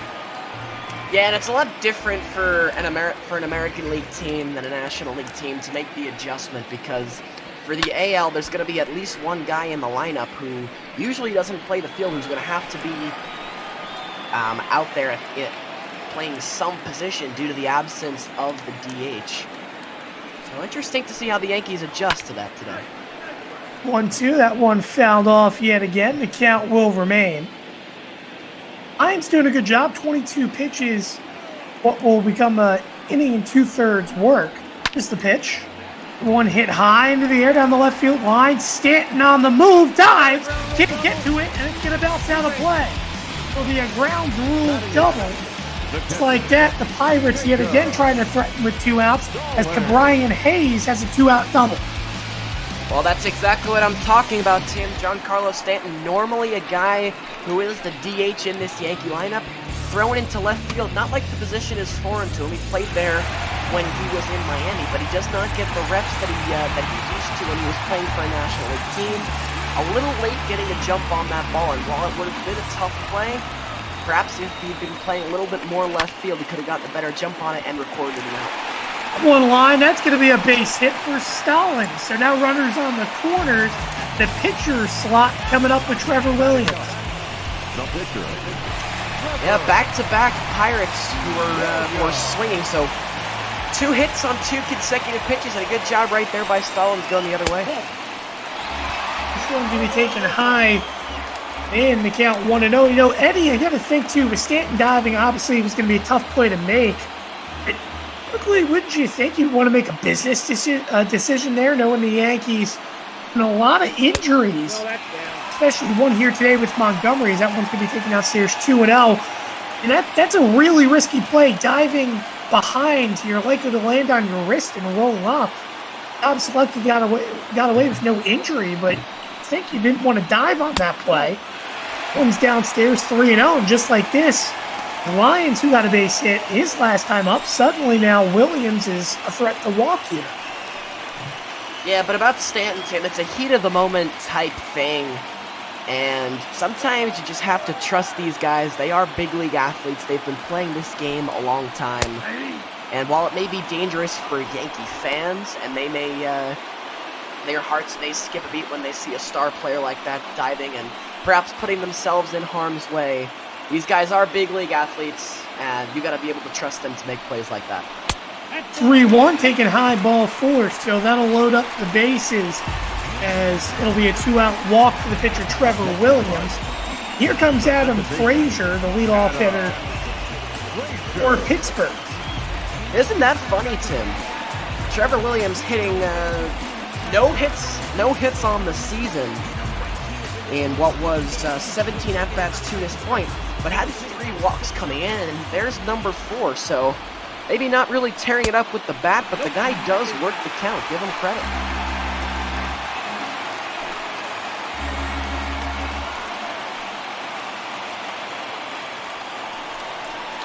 That's Bolton. 2 balls, no strikes. I think we might have lost Tim for a second. I'm sure he'll be back when he can, as Adam Frazier with that with the 2-0 count right now, and that is grounded right side but foul. Appears Tim has hopped out to try and patch up some mic difficulty.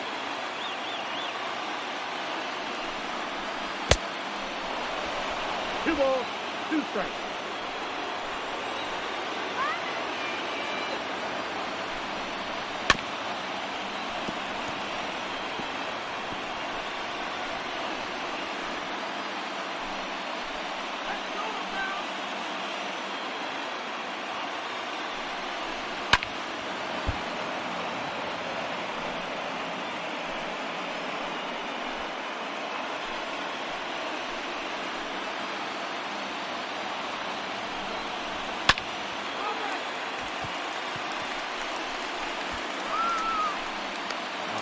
Pop-up on the second base side. Will be caught there by LeMahieu, and we apologize for those technical difficulties, but the Yankees escaped. The Pirates strand 3, and we're through 2 from PNC Park, with the Bombers on top 2-1. Hey, thank you, Eddie, for the coverage there. I apologize. A little bit of lag-ish. I have to figure it out here with Verizon. Seems like every service provider is not your friend, to say the least. As Aaron Judge will step in here in the top of the 3rd inning to lead it off for the Yankees. First pitch from Williams, called for a strike, the count 0-1. Williams at 44 pitches. Relatively efficient, but he had that struggle first inning, as that one's going to be swung and a miss to count 0-2. But the one issue is he's allowed runners in scoring position every single inning to this point, Eddie. Yeah, he's had to pitch out of trouble every single inning that he has been in the ballgame. Well, that's a good start right there. Aaron Judge not only getting the strikeout right there. Indeed, 3rd strikeout of the day, first one on the fastball for Williams, and he's going to face a hitter as well that struck out for his first plate appearance last time up, was Giancarlo Stanton. Stanton had an opportunity to give the Yankees the lead with 1 out, and as mentioned, struck out. First pitch will be taken outside to count 1-0. Good breaking ball, however, from Williams that got him to swing and miss. The Yankees ended up scoring anyways because Gleyber Torres ended up coming home to score as well as DJ LeMahieu, as that one's hit high into the air. Camping under it will be the center fielder of Reynolds for the 2nd out. It was Aaron Hicks who will now step up to the plate. Gave that the Yankees a 2-0 lead at the time. Yeah, I'll tell you, Tim, with all the problems that Williams has had, as far as his pitching is concerned in this game, kind of flirting with disaster every inning, The two guys who he has had no problem with are Judge and Stanton. They're a combined 0 for 4 thus far, and Williams has had complete control over those two guys. He's doing a good job around the middle of the lineup, but it's been the top of the lineup that's been the threat for the Yanks. Will be an 0-1 to Hicks. Pitch. On the ground in the shift, fielding and firing to first. Will be the second baseman of Frazier to end the inning. The Yankees go down 1-2-3 in the top of the third inning. We head to the bottom of the third inning here in PNC. Watch your Major League Baseball here on Twitch.tv.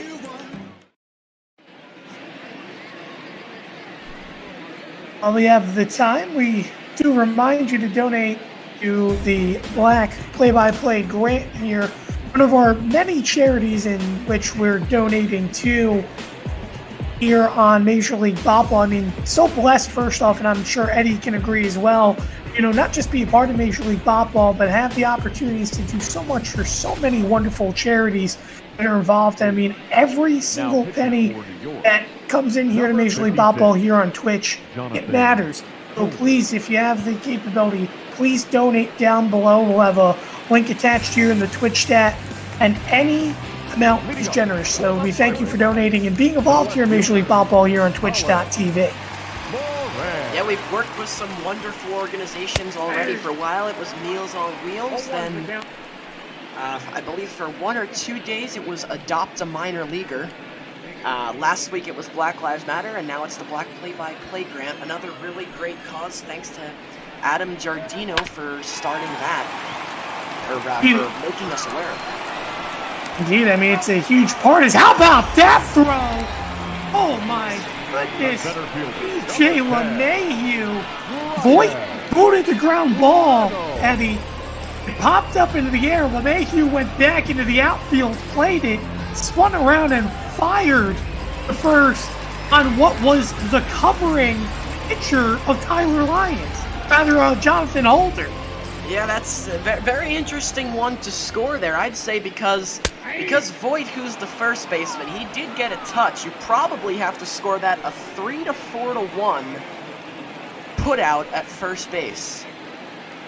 I'm going to be honest, that's the first time I've ever seen that in my life, as it'll be an 0-1 from Holder. By the way, freshly enters in for Lyons, and Holder's done a very good job as well, Eddie. This season, stepped up when the Yankees needed him the most. At an average ERA, but he's given a bunch of innings when the Yankees need him. Someone's going to be called for a strike to count 1 and 2, especially after a very struggling year last season where he allowed the long ball a bunch. Done a good job keeping the ball in the ballpark this season. Well, he better buckle up and see if he can give the Yankees some length here, because they're going to need it. Again, if you're just joining us, the original starter, Jordan Montgomery, was the second batter of the game where he went down with an injury. Obviously not going to return, so Tyler Lyons, he came in, tossed 1 2/3, and now as we enter the third inning, Aaron Boone turns things over to Jonathan Holder. It'll be a 3-2. This one hit down the left field line, moving over as Stanton to make the catch in left center for the second out. And I do want to make note as well for the Montgomery injury in which Lyons replaced him. It was a finger injury. The finger didn't seem to be broken, so perhaps it'll only be a couple days out for Montgomery. As the first pitch called for a strike, or rather swung and missed for a strike to count 0-1.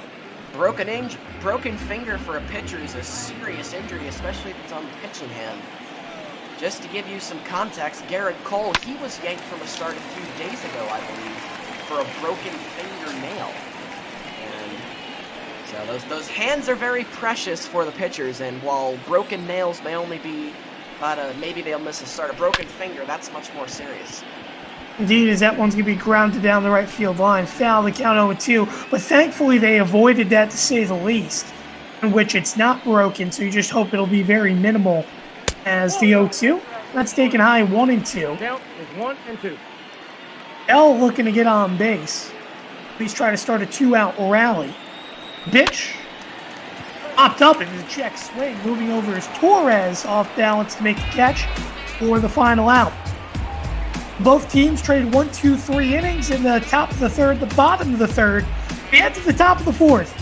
Two up will be Luke Voigt, Gio Urshela, and Chris Iannetta for the Yanks.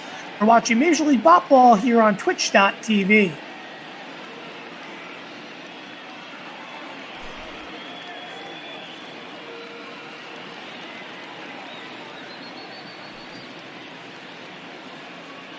Tim Moore, Eddie McCarthy, as we welcome you back here to Major League Baseball on Twitch.tv. And you look at the NL Central, Pirates 22-50, by far the worst record in the NL or in the National League, and especially the NL Central. Pirates, they're basically in rebuilding mode. It'll be interesting to see what they're going to have to do to turn around not just this season, just a little bit, but also their future, as the first pitch will be taken high and in to count 1-0. Yeah, it's even though, Tim, it's June 17th and we're not even at the halfway point. You don't like to make calls early on in the season, especially of this magnitude, but I think it's pretty safe to say the Pirates are not going to be contending for a division title this year. Fly ball, right field. Polanco moves in to make the catch for the first out. Indeed, but you know, this Pirates team isn't so bad as what maybe the record shows. I mean, obviously you're 26 games out of the division and almost even farther out of the wild card. But this is a team that is just not being consistent. And we talked about the Kansas City Royals, Eddie, about a week and a half ago when the Yankees played them as well. You know, that was the same scenario where the pitching staff was incredibly inconsistent, but their offense was there. You could say almost the same thing here for Pittsburgh, as the 0-1's taken outstairs to count 1-1. Man, Kansas City, though, Tim, that is a team that has really fallen off a cliff. Remember how good they were back like in 2014, 2015, those two teams that went to the World Series, the team that won in 2015, they have fallen fast. Not really sure what happened there, but they've lost so many of those big pieces.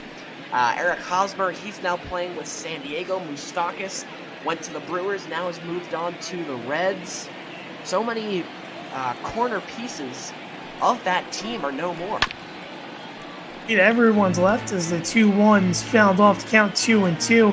And Eddie, just think about it too. I mean, obviously they got that World Series that they needed in 2015. Here's the 2-2 from Williams. Swing and a miss for the second out. It's Urshela. Swing and a miss, and it'll be Chris Iannetta to come up to the plate. Great pitch here from Williams. Yeah, nicely done on the inside portion, kind of jamming. Urshela got the pitch nice above his hands. One of the toughest pitches for a hitter to react to. Best bet is to lay off on it, but Urshela not able to do so. He's been effective, especially jamming hitters in. We've seen this be a factor all game long, to be honest. Most of the strikeouts coming on the inside corner. Nothing really away. In fact, only one punch-out came from Williams away between both sides, as that one's taken outside 2-0.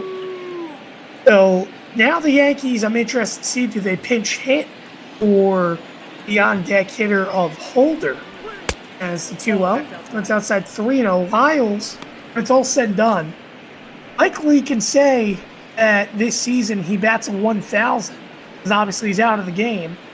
He had a base hit his last time up in the pitching hole. Yeah, it's rare for National League relievers to take some hacks at the plate. Even more rare for an American League reliever. So we saw something that very rare, but we don't see very often when Tyler Lyons got that base hit back in the, I believe it was the second inning. Yeah, back in the second inning. A great job by Tyler Lyons. And now here's Jonathan Holder. And I mean, if Holder gets a hit here, I'm really going to start laughing, because, I mean, you just can't draw this up, needless to say. And then on first, 2 outs. Leo 1-0 from Williams. Pitch called for strike 1-1. I mean, it's different for Lyons, Eddie, because he had that National League experience with the Cardinals. Holder's been basically a Yankee his entire career, and him picking up a baseball bat hasn't happened since high school. As it'll be a 1-1. That one alive. Is it fair? Oh my goodness, it is! It's gonna be a base hit, rounding his Iannetta on his way to third, and the Yankees relievers are 2 for 2.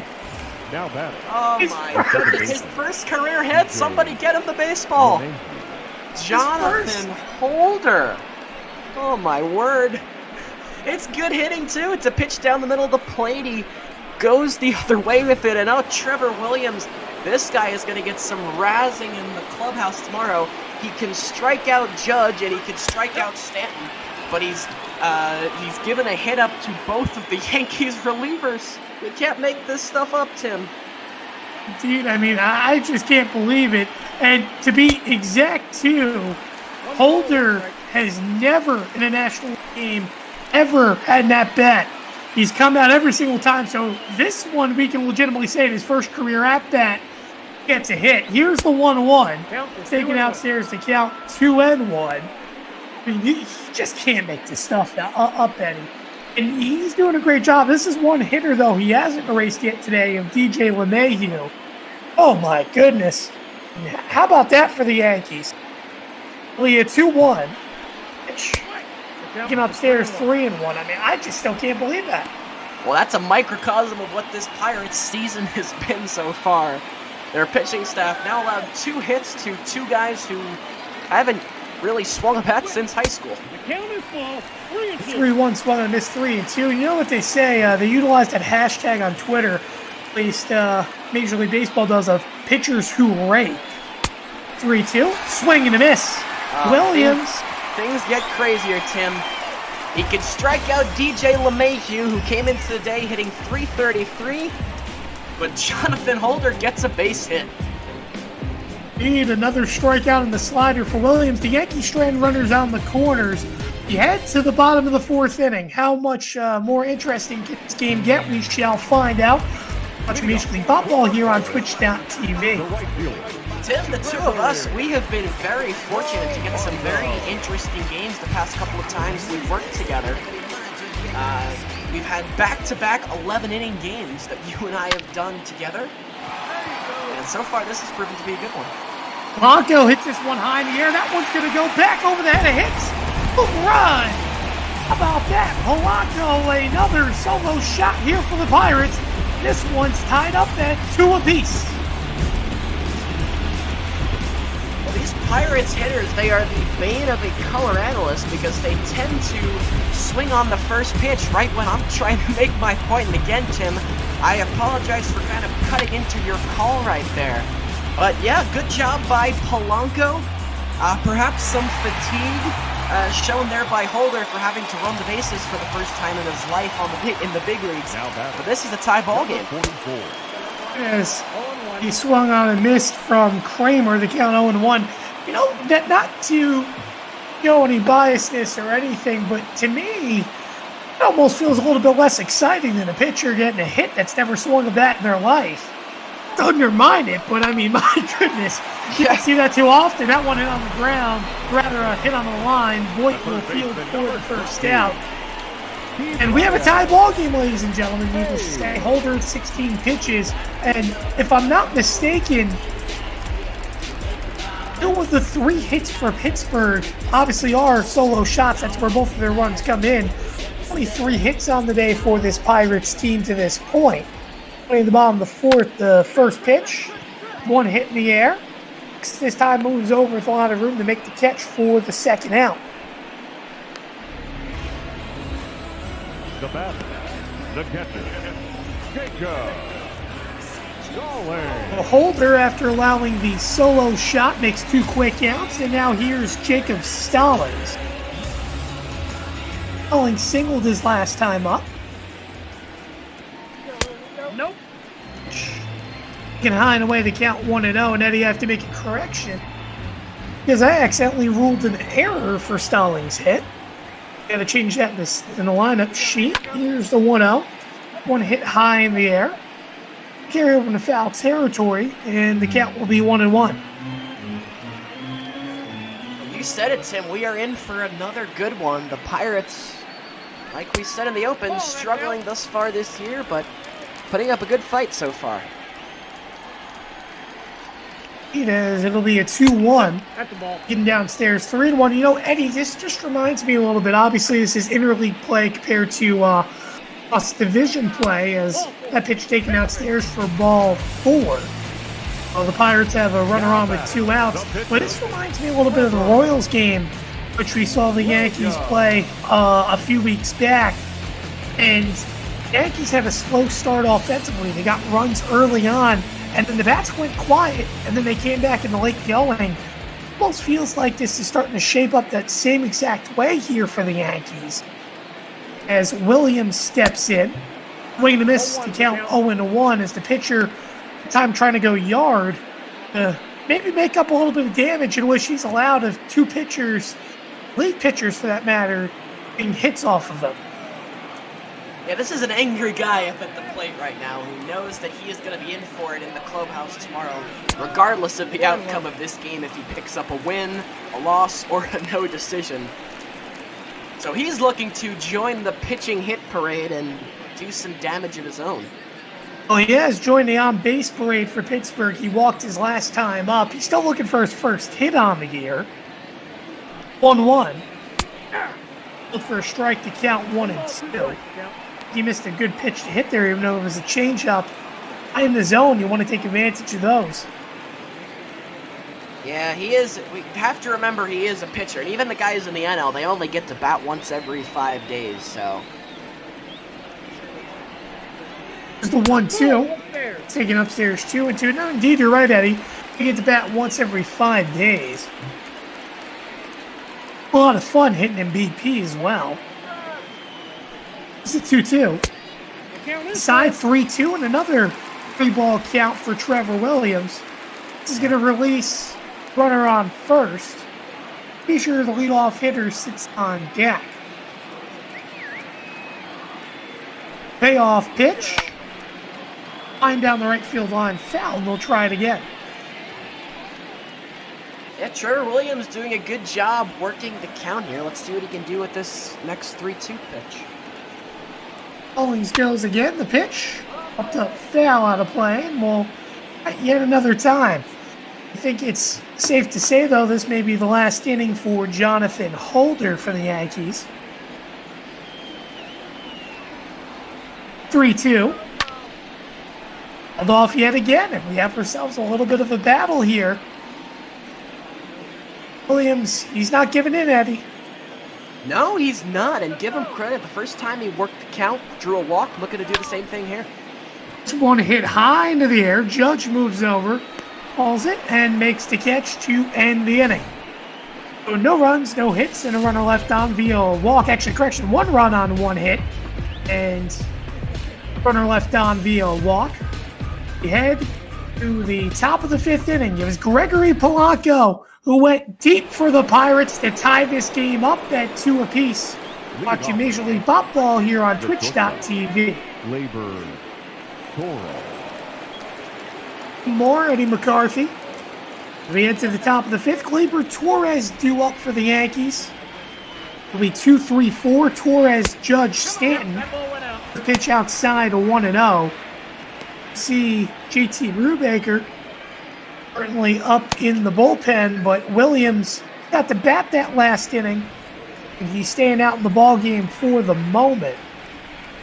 Well, this is the inning that's going to decide if Williams is going to continue in this ball game. If he can get an easy inning, which he only has 1 so far, then he can probably get into the 6th. But if he gets into trouble, this will probably be his last. Well, he's in a little bit of trouble right now as the count goes to 3-0. And, you know, you look at it for Williams. Again, we mentioned at the top of the broadcast, 1-6 record and 14 games started. But when you look at it, a 4.72 ERA is really good. It's the 3-0. There's a strike 3-1. It's not even the ERA in the record or the fact that he struggled to get quality starts. But even if he doesn't go, past the 5th inning today, we'll get labeled quality start, only allowing 2 runs, no decision to say the least. Yeah, this is a big inning though for him right here, and that is not a good start. It'll be a leadoff walk for Gleyber Torres, and the part of the lineup in which he's got now the entirety of today, maybe looking to threaten here as Aaron Judge will step in. Struck out his last time up and popped up in his first at-bat. Actually popped up to Williams. First pitch. Well, if you're Aaron Judge right here, Tim, you're thinking that, all right, this is a guy that has had my number the first 2 times that I've been up. What do I have to do differently? You've seen him twice. Let's see his adjustment here. One hit on the ground down the middle, fielding, and great flip. How about that double play? Oh my goodness. What a play there, flashing the leatherette short. Oh my, I mean, that was as good of a play as you could get there from Kevin Kramer. Nicely turned by Kramer, and give some credit also to Frazier, the second baseman. Not an easy turn, had to barehand that one and kind of pivot 100 degrees. Snaps it to first to get Judge, who, although he's a big man, is not as slow as you might think. Big 2 outs there, rather, for Trevor Williams. Stanton steps in again. You mentioned Kramer. He was leaning for a second. It looked like the ball was going to go under the glove, but he robbed a base hit, flipped it to second, and a great throw from Frazier there. Ultimately, fielded the double play, goes 6-4-3, and now with 2 outs, Stanton at the plate 0 for 2 as well.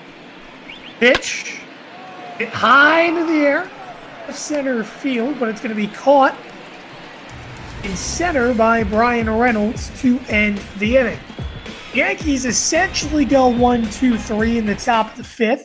However, no runs, no hits, and walk. Get to the bottom of the 5th inning. We're at the midway point here in PNC. Major League Baseball here on Twitch.tv.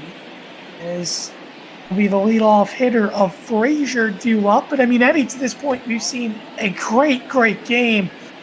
I don't know what really to expect here for this final half. I mean, we're seeing the Yankees not really bring the bats as much towards the middle of the lineup. But the relief pitching has done a very good job keeping them in the game as Ben Heller comes onto the mound. Yeah, they're fortunate that no reliever that they have brought in so far, Ben Heller being their 4th, has had a really disastrous outing. I mean, both Lyons and Holder have given up solo shots, but so far this Yankees bullpen has done a nice job bridging this thing along, but it only gets more and more difficult the more guys that you throw out there. Here's the 1-0 from Heller. It's taken low and in to count 2-0. Hiller's had a solid ERA, but only limited appearances. Still in the single digits. 1.89. Hiller, though, has been effective. Comes in for Holder. Here's the 2-0.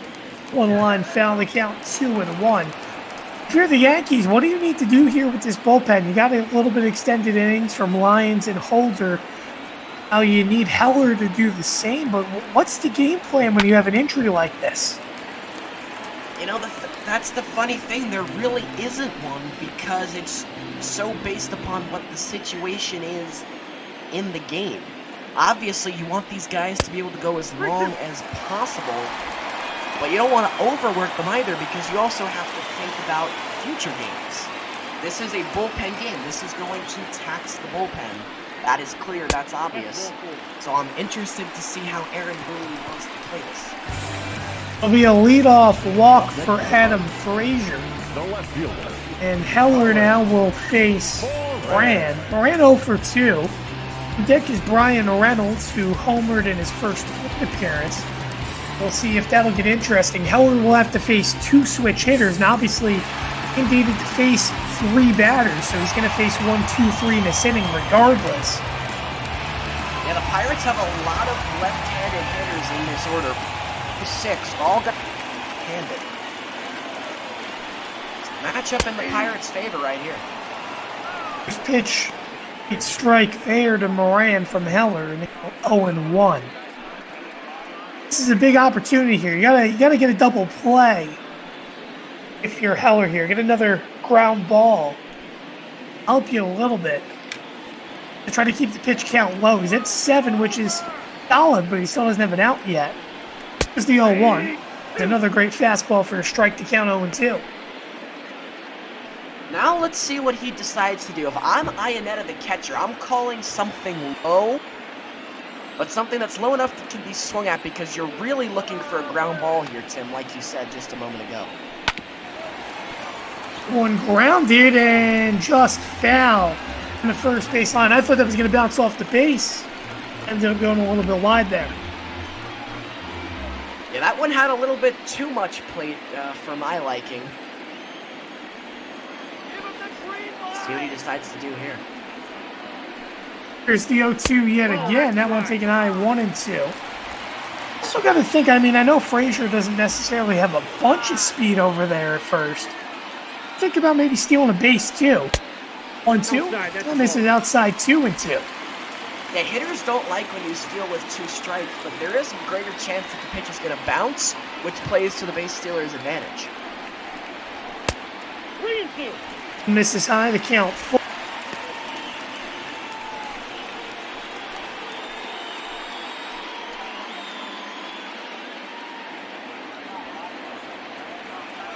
I'm blacked out here, Tim. My apologies. Thing there for me. The 3-2 on the ground. Oh, it's bobbled. No. Say it's on the transfer. Torres had a great chance here to throw the double play, but he bobbled it on the transition, and it'll go down as a 4-6 fielder's choice. Looks like that now. Reynolds, who steps in, still with the runner on first, but a very big missed opportunity for the Yankees there. Yeah, unfortunate by Torres because that was a tailor-made ball for 2. It was a 2-hopper, slowly hit. Like you said, missed opportunity for New York.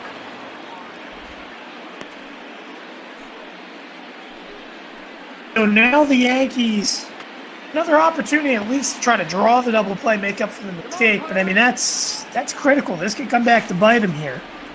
Here's the 1-1. One line down the middle. That's going to be a base hit. Oh, now runners will be on first and second as Reynolds has his second hit of the day. And here comes the cleanup hitter of Josh Bell up for the Pirates. This is a big opportunity right now for Pittsburgh. Probably your best hitter up to bat, at least the guy with the most power. And let's see if he can do it right here. Oh, mentioned Eddie, if Bell's the only one that has the potential here today to maybe hit into the Allegheny, right now would be a perfect opportunity for him to do so. Runners on first and second, 1 away. 18th pitch from Heller. That one a line down the left field line. It's going to land fair and bounce against the wall. Stanton will field in the corner. He'll fire to the cutoff man, but it's going to be an RBI double for Bell. Well, it's not an Allegheny blast, Tim, but certainly nothing wrong with what Josh Bell does right there. Like I said, Bell is a guy who, although he has a lot of power, he does use the whole field. He's not as heavy a pull hitter as a lot of big power hitters are. Great hitting right there, and that's why the Pirates are up 3-2. Being threatening, Moran ended up coming home to score. You have Reynolds, who now sits at third. You have Bell on second, and Polanco, who homered his last time up at the plate. Pirates have their first lead of the day. That one's inside the count 1-1. This goes back to bite the Yankees, because remember, they struggled with runners in scoring position early on in this game, Eddie. Yep. And Tim, here is the spot where what the Pirates have been missing all year. Clutch hit with runners in scoring position, especially at home. On ball, third base line. That one's going to get on through and bounce against the fence. Polanco, he's going to have an RBI double and let the run continue for Pittsburgh. As Gregory Polanco comes up clutch. Pirates up 4-2. Well, Polanco's third RBI of the day, and Tim, this is exactly what I was afraid of when Ben Heller came in. I said the Yankees had been lucky to this point when they were trying to bridge the game with their relievers. They hadn't had a guy who had a catastrophic inning. Unfortunately, though, that's just struck for Heller. Oh, and the one thing that was bad luck there is that one's going to be blocked by Ainetta. Heller will pick it back up. I don't know if you saw back in a replay, but Bell must have thought that ball was a line drive, because he dove back into second, and he would have ended up scoring Pittsburgh there had he not done that. Regardless, the Pirates have a 2-run lead, and they're looking to threaten to more, as that one's going to be outside the count 2-0. Yes, thank you for pointing that out, Tim. I apologize. I said Polanco had 3 RBIs, and while he should have 3, he only has 2 due to the fact of what you just mentioned, Josh Bell getting a poor read on that ball. Let's see, though, if the Pirates can take a bigger lead. That one's taken high, count 3-0. And, I mean, again, the Yankees relievers, their pitch count gets high, while Heller here has struggled. Obviously, the Lions, he allowed a solo home run, as well as his Holder, but that wasn't that big of a deal. Here for Heller, he's really laboring this inning. That one's a strike to count 3-1. He's already at 25 pitches. All come here in this inning, and this is not what the Yankees wanted to see, especially when you're here in the final game of this series. Have a new series coming tomorrow. Oh, that one was crushed, but he was just out in front of it. It'll be a 3-2 pitch to Kramer. Line down the left field line. Will that land foul? The count will remain full. Try it yet again. It's the pitch. One line. One's going to find the gap and fall on down. The base hit. It bounces off the wall. Stanton's going to have to field. Pounding and holding now at second. Oh my goodness, how about that for Kramer to get another double, the 3rd consecutive double in a row. The Pirates have a 6-2 lead. They are smashing the Yankees relief pitching right now. Yeah, that's 4 runs in this inning for the Pirates, and yeah, it's about time. Ben Heller's shown the door, only able to get 1 out, but gives up 4 runs, and still responsible for Kramer on second. But all 3 of these guys who have gotten doubles, Tim, like you said, the 3 consecutive doubles, they're all left-handers, and they all went the other way. So for you young hitters at home, take note, big leaguers go the other way too. It's how you can stay in the big leagues. Indeed, as Brian Hayes steps in, first pitch popped up, and LeMahieu makes the catch, reaching out. Oh man, I thought that fell down for a second. A great job. Well, that's a disaster waiting to happen in the Bermuda Triangle right there, and you'd really like to take charge. The guy coming in always has priority over the guy coming out. Fortunate are the Yankees there that LeMahieu was able to make that play. Indeed, so the second out of the inning, first pitch for Green ends up resulting in that F4. And the second pitch hit on the ground, Urshela actually fields just in the air to end the inning. The terrible inning for New York finally comes to an end. How about that big inning for Pittsburgh? 4, that's right, 4 runs on 4 hits. And we head to the top of the 6th inning. Yankees trail 6-2 here in PNC. The center fielder. Well, Tim, if I wanted to come back from a game and I could pick any lineup in the big leagues to do it, I would say the Yankees would be at the top of my list. Certainly not insurmountable. And with this Pirates pitching staff, who has a combined ERA of 4.9, it is certainly doable, but they're going to have to get going in a hurry. The Yankees last season reminded you so much of the 2009 World Series team they had, with all the come-from-behind victories and walk-off wins last year. Obviously, here in this scenario, being on the road, you can't walk off, but you have an opportunity to come from behind here late. As Williams deals that one inside 2-1. We'll give Williams a lot of credit here in a winning scenario. High in the pitch count now, 84. He's done a very good job limiting the Yankees to only 2 runs. A game in which we thought he was going to get batted around. Yeah, the first 2 pitches he threw, a single by DJ LeMahieu and like Gleyber Torres, both back in the first inning. Those guys would score, but since then, he has kept a clean sheet. It's the 3-1. That one popped foul behind the plate. They'll get out of play. The count now full. He's done a great job against the middle of the lineup. Continues to get them out effectively. Here's the 3-2. Nope. This is just outside, ball 4. That'll give a manager nightmares, Tim. And look, we can debate all the live-long day if we want about whether this pitch was a strike or not. It looks to me like it may have caught the outside corner.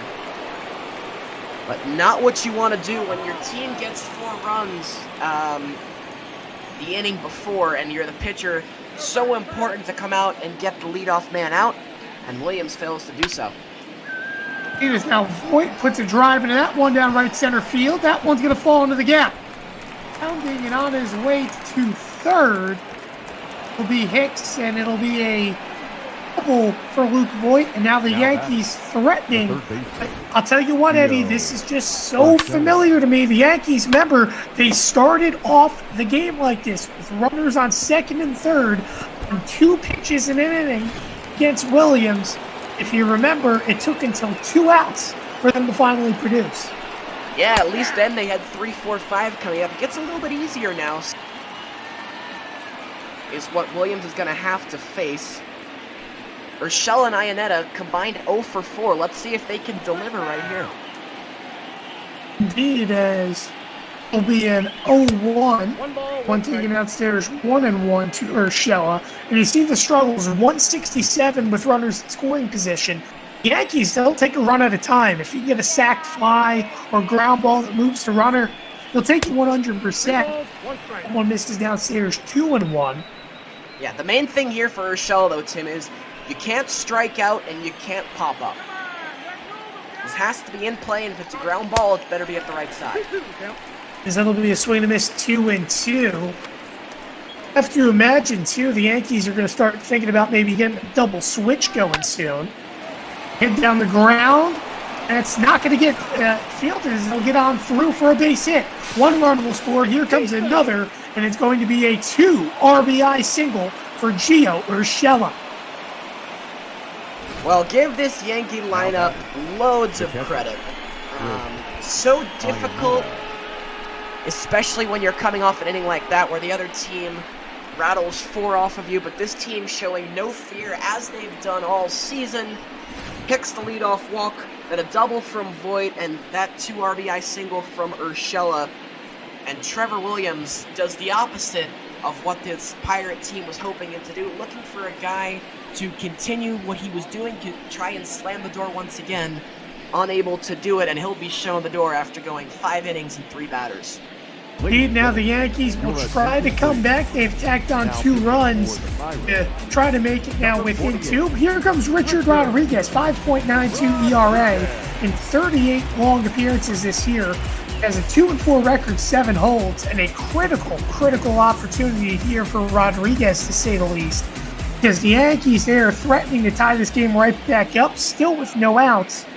They have 3 hits. Here's the first pitch to Ionetta. That one swung on and missed the count, 0-1. Boy, could this team and this pitcher right now use a double play in a big way. You know, speaking of double plays, you got to think Kramer's batting himself on the head a little bit, because if you remember, he made a double play on a ground ball very similar to what Urshela's was there a few innings back that brought the Yankees out of what would have been a big inning start out. I mean, it was a beautiful play from Kramer, but that time he wasn't able to get to it, and instead it results in 2 runs rather than maybe just 1 and 1 out. Yeah, the only difference is that one was hit a little bit harder on from Urshela and more up the middle, so he gave it a good shot, but not really much of a chance that he could have made that play. Here's the 2-1. That one line foul. Count 2-2. So who do you think pinch hits for the Yankees on deck? I was around the time, definitely they're going to start turning into pinch hitters. Well, Tim, you know, relievers are so far 2 for 2, so maybe they'll stick with a reliever. The fly ball, that one's going to be going out there in center by Reynolds. Holding at first will be Urshela. Now, oh wow, they're going to bat Chad Green. Okay. I told you. Well, actually, maybe that was not. Oh. Number 41. Is that Andujar? Yeah, that's Andujar. Miguel Andujar will step in. 26, but he does have that power, especially against right-handed pitchers. First pitch. Green has gone black. Moment. It's for a ball, so they count 1-0. You wonder if this is a one and done for Andujar, or do they maybe make a double switch and swap him for Gio Urshela? So typically, I would say yes, going a double switch, but this scenario, obviously, Urshela just came up clutch for the Yankees, and why would you want to put a defensive liability out there, to say the least, as the 2-0 swung and a miss, 2-1? I agree. Andujar is such a good hitter. It's hard to believe you leave him there. Just a one and done. That one line down the right field line. It's a base hit. That one's going to roll against the wall. Urshela hustling to third. Let's see if he rounds. No, he'll hold that third. It'll be a one-out double. And the Yankees, all of a sudden, not just are threatening to tie this up, but they have perhaps a game-leading run up at the plate of DJ LeMahieu. Well, the next man up type of mentality for the Yankees was the staple of their team last year, and that's what the mindset has been today. Down 4 runs, not really phasing them. Each guy they're just doing their job. And look, I have to get a hit to get it to the guy behind me, and Andujar is the latest to join the party. We shall see as DJ LeMahieu steps in. Be an 0-1 pitch. One popped up foul out of play. The count 0-2. DJ 2 for 3. You see his excellence with runners in scoring position. I mean, DJ's been almost automatic his entire career. 0-2. Side 1-2. I mean, for DJ here, I don't know. I don't want to say I expect him to put it in play. But you would almost have to imagine the Yankees are expecting he does so. Pitch. Line down the left field line. It's going to be a base hit. Oh, indeed. DJ LeMahieu comes up clutch. There'll be runners on the corners. With one away, the Yankees now not only have the winning run on base, now they perhaps have yet another batter, Gleyber Torres. He's have a 2-run lead up at the plate. Who lives better than us, Tim? What another great game the two of us are fortunate to be doing. Such an up and down affair. It was the Pirates' turn last inning. They put 4 up, and now the Yankees, they've got 3 so far. And only 1 out in the inning with one of the best hitters in baseball threatening to do more. And this is where the lineup is just so dangerous. Rodriguez is inning struggling. Only had 13 pitches, and he's been hit around a bunch. That one grounded foul. The count 0-1. As we see the chaos stonks going to 5 right now. We're in the Twitch chat. It's getting interesting. This game is coming to the wire. The 0-1. Oh, for a strike. Great pitch there. The count 0-2.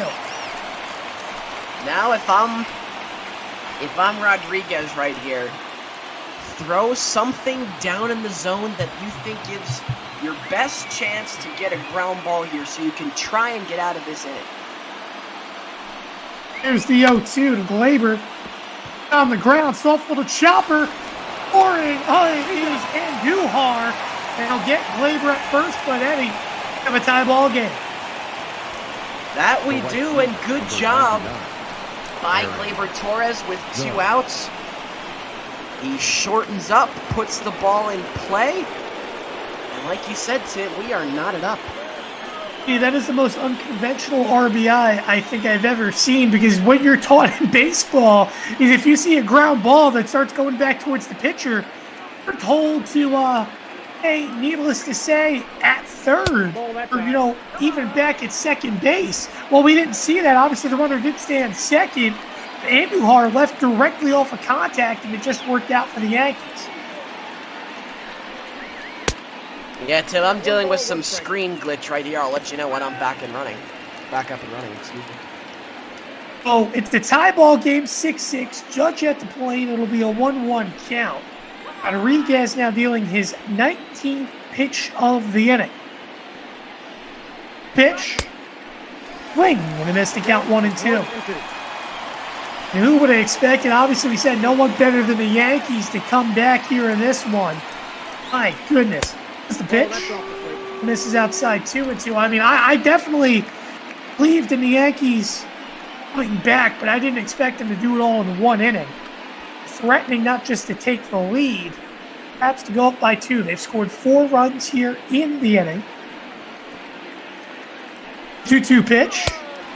Swing and a miss, gets judged out, and finally ends the inning. Just like that, we have a tie ball game yet again here in PNC. 4 runs on 5 hits, and a runner left on. We head to the bottom of the 6th inning. Watching Major League Baseball here on Twitch.tv. Do you have 5 hits, Tim? I have 4. I could have miscounted. I do have 5, according to what I have here in my book. I have 40, Urshela, and Duhar and LeMahieu all getting a hit. I may have missed somebody though. Regardless, it'll be Newman who steps in. This one hit on the ground. Torres fields, fires the first for the first out. I see my mistake here. I gave Torres hit, or rather I counted as a hit on the ground ball. So that's rather, indeed, you're right, Eddie, 4 hits. The RBI credit to him. It's red there. Frazier stepping in with 1 out. Zach Britton, by the way, on the mound, 1 pitch, 1 out. And now he's going to try to make it 2 pitches, 2 outs as that one's fouled off. The count 0-1. Well, the seesaw affair continues, and now how do the Pittsburgh Pirates respond? 4 in the bottom of the 5th, but then the Yankees 4 in the top of the 6th. Now let's see what the Pirates are made of. Nope, ball 1. Is that one misses inside 1-1, and chat laughing. Oh, if you look at the scoreboard, Eddie, we have 6 runs on both sides here in the bottom of the 6th. And obviously the counts can't go to 6, but we have a bunch of 6s on the board, to say the least. That we do. It could be a sign either this is going to be an incredible game all the way to the end, or something's about to happen, to say the least. Regardless, it'll be a 1-2 from Britton. 1 hit on the ground. Mayhew fields and fires the first for the second out. And by the way, I did not see the manager come out, at least to my knowledge, of Aaron Boone, so I do not believe we had a double switch in play for Andujar. So Urshela should still be out there at third. I think you're right, Tim. We have been dealing with our fair share of Twitch glitches today, but I don't think we missed that one, so you're spot on. Looks like a one-and-done day for Miguel Andujar. Regardless, comes up big there with what was a huge opposite field hit. One misses outside the count, 2-0. Up for the Pirates, you have to answer back. You just had a 4-run lead. The bullpen actually blew it. Here's the 2-0. Swing and a miss to count, 2-1, and they're coming right back up to the portion of the lineup that which came up clutch in the last inning. Yeah, but so far, Zach Britton doing a really nice job with this Pirates lineup. Britton, foul ball there from Moran to count 2-2. Sinker ball pitcher. Oh, good. I mean, you think about how great he's been in his career. 2-2. Count full. This is low, the count full.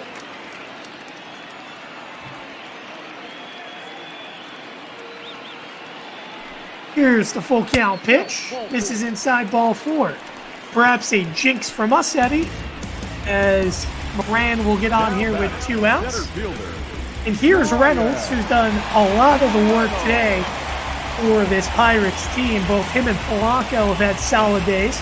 Reynolds a switch hitter, homered his first step out of the game.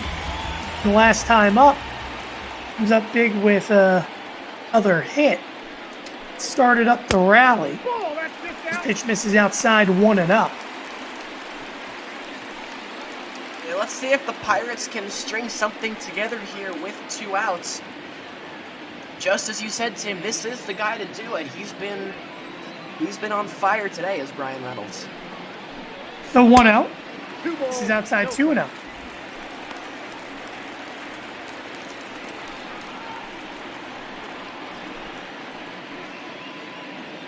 Oh, the Yankees trying to be on the innings. This is a 2-0 pitch from Britton. One grounded foul. The count now 2-1. And when you look back to the top half of the 7th for the Yankees, again, trying to find a little bit more source of offense. They come up clutch as that one's called for a strike 2-2. Now you got to finish the deal. One of these teams are going to have to take the lead. 2-pitch, grounded. Mayhew Fields fires first to end the inning. No runs, no hits. A runner left on. We head to the top of the 7th. Giancarlo Stanton, Aaron Hicks, Luke Voigt due up for the Yankees in the top of the 7th as Shark comes to join us as he'll be doing his typical me out to the ball game. We head to the bottom of the 7th inning. Our wonderful organist. We're starting to get more and more here in Major League Baseball, to say the least. Shark, say hello, introduce yourself, don't be shy. Oh, howdy, howdy. Sorry, just fiddling with some stuff off to the side here. But what a game we have going here right now. Yeah, no complaints so far with this one. This one has been excellent. This game's getting interesting. That's needless to say. I don't think this game is anywhere near far from over. Here's the 1-0. Swing and a miss to count 1-1 to Giancarlo Stanton. With the way we've seen it, even if one team gets some runs across, the other might just strike back. They both definitely have shown they know how to score. Yeah, now, Shark, it's a good point that you bring up there. The Yankees, not too many guys left in that bullpen. They've already used, if my math is correct, Zach Britton came in last inning, their 6th pitcher of the ball game. So they are getting fly ball, deep left field. The Yankees are back in the lead. Solo home run, Giancarlo Stanton. He's 25th of the year. And what did I just say? These teams still know how to score. Oh, man. Oh, Shark, you called it. I'd love to see it. I apologize. I had a little screen lag going there. If I had seen the Stanton home run, I would have let you take it. But Giancarlo Stanton jumping all over that one as a well-deserved high five from Aaron Hicks. And that is a big no-no if you're a pitcher. You cannot throw Stanton that inside fastball. If you do, that's what happens. 400 feet, shade over 104 as far as the exit velocity is concerned. And that's an emphatic shot and a 7-6 lead now for New York. And you say never leave that ball up as this one's hitting the air. Moving back will be the shortstop of Newman to make the catch. But what I was going to say, or rather Kramer makes the catch, what I was going to say is, too, is it's funny. You mentioned never want to throw a ball up there. Well, you look at the pitcher's last name of Neverauskis, to say the least. That's a little bit rough. The Yankees have the lead 7-6. And by the way, Neverauskis has one of the hardest names in all Major League Baseball, in my opinion. That's a very, very long name. He was a Boston Red Sox. No, here in Pittsburgh, the name's a little bit shortened, but if he was a Boston Red Sox, that's one of those names that kind of wrap around your jersey number and just kind of work its way down, almost like Saltalamacchia. Yes, you beat me to it. I was about to say Saltalamacchia. Syndergaard, another guy whose name kind of has to be kind of like an arch on that jersey. Not enough room for all those letters. It's a big name. It has its own little arch here in a Pittsburgh jersey. It's perfect for him as one hit high into the air. This one's challenging. Is it gonna go? It's done. Oh my goodness! Luke Voigt sends that one to Detroit. Whoa! It's a solo bomb. The Yankees up 8-6. Well, Tim, you look at Luke Voigt and you say, this guy, he came into the day today hitting .332. Why on earth is he still in the 6th spot? And I'll tell you why. Sometimes when a guy is having success in a particular spot, you don't want to move him down. Luke Voigt getting his fair share of fastballs, gets one right there, and turns on it, pops it down the left field line for a home run. And now Michael Foley is going to have to come in as the Yankees. How about this offensive explosion? 2 home runs in the last 3 hitters here in the 7th. They still know how to score, and holy crap. The batter, the third baseman, Apologize, I'm having a little bit of lag there. And what I was going to say, both Shark and Eddie, if you notice they're back on that home run pitch yet again, where was the ball? High and in.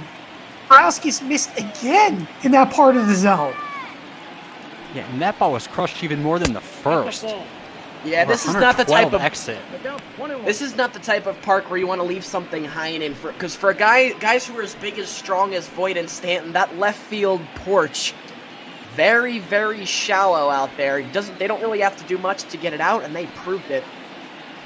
2 bombs from 2 of the strongest men in all of baseball.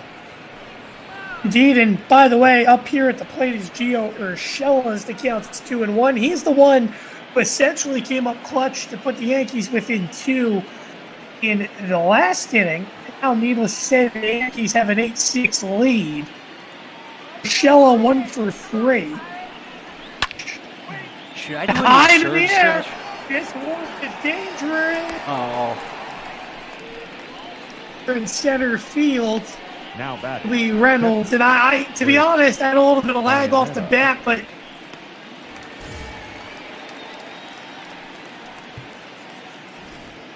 I don't know if this is fitting of one of the absurd stretches or something.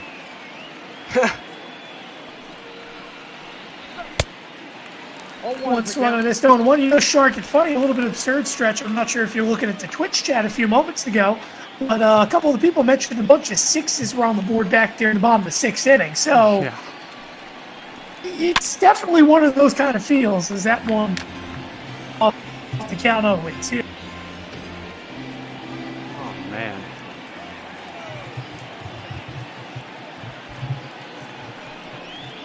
This is outside 1-2. So Felice trying to keep this game within an arm's reach for Pittsburgh. This is outside yet again. The count 2-2. As we just saw, you can be down 4 and it's still within arm's reach. It looked like for both teams know. They know how to score. And for a good while, Shark, it seemed like the Yankees, had it sealed, and the home runs came back. This one hit high into the air. Come on, please. Oh. Blanco will make the catch in right center that's field. your cue. Ladies and gentlemen. Dude, that's Everybody, the cue. stretch the muscles after this crazy thing that we've witnessed.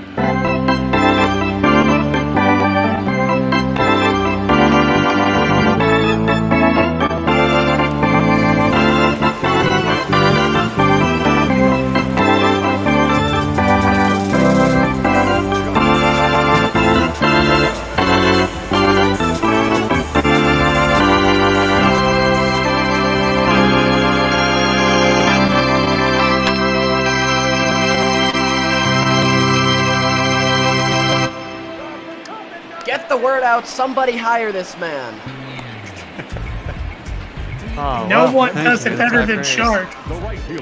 I appreciate it. Thank you for letting me hop in on this and talk for a little bit about this insane game. I'm hoping it gets crazier from here on out. Regardless, Shark. hope you two have a great rest of your call. Yeah, Shark, you treated us to the 7th inning stretch. You want to stick around for the bottom of the 7th? Sure, why not? Let's as long as that's all right with Tim? That's more than fine with me. This one grounded, and it'll be fielded by Torres over the first 4 to second out. First pitch as well was popped up to Hicks, who made the catch. Now 2 away, and Britton, by the way, looking for a second inning of work. This time he races Polanco, and now it'll be Kramer who steps up. Yankees again up by 2. Question is, how do you treat the rest of this pitching staff, Eddie? Because the Yankees, again, I mentioned, last name interleague play, will close their eyes because you play the Minnesota Twins tomorrow and what's the start of a huge series up at Target Field. So that's going to be interesting, to say the least, as that one's held for a strike to count 1-1. Yeah, my inclination is to ride Zach Britton as long as you can. He's been good so far. I got 2-1 the count. Very well. Bring up a great point about the pitching. Coming up against the Twins now, you do not want to burn everyone in your bullpen. Oh, we lost Eddie, it looks like. Oh, here he's back. We're at 2-2-2 now. That one swung on and missed. Britain goes 1-2-3 in the bottom of the 7th. Yankees coming up here at the top of the 8th. They lead 8-6 here on Major League Ball on Twitch.tv. Your attention, You know, but before I head on out, because that was so short, it looks like, you know, maybe Britain managed to kind of figure out how to actually do this without giving up a billion runs. We'll see if he can manage to finish this out strong or what the Yankees are going to do. I personally would leave him in until he makes, you know, like some sort of mistake. I wouldn't pull him early to save some arms. These Sharks, I would have to agree with you, but I have a feeling the Yankees are going to turn to a very unreliable arm of Adam Ottavino in the bottom of the 8th. And when I mean unreliable, he's been very unreliable this season. I know Yankees all do about have Tommy that. Canley as well. Yeah, but Tim. I think he's been they're saving him for the closing role. But Shark, a fantastic take me out to the ball game rendition as always. Looking forward to another call where we can get another 7th inning stretch. Absolutely. Just let me know, and I will hop right on in. Take it easy, boys. All right, if we have a 14th, I expect you back here. Oh, you know I'll be back. All right, take care.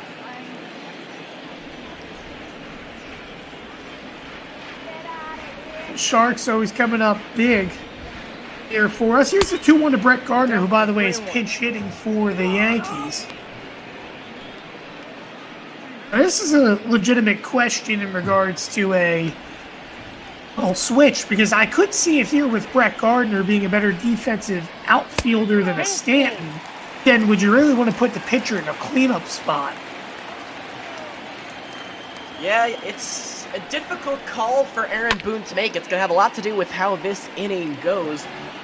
The Yankees, they've scored 6 runs in the past 2, Tim. If they can continue on that pace, then it starts to get a little easier for Boone. But if the Pirates can settle down here, he'll have a tough call to make because, like you said, you don't want to be putting the pitcher in the cleanup spot.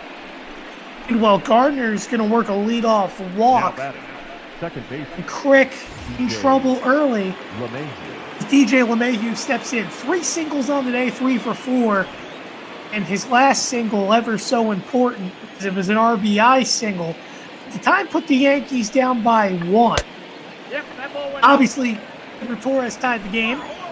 And Giancarlo Stanton gave the Yankees the lead. Followed by Luke Voigt, who had a solo home run. The Yankees hitting 8-6.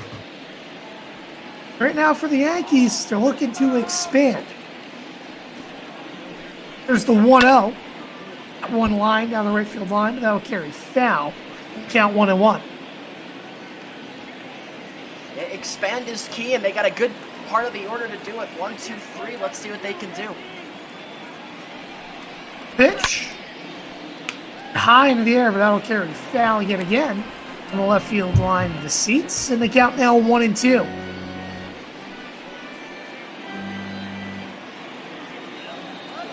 Sun has set, needless to say, here at PNC Park. Pitch. Swing and a miss. Gets LeMahieu swinging for the first out. The batter. Well, pitch good there from Crick. Yeah, no, go. It's absolutely all right. I like the way he attacked LeMahieu right there, pitching him down in the zone. We saw this Pirates staff get in trouble last inning, pitching these Yankees hitters up and in. Clearly, Crick has learned his lesson. Nicely done there with DJ LeMahieu. And now you have Gleyber Torres, who steps in. First pitch, swung on a missed count, 0-1. DJ again had 3 hits today. Not an easy hitter to strike out at all. And he got him to swing and a miss. Now let's see if Crick can get a double play here. Over the first, not in time. Gardner hasn't really stolen many bases of the late portion of his career, Eddie.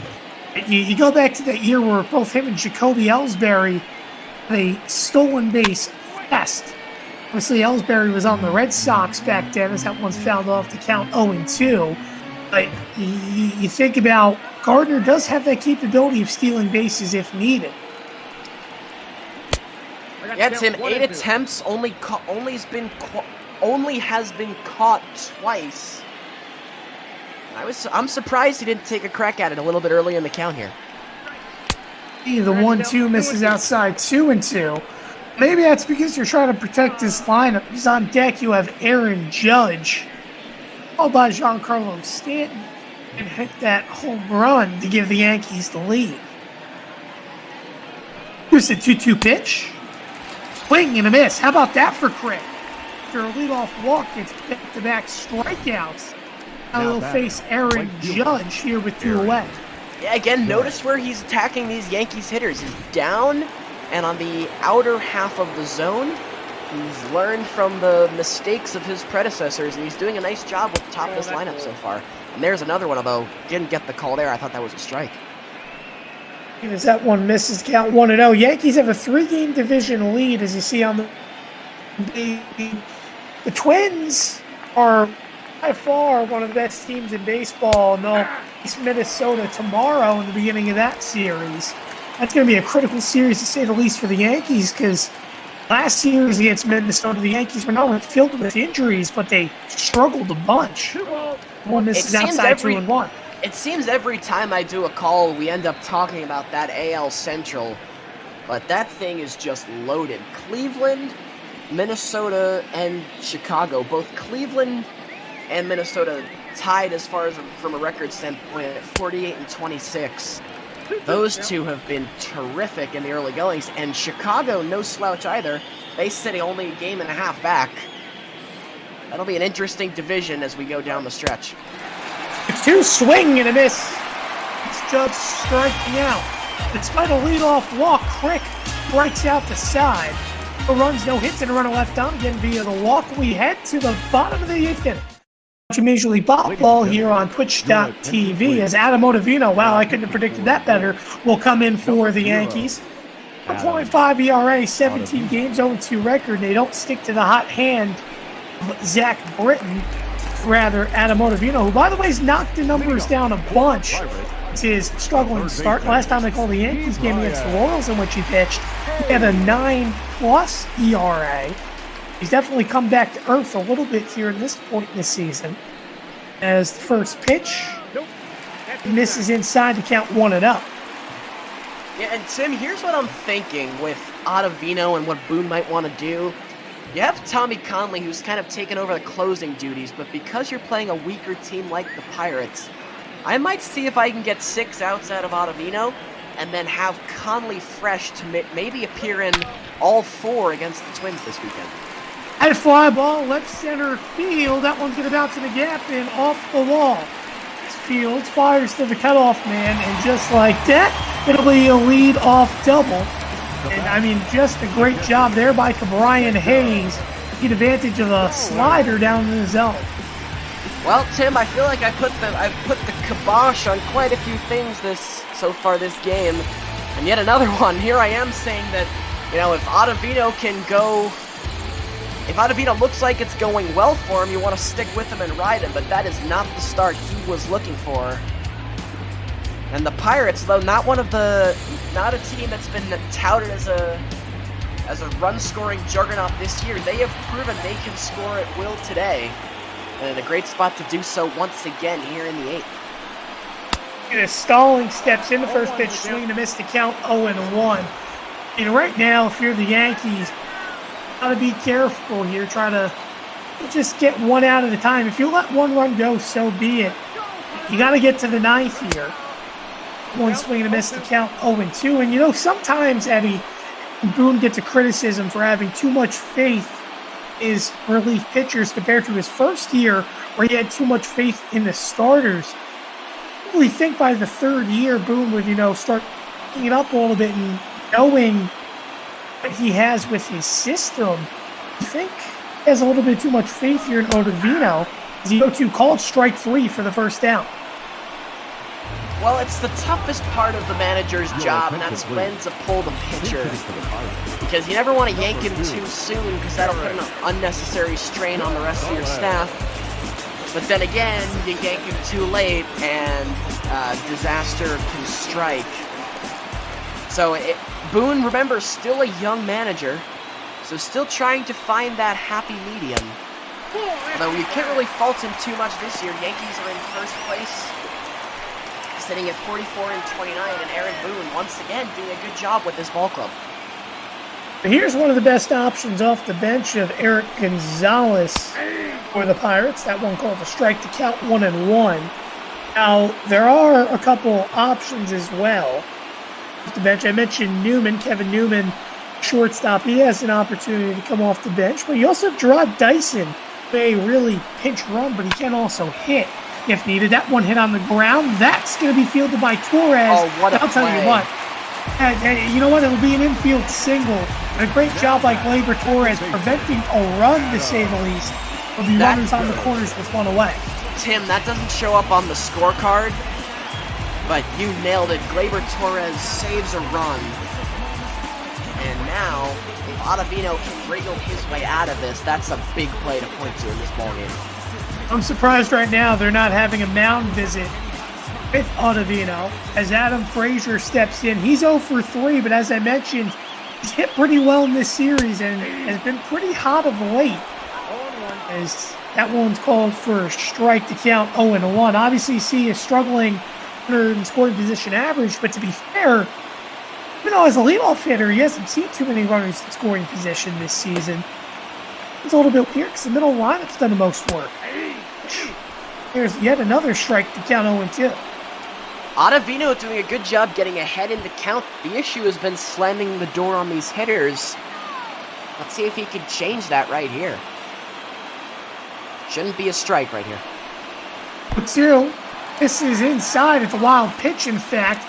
Be fielded by Ionetta, and he'll just hold on to it. But the runner does move on to second. Now suddenly a base hit ties the game. Well, great job by Ionetta keeping that in front.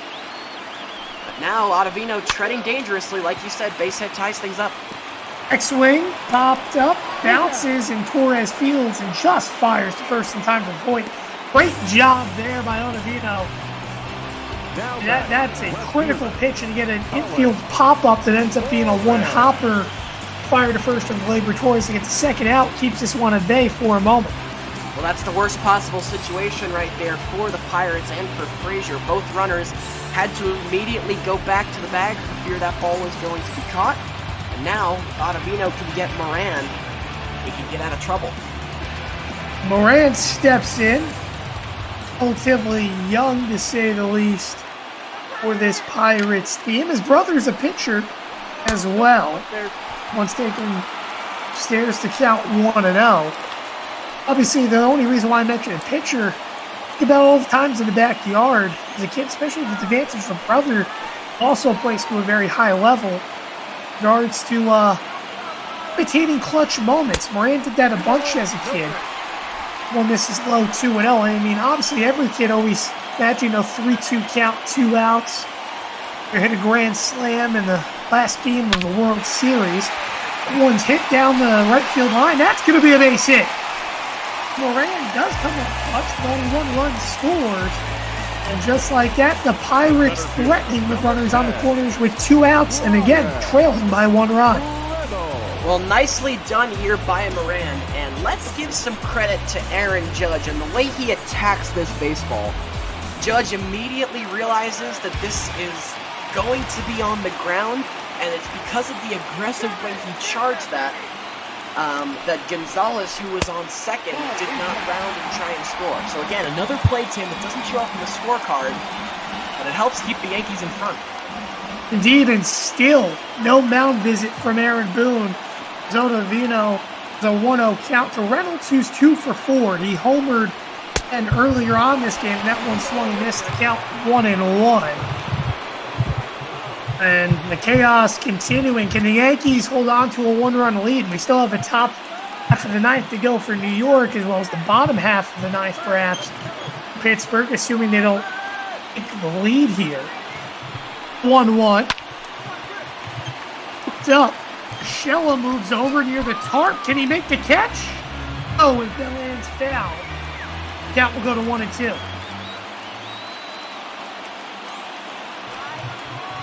We'll try it again. The pitch. High into the air. Moving back is Hicks on the run to make the catch to end the inning. The Pirates tack on a run themselves within 1. Can the Yankees answer back as we head to the top of the ninth inning? Giancarlo Stanton Aaron Hicks, Luke Voigt, you up for the Bombers. You're watching Major League Ball here on Twitch.tv. Now pitching for the Pirates. Well, Tim, this game certainly has a flair for the dramatic. We've been treated to an offensive slugfest. And let's hope the ninth inning is going to be just as good as the previous 8. You look back here, Giancarlo Stanton. This is when he hit that massive go-ahead bomb. I think he went up 7-6 at that point. Obviously, we're up 8-6, but 1 run answered back. A past inning for the Pirates. It'll be Birdie who faces Stanton, 1 for 4 on the day. That one swung on and missed the count 0-1. But this is a critical at bat regardless. Still, I think for Giancarlo Stanton.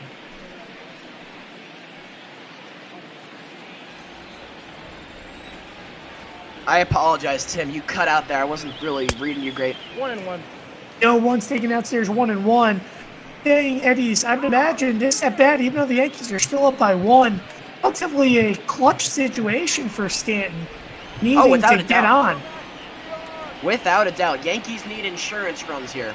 Stanton is the man to provide. And fouled off the count 1-2 again, hitting his 25th home run of the season. After a year last year that was filled with abundance of injuries, Stanton, he's come up big this season, putting up not necessarily MVP numbers, but in the power categories, one of the top in terms of home runs and RBIs.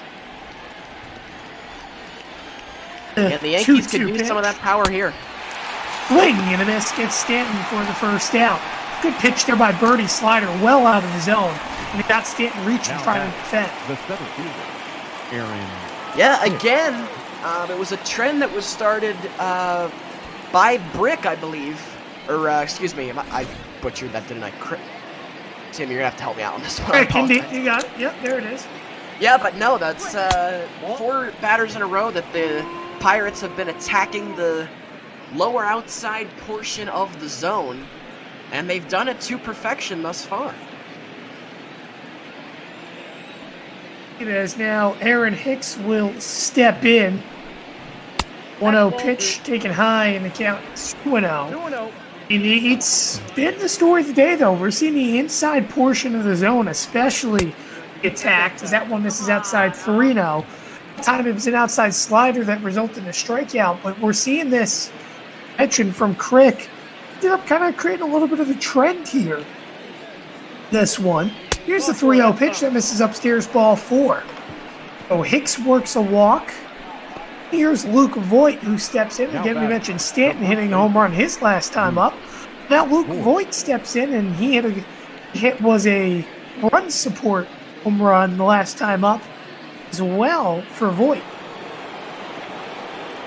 Yeah, again, the Yankees could really use one of their power bats to deliver. Voigt having a very good day thus far. Home run, a single, and a double. Triple away from the cycle. I didn't even realize that, but Voigt can get a gap shot here. That's really the Yanks just looking for runs. The cycle would be an added cherry on top, though. Actually get a correction because he's 2 for 3. He doesn't have that single yet. He has the double and the home run. Oh, I apologize. I was, yep, no, you're absolutely right. Oh, that's out. One misses outside 2-0. Almost there, though. He could get a hit right here. Yeah, I'm telling you that, Tim, that's the worst. You got this exciting stat all prepped, and then you realize that you botched it. Ugh. Happens. I did it earlier in the game. That one swung and missed 2-1. One's perfect. Perfect, we'd not only be in the Hall of Fame, but obviously, like everyone at the plate, we'd be batting 1,000. One's taken outside 3-1. In that case, the game would never end. But regardless, the Yankees up to 7. Birdie at the plate, rather on the mound. Voigt at the plate, 3-1 pitch. That's out. It's outside, and it's ball 4. So back-to-back walks. The Yankees, and Birdie, who led this inning off with a strikeout. This is going absolutely reverse of what we saw last inning. The Yankees, Eddie.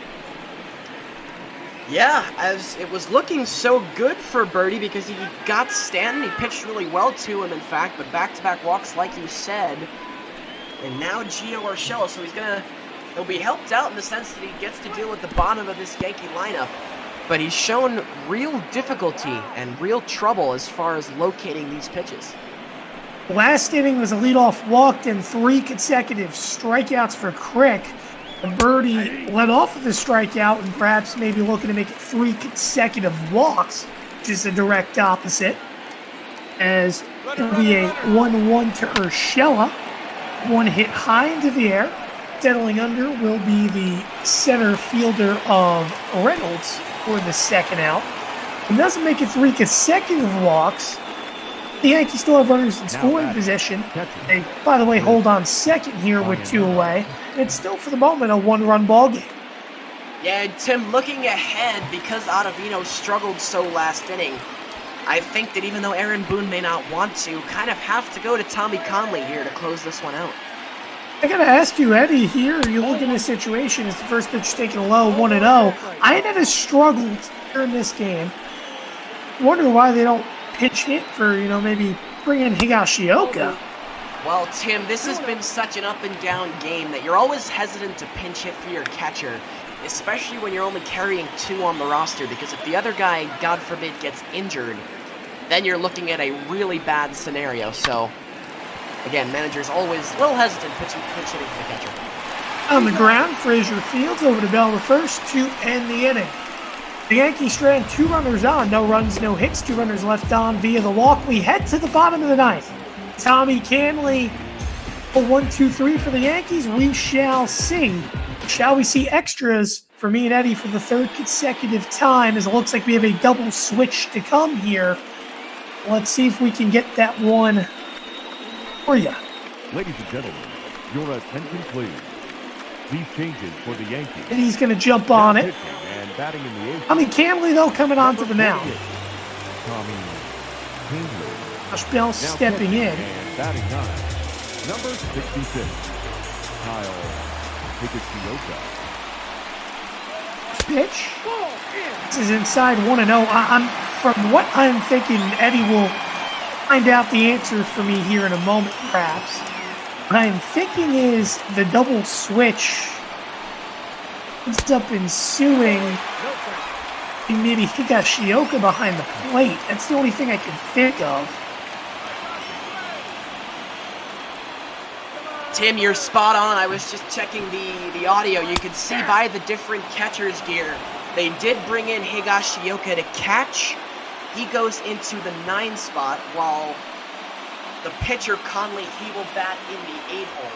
So Iannetta, Tim, done for the day. Indeed, all the Yankees need is 3 outs to avoid that situation, but that one misses inside 3-1.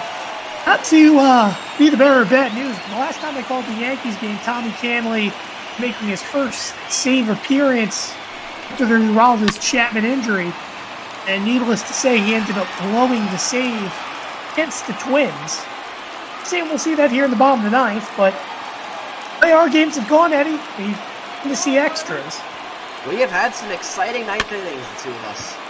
A 3-2, this one hit in the air, moving in and making, no! Stanton bobbled the ball. It'll fall down. Let's see if they rule that a hit. We're in 7. Regardless, Bell's on, and now do you think about pinch running here? Because you have Dyson. Oh, yeah. Have the capability of running. Have to pinch run here, I think. And I'm really surprised they're not going to. The only reason I would maybe, but if you're not going to pinch run, Tim, you have to, I think, lay down a sacrifice bunt right here. But even with Polanco, who's hit a home run today and has literally been half of the production nearly this Pittsburgh team, he only does have 2 RBIs, but he should have had 3 had Bell. This is a mistake, and this is what drives me crazy about baseball nowadays. I think the best option is to bunt him over to second and get 2 shots to try and bring him in. But now Polanco in an 0-2 hole. This is what really irritates me about baseball these days. See if it pans out. The pitch, swing and a miss, and as you mentioned, he should have bunted. Yeah, that's a waste of an at-bat, Tim, and it's you're not supposed to get angry on the air, but it's something that's really gone by the wayside in the modern game, and that's exactly why Polanco goes down on 3 pitches A well-placed sack bunt would give Kramer and Hayes a chance to bring in Bell at first, to bring in Bell from second, rather. Now in danger of Bell being wasted. Yeah, the only thing I thought of in that scenario was because he hit the home run today and he had another big hit as well, or double. I think that maybe it's a little bit on, but Canley again, runner on first, 1 out. The 0-1. This is in the dirt, and that one's going to squeak on by. So now that bunt really comes back, or not bunting comes back to bite you.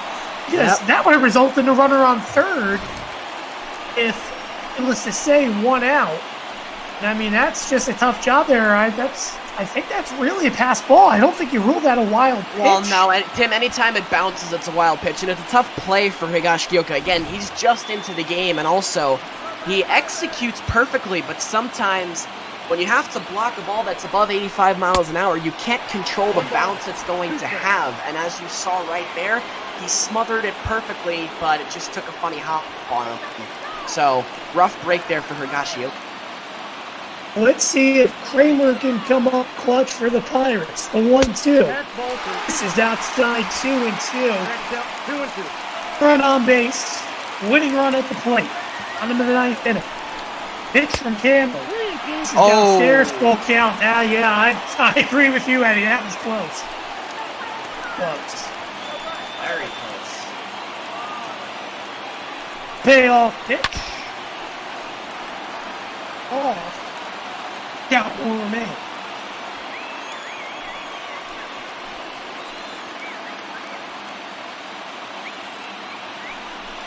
Two. And drive. Rounding and scoring.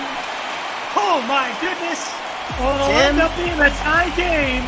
You can't make this stuff up. You can't make this stuff up, my friend. We are in for another wild and crazy one. All the credit in the world has to go to Kevin Kramer. It's jams him on the inside part of his hands, but he muscles it into center field, and it's an 8-8 ball game. Oh my goodness. And Josh Bell comes home to score. By the way, J.A. Happ is up in the bullpen. The Yankees, because of everything that's going on, has exhausted every single pitcher they have of the bullpen. The only reason why I say this, too, is you have to remember Kurt Cole was moved into the long reliever spot, not necessarily to pitch because of his injury. That moved Luis Sessa into the rotation. Now J.A. Happ, he's going to have to come out here and pitch on a couple of days rest, needless to say, for the Yankees as the next man out if they go to the extras, as that one's called for a strike to count 1-2. Well, it is Happ's throw day, so he's expected to probably throw about a 30-pitch bullpen today, but still, yeah, the starter in the pen. Never a good sign, but right now the Yankees, Conley, that's the toughest part for a closer. You blow the save, you still have to get out of the 9th inning. So he's got to find a way to bear down. Hey, this one hit on the ground. It'll get on through for a base hit. Just like that, the runners move 90 feet closer to scoring for Pittsburgh. I mean, almost if you're the Yankees right now, I mean, obviously you want to win the game. You play the biggest series of the season tomorrow against Minnesota on the road. You really want to exhaust your bullpen at this point. Tim, you got to win the game that's in front of you. You worry about tomorrow when tomorrow comes around. That has to be their mentality. Oh, terrible base running. Oh, yeah, well, you know what? It was a ground ball. Fielded Urshela tags him out for the double play. So Eddie, for the third consecutive time, we had to extra innings. Our calls, it's just worked out. Maybe every Wednesday should be continue to be this way, to say the least. It's third consecutive Wednesday in a row. For our mentions, we head to the top of the inning. Higashioka leading off here in the 9-hole as he takes the first pitch high and away to count 1-0.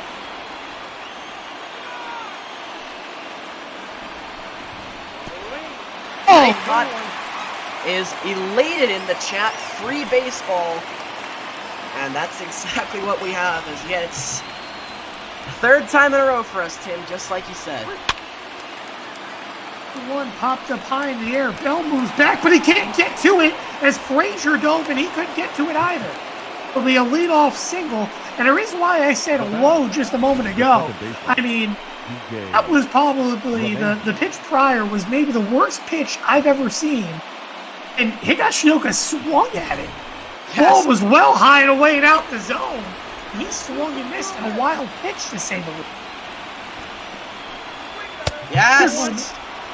Finally! Good for Aaron Boone. DJ LeMahieu up. Put the team first, get the bunt down. I love it from Boone right here. Let's see if DJ can get it down. The pitch takes low 2-0. And now I don't know. I mean, while I would like to bunt DJ in a hitter's count, buy it. I dig it. I say swing away here. But I think he's still going to bunt, and indeed he shows. Sit down. Over to the pitcher of Birdie for the first out. Just like that, the Yankees have a runner on second with one away. Well done by DJ LeMahieu, and I love this from Boone because you have a guy like LeMahieu who's up at the plate, and you're tempted to just let him swing away, but again, you have to put the team first here. And that's what they do right there. Terrific job by LeMahieu, and now Higashioka in scoring position for the heart of the order coming up behind him. And at this point, for the Pirates, I also do want to make this known. You go back and you look at this pitching rotation. Oh, at this point, which the pitchers they have to go through is this one's taken out. We've seen Feliz. We haven't seen Erlin yet. We have seen Rodriguez. We've seen Neveraskis. We've seen Crick. We've seen Birdie. Only 2 players we haven't seen out of the bullpen, actually 3. Call, I don't think we've seen Brubaker. We haven't seen Kilkella. We haven't seen Erlin, as mentioned. That one's outside 3-1.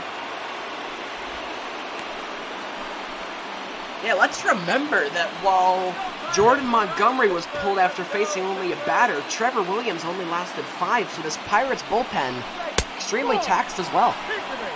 Because that one's going to be inside ball 4, so Gleyber Torres gets on. Now here's Aaron Judge. Judge, one of the few Yankees hitless in this game.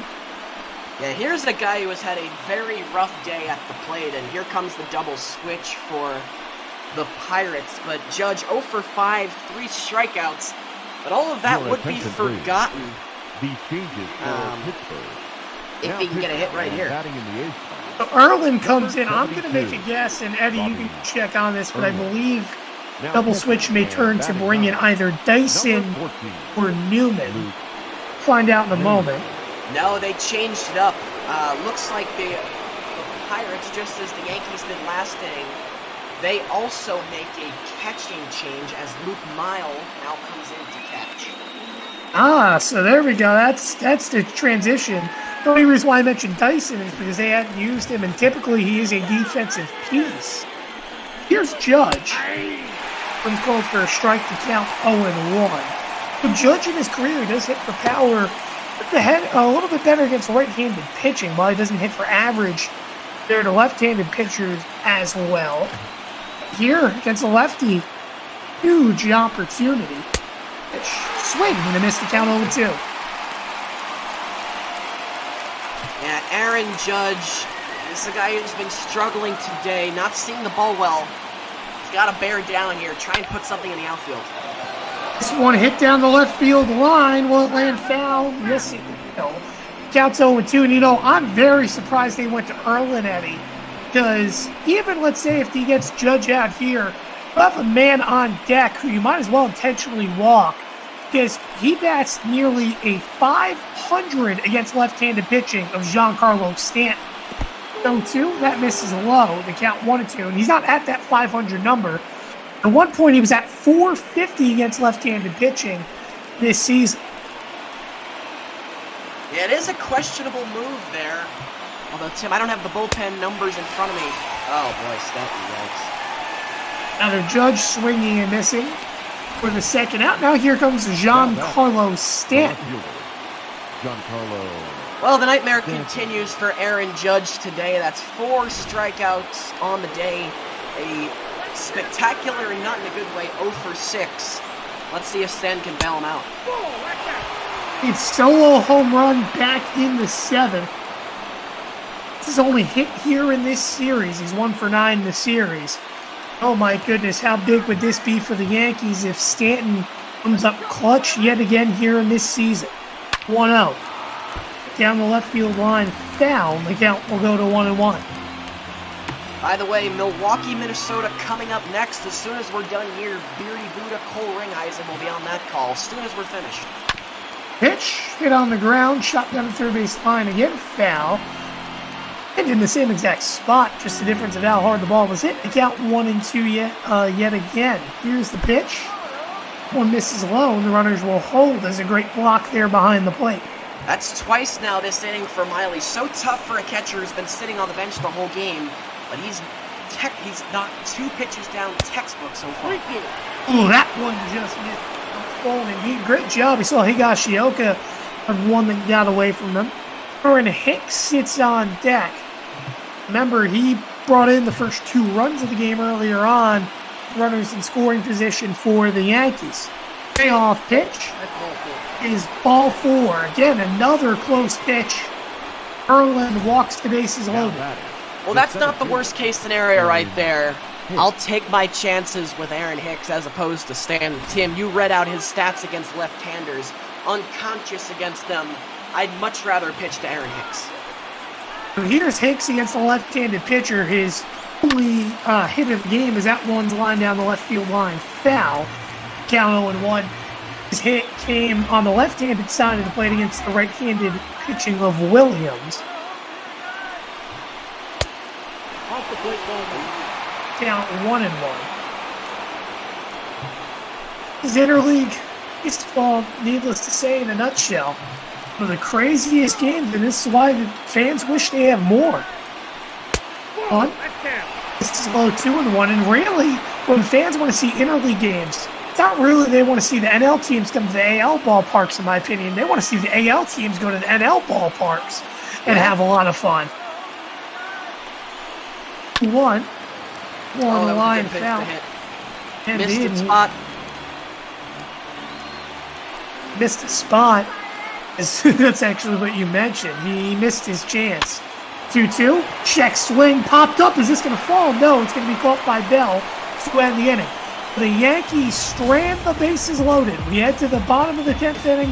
Who's going to pitch for the Yankees? I have no idea. You're watching Major League Baseball on Twitch.tv. Maybe it'll be J.A. Happ. Maybe they'll keep Kenley out. They do. No, you gotta ride Kenley as long as you can. You don't want to go to J. Happ here.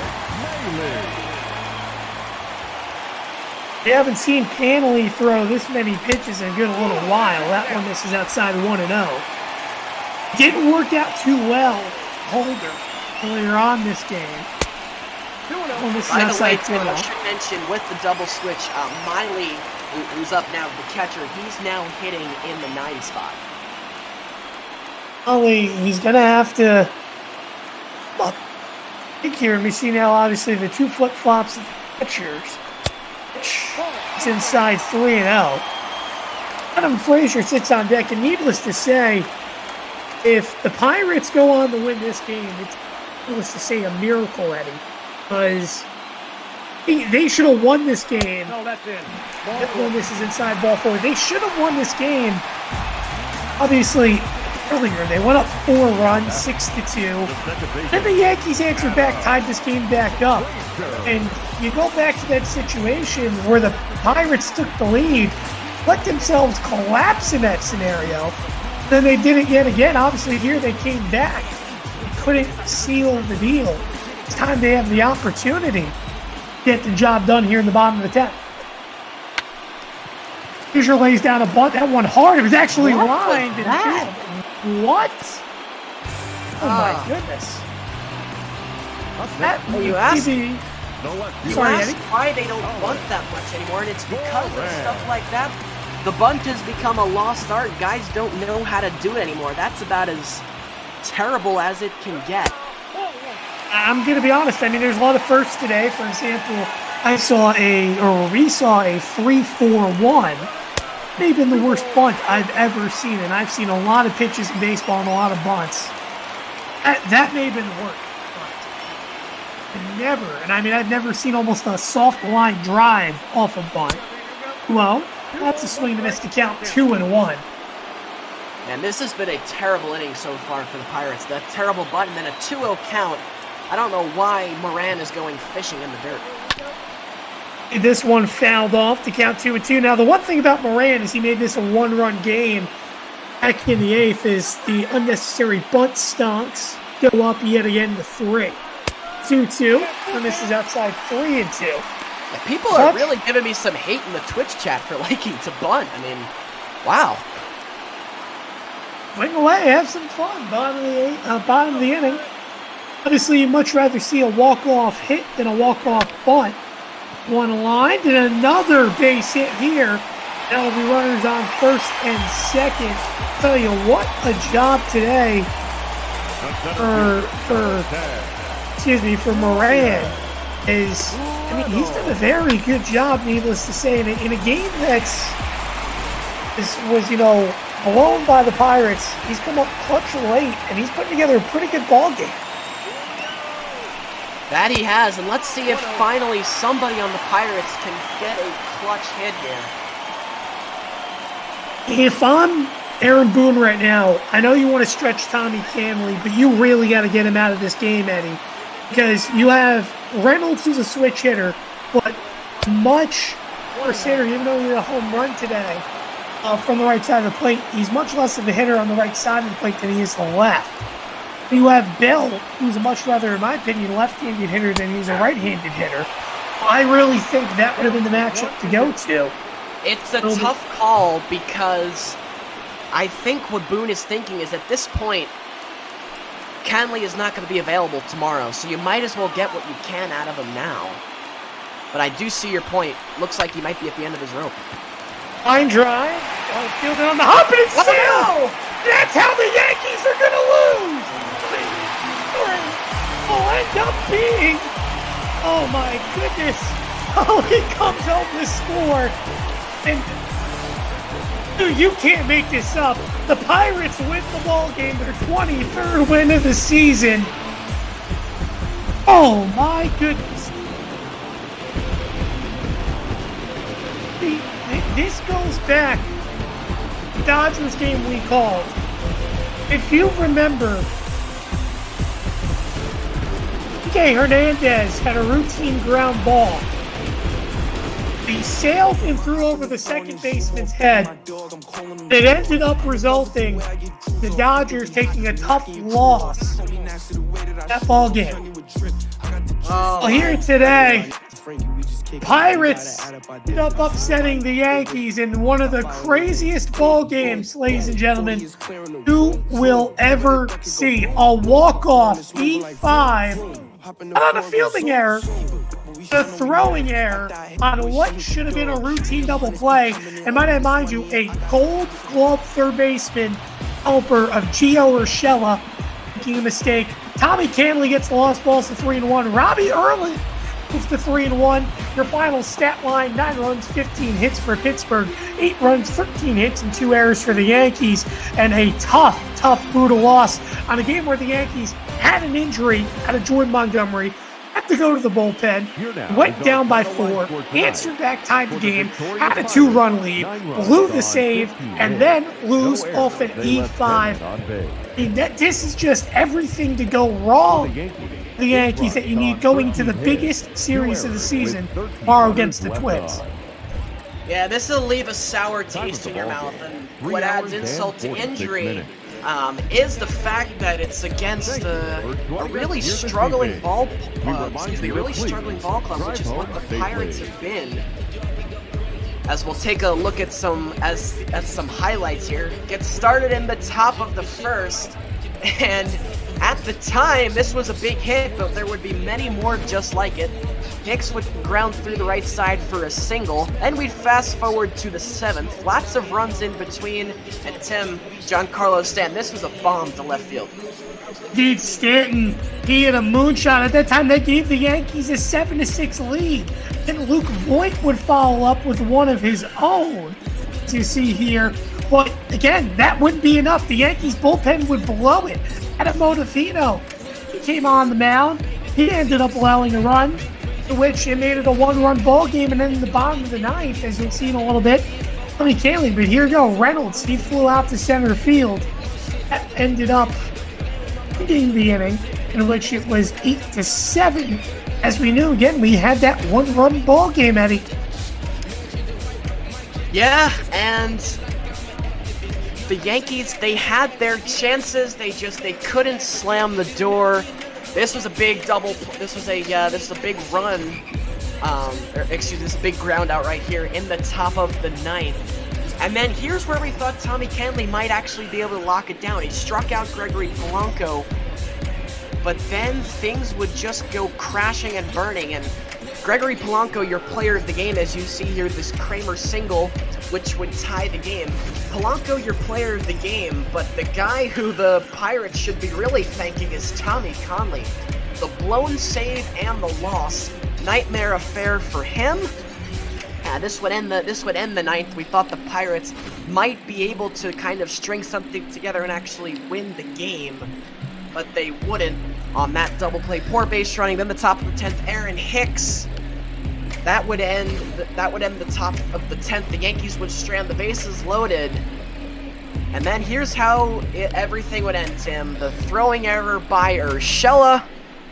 And we end a wild one. You can raise the Jolly Roger in Pittsburgh. As coming home to score the winning run was the catcher, Luke Miley, who came on in the ninth. And Tim, what a crazy game this was. Indeed, and I'll tell you what, the Yankees is rough. You take an L like that. Now, the good news is, at least for the Yankees, learn from this experience. The last time something like this happened to the Yankees, they went on to win and be effective. But for the Pirates, how about this win? You blew the lead a couple times, and you still end up winning in this one. And by the way, you pick up a win. Now you can put a T tied for the worst record in baseball with the Royals. But that doesn't matter, because this team is trying to prove that they can stick and stand. A great job by the Pirates, picking up a victory against one of the hottest teams in baseball, of the New York Yankees. And by the way, for Tampa, that's critical, because while they were in threat of falling to 4 games out, losing 7-1 today, they'll stay within 3 games of the division going into this Minnesota Twins series for the Yankees. I agree, and while the Pirates, they're not going to be a playoff team this year, they're at least a year or two away from that. This is a big win, and it's something that can bring confidence to a young ball club as we welcome in Beery Buddha and Cole Ringeisen for their game, which is the Brewers, who are in Target Field to take on the Twins, which is now 41 minutes overdue. So, Tim, I think you and I should stick around for about another minute or so, but then get out of here and let these guys do their thing. And by the way, the injury report just flashed up. Jordan Montgomery going to be out 1 to 2 weeks is the estimation with that finger. So the Yankees, this is a rough game for the Yankees to lose. It's a complete effort from their bullpen. They had to use every man, but they fall short 9-8. And Tim, I'll let you do the sign off, but we have been blessed. The two of us have. The last 3 games have been absolute classics. This one was this one certainly did not disappoint, and a blast as always calling this one with you, brother. Indeed, and obviously for the Yankees, you expired every single option in your bullpen, and you utilized them. Now tomorrow, and the last time we saw this, Yankees had expectations and pitchers to go a certain amount of innings. They're going to need to do that tomorrow against the Twins, and the last time we actually saw that, it didn't happen so well. The Twins dominated the Yankees. The Yankees will head to Target Field tomorrow. I'm going to hand it off to Beardy and Cole. Beardy, by the way, he'll be calling the Yankees-Twins action tomorrow. Ultimately, the Pirates win 9-8 here in PNC. I've been Tim Moore alongside Eddie McCarthy saying so long as you've been watching Major League Ball here on this Wednesday night affair. It's like that. Up next will be our action of Milwaukee and Minnesota. The Brewers and the Twins. Cole and Beardy, take it away. Thank you, gentlemen. And yeah, we got the border battle. Classic old rivalry between the Brewers and the Twins. Cole, how you feeling tonight, sir? I'm doing all right, and I would be satisfied if we even just get a fraction of how exciting that last game was. My goodness. Yeah, that was one of the crazier ones we've had here on ML Bot Ball, no doubt. We'll be hoping for all you Bot Ball fans out there. We'll have another exciting game for you here between the now tied for first in the American League Central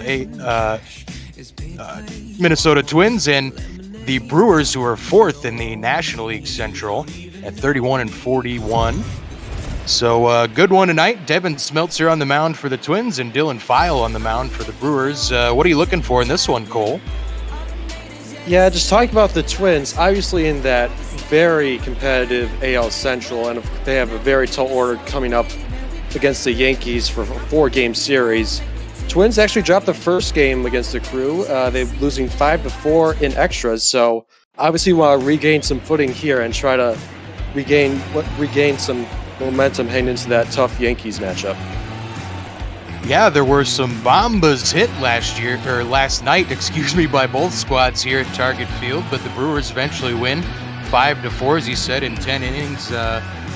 Let's see, Yelich had a home run, Hira had a home run, Cruz had a home run, Donaldson had a home run, and Miguel Sano had a home run. So if you're a fan of the long ball, stick around. There might be some hit here today, or this evening. Looks like today at Target Field, but Avi Garcia going to lead things off here against Devin Smeltzer, and he takes strike one. Yeah, Devin Smeltzer doing pretty well from a guy in the 5 holes, posting a solid 5-run record. ERA may be a little high for Twins fans at a 4.11, but honestly, as long as he gets the wins, that will ease the complaints a little. Yeah, and as a 5th starter, you're not expecting the world from him, and if Smeltzer can at least get in there, throw 5 innings, the Twins are confident that solid bullpen can take over. And of course, with the run support that's often supplied by this Twins lineup, Smeltzer has seen some success this year and quickly up 0-2 on Garcia. And Garcia lifts it to right field. Kepler over, gonna look up and grab that one for out number 1, and that's how we start things here at Target Field in Minneapolis. Batting second, the center fielder, number 6, Lorenzo Cain. Lorenzo Cain off to a heck of a start for the Crew, and batting in this 2-hole and playing center field. The longtime veteran hitting .314 and holding things down for the Brewers. Indeed, one of the two's bright spots out in the outfield, him and Christian Yelich. He may not have the arm strength or the step in his speed as he used to, but as you can see there, that bat is still there and quite consistent. And he's going to doink this one into right field for a 1-out base knock. Get a man aboard in front of one of the most dangerous hitters in all of Major League Baseball, and that's Christian Yelich. Oh, excuse me. I got a 1 ahead of myself. It's Keston Hira.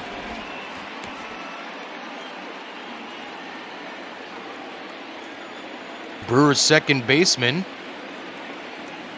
Going to look at the pitch here from the lefty Smeltzer and swings through that one for strike 1.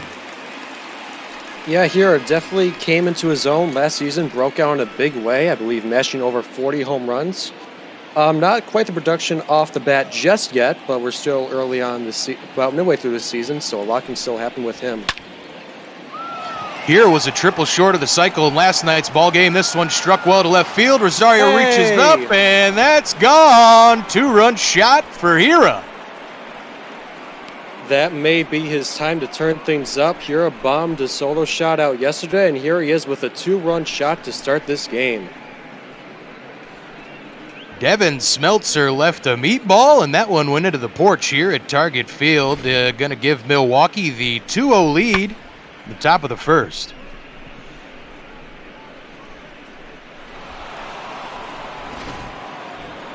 Just got over the fence there, and as I said, the home runs were flying last night, and we're off to a quick start in that category here with Christian Yelich now at the plate, and always a candidate to put one over the fence. Indeed, Yelich recently moved back to that cleanup spot after batting at the 2-hole. Yelich has really turned it up recently with the power, so might as well slot him back to 4. That way he can get those runs in as well with those moonshots.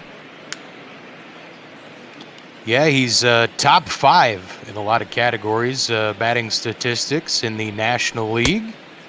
As he swings through that one from Smeltzer for strike 1.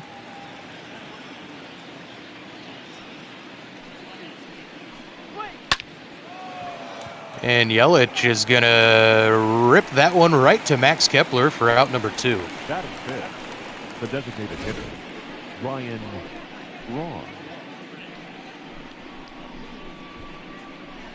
Saw Twins had the shift on there, and Christian got a good rip on it, but just hit it right at Max Kepler, and that brings up Ryan Braun. He's the designated hitter for the Brewers this evening.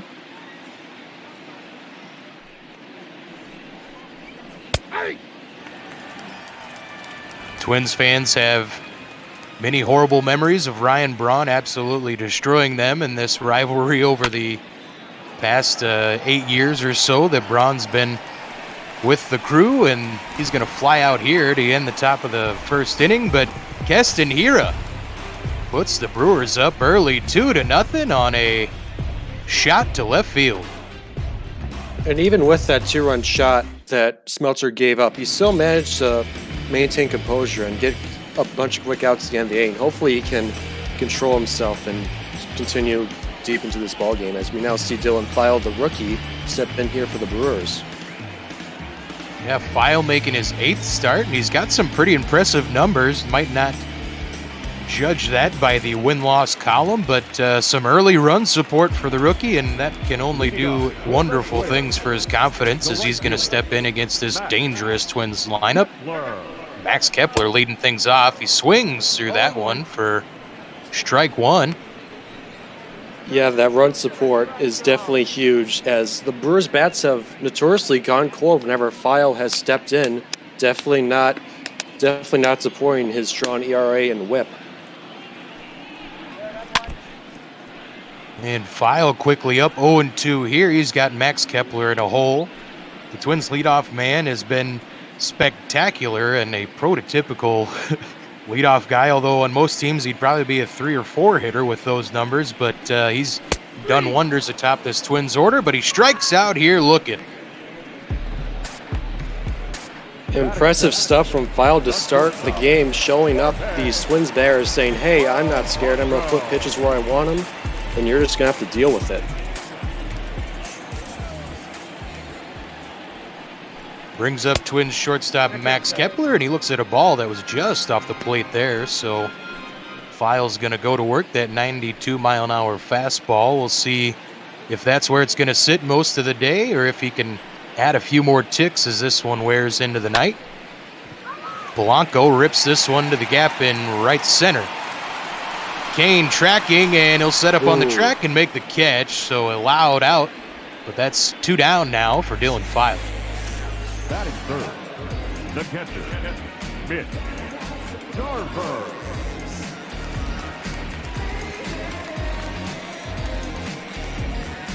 Twins catcher Mitch Garver has 20 home runs on the season and was slotted into this 3-hole about a month ago now, and has only continued to stroke as he rips this one into center field for a 2-out base knock.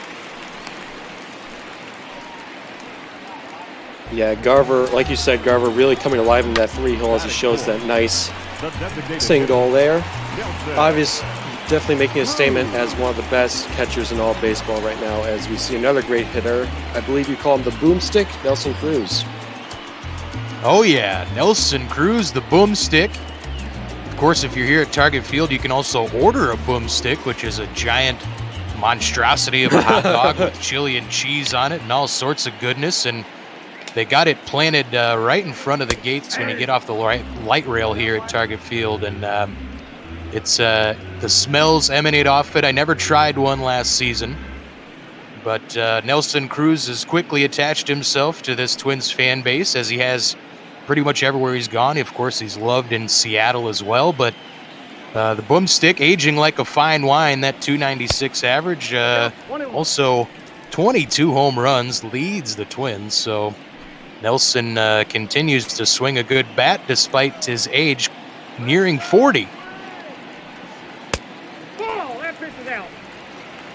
Indeed, talking about Nelson Cruz's age, I believe he is about to turn 40 on July 1st, so nearly going on 40 and able to rank 4th in the AL for home runs and 6th.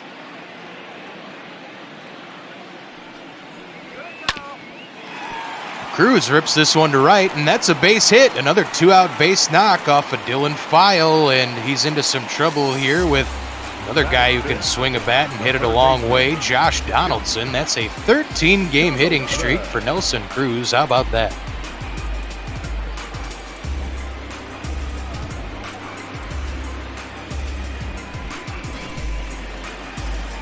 Cruz going the other way, and we're going to see what Josh Donaldson can do here. Maybe not the highest numbers the Twins could have asked for, but still with 14 home runs this early in the season, perhaps he'll start heating up a bit as the thermometer rises into the summer. And I apologize, Beardy. I had a connection mishap there. What happened with that Nelson Cruz at bat? Oh, yeah, he had an opposite field hit. 2-out base hit to right. Nothing too eventful, but another 2-out knock for the Twins. And, yeah, File's going to have to put out this fire here and see what he can do against Donaldson. Has him 0-1. Now 0-2. Nice pitch from Dylan File.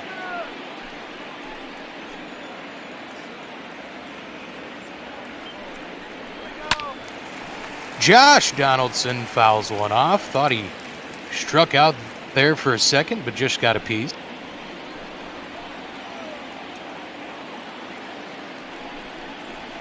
The 0-2 pitch is hit to second base. Here is just going to go to the shortstop covering there at second. That'll be a force out at 2. Twins go down silently after two-out base hits. Brewers looking to add to this 2-0 lead. Leading off for the Brewers, the third baseman, number 5, Jed Jerko. Jed Jerko getting the rare start here against the lefty.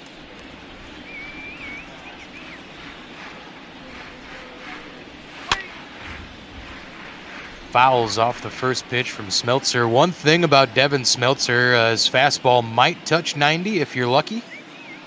There's times where he'll toss that four-seamer over there at about 86. He'll take off a little bit, add a little bit. You saw his changeup just at 83 there. So interesting how Devin Smeltzer mixes speeds, as he's not a powerful guy.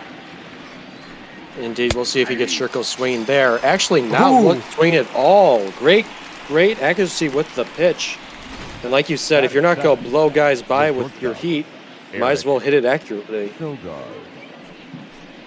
Yeah, I talked about it a bit. The last Devin Smeltzer start I called here on ML Bot Ball.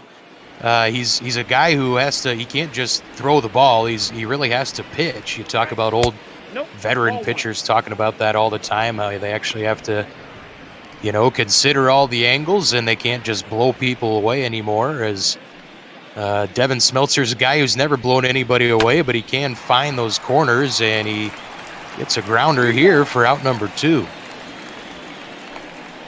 Yeah, quick ground out for Eric Sogard, the shortstop. You might have noticed that not so great 213 batting average.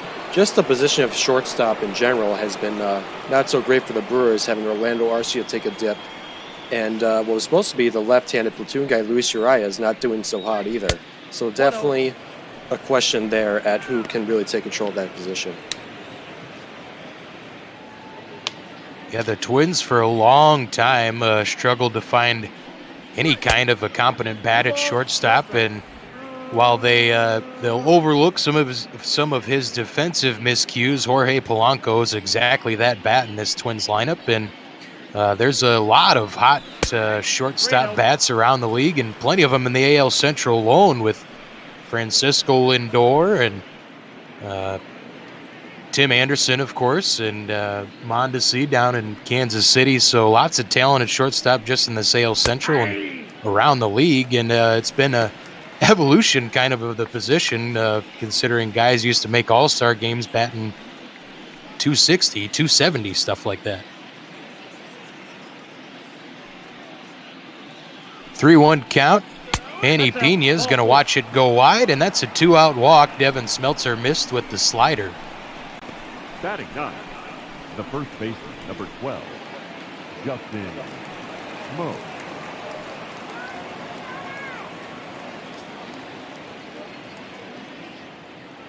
First baseman Justin Smoke batting ninth with the lefty on the mound, but hitting .242 this season, and he gets a jolt into this one, but it's right at Max Kepler, and that'll be out number 3. We're through 1.5 here at Target Field. Eddie Rosario, Miguel Sano, and Luis Arias coming up for the Twins. Yeah, good job. It's good job of Smeltzer, just not really laying that home run phase in, keeping a good pace with that pitch count, only at 24. The left fielder. File had to battle a little bit with 2 outs, but still just 14 pitches in that first inning of work. We'll see how efficient he is against Eddie Rosario and the rest of this bottom part of the Twins order. Still some guys who can swing the stick, and Eddie Rosario's top 10 in the American League in home runs. He has 18 on the season now. Eddie hits this one to opposite field. It's hit well, and it will get out of here. It's a solo shot from Eddie Rosario.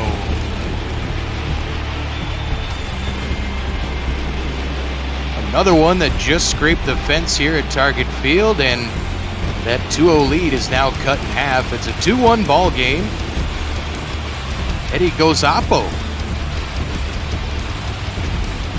Yeah, it's only a matter of time that you can contain this bomb like squad. Thankfully, it was only a solo shot, and the Brewers are able to maintain a 2-1 lead. Yeah, that was Files' 4th homer given up on the season, so he's been pretty solid in that category with 43 innings pitched so far this season, and we'll see how he responds against Miguel Sano, who had a home run in last night's ball game, but it was one of 3 solo shots for the Twins, and that wasn't enough to get it done against the Crew.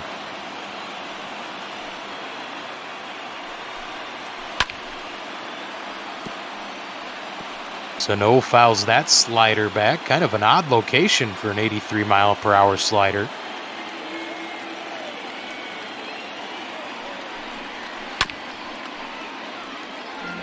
Sano makes contact, but he's down 1-2. He leads these Twins in strikeouts on a team that has a few guys who strike out quite a bit. Miggy up to 90 on the season.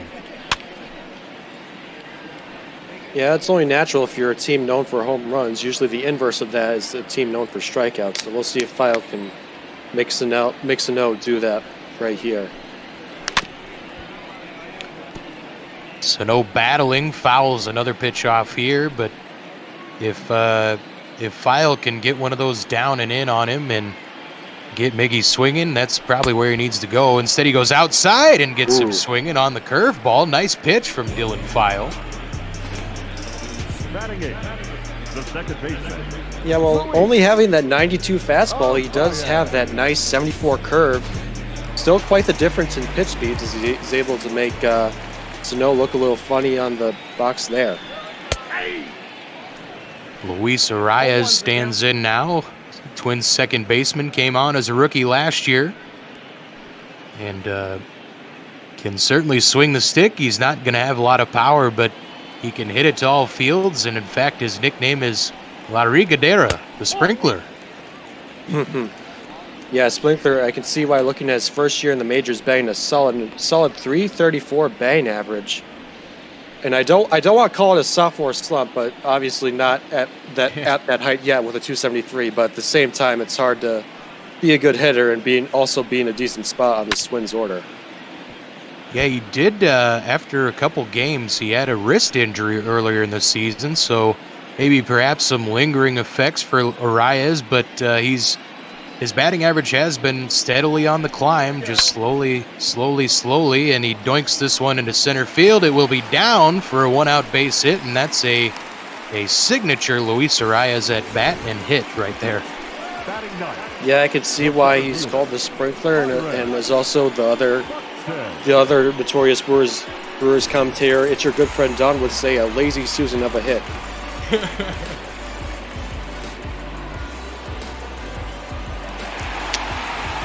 TC's trying to get him going here at Target Field, trying to see if he can get a crowd fired up for Byron Buxton, batting .227 on the season, although Buck had a solid game yesterday despite going 0 for 3, had a walk and a run thanks to a stolen base. And he's up 1-0 here on file. That 90-mile-per-hour heater missed. Ooh, great pitch there. Got Buxton swinging. Slider dropping in at 82. That's bolted.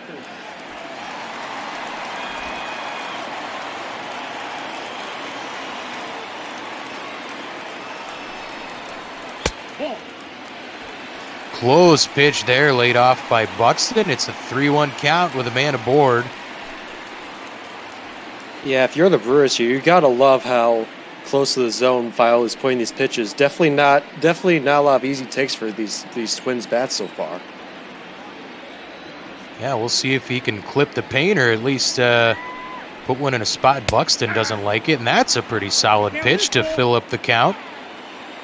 Again, that curveball spinning in nicely tonight for Dylan File.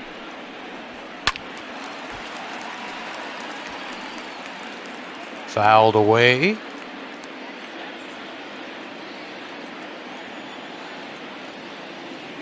Arias is, despite being a middle infielder, he's not that fast. And hey, Buxton takes a walk, so 2 aboard for the Twins, and that's going to bring up the top of the order once more. Max Kepler, our favorite German, gonna take some hacks here with 1 down, and Dylan File up to 33 pitches. Now, if memory serves me correct, is he not the parents of ballerinas? Yeah, son of ballerinas. Son of ballerinas. That would make a lot more sense. Yeah, son of ballerinas. So he pirouettes about this Twins order like a master with that master with his feet. He's got great footwork. How about that? 1-1 count here as Kepler keeps trying to keep that average above 320. He's kept it above that most of the season and takes another close pitch there. Dylan File's just missing, and you got to feel for the rookie trying to find that major league strike zone and hone where that's at. And I mean, you got to give credit where credit is due. He's not missing by much. And honestly, if I was viewing this performance like as a neutral person, I would not be surprised. I would be surprised if he was a rookie, but that one will get down and most likely put some runs on for the Twins. Yeah, that's going to clear the bags with Byron Buxton at first base, and the Twins are going to take a 3-2 lead on a one-out double from Max Kepler. That's his 21st on the season, and you don't have to hit it over the fence every time to score runs. Maybe the Twins need to remind themselves of that sometimes as Kepler finds a gap here, and Twins still threatening with just 1 down. Jorge Polanco, these two have been battling back and forth for the team lead in doubles. Polanco doinks one into left, and that's caught! Oh, what a catch by Yelich. Makes sure to get it in as well, and that's out number 2. My goodness, put that one on the highlight reel. Yeah, Yelich moving from right field to left to start this season. It doesn't seem like it has affected his ability at all to make some great plays out and left. Yeah, that's exactly why I stuttered on that call a little bit. I was like, no, wait, is my sheet right? Did I write that down right? Brings up Mitch Garver with 2 down now, so a great play. Dylan File owes Christian Yelich a beer. Garver's going to fly out to center here as Kane comes in and squeezes it for out number 3, but the Twins take a 1-run lead thanks to Max Kepler's 21st double on the season.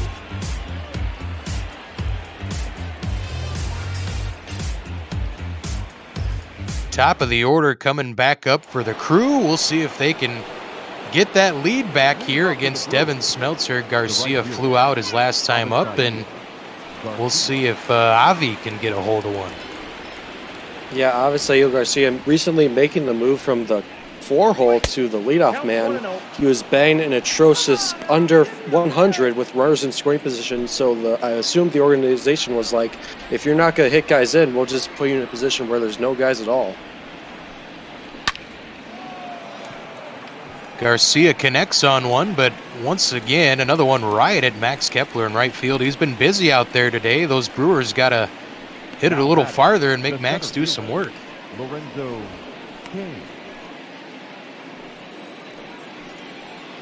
Lorenzo Kane, 1 for 1, and came around to score, of course, on that 2-run shot from Hira. Ball 1, no strike. Takes ball 1 upstairs, and Lorenzo Kane is having a good season. He's 7th in the National League in average, 3rd in hits, and tied for 8th in runs. And this one's gonna get to the corner. That's a fair ball. Lorenzo Kane's gonna round first base, and that is a 1-out double for the Brewers center fielder. Now batter. You see there Lorenzo Kane backing up that impressive stat line so far, and I do believe he is currently first in the NL for that center field spot, and he is showing here why that's the case early on.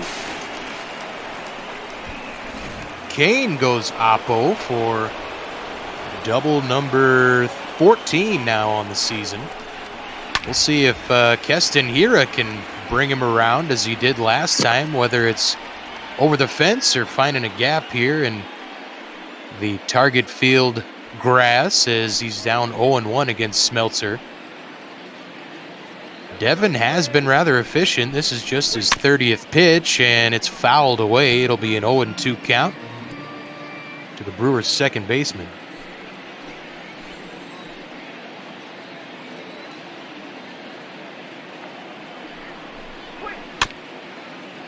And Smeltzer tried to twist one in there.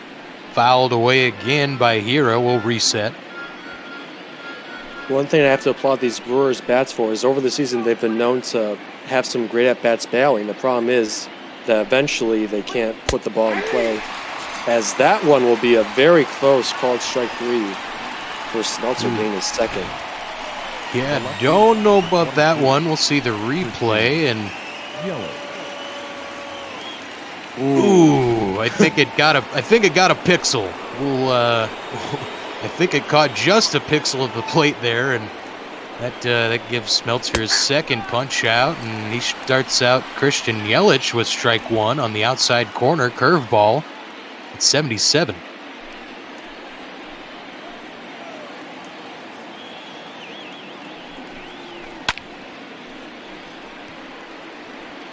Fouled away. It's been a hot couple of days up here in the Twin Cities the last few days, and got to make sure you stay hydrated if you're a player, of course. They got those awesome little Misty fans in the dugout.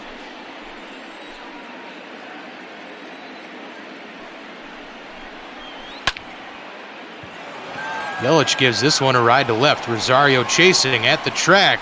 Gonna reach up and make the catch. Oh, that one was almost out of here. It was almost a 4-3 game. Instead, we're gonna see Nelson Cruz, Josh Donaldson, and Eddie Rosario try and tack on to a 3-2 Minnesota lead over these Milwaukee Brewers. This border battle.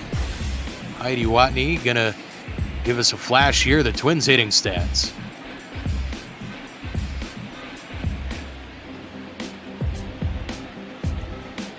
Not shocking there that Twins are top 5, top 10 in most categories. This team broke the Major League home run record. Them and the Yankees were battling it out all season.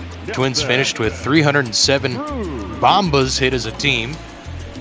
And Nelson Cruz, of course, hit 41 of those.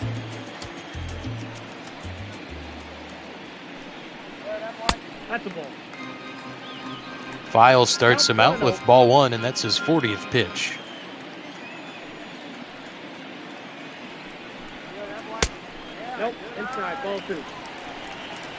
2-0 here. Folks, we want to remind you to donate to the Black Play-by-Play grant. It's our charity of choice this week. And Cruz gives this one a ride. Kane going back. He's tracking it on the track and catches it just in front of that 403 sign. Another one hit to the warning track here at Target Field, so the balls are flying here this evening. You get a look there at the NL Central standings. Yeah, Brewers at one point were chilling with a few games above 500 heading into the month of May, but just problems in the rotation and a lot of bats that were cooled down significantly over that month have really set them back, hoping to maybe string a few wins together and try to get back in that possible wild card discussion. Josh Donaldson gets a opposite side of the field single. Hit that one well. And yeah, the Brewers also have to contend with those Cubbies who have the best record in the National League, and they've been battling with these Minnesota Twins for the best record in all of ML Bot Ball. They've been kind of going back and forth all year, and Cubs have up to 49 wins now on the season, so they will more than likely be the first team to reach 50 on this ML Bot Ball season. We've been doing this since March, folks, and Eddie Rosario's been doing that a long time. It stays fair, and that's a no. It stays foul. ML Bot Ball pumps me out once again. Pump fakes me once again. This one's in the dirt. It's going to get to the backstop, and Donaldson's in there at second. Yeah, big spot for File here. Has to maintain his composure and make sure he doesn't get a quick exit out of this game.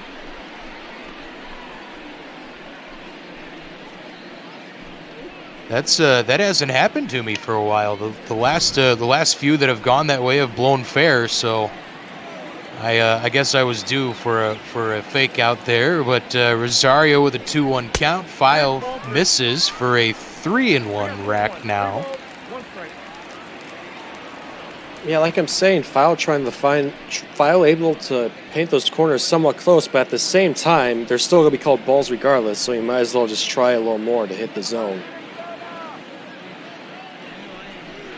Rosario has a home run already in this game, but he's going to fly out here for out number 2. Kane will catch it, make the throw to the infield, but Donaldson not tagging up, of course.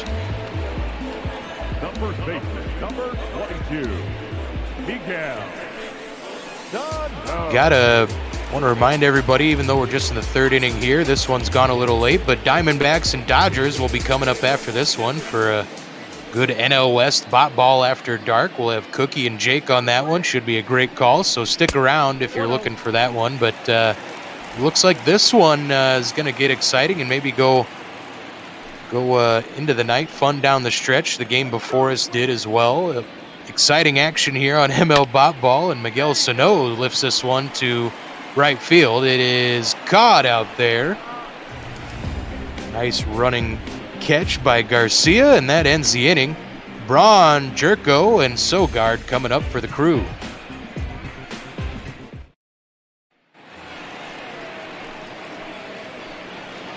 Leading off for the Brewers, the designated hitter. Long-time Brewer Ryan Braun getting to start as a DH. See if there's still some power and magic in that bat against these Twins.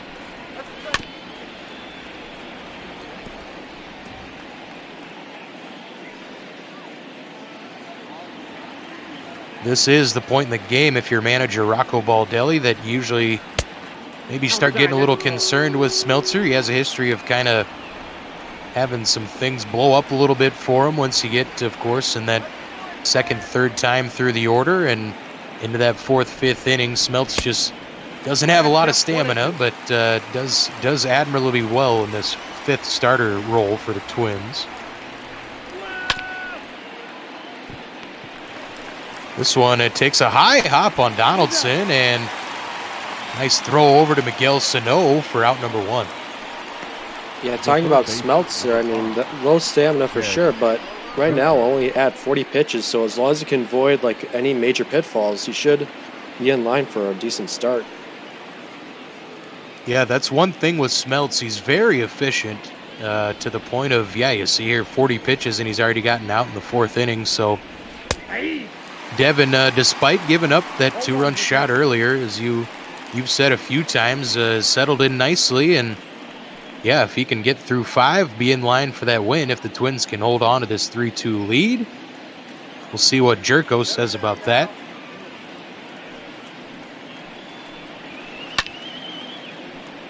Fouls that one away, 0-2.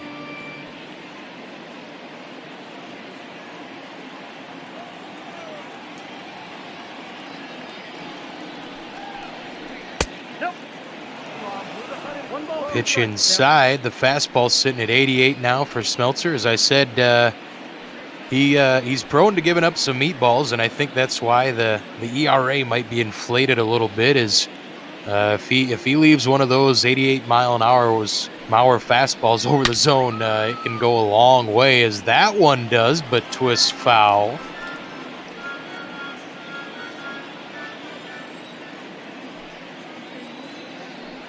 One-two to Jerko. Fouled away again. Smeltzer at 88 again. Yeah, these are more the at-bats the Brewers need here. Not giving in right away and trying to drive that pitch count up. This one's hit well to left center. Buxton going back. And it's gone in the bullpen. Jerko ties it up with a solo shot. Now this is not what I'm used to as a Brewers fan. Actually matching their opponent's strengths in hitting. Usually they either get runners on base and are not able to deliver in clutch spots. But right now, the home run ball is working well for him. Something that I haven't said in quite a while. Yeah, Jerko got one of those Smeltzer meatballs over the zone, and he made some spaghetti out of it to tie this one up. This one's hit well to center field, and that's another base hit for the Crew. They'll have 1 on, 1 out here, top of the 4th. And as I was talking as this inning started, this is the time when Smeltzer can start to unravel a little bit. And we're maybe witnessing it here as he's had a couple well-struck balls in a row.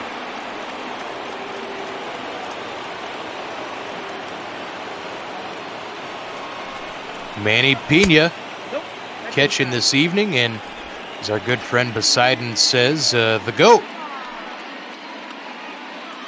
Yeah, Manny Pena early on in the season was definitely playing more like one, but has relegated himself to the platoon role now against lefties with Omar Narvaez on righties, as he'll foul that one off there. 50th pitch upcoming for Devin Smeltzer. We got a fun one here in downtown Minneapolis, folks, as it's 3-3 in this border battle as Pena gets a ride into one. This one's deep and gone. Another home run here at Target Field. This one a 2-run shot from the GOAT, and that gives the Brewers a 5-3 lead. I mean, I knew coming to this game to expect some home runs, but not necessarily from this Milwaukee team, as I am quite surprised by how much offensive production we are getting so far from them. You'd think Oprah was out here handing out home runs. They've been flying over the fence with frequency here, as again the Brewers lead 5-3 now. And Justin Smoke, he hit a ball pretty well in his last time up, 0 for 1. Taking cuts here against Smeltzer, and you wonder when that Twins bullpen is going to get activated.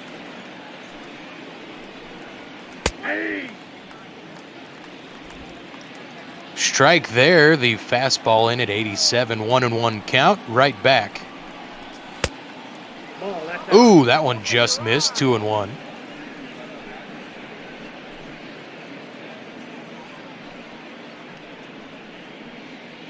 Smeltzer laboring in this top half of the 4th inning. Still just 1 down for the Crew. Ooh, that one's in there for a strike. I thought Smoke should have smoked that one.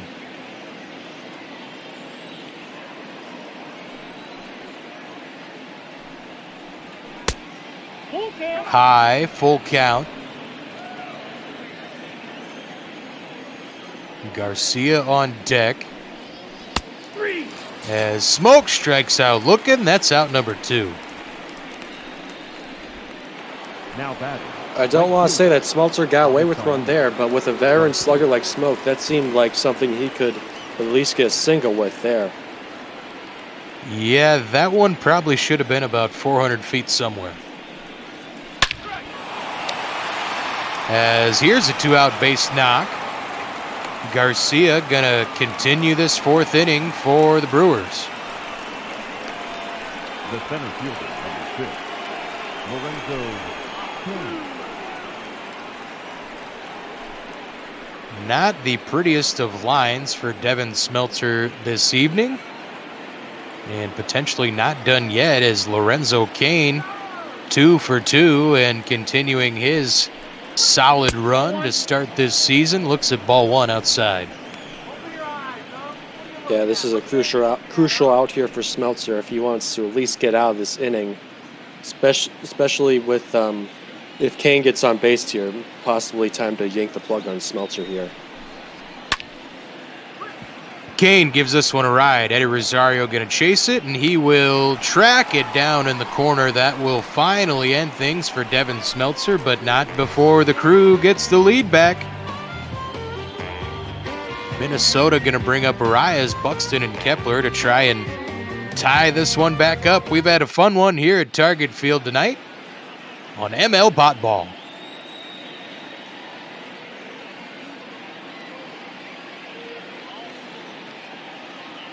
Our teleporting mime, Heidi Watney, talking about Byron Buxton's off-season surgery. Talking about Rocco Baldelli's sexy beard. Baldelli's one of the few guys who can rock the totally shaved head with the beard and still be a very handsome man. With that coming from you, I'll be sure to take that as gospel.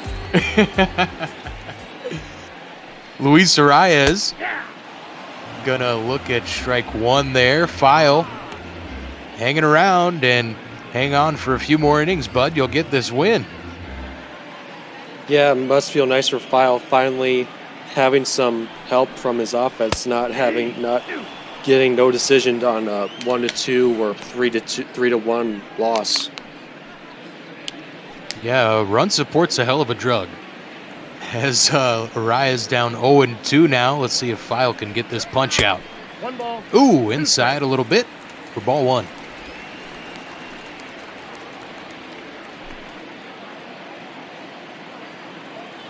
Arias had a little doinker into center field his last time at the dish and swings and misses there. Dirty slider from File. Yeah, File was called up to replace some very disappointing starts from Adrian Hauser and Eric Lauer, both veterans for the pitching spot, but it looks like this call-up from File is definitely working wonders here against one of the better offenses in all baseball. Yeah, there's always the debate, is a guy ready? Is he not ready? How long do you want to keep him up? Is he going to be on a pitch count if he is a young arm? All those questions surrounding him, but at the end of the day, you just want to see him plant pitches like that in there and just be a confident guy and a solid arm for your rotation. And that's the big thing, confidence, because you're gonna have no chance if you go up against one of the best batters and not be confident in your stuff, because you're most likely getting mashed out of the park. Buxton grounds out on the 0-2 pitch. That's 2 down now and brings Max Kepler back up. He gave the Twins the lead on a 2-run double his last time up. See, they're 3 for 7 now in the series. We'll see if Max can extend the inning.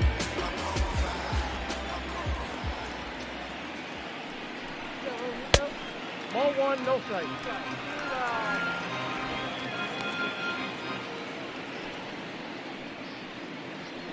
Kepler had career highs in a number of categories last season. Most importantly, 36 home runs and Max was even a little banged up down the final month and a half of the season, as this one is laid out for knocked down by Sogard. That was a heck of a play to even get to that ball. Yeah, even though just go down as a normal base hit, you got to appreciate the effort there from Sogard. Hoping that if he keeps showing up, they'll maintain that spot as a full-time shortstop. File starts out Jorge Polanco with ball 1 inside. Jorge is 0 for 2. Still got that average above 300 though, and he does have 13 home runs on the season.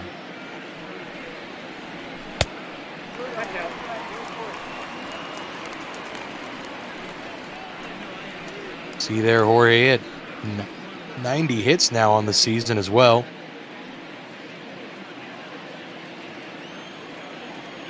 .20 count here from File, up to 61 pitches. And gets a foul ball there from Polanco, 2-1.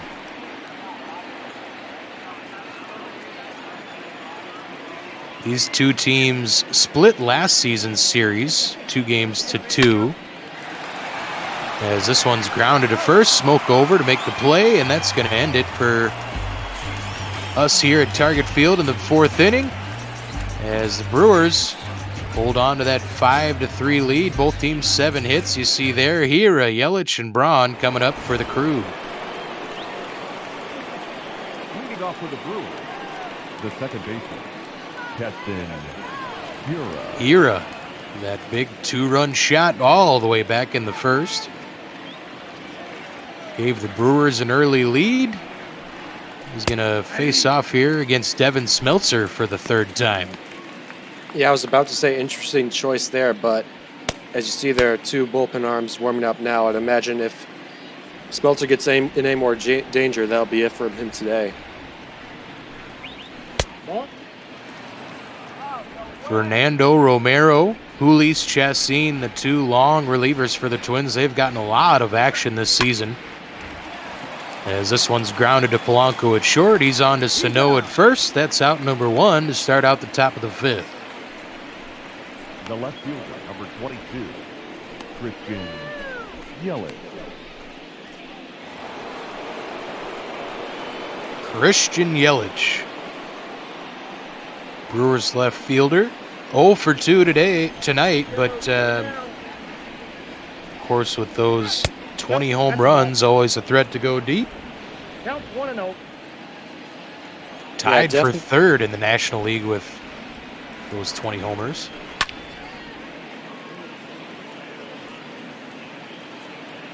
He's going to hit one up the elevator shaft here. Garver makes the catch for out number 2. The batter, number 8. I was about to say, definitely prefers right-hand pitching, but if the Brewers can work Smeltzer out of this game, they shouldn't have to worry with the majority. I believe, is it only the closer that's left-handed? The rest are righties? Correct. And but even Rogers has kind of reverse splits, or at least he keeps them pretty close. He's death on from both sides of the plate.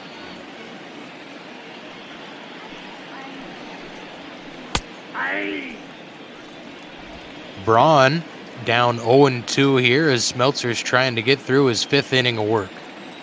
Hey, you have to give credit. Definitely lights out. You won't be able to tell that he's given up 5 runs so far, as he's able to get that nice strikeout to end it. Got him. Garver down to first, and that's going to do it for the Brewers in the top of the 5th. So Smeltzer gets through 5. That's probably all we're going to see from Devin today. We'll see if the Twins can equalize here, as we're going to see the heart of their order. Mitch Garver going to lead things off in the bottom of 5. The catcher, Mitch Garver.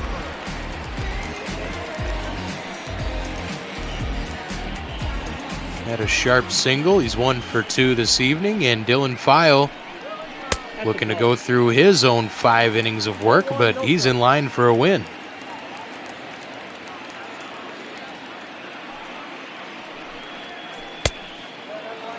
Ooh, Garver swings and misses at that one. That curveball was left up a little bit, but got Garver hacking 1-1. Yeah, if you can get that slider and curveball on point, those are great knockout options for strikeouts. Ooh, another close pitch from File. Man, he's had at least half a dozen pitches that were super close and about a millimeter or two. I think they would have been strikes. Indeed, I feel like that pitch count could have fluctuated to possibly 6 less if a couple calls didn't go his way. As another one once again. Oh, man, somebody needs to buy Dylan File a beer after that one. Maybe him and Yelich can trade beers after Yelich had that great grab and left. And Garver's going to work a leadoff walk here, as the old Metrodome Jumbotron used to say, walks will haunt. That's especially true with Nelson Cruz coming up behind you.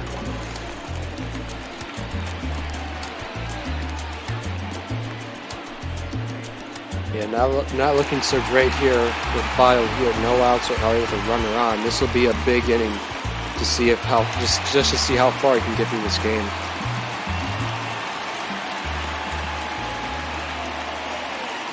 We've seen plenty of home runs hit here this evening, and a couple of guys who are candidates to knock it over the fence coming up for the Twins with a man aboard. Nelson Cruz, you see there, 22.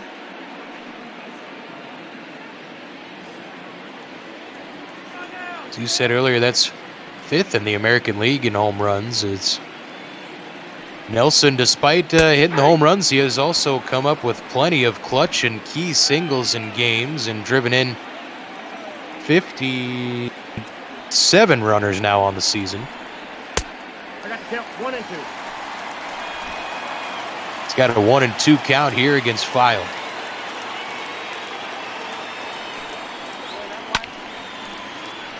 Fouled away. We'll reset.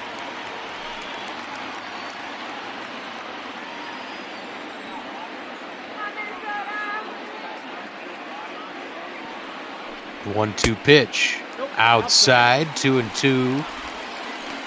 Dylan up to 73 pitches now.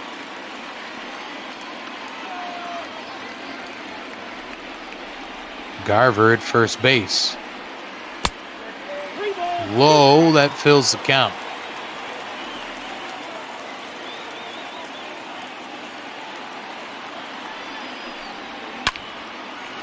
And Nelson lines this one sharply to Hira, and that's caught for out number 1. The third baseman, number 24. I would say big out there, but you still have to face the bats of Donaldson and Rosario, so File is definitely not out in the clearing just yet. Josh had a home run in last night's ball game. He had a sharp single his last time at the dish. We'll see what he can do against File his 3rd time seeing these pitches as we see some action in the Brewers' pen.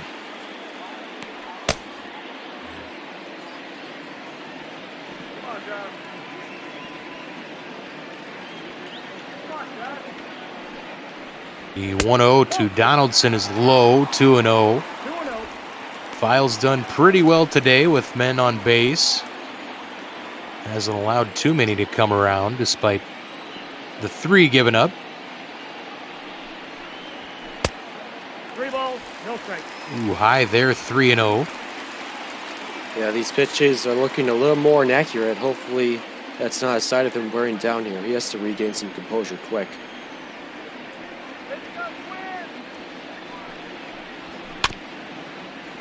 And Donaldson gets the green light, swings through that one, 3-1.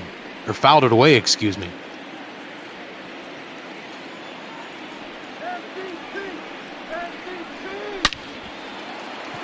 And Donaldson gets one through the infield. That's a 1-out base knock. Going to be 2 aboard now for Eddie Rosario. Yeah, definitely a choice needs to be made here by Craig Counsell. If he trusts File to possibly get a grounder for a double play, and it looks like he trusts his starting pitcher enough to see what he can do here against Rosario. Eddie went oppo his first time at the plate for home run number 19 on the season. And in a big spot here in the bottom of the 5th, he takes another pitch, and man, that was another close one for File. He's going to be ready to punch it up by the time this is over. Honestly, I wouldn't blame him. That seems to be just a broken record at this point. Close calls that could go either way as he's able to draw the foul there. Some booth sympathy for Dylan File as he's got a 2-1 count against the Twins left fielder. Eddie puts a ride in this one, and that's down for a base hit. They're going to send Garver. Twins will cut that lead in half. It's now a 5-4 game thanks to an opposite field single from Eddie Rosario. Yeah, you just got to compliment that good piece of outside hitting, first with the home run and now with the nice at bat there, and the Twins are able to trim the lead to just one, and with only one out, and County decides to keep File in there. File up to 84 pitches. You always wonder how long they're going to let the rookie keep tossing, especially when he's running into danger, and that maybe more importantly that Milwaukee lead is in danger now as Miguel Sano 0 for 2 tonight takes strike one low. If I'm File, I'm thinking it's about time I get one of those calls. The 0-1 pitch to the Twins' first baseman is low. See their File 23 pitches this inning, and much like Smeltzer, kind of running into a little trouble later in their outings here, but Miguel Sano, the strikeout candidate now at 1-2.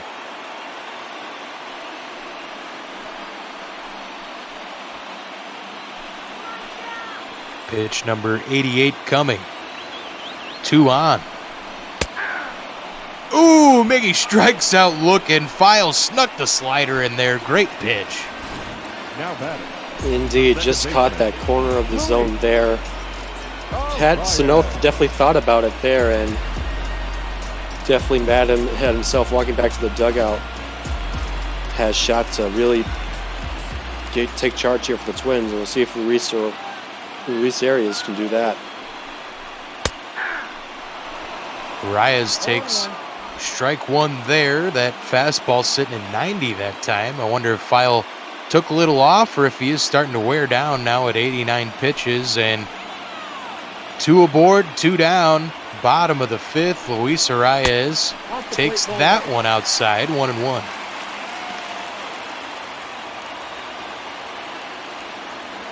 See there, Luis. I mentioned it a little bit earlier in this broadcast. Arias has come up clutch many times this season, batting .313 with runners in scoring position. The Twins would love nothing more if he could potentially tie it up here. Yeah, this might be the at-bat of the game with how this is going. Inside, 3-1.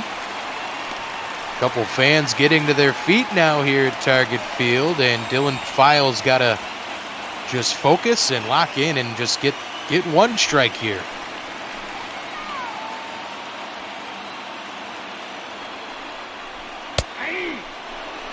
Ooh, nice pitch there to fill the count.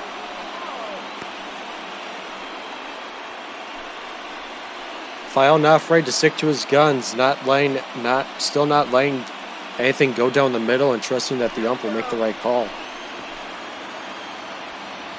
Twins will have 2 runners leaving early on the pitch. Arias grounds it up the middle, and that is through for a base hit, but they held up the runner and then sent him.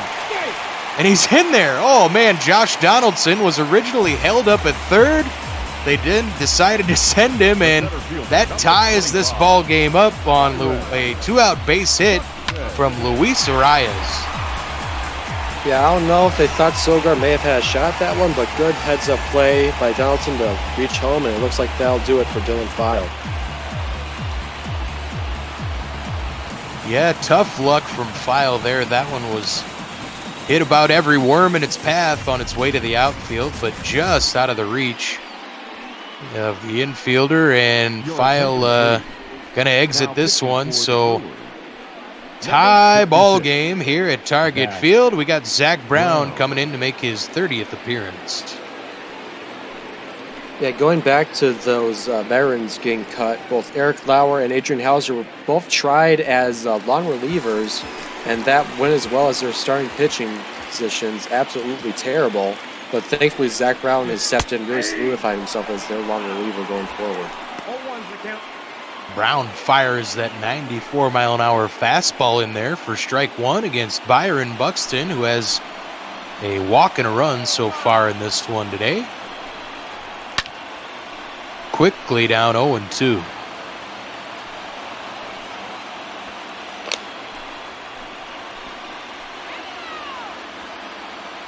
Buck not swinging the hottest stick, but he has been known to find a gap or two. Won't find a gap there. That's a big K from Zach Brown. Big K indeed. Only 3 pitches, and that should solidify himself to go through the 6th and maybe even some possibility for a 7th inning play, as we'll see Julie Chassin, the former Brewer, step in. Yeah, Chassin making his 27th appearance, and Twins signed him to possibly compete in that 5th starter spot with Devin Smeltzer and Randy Dobnik, among others.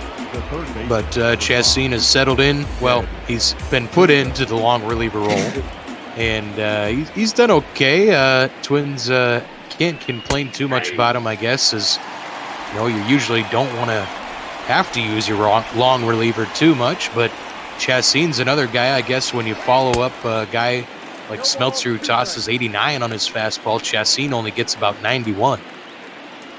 Yeah, it only seems like yesterday when he was an opening day starter for the Brewers, had very impressive 2018 campaign, posting a 15-8 record. He'll get the quick strikeout there, but as a Brewers fan myself, I can only hope that he can bounce back and find some success in this Twins system. Jerko had a home run earlier in this game and strikes out there swinging. As Julisse Chassin comes out of the pen and gets the early K. Going to toss to Eric Sogard now. Takes strike on the outside.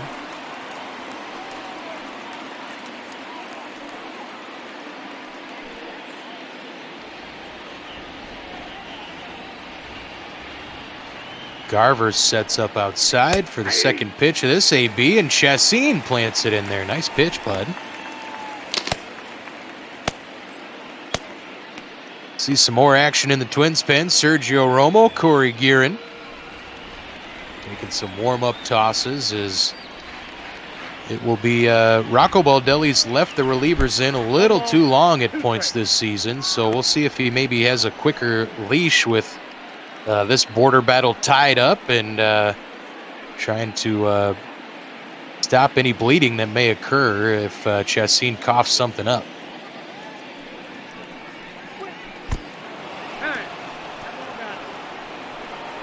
Ooh, a walk there. Wow, nice. One-out walk. Drawn by Sogard. That brings up catcher Manny Pena.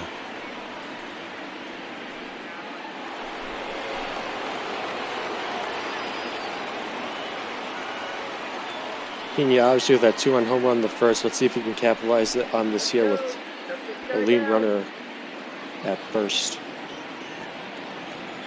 Yeah, Pena gave the Brewers a 5-3 lead on that 2-run shot, but Twins came right back. This is a hot shot to Donaldson at third. He snags it for out number 2.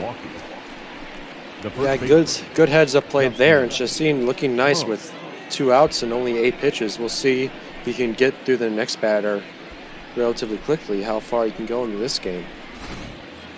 Apparently Chassin auditioning for a setup role here against the Crew, but Justin Smoke at the dish now. 2 down, 1 on. Smoke is 0 for 2 on the evening, and let's see where Chassin goes with pitch 1. This one's right over the heart of the plate, and that's a base hit.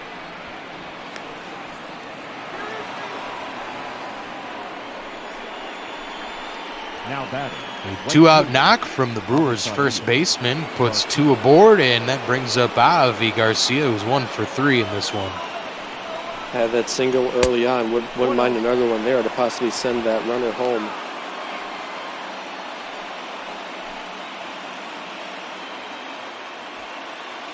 Big spot for Garcia, as we've turned into the later innings in this one. That one's inside 2-0, so Chassin started out well, but things have quickly unraveled, as may happen when Chassin is on the bump.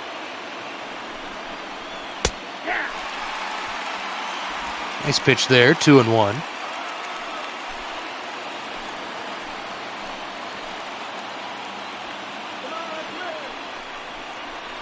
Carver wants it inside, and that one's given right. Avi Garcia. It's a 3-run shot.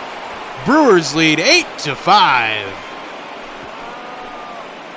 Avisail Garcia there. If you were talking about unraveling and unraveling indeed, Garcia seems to be fitting pretty nicely into that leadoff spot.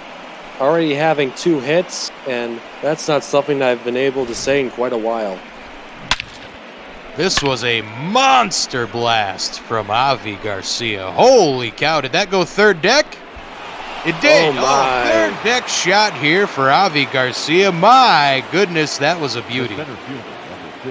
He started off the season pretty well, batting over 300, and maybe that's a sign that he can reclaim some of that early season magic. Luis Chassin strikes again. Lorenzo Kane gonna try and keep this one going for the Crew. Just 2 down here, top of the 6th. Now a 3-run lead. Back and forth we go here at Target Field.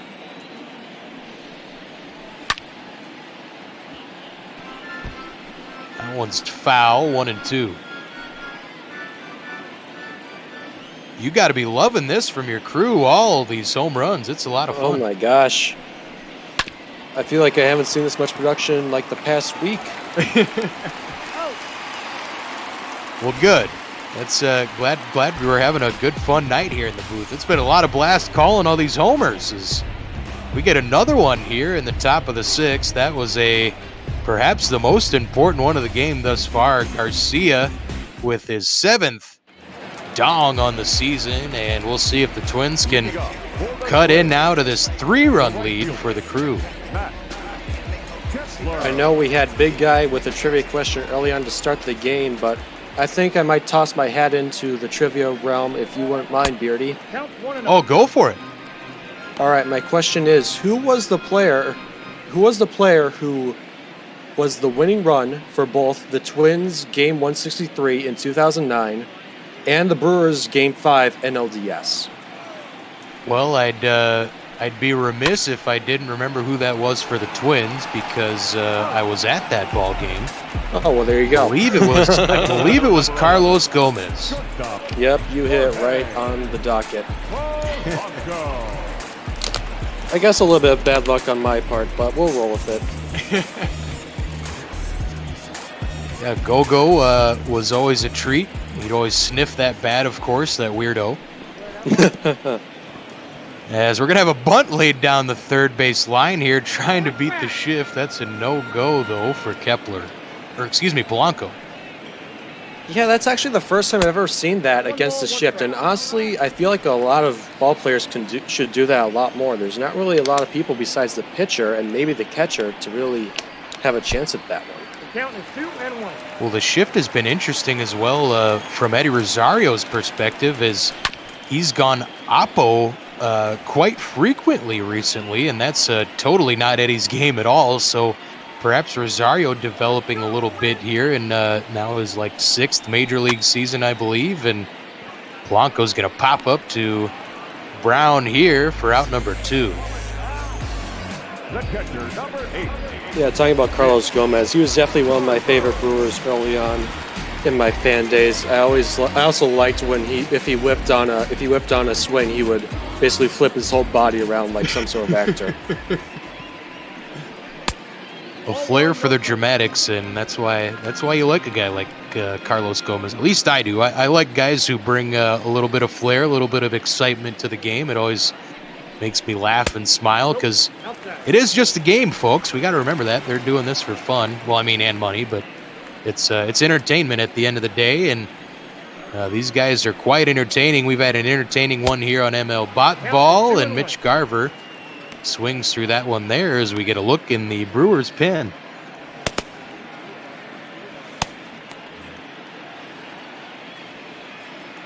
8-5 lead for Milwaukee. Mitch Garver 1 for 2 in this one. Looks at ball 3 outside. Yeah, Brown doing a pretty stand-up job right now. Only 14 pitches. We'll see if he can put a bow on this solid inning so far. Ball 4, that pitch low. And I guess not. Ooh, curveball low there. Garver coaxes another walk in this one, and that's Mitch's second free pass of the evening. And as I said last time, walks will haunt. Nelson Cruz coming to the dish. He's 1 for 3 tonight. And searching for an extra base hit, perhaps, and get Mitch Garver home with 2 down. Ball left outside.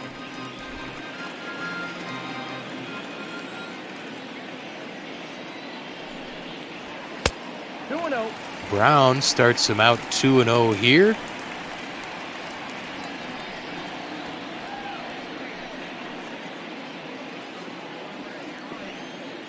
Zach Brown, I don't think he has a band, but you never know. As Cruz gets a ride into that one, but it twists foul down the right field line. Yeah, you know what they say, you mess with the stick, you get the boom. 2-1 count now. Brown has to be very careful where he pitches some of these, as this one is popped back into the Twins dugout, 2-2.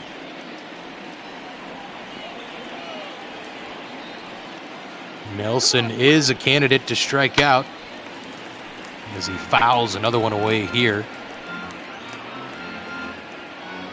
He does have 83 strikeouts on the season. That's second highest on the Twins. Or excuse me, that's most on the Twins. No, second highest. Forgot about Sano.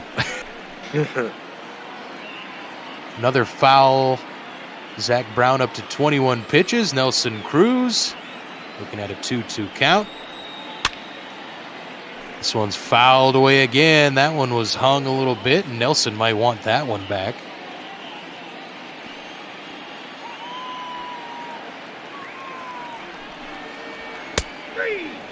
Ooh. Got him looking. Nice pitch from Zach Brown. The fastball absolutely freezes Nelson Cruz.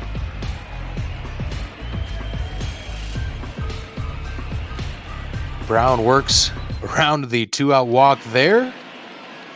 Brewers going to try and add some insurance as I heard a little bleep and a bloop. I think we got a shark in the water. Indeed you do. And speaking of trivia, what is my favorite time of the game? They might need a second. Believe it involves some muscle fibers being flexed in some sort of fashion. That's close. I think you they see do this Sergio a lot Romo yoga. coming in. Oh. Sergio Romo coming in, going to face Keston Hira. Hira had the 2-run shot. Go ahead, guys. Sorry, I keep talking over you. I was going to say, the answer is actually the 14th inning stretch. Oh, right. You got me there. I really hope we don't go 14 in this one, as Romo starts out Hira with strike 1. I would allow a 14th inning game under one condition: we get at least 1 home run each half inning. That's my one condition. Just more back and forth. It would be awesome. Exactly. Run up to 30 or whatever.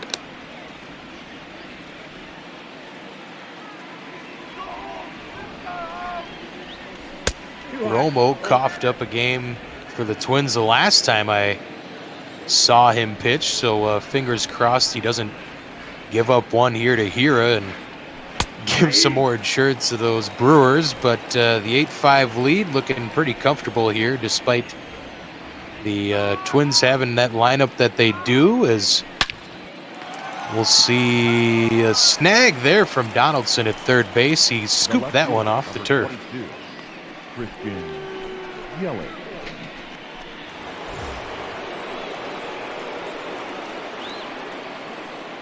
Brings up Christian Yelich. You see 0 for 3. To me, that only means he's due.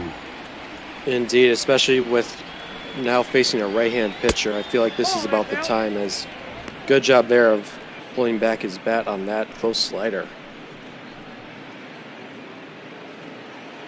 Yeah, and with Romo on the mound, we're guaranteed to not see a pitch faster than 91 as we have all day from this Twins pitching staff. And Romo quickly 0-2 here to Yelich.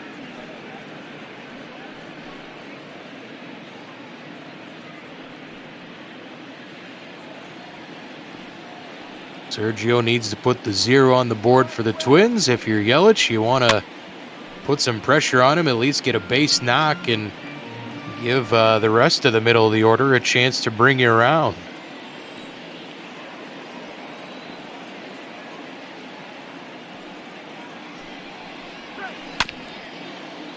And this one's hit up the middle, right into the shift, and that's out number 2. Up next from Milwaukee. Twins had Polanco directly behind second base there, and it worked out perfectly.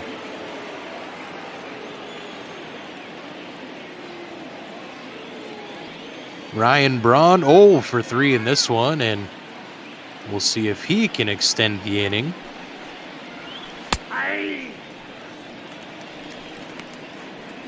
Gets strike one there on the 87-mile-an-hour heater.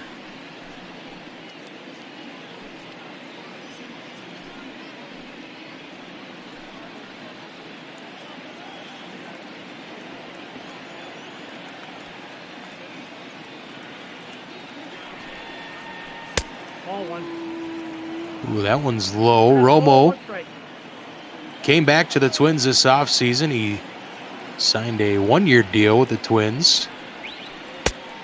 After coming over in the trade, he quickly endeared himself to fans up here. Of course, after the Twins clinched the Central last season, he was caught on the MLB Network cameras streaking in his compression shorts out in the outfield. It was a treat for all who saw it.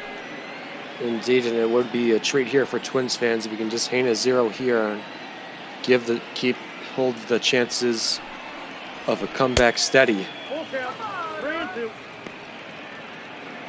Ooh, missed low to fill the count, so big pitch coming up for Sergio Romo. We'll see how Ryan Braun handles it.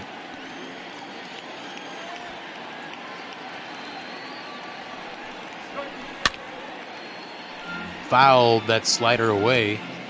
We'll reset with the full count.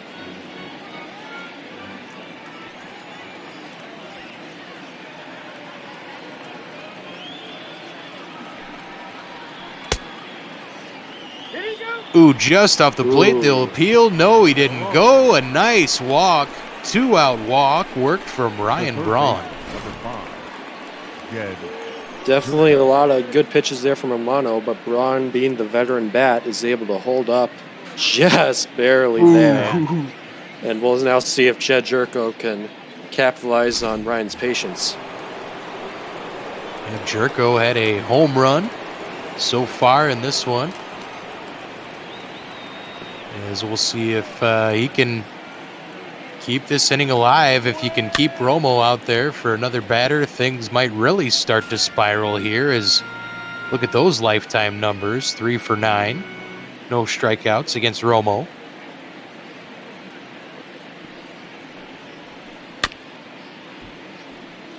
Fouled away quickly, 0-2. You got that organ all tuned up, Shark. I certainly hope it's in tune. It's electronic, so got some problems if it's out of tune. I don't know. Do you tune an organ? I don't even know. Not electric ones. A pipe organ. Oh, it is an ordeal to tune. We'll save that for the pros in Vienna. This one's inside, 1-2.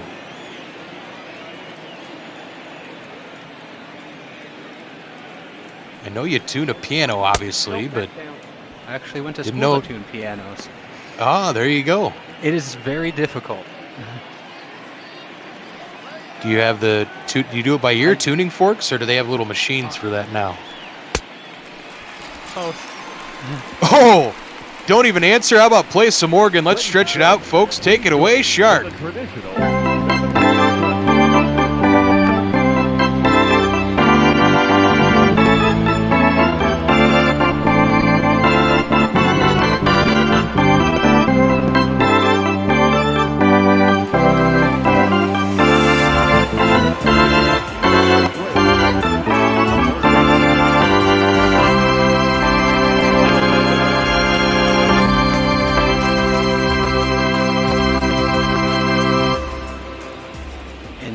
the question, yes, you can use a tuning fork or an electronic tuner.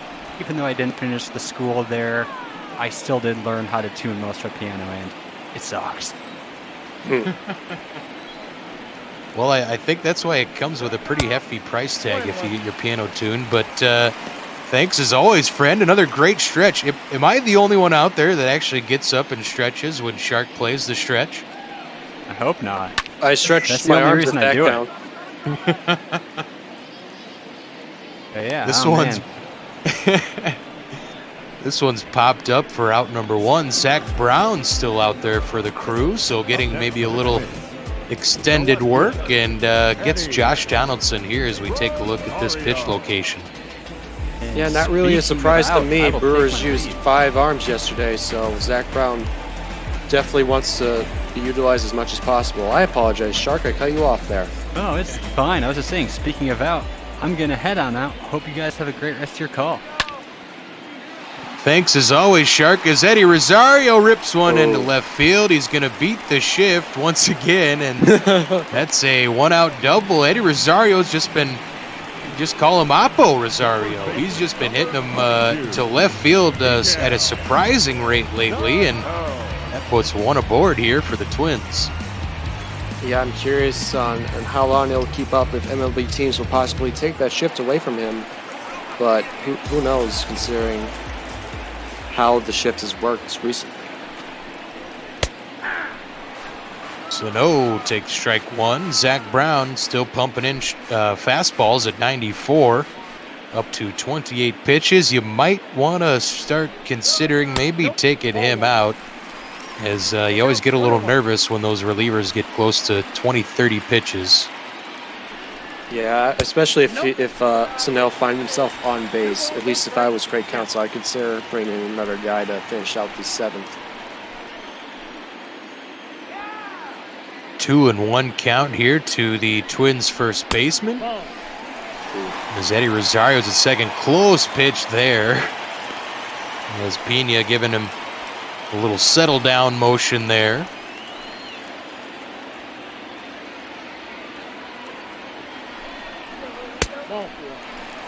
Ooh, Miguel Sano takes ball 4 there. That's going to put 2 aboard now for the Twins with just 1 out. Bottom of the 7th, Byron Buxton coming up, and we're going to have a new pitcher. Indeed, Brent Suter, the Raptor, definitely favors right-hand pitching, but still, with that 4.69 ERA, definitely wants that lowered going forward into the rest of the season. See, they're pretty effective against righties. Against lefties, it's another story. We'll see if Luis Arias can take advantage of that. He had a big RBI single, 2 for 3 this evening, and in a big spot here for the Twins.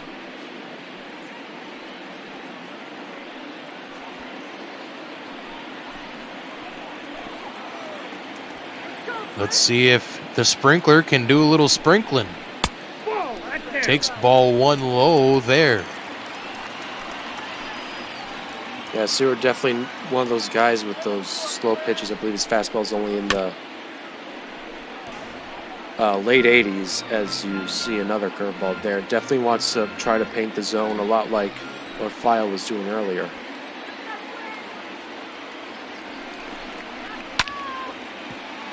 And Arias going to put this one over shortstop. It's down for a hit. The runners had to hold.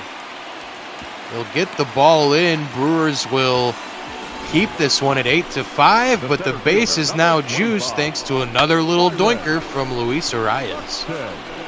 Yeah, this is the first time I've heard the sprinkler nickname, and after those previous 2 at-bats, I am fully behind it, as we Stogard once again barely missing out on a highlight play. Yeah, Arias got the nickname down in Venezuela, and I think it needs to be I think it needs to be more apparent, as that's what he does. He just shoots them in spots where they aren't. Wherever the grass needs to be watered, he puts a baseball down there, as Buxton takes the fastball from Suter. That was at 86.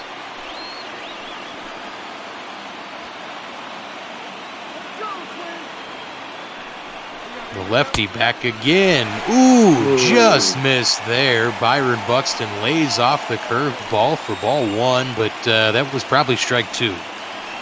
Yeah, if the blue keeps this off, counsel may want to track him down after the game, maybe give him a talking to.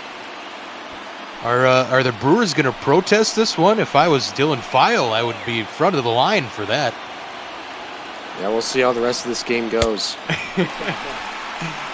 2-1 count now to the Twins center fielder. Byron's 0 for 2 this evening, but did coax a walk earlier and facing the Brewers lefty here.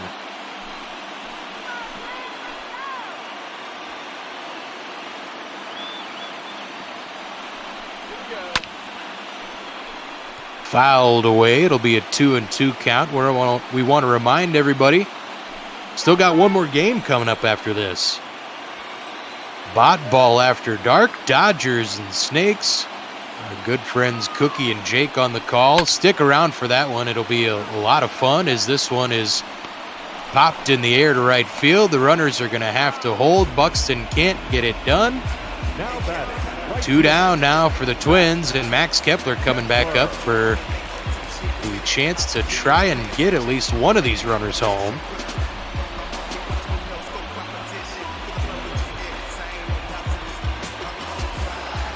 You see they're 2 for 4 so far today.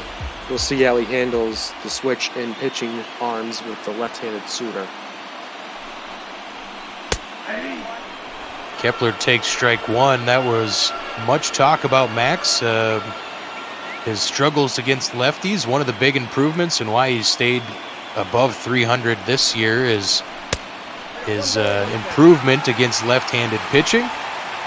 That's why he's turned into a rather effective leadoff hitter, as it doesn't matter if there's righty or lefty. You'll probably get the same thing now from Max Kepler, which is not the easiest thing to do for guys who historically have pretty terrible splits against righties and lefties. That's ball two. Low for ball two. Brent Suter pitching to Max Kepler. We got fans on their feet here. Bottom of 7 target field. Bases juiced. And Kepler takes one there. Bottom of the zone for strike two.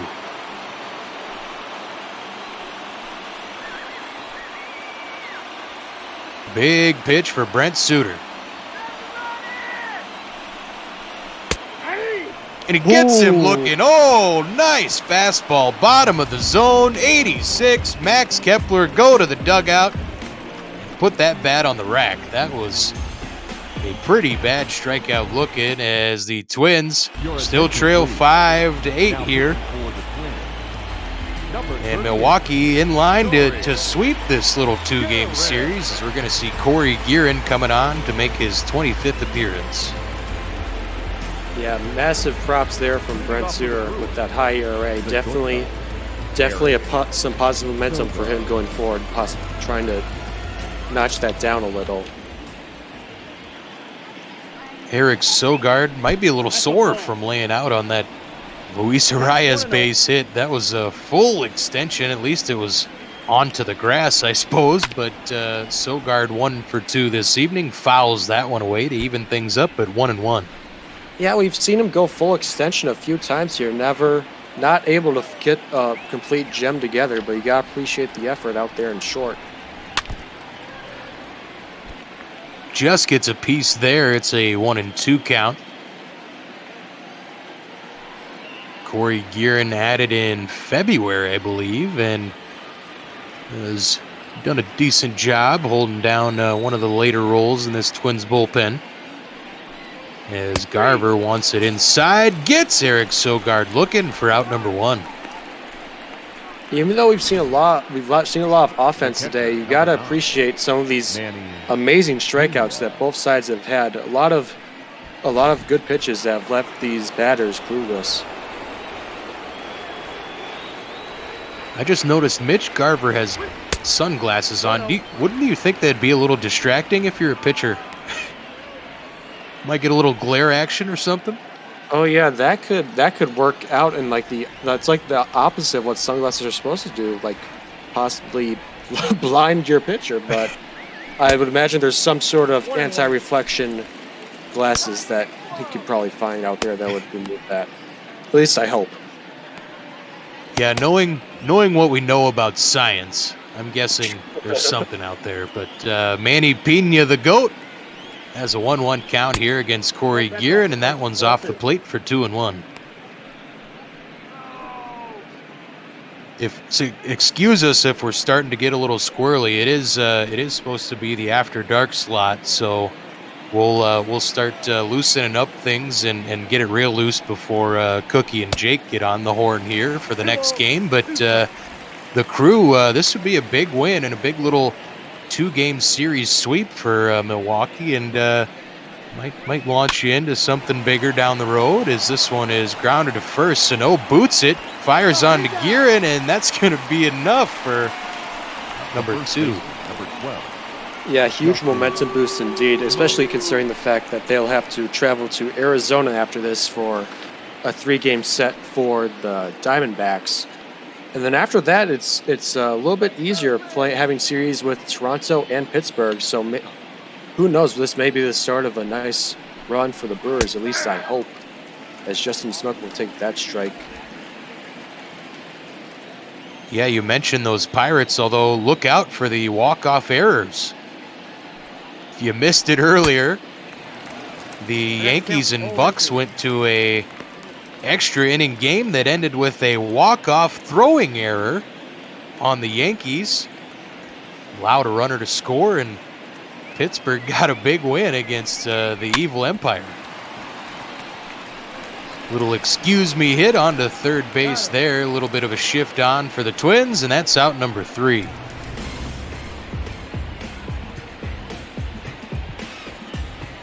Polanco, Garver, Cruz going to try and tap into that 3-run Milwaukee lead as we get a nice shot there of Minnie and Paul out in center field here.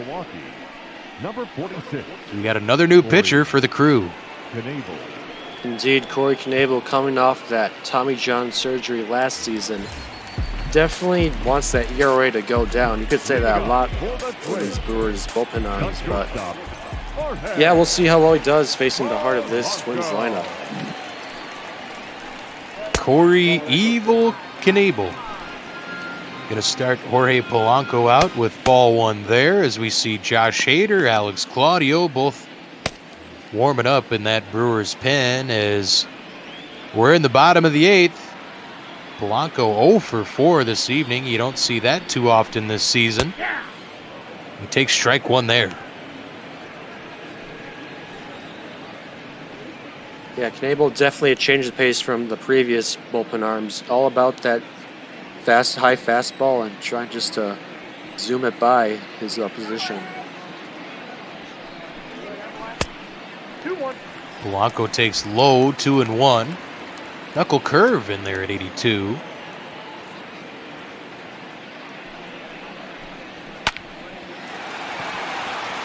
This one's hit to Hero at second base, and that's out number 1. Hira. Wow. It's getting late, folks. Indeed it is. Mitch Garver, 2 for 7 in this short series, and gonna look to try and start something, put something together for these Twins.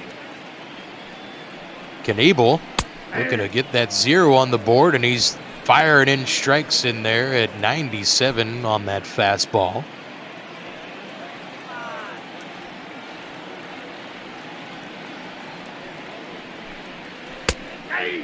Ooh, the bender in there at 83. It's 0-2 now to the Twins catcher.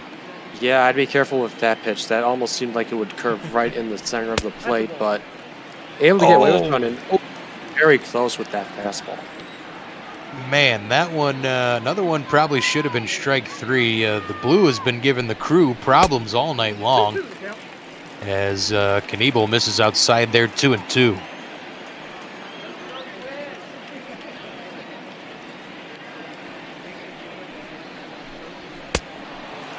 Ooh, Pena sets up inside, Knievel obliges, and Garver swings through it for out number 2. The designated hitter. Remind me a lot of Knievel of old, before the Tommy John surgery, and this is great. This is great if he can get himself moving again with the setup role and with Josh Hader as the closer. Knievel just has to get one more big bat, and he will get a pat on the back and a handshake for his effort if he can hold this 8-5 lead. Nelson Cruz down 0-1, 2 down, bottom of the 8th, and that one's in there for ball 1.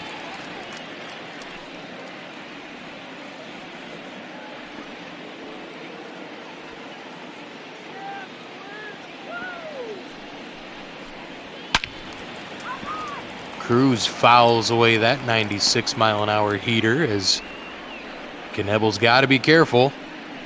Don't want to leave one too much over the heart of the plate, despite maybe a little faster pitch than the Twins have seen today. Yeah, I'd look for the knuckle curve down and away here. Inside, gets Cruz swinging on the fastball, just overpowered the old man. Sends Nelson to the dugout and gonna send this one to the 9th inning with the Brewers holding on to that 3-run lead. Garcia had that monster 3-run shot in his last at-bat, and that's the difference in this game.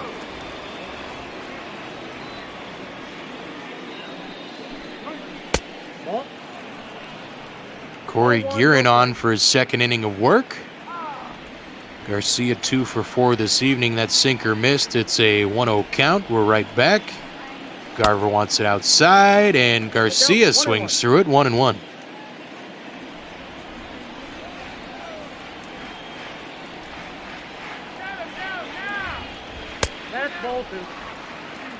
Low, 2-1. Garcia took Twins long man HOU SEA deep. That one's in there for strike 2. That changeup hits it.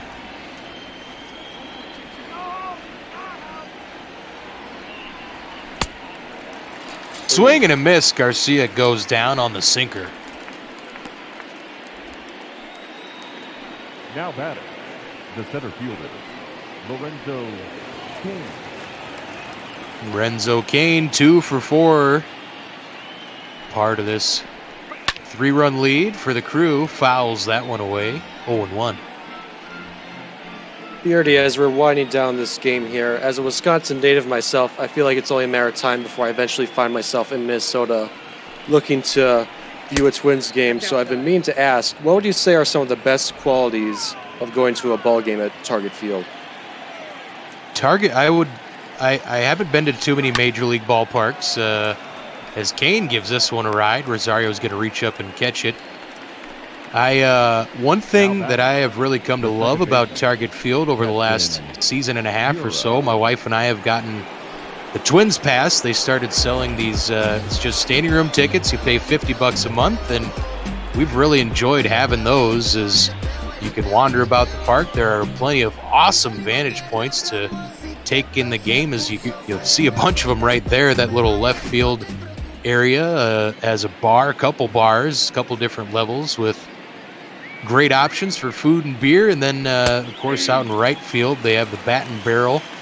If you get in there, that you give a $5 reservation to get a little seat along kind of an outdoor patio bar type setup down the right field line. As this one's hit out to Max Kepler in right field, but awesome vantage points all around Target Field. If you're looking to do things on the cheap, I'd highly recommend a standing room ticket and taking in a couple innings from just about anywhere, as we're going to head to the bottom of the 9th at beautiful Target Field here. Josh Hader will try and close this one out for the Crew.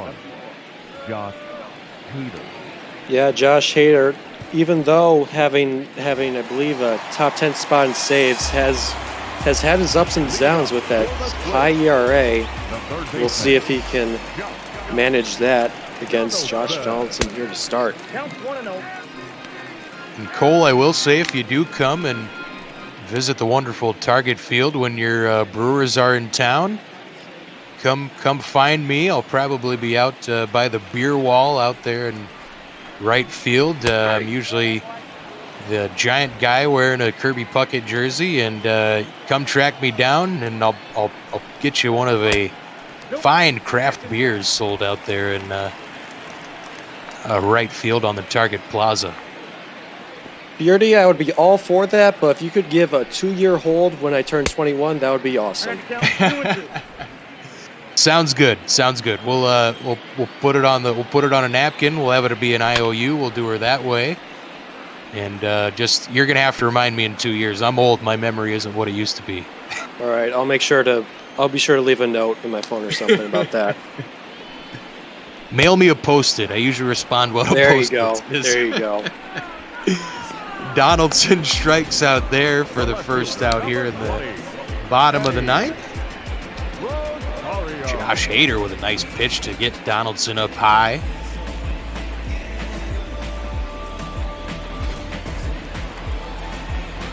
Eddie Rosario. Oppo Rosario. He's on cycle watch. Oh yeah, just a triple away.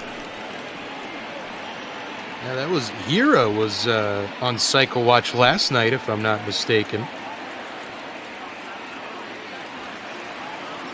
Went 3 for 4 in that 10-inning affair. The Brewers on top 5-4, and it's looking like they're going to sweep this little 2-game set. Josh Hader can pull through here, gets Rosario to foul off 1 and 2. I know I want my Brewers to obviously come away with a win here, but I wouldn't mind an opposite field triple just for that cycle there. That I would live with, but sadly, I don't think that dream will become a reality. Well, yeah, Rosario flies out here. I can't even remember who I was on. I was on the call with somebody last week, and we said, I think Polanco was maybe close to a cycle, and we said, if Polanco hits one here, we'll donate. You'll each donate a certain set amount, and maybe we need to make that a little thing. If somebody's on cycle watch, the broadcaster's got to pony up some dough and toss it to one of our charities. Honestly, I would be all for that. We'll start putting the feelers out there in the Discord or something. Speaking of Discord, go to mlbotball.com. If you're new to us, welcome. If you've been around for a long time but you haven't checked out the website or the Daily Fantasy, we highly recommend you do that. It's a ton of fun, but the Discord is all sorts of shenanigans, so join us in there. We talk ML Bot Ball. We talk all sorts of other things. We got all sorts of channels. The kids have that running high as Miguel Sano with some quick feet to get out of the way of that Josh Hader slider. Yeah, if I could add on to the Discord thing, if you see your team and you maybe want to see some changes around, as Hader will strike it out, and that'll do it for the ball game. But continuing on with my tangent, if you feel like you want to see someone called up or maybe position change, be sure to get a flare if you ever join the Discord with your team, discuss it there, and on our next Roster Move show, you may see it become a reality. A fun one here at Target Field to close out this short set. Brewers get the 2-game sweep thanks to a whole lot of power and Avi Garcia's 3-run shot that ends up being our final tally, 8-5. As both our starting pitchers were out of this one after 5, and Brewers get the win. They score 8 runs on just 9 hits. Twins out-hit the Brewers 12-9, but just the 5 runs. You see there, Brown gets the win, Chassin the loss, Hader the save, Garcia player of the game with the 3-run bomb, and no qualms there from me on that selection. Indeed, it seems like the move to lead off for Garcia has turned out quite well, and I will be a happy Wisconsinite after this one, as we'll see if they can carry that momentum into Arizona to face a tough opponent in the Diamondbacks. Yeah, the Crew takes the border battle. This one started out with a 2-run shot from Keston Hira. Then we saw Eddie Rosario cut that lead in half with his solo Oppo shot. Nice swing there from Eddie. That's his 19th homer on the season. And then it was Max Kepler putting the Twins in front with a 2-run double to right center. Made this one 3-2. And we got a Jed Jerko home run. A big shot, 419 to center field in that bullpen. Tied things up here at Target Field. Then we got a Goat homer. Made it 5-3 as that one just scraped over the top of the fence. Okay, maybe a little farther than that. And we see Arias tie it up with a grounder up the middle.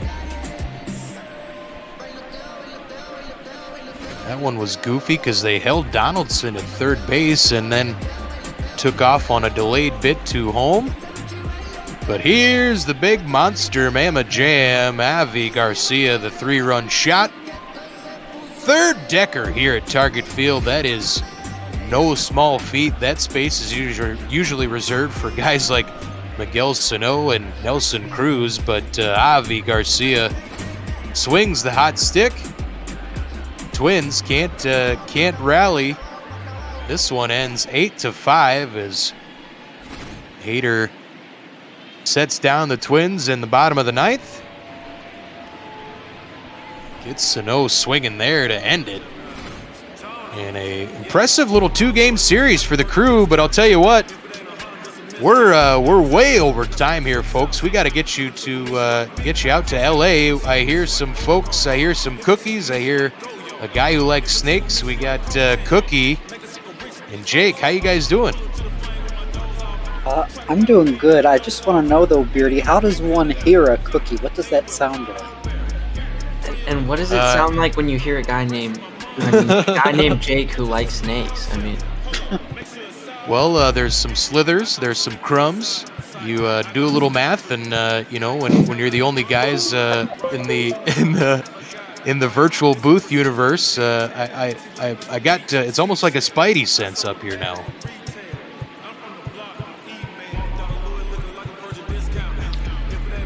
But hey, gents, we're going to get out of your hair here. Just want to thank everyone for sticking around late into the evening on this one. Cole, it's been a pleasure, sir, for him and myself. I want to thank you guys for watching this border battle, and stick around. Snakes Dodgers coming at you hot. Have a good one, guys. thank you. Want to let everyone just a great welcome to this late night game here on Bop Ball. Thank you to all nearly 50 of you and all the people from the Arizona Diamondback subreddit for sticking through late night. How you doing, Cookie?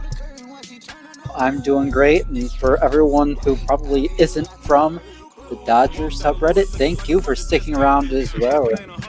About 45 minutes behind schedule, but we're going to go ahead and get this one underway, and hopefully it'll be an interesting one. I mean, with David Price on the mound for the Dodgers, it's looking like the Diamondbacks maybe have a good chance to grab the lead in the series, currently even at 1, but we don't put them on paper for a reason. Indeed, but Zach Gallen going for the Diamondbacks. Not only was he a fantastic rookie pitcher with just a 2.81 ERA last season in 2019 for both the Miami Marlins and the Diamondbacks, but this season in Bop Ball, just a 2.18 ERA. The 4-2 record really is kind of an atrocious fact, given that he started 11 games and has a 2.18 ERA. So hopefully he can get his 5th win here today. I think Cookie will disagree with me, but this is a great NL West matchup of the first and second place team. Just 3 games separating them, and it should be a good one here tonight. Indeed, and we'll take a look at all the fans in attendance. As David Price, as mentioned, will take the mound. His ERA sitting at just about around 5, a 3-4 record, whip up about 1.4, 1.5. Been not racking up very many strikeouts, been walking a lot of guys, and overall just not having the season these Dodgers hope for. Leading off for the Diamondbacks. Well, I mean, he didn't really have the season he hoped for last year either, so we'll see if David Price can just bounce back. I mean, I think he needs to in general to prove to his doubters. Just had a 1.8 wins above replacement in 2019. And like you said, that 1.43 whip, that 3.6 record, just not going to get it done. Especially when you're supposed to be kind of one of those ace guys for one of the best teams in the major leagues. Yeah, and, you know, I'm hopeful that maybe as the season goes on, the pressure lifts. Obviously, he has Kershaw and Buehler in that rotation with him as well.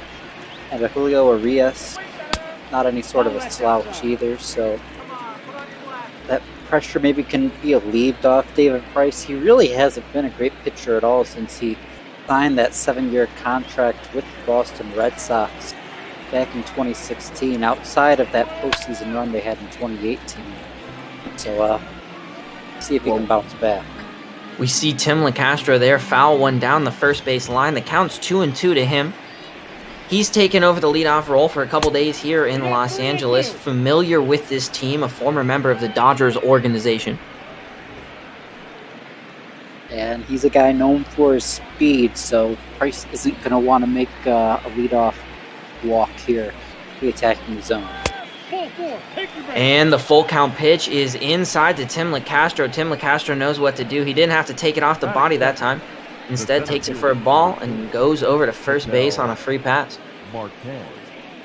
And that's one of the things Doug always gushes about when we're talking to Tim LeCastro. He's a guy, he's not afraid to stand up there and take one off the body because, well, quite frankly, any way he can get on base, there's a good chance he'll get over to second or third and get to first.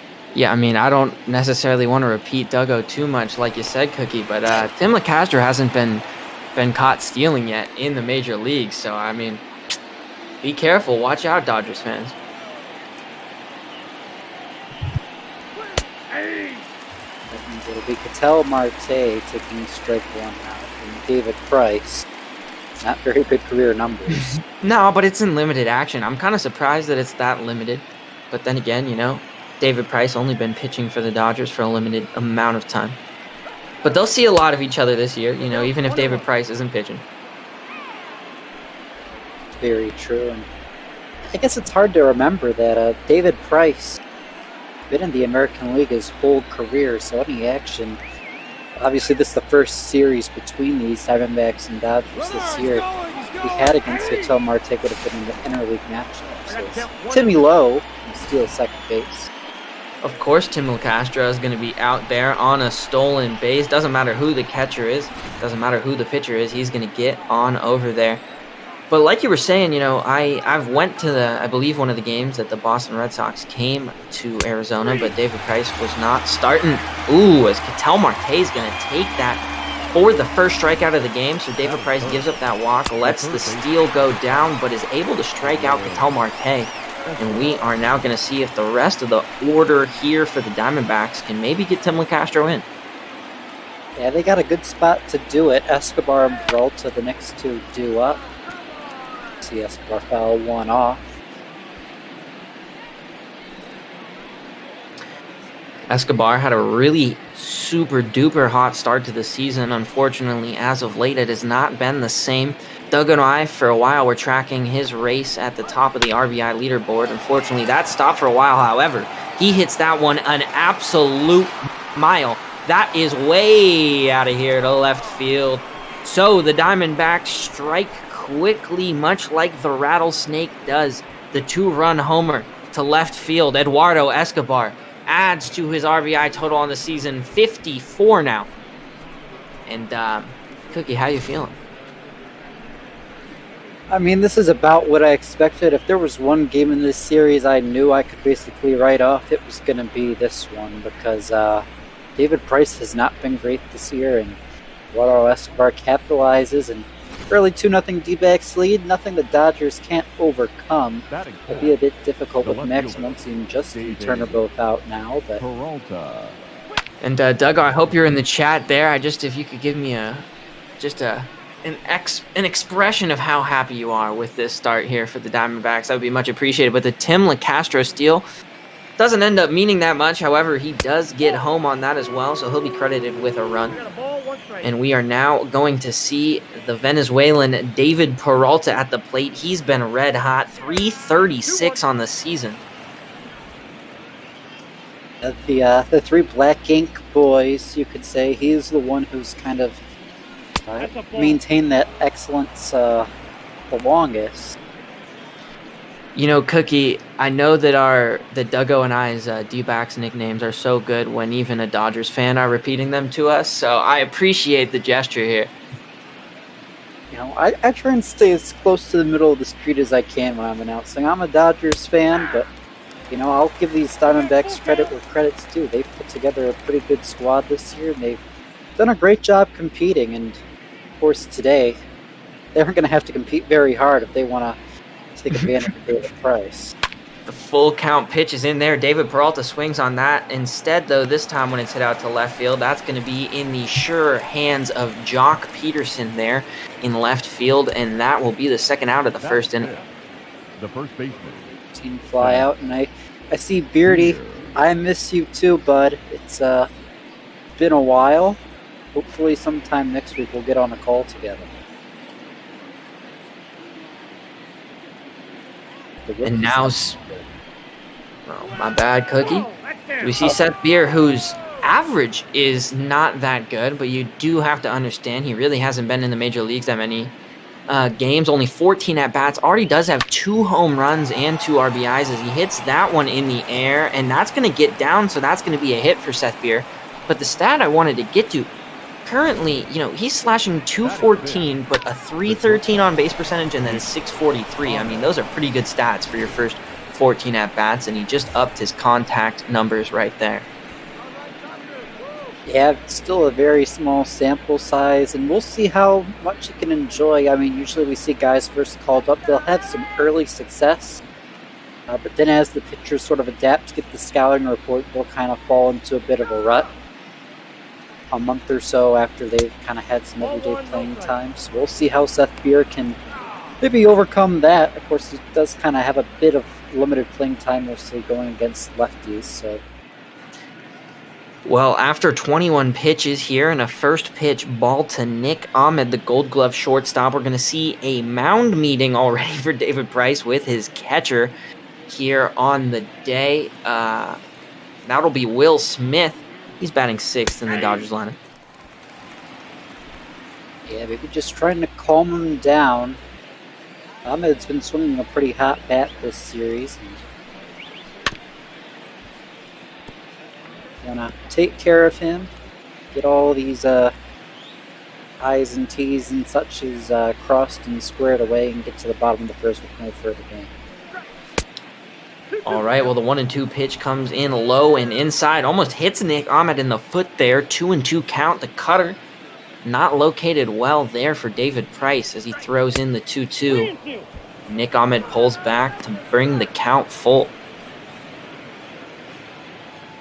It's still just, it seems like his whole concept of the strike zone has not been there this season. Let's see if he gives another free pass. No, instead he will strike out Nick Ahmed. The D-backs will be set down finally, but Eduardo Escobar breaks out of his slump in absolute beautiful fashion. Hits one out deep to left field here in Los Angeles. We head to the bottom of the first. It's already 2-0 Snakes.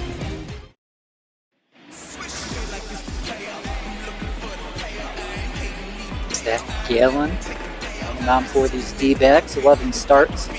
Like you mentioned, the 4-2 record, kind of a travesty with that ERA at 2.18, a whip at 1.11. Not the highest strikeout numbers, but also just giving up a crazy amount of walks. So, really great job of kind of pitching to contact and letting that defense work wonders behind him.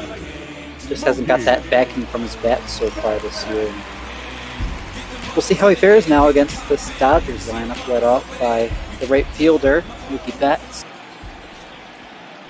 And I feel like that Zach Gallen doesn't get enough credit for his breaking balls because, he doesn't get as many strikeouts as you might expect, but he still has great movement, great action that just confuses hitters and makes them hit into plays that they are not ready to run out in time.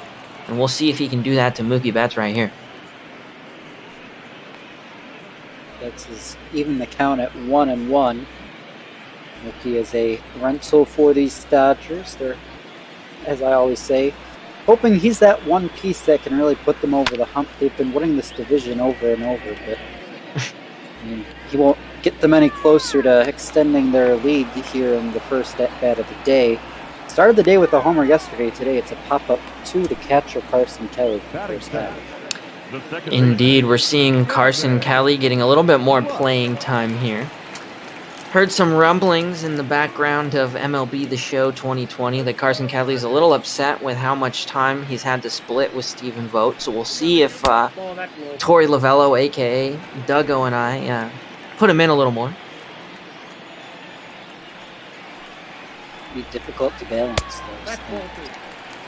Indeed, because neither of the catchers for the Diamondbacks are hitting well, and neither of them are playing defense well. You know, Carson Kelly really hasn't been throwing anybody out and has been missing some balls behind the plate. That's ball 3. Yeah, but he's doing a great job working the count up in the 2 spot in the place of the injured Max Muncy.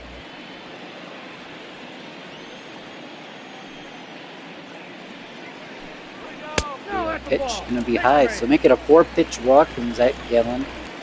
I haven't watched a ton of Zach's starts, but I can't imagine that's a very common occurrence. I mean, it's not a super common occurrence, but Zach Gallen, you know, he knows how to work his way out of trouble. Like I said, you know, he's just in his second year up in the major leagues, and with 2 seasons right now, one under his belt and one partially under his belt with a sub-3 ERA, you kind of trust him no matter how young he is.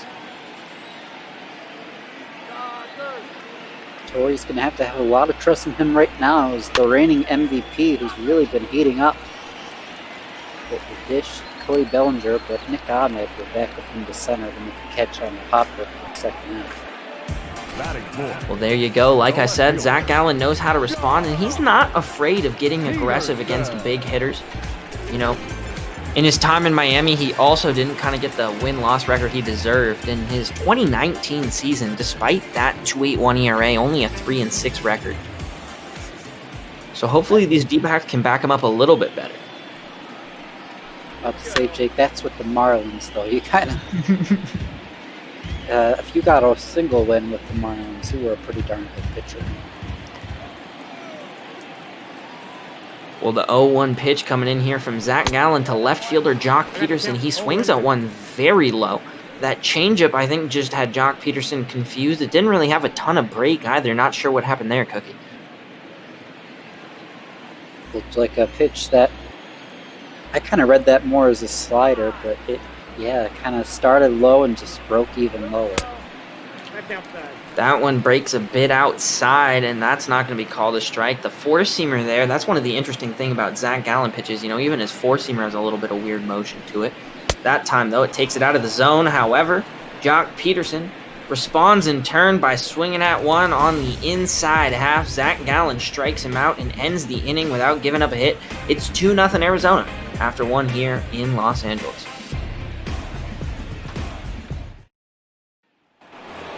Now the big thing, will David Price settle down, or will these D-backs keep the train rolling? They got 7, 8, 9 due up.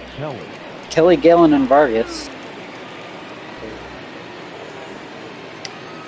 Yeah, not the best hitters in the crew. Carson Kelly with a slash line of 187, 289, 335. Does have 20 RBIs, but, you know, the 56 strikeouts to go along with it.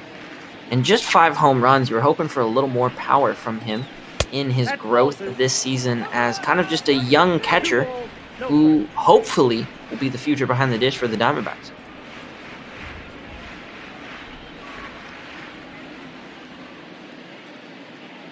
I zoned out for a second. No, you're all good. As David Price throws the 2-0 pitch right down the middle. 2-1 is the count. That curveball was an absolutely beautiful pitch to smack out of the park. Instead, Carson Kelly parks himself, and we'll see a 2-1 pitch right here. Well, this one, not another one high, but this one is high. Another strike evens the count. 2-2 count. 2 win for the Diamondbacks here in the second inning. Not sure what that was. The curveball just went super low on Price there, kind of dropped out of the zone, and then it dropped out of, catchable zone. And thankfully no one was on base for the Dodgers. It'll be a full count. No, ball 4. It won't matter, though. Carson Kelly will take that changeup inside. He will walk himself on over to first base, and so now that's the second walk, I do believe, that David Price has given up here in this game, and that's not a batter you want to walk. That's a batter you want to attack. Yeah, like you mentioned, Kelly has not had the best of fortunes, and now it's an obvious bunt situation for pitcher Zach Gallen, which is not ideal.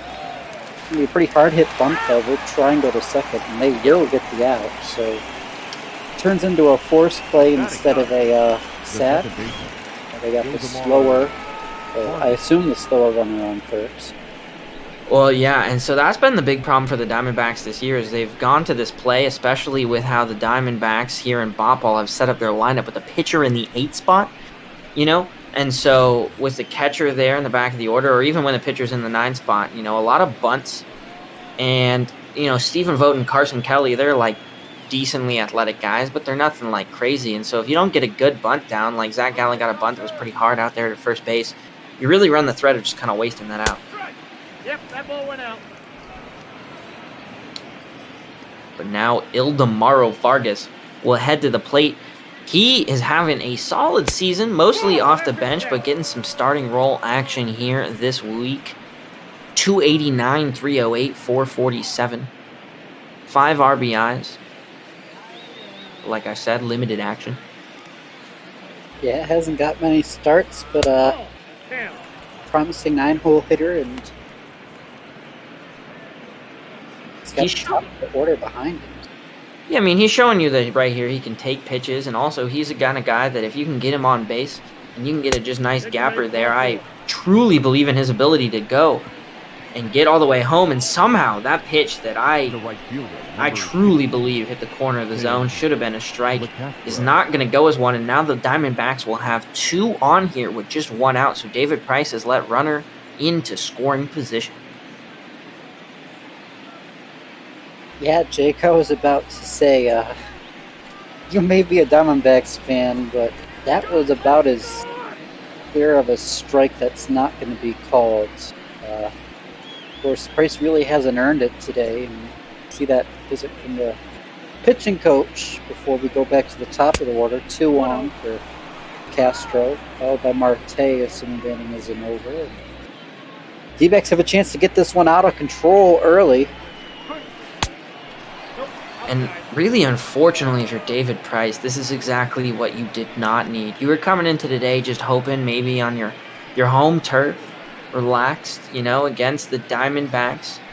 Maybe you could have a bounce-back game for your team as a whole, kind of get the morale back behind you. Instead, gives up to 2 early on the home run, and now has runners in scoring position and has let the count go to 3-0 here against the ever-speedy Tim LeCastro. There's a silver lining to the fact it looks like he's about to be walked.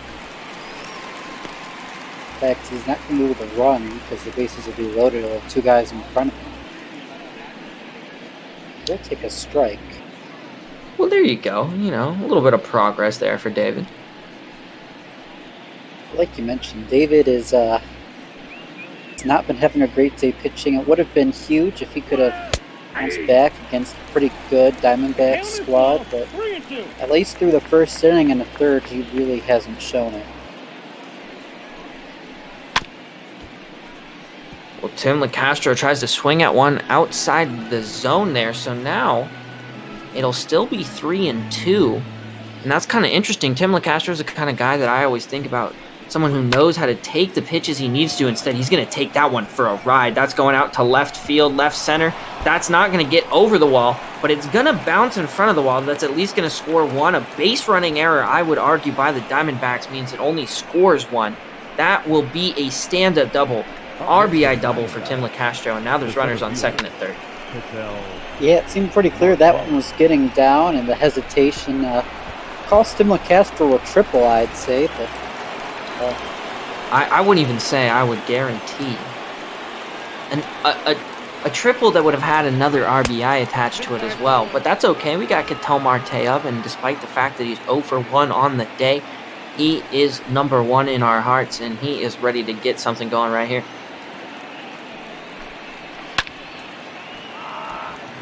Foul 1. Yeah, Marte. Chance to put it away early, like we mentioned. Now 2 runners in scoring position. Price looking good at all. Yeah, I start to wonder when Dave Roberts is going to go to his bullpen. We've obviously seen the pitching coach already come out to visit twice. This one could get ugly fast. I think the crazier stat is that at 47 pitches, now 48 with that changeup, David Price has only gotten through an inning and 2/3. So even with that second strikeout, his second strikeout on the day, heard that one. What? That was the third strikeout. Oh, my bad. He's still not in a good place. I don't care how many strikeouts he has. You know what I mean? 48 pitches to just get 5 outs is not getting it done. And the man who heard him earlier is going to foul that one off. They're not even going to give us the end of the animation there. But he hit a 2-run home run in the first that really broke this game open. We'll see what he can do here with 2 runners in scoring position. Anything through the infield, you have to think is going to score Tim LaCastro. Definitely. Doesn't matter if you hit it hard or where you hit it. It'll be a 5-0 lead, and if you hit one out, all of a sudden you've doubled it to 6. Well, now the count moves to 1-2 on the cheeky 2-seamer down there low. We'll see if Eduardo can battle back. I got the count 2-2. Takes one on the outside edge there. David Price readjusts his cap. He's struggling here, but he's trying to focus, trying to limit the damage. 3 runs with this potent Dodgers offense is not an undoable feat, especially given how much time you have to make that up.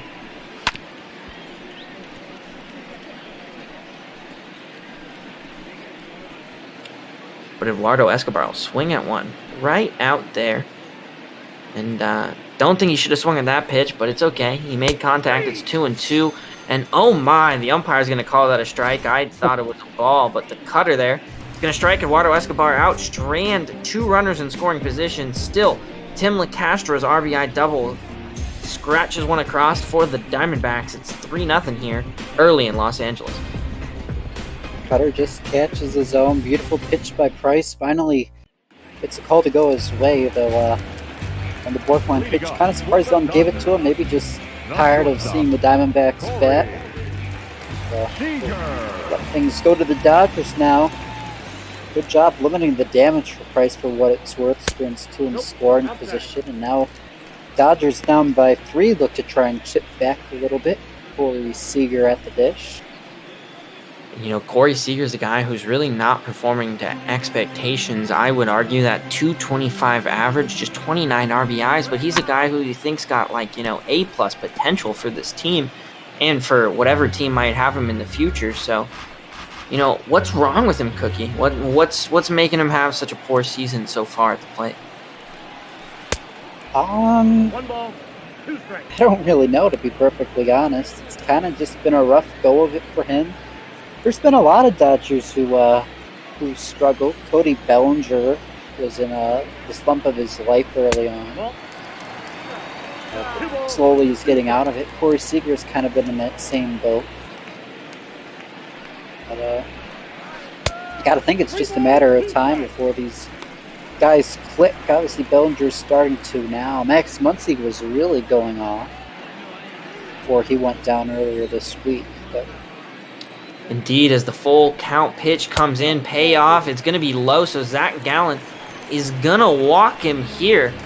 And, once again, Zach Gallen walking a batter. You don't like to see that lack of control, but he got through it quickly in the first inning. And, going back to our conversation before that, the one stat that really surprised me, Kike Hernandez just had a 192 on the season. That might be one of the most glaring underperformances. But, Will Smith, not necessarily brought in to be an overwhelming offensive presence, is also only at 214. These are not batting averages I'm used to hearing from Dodger starters.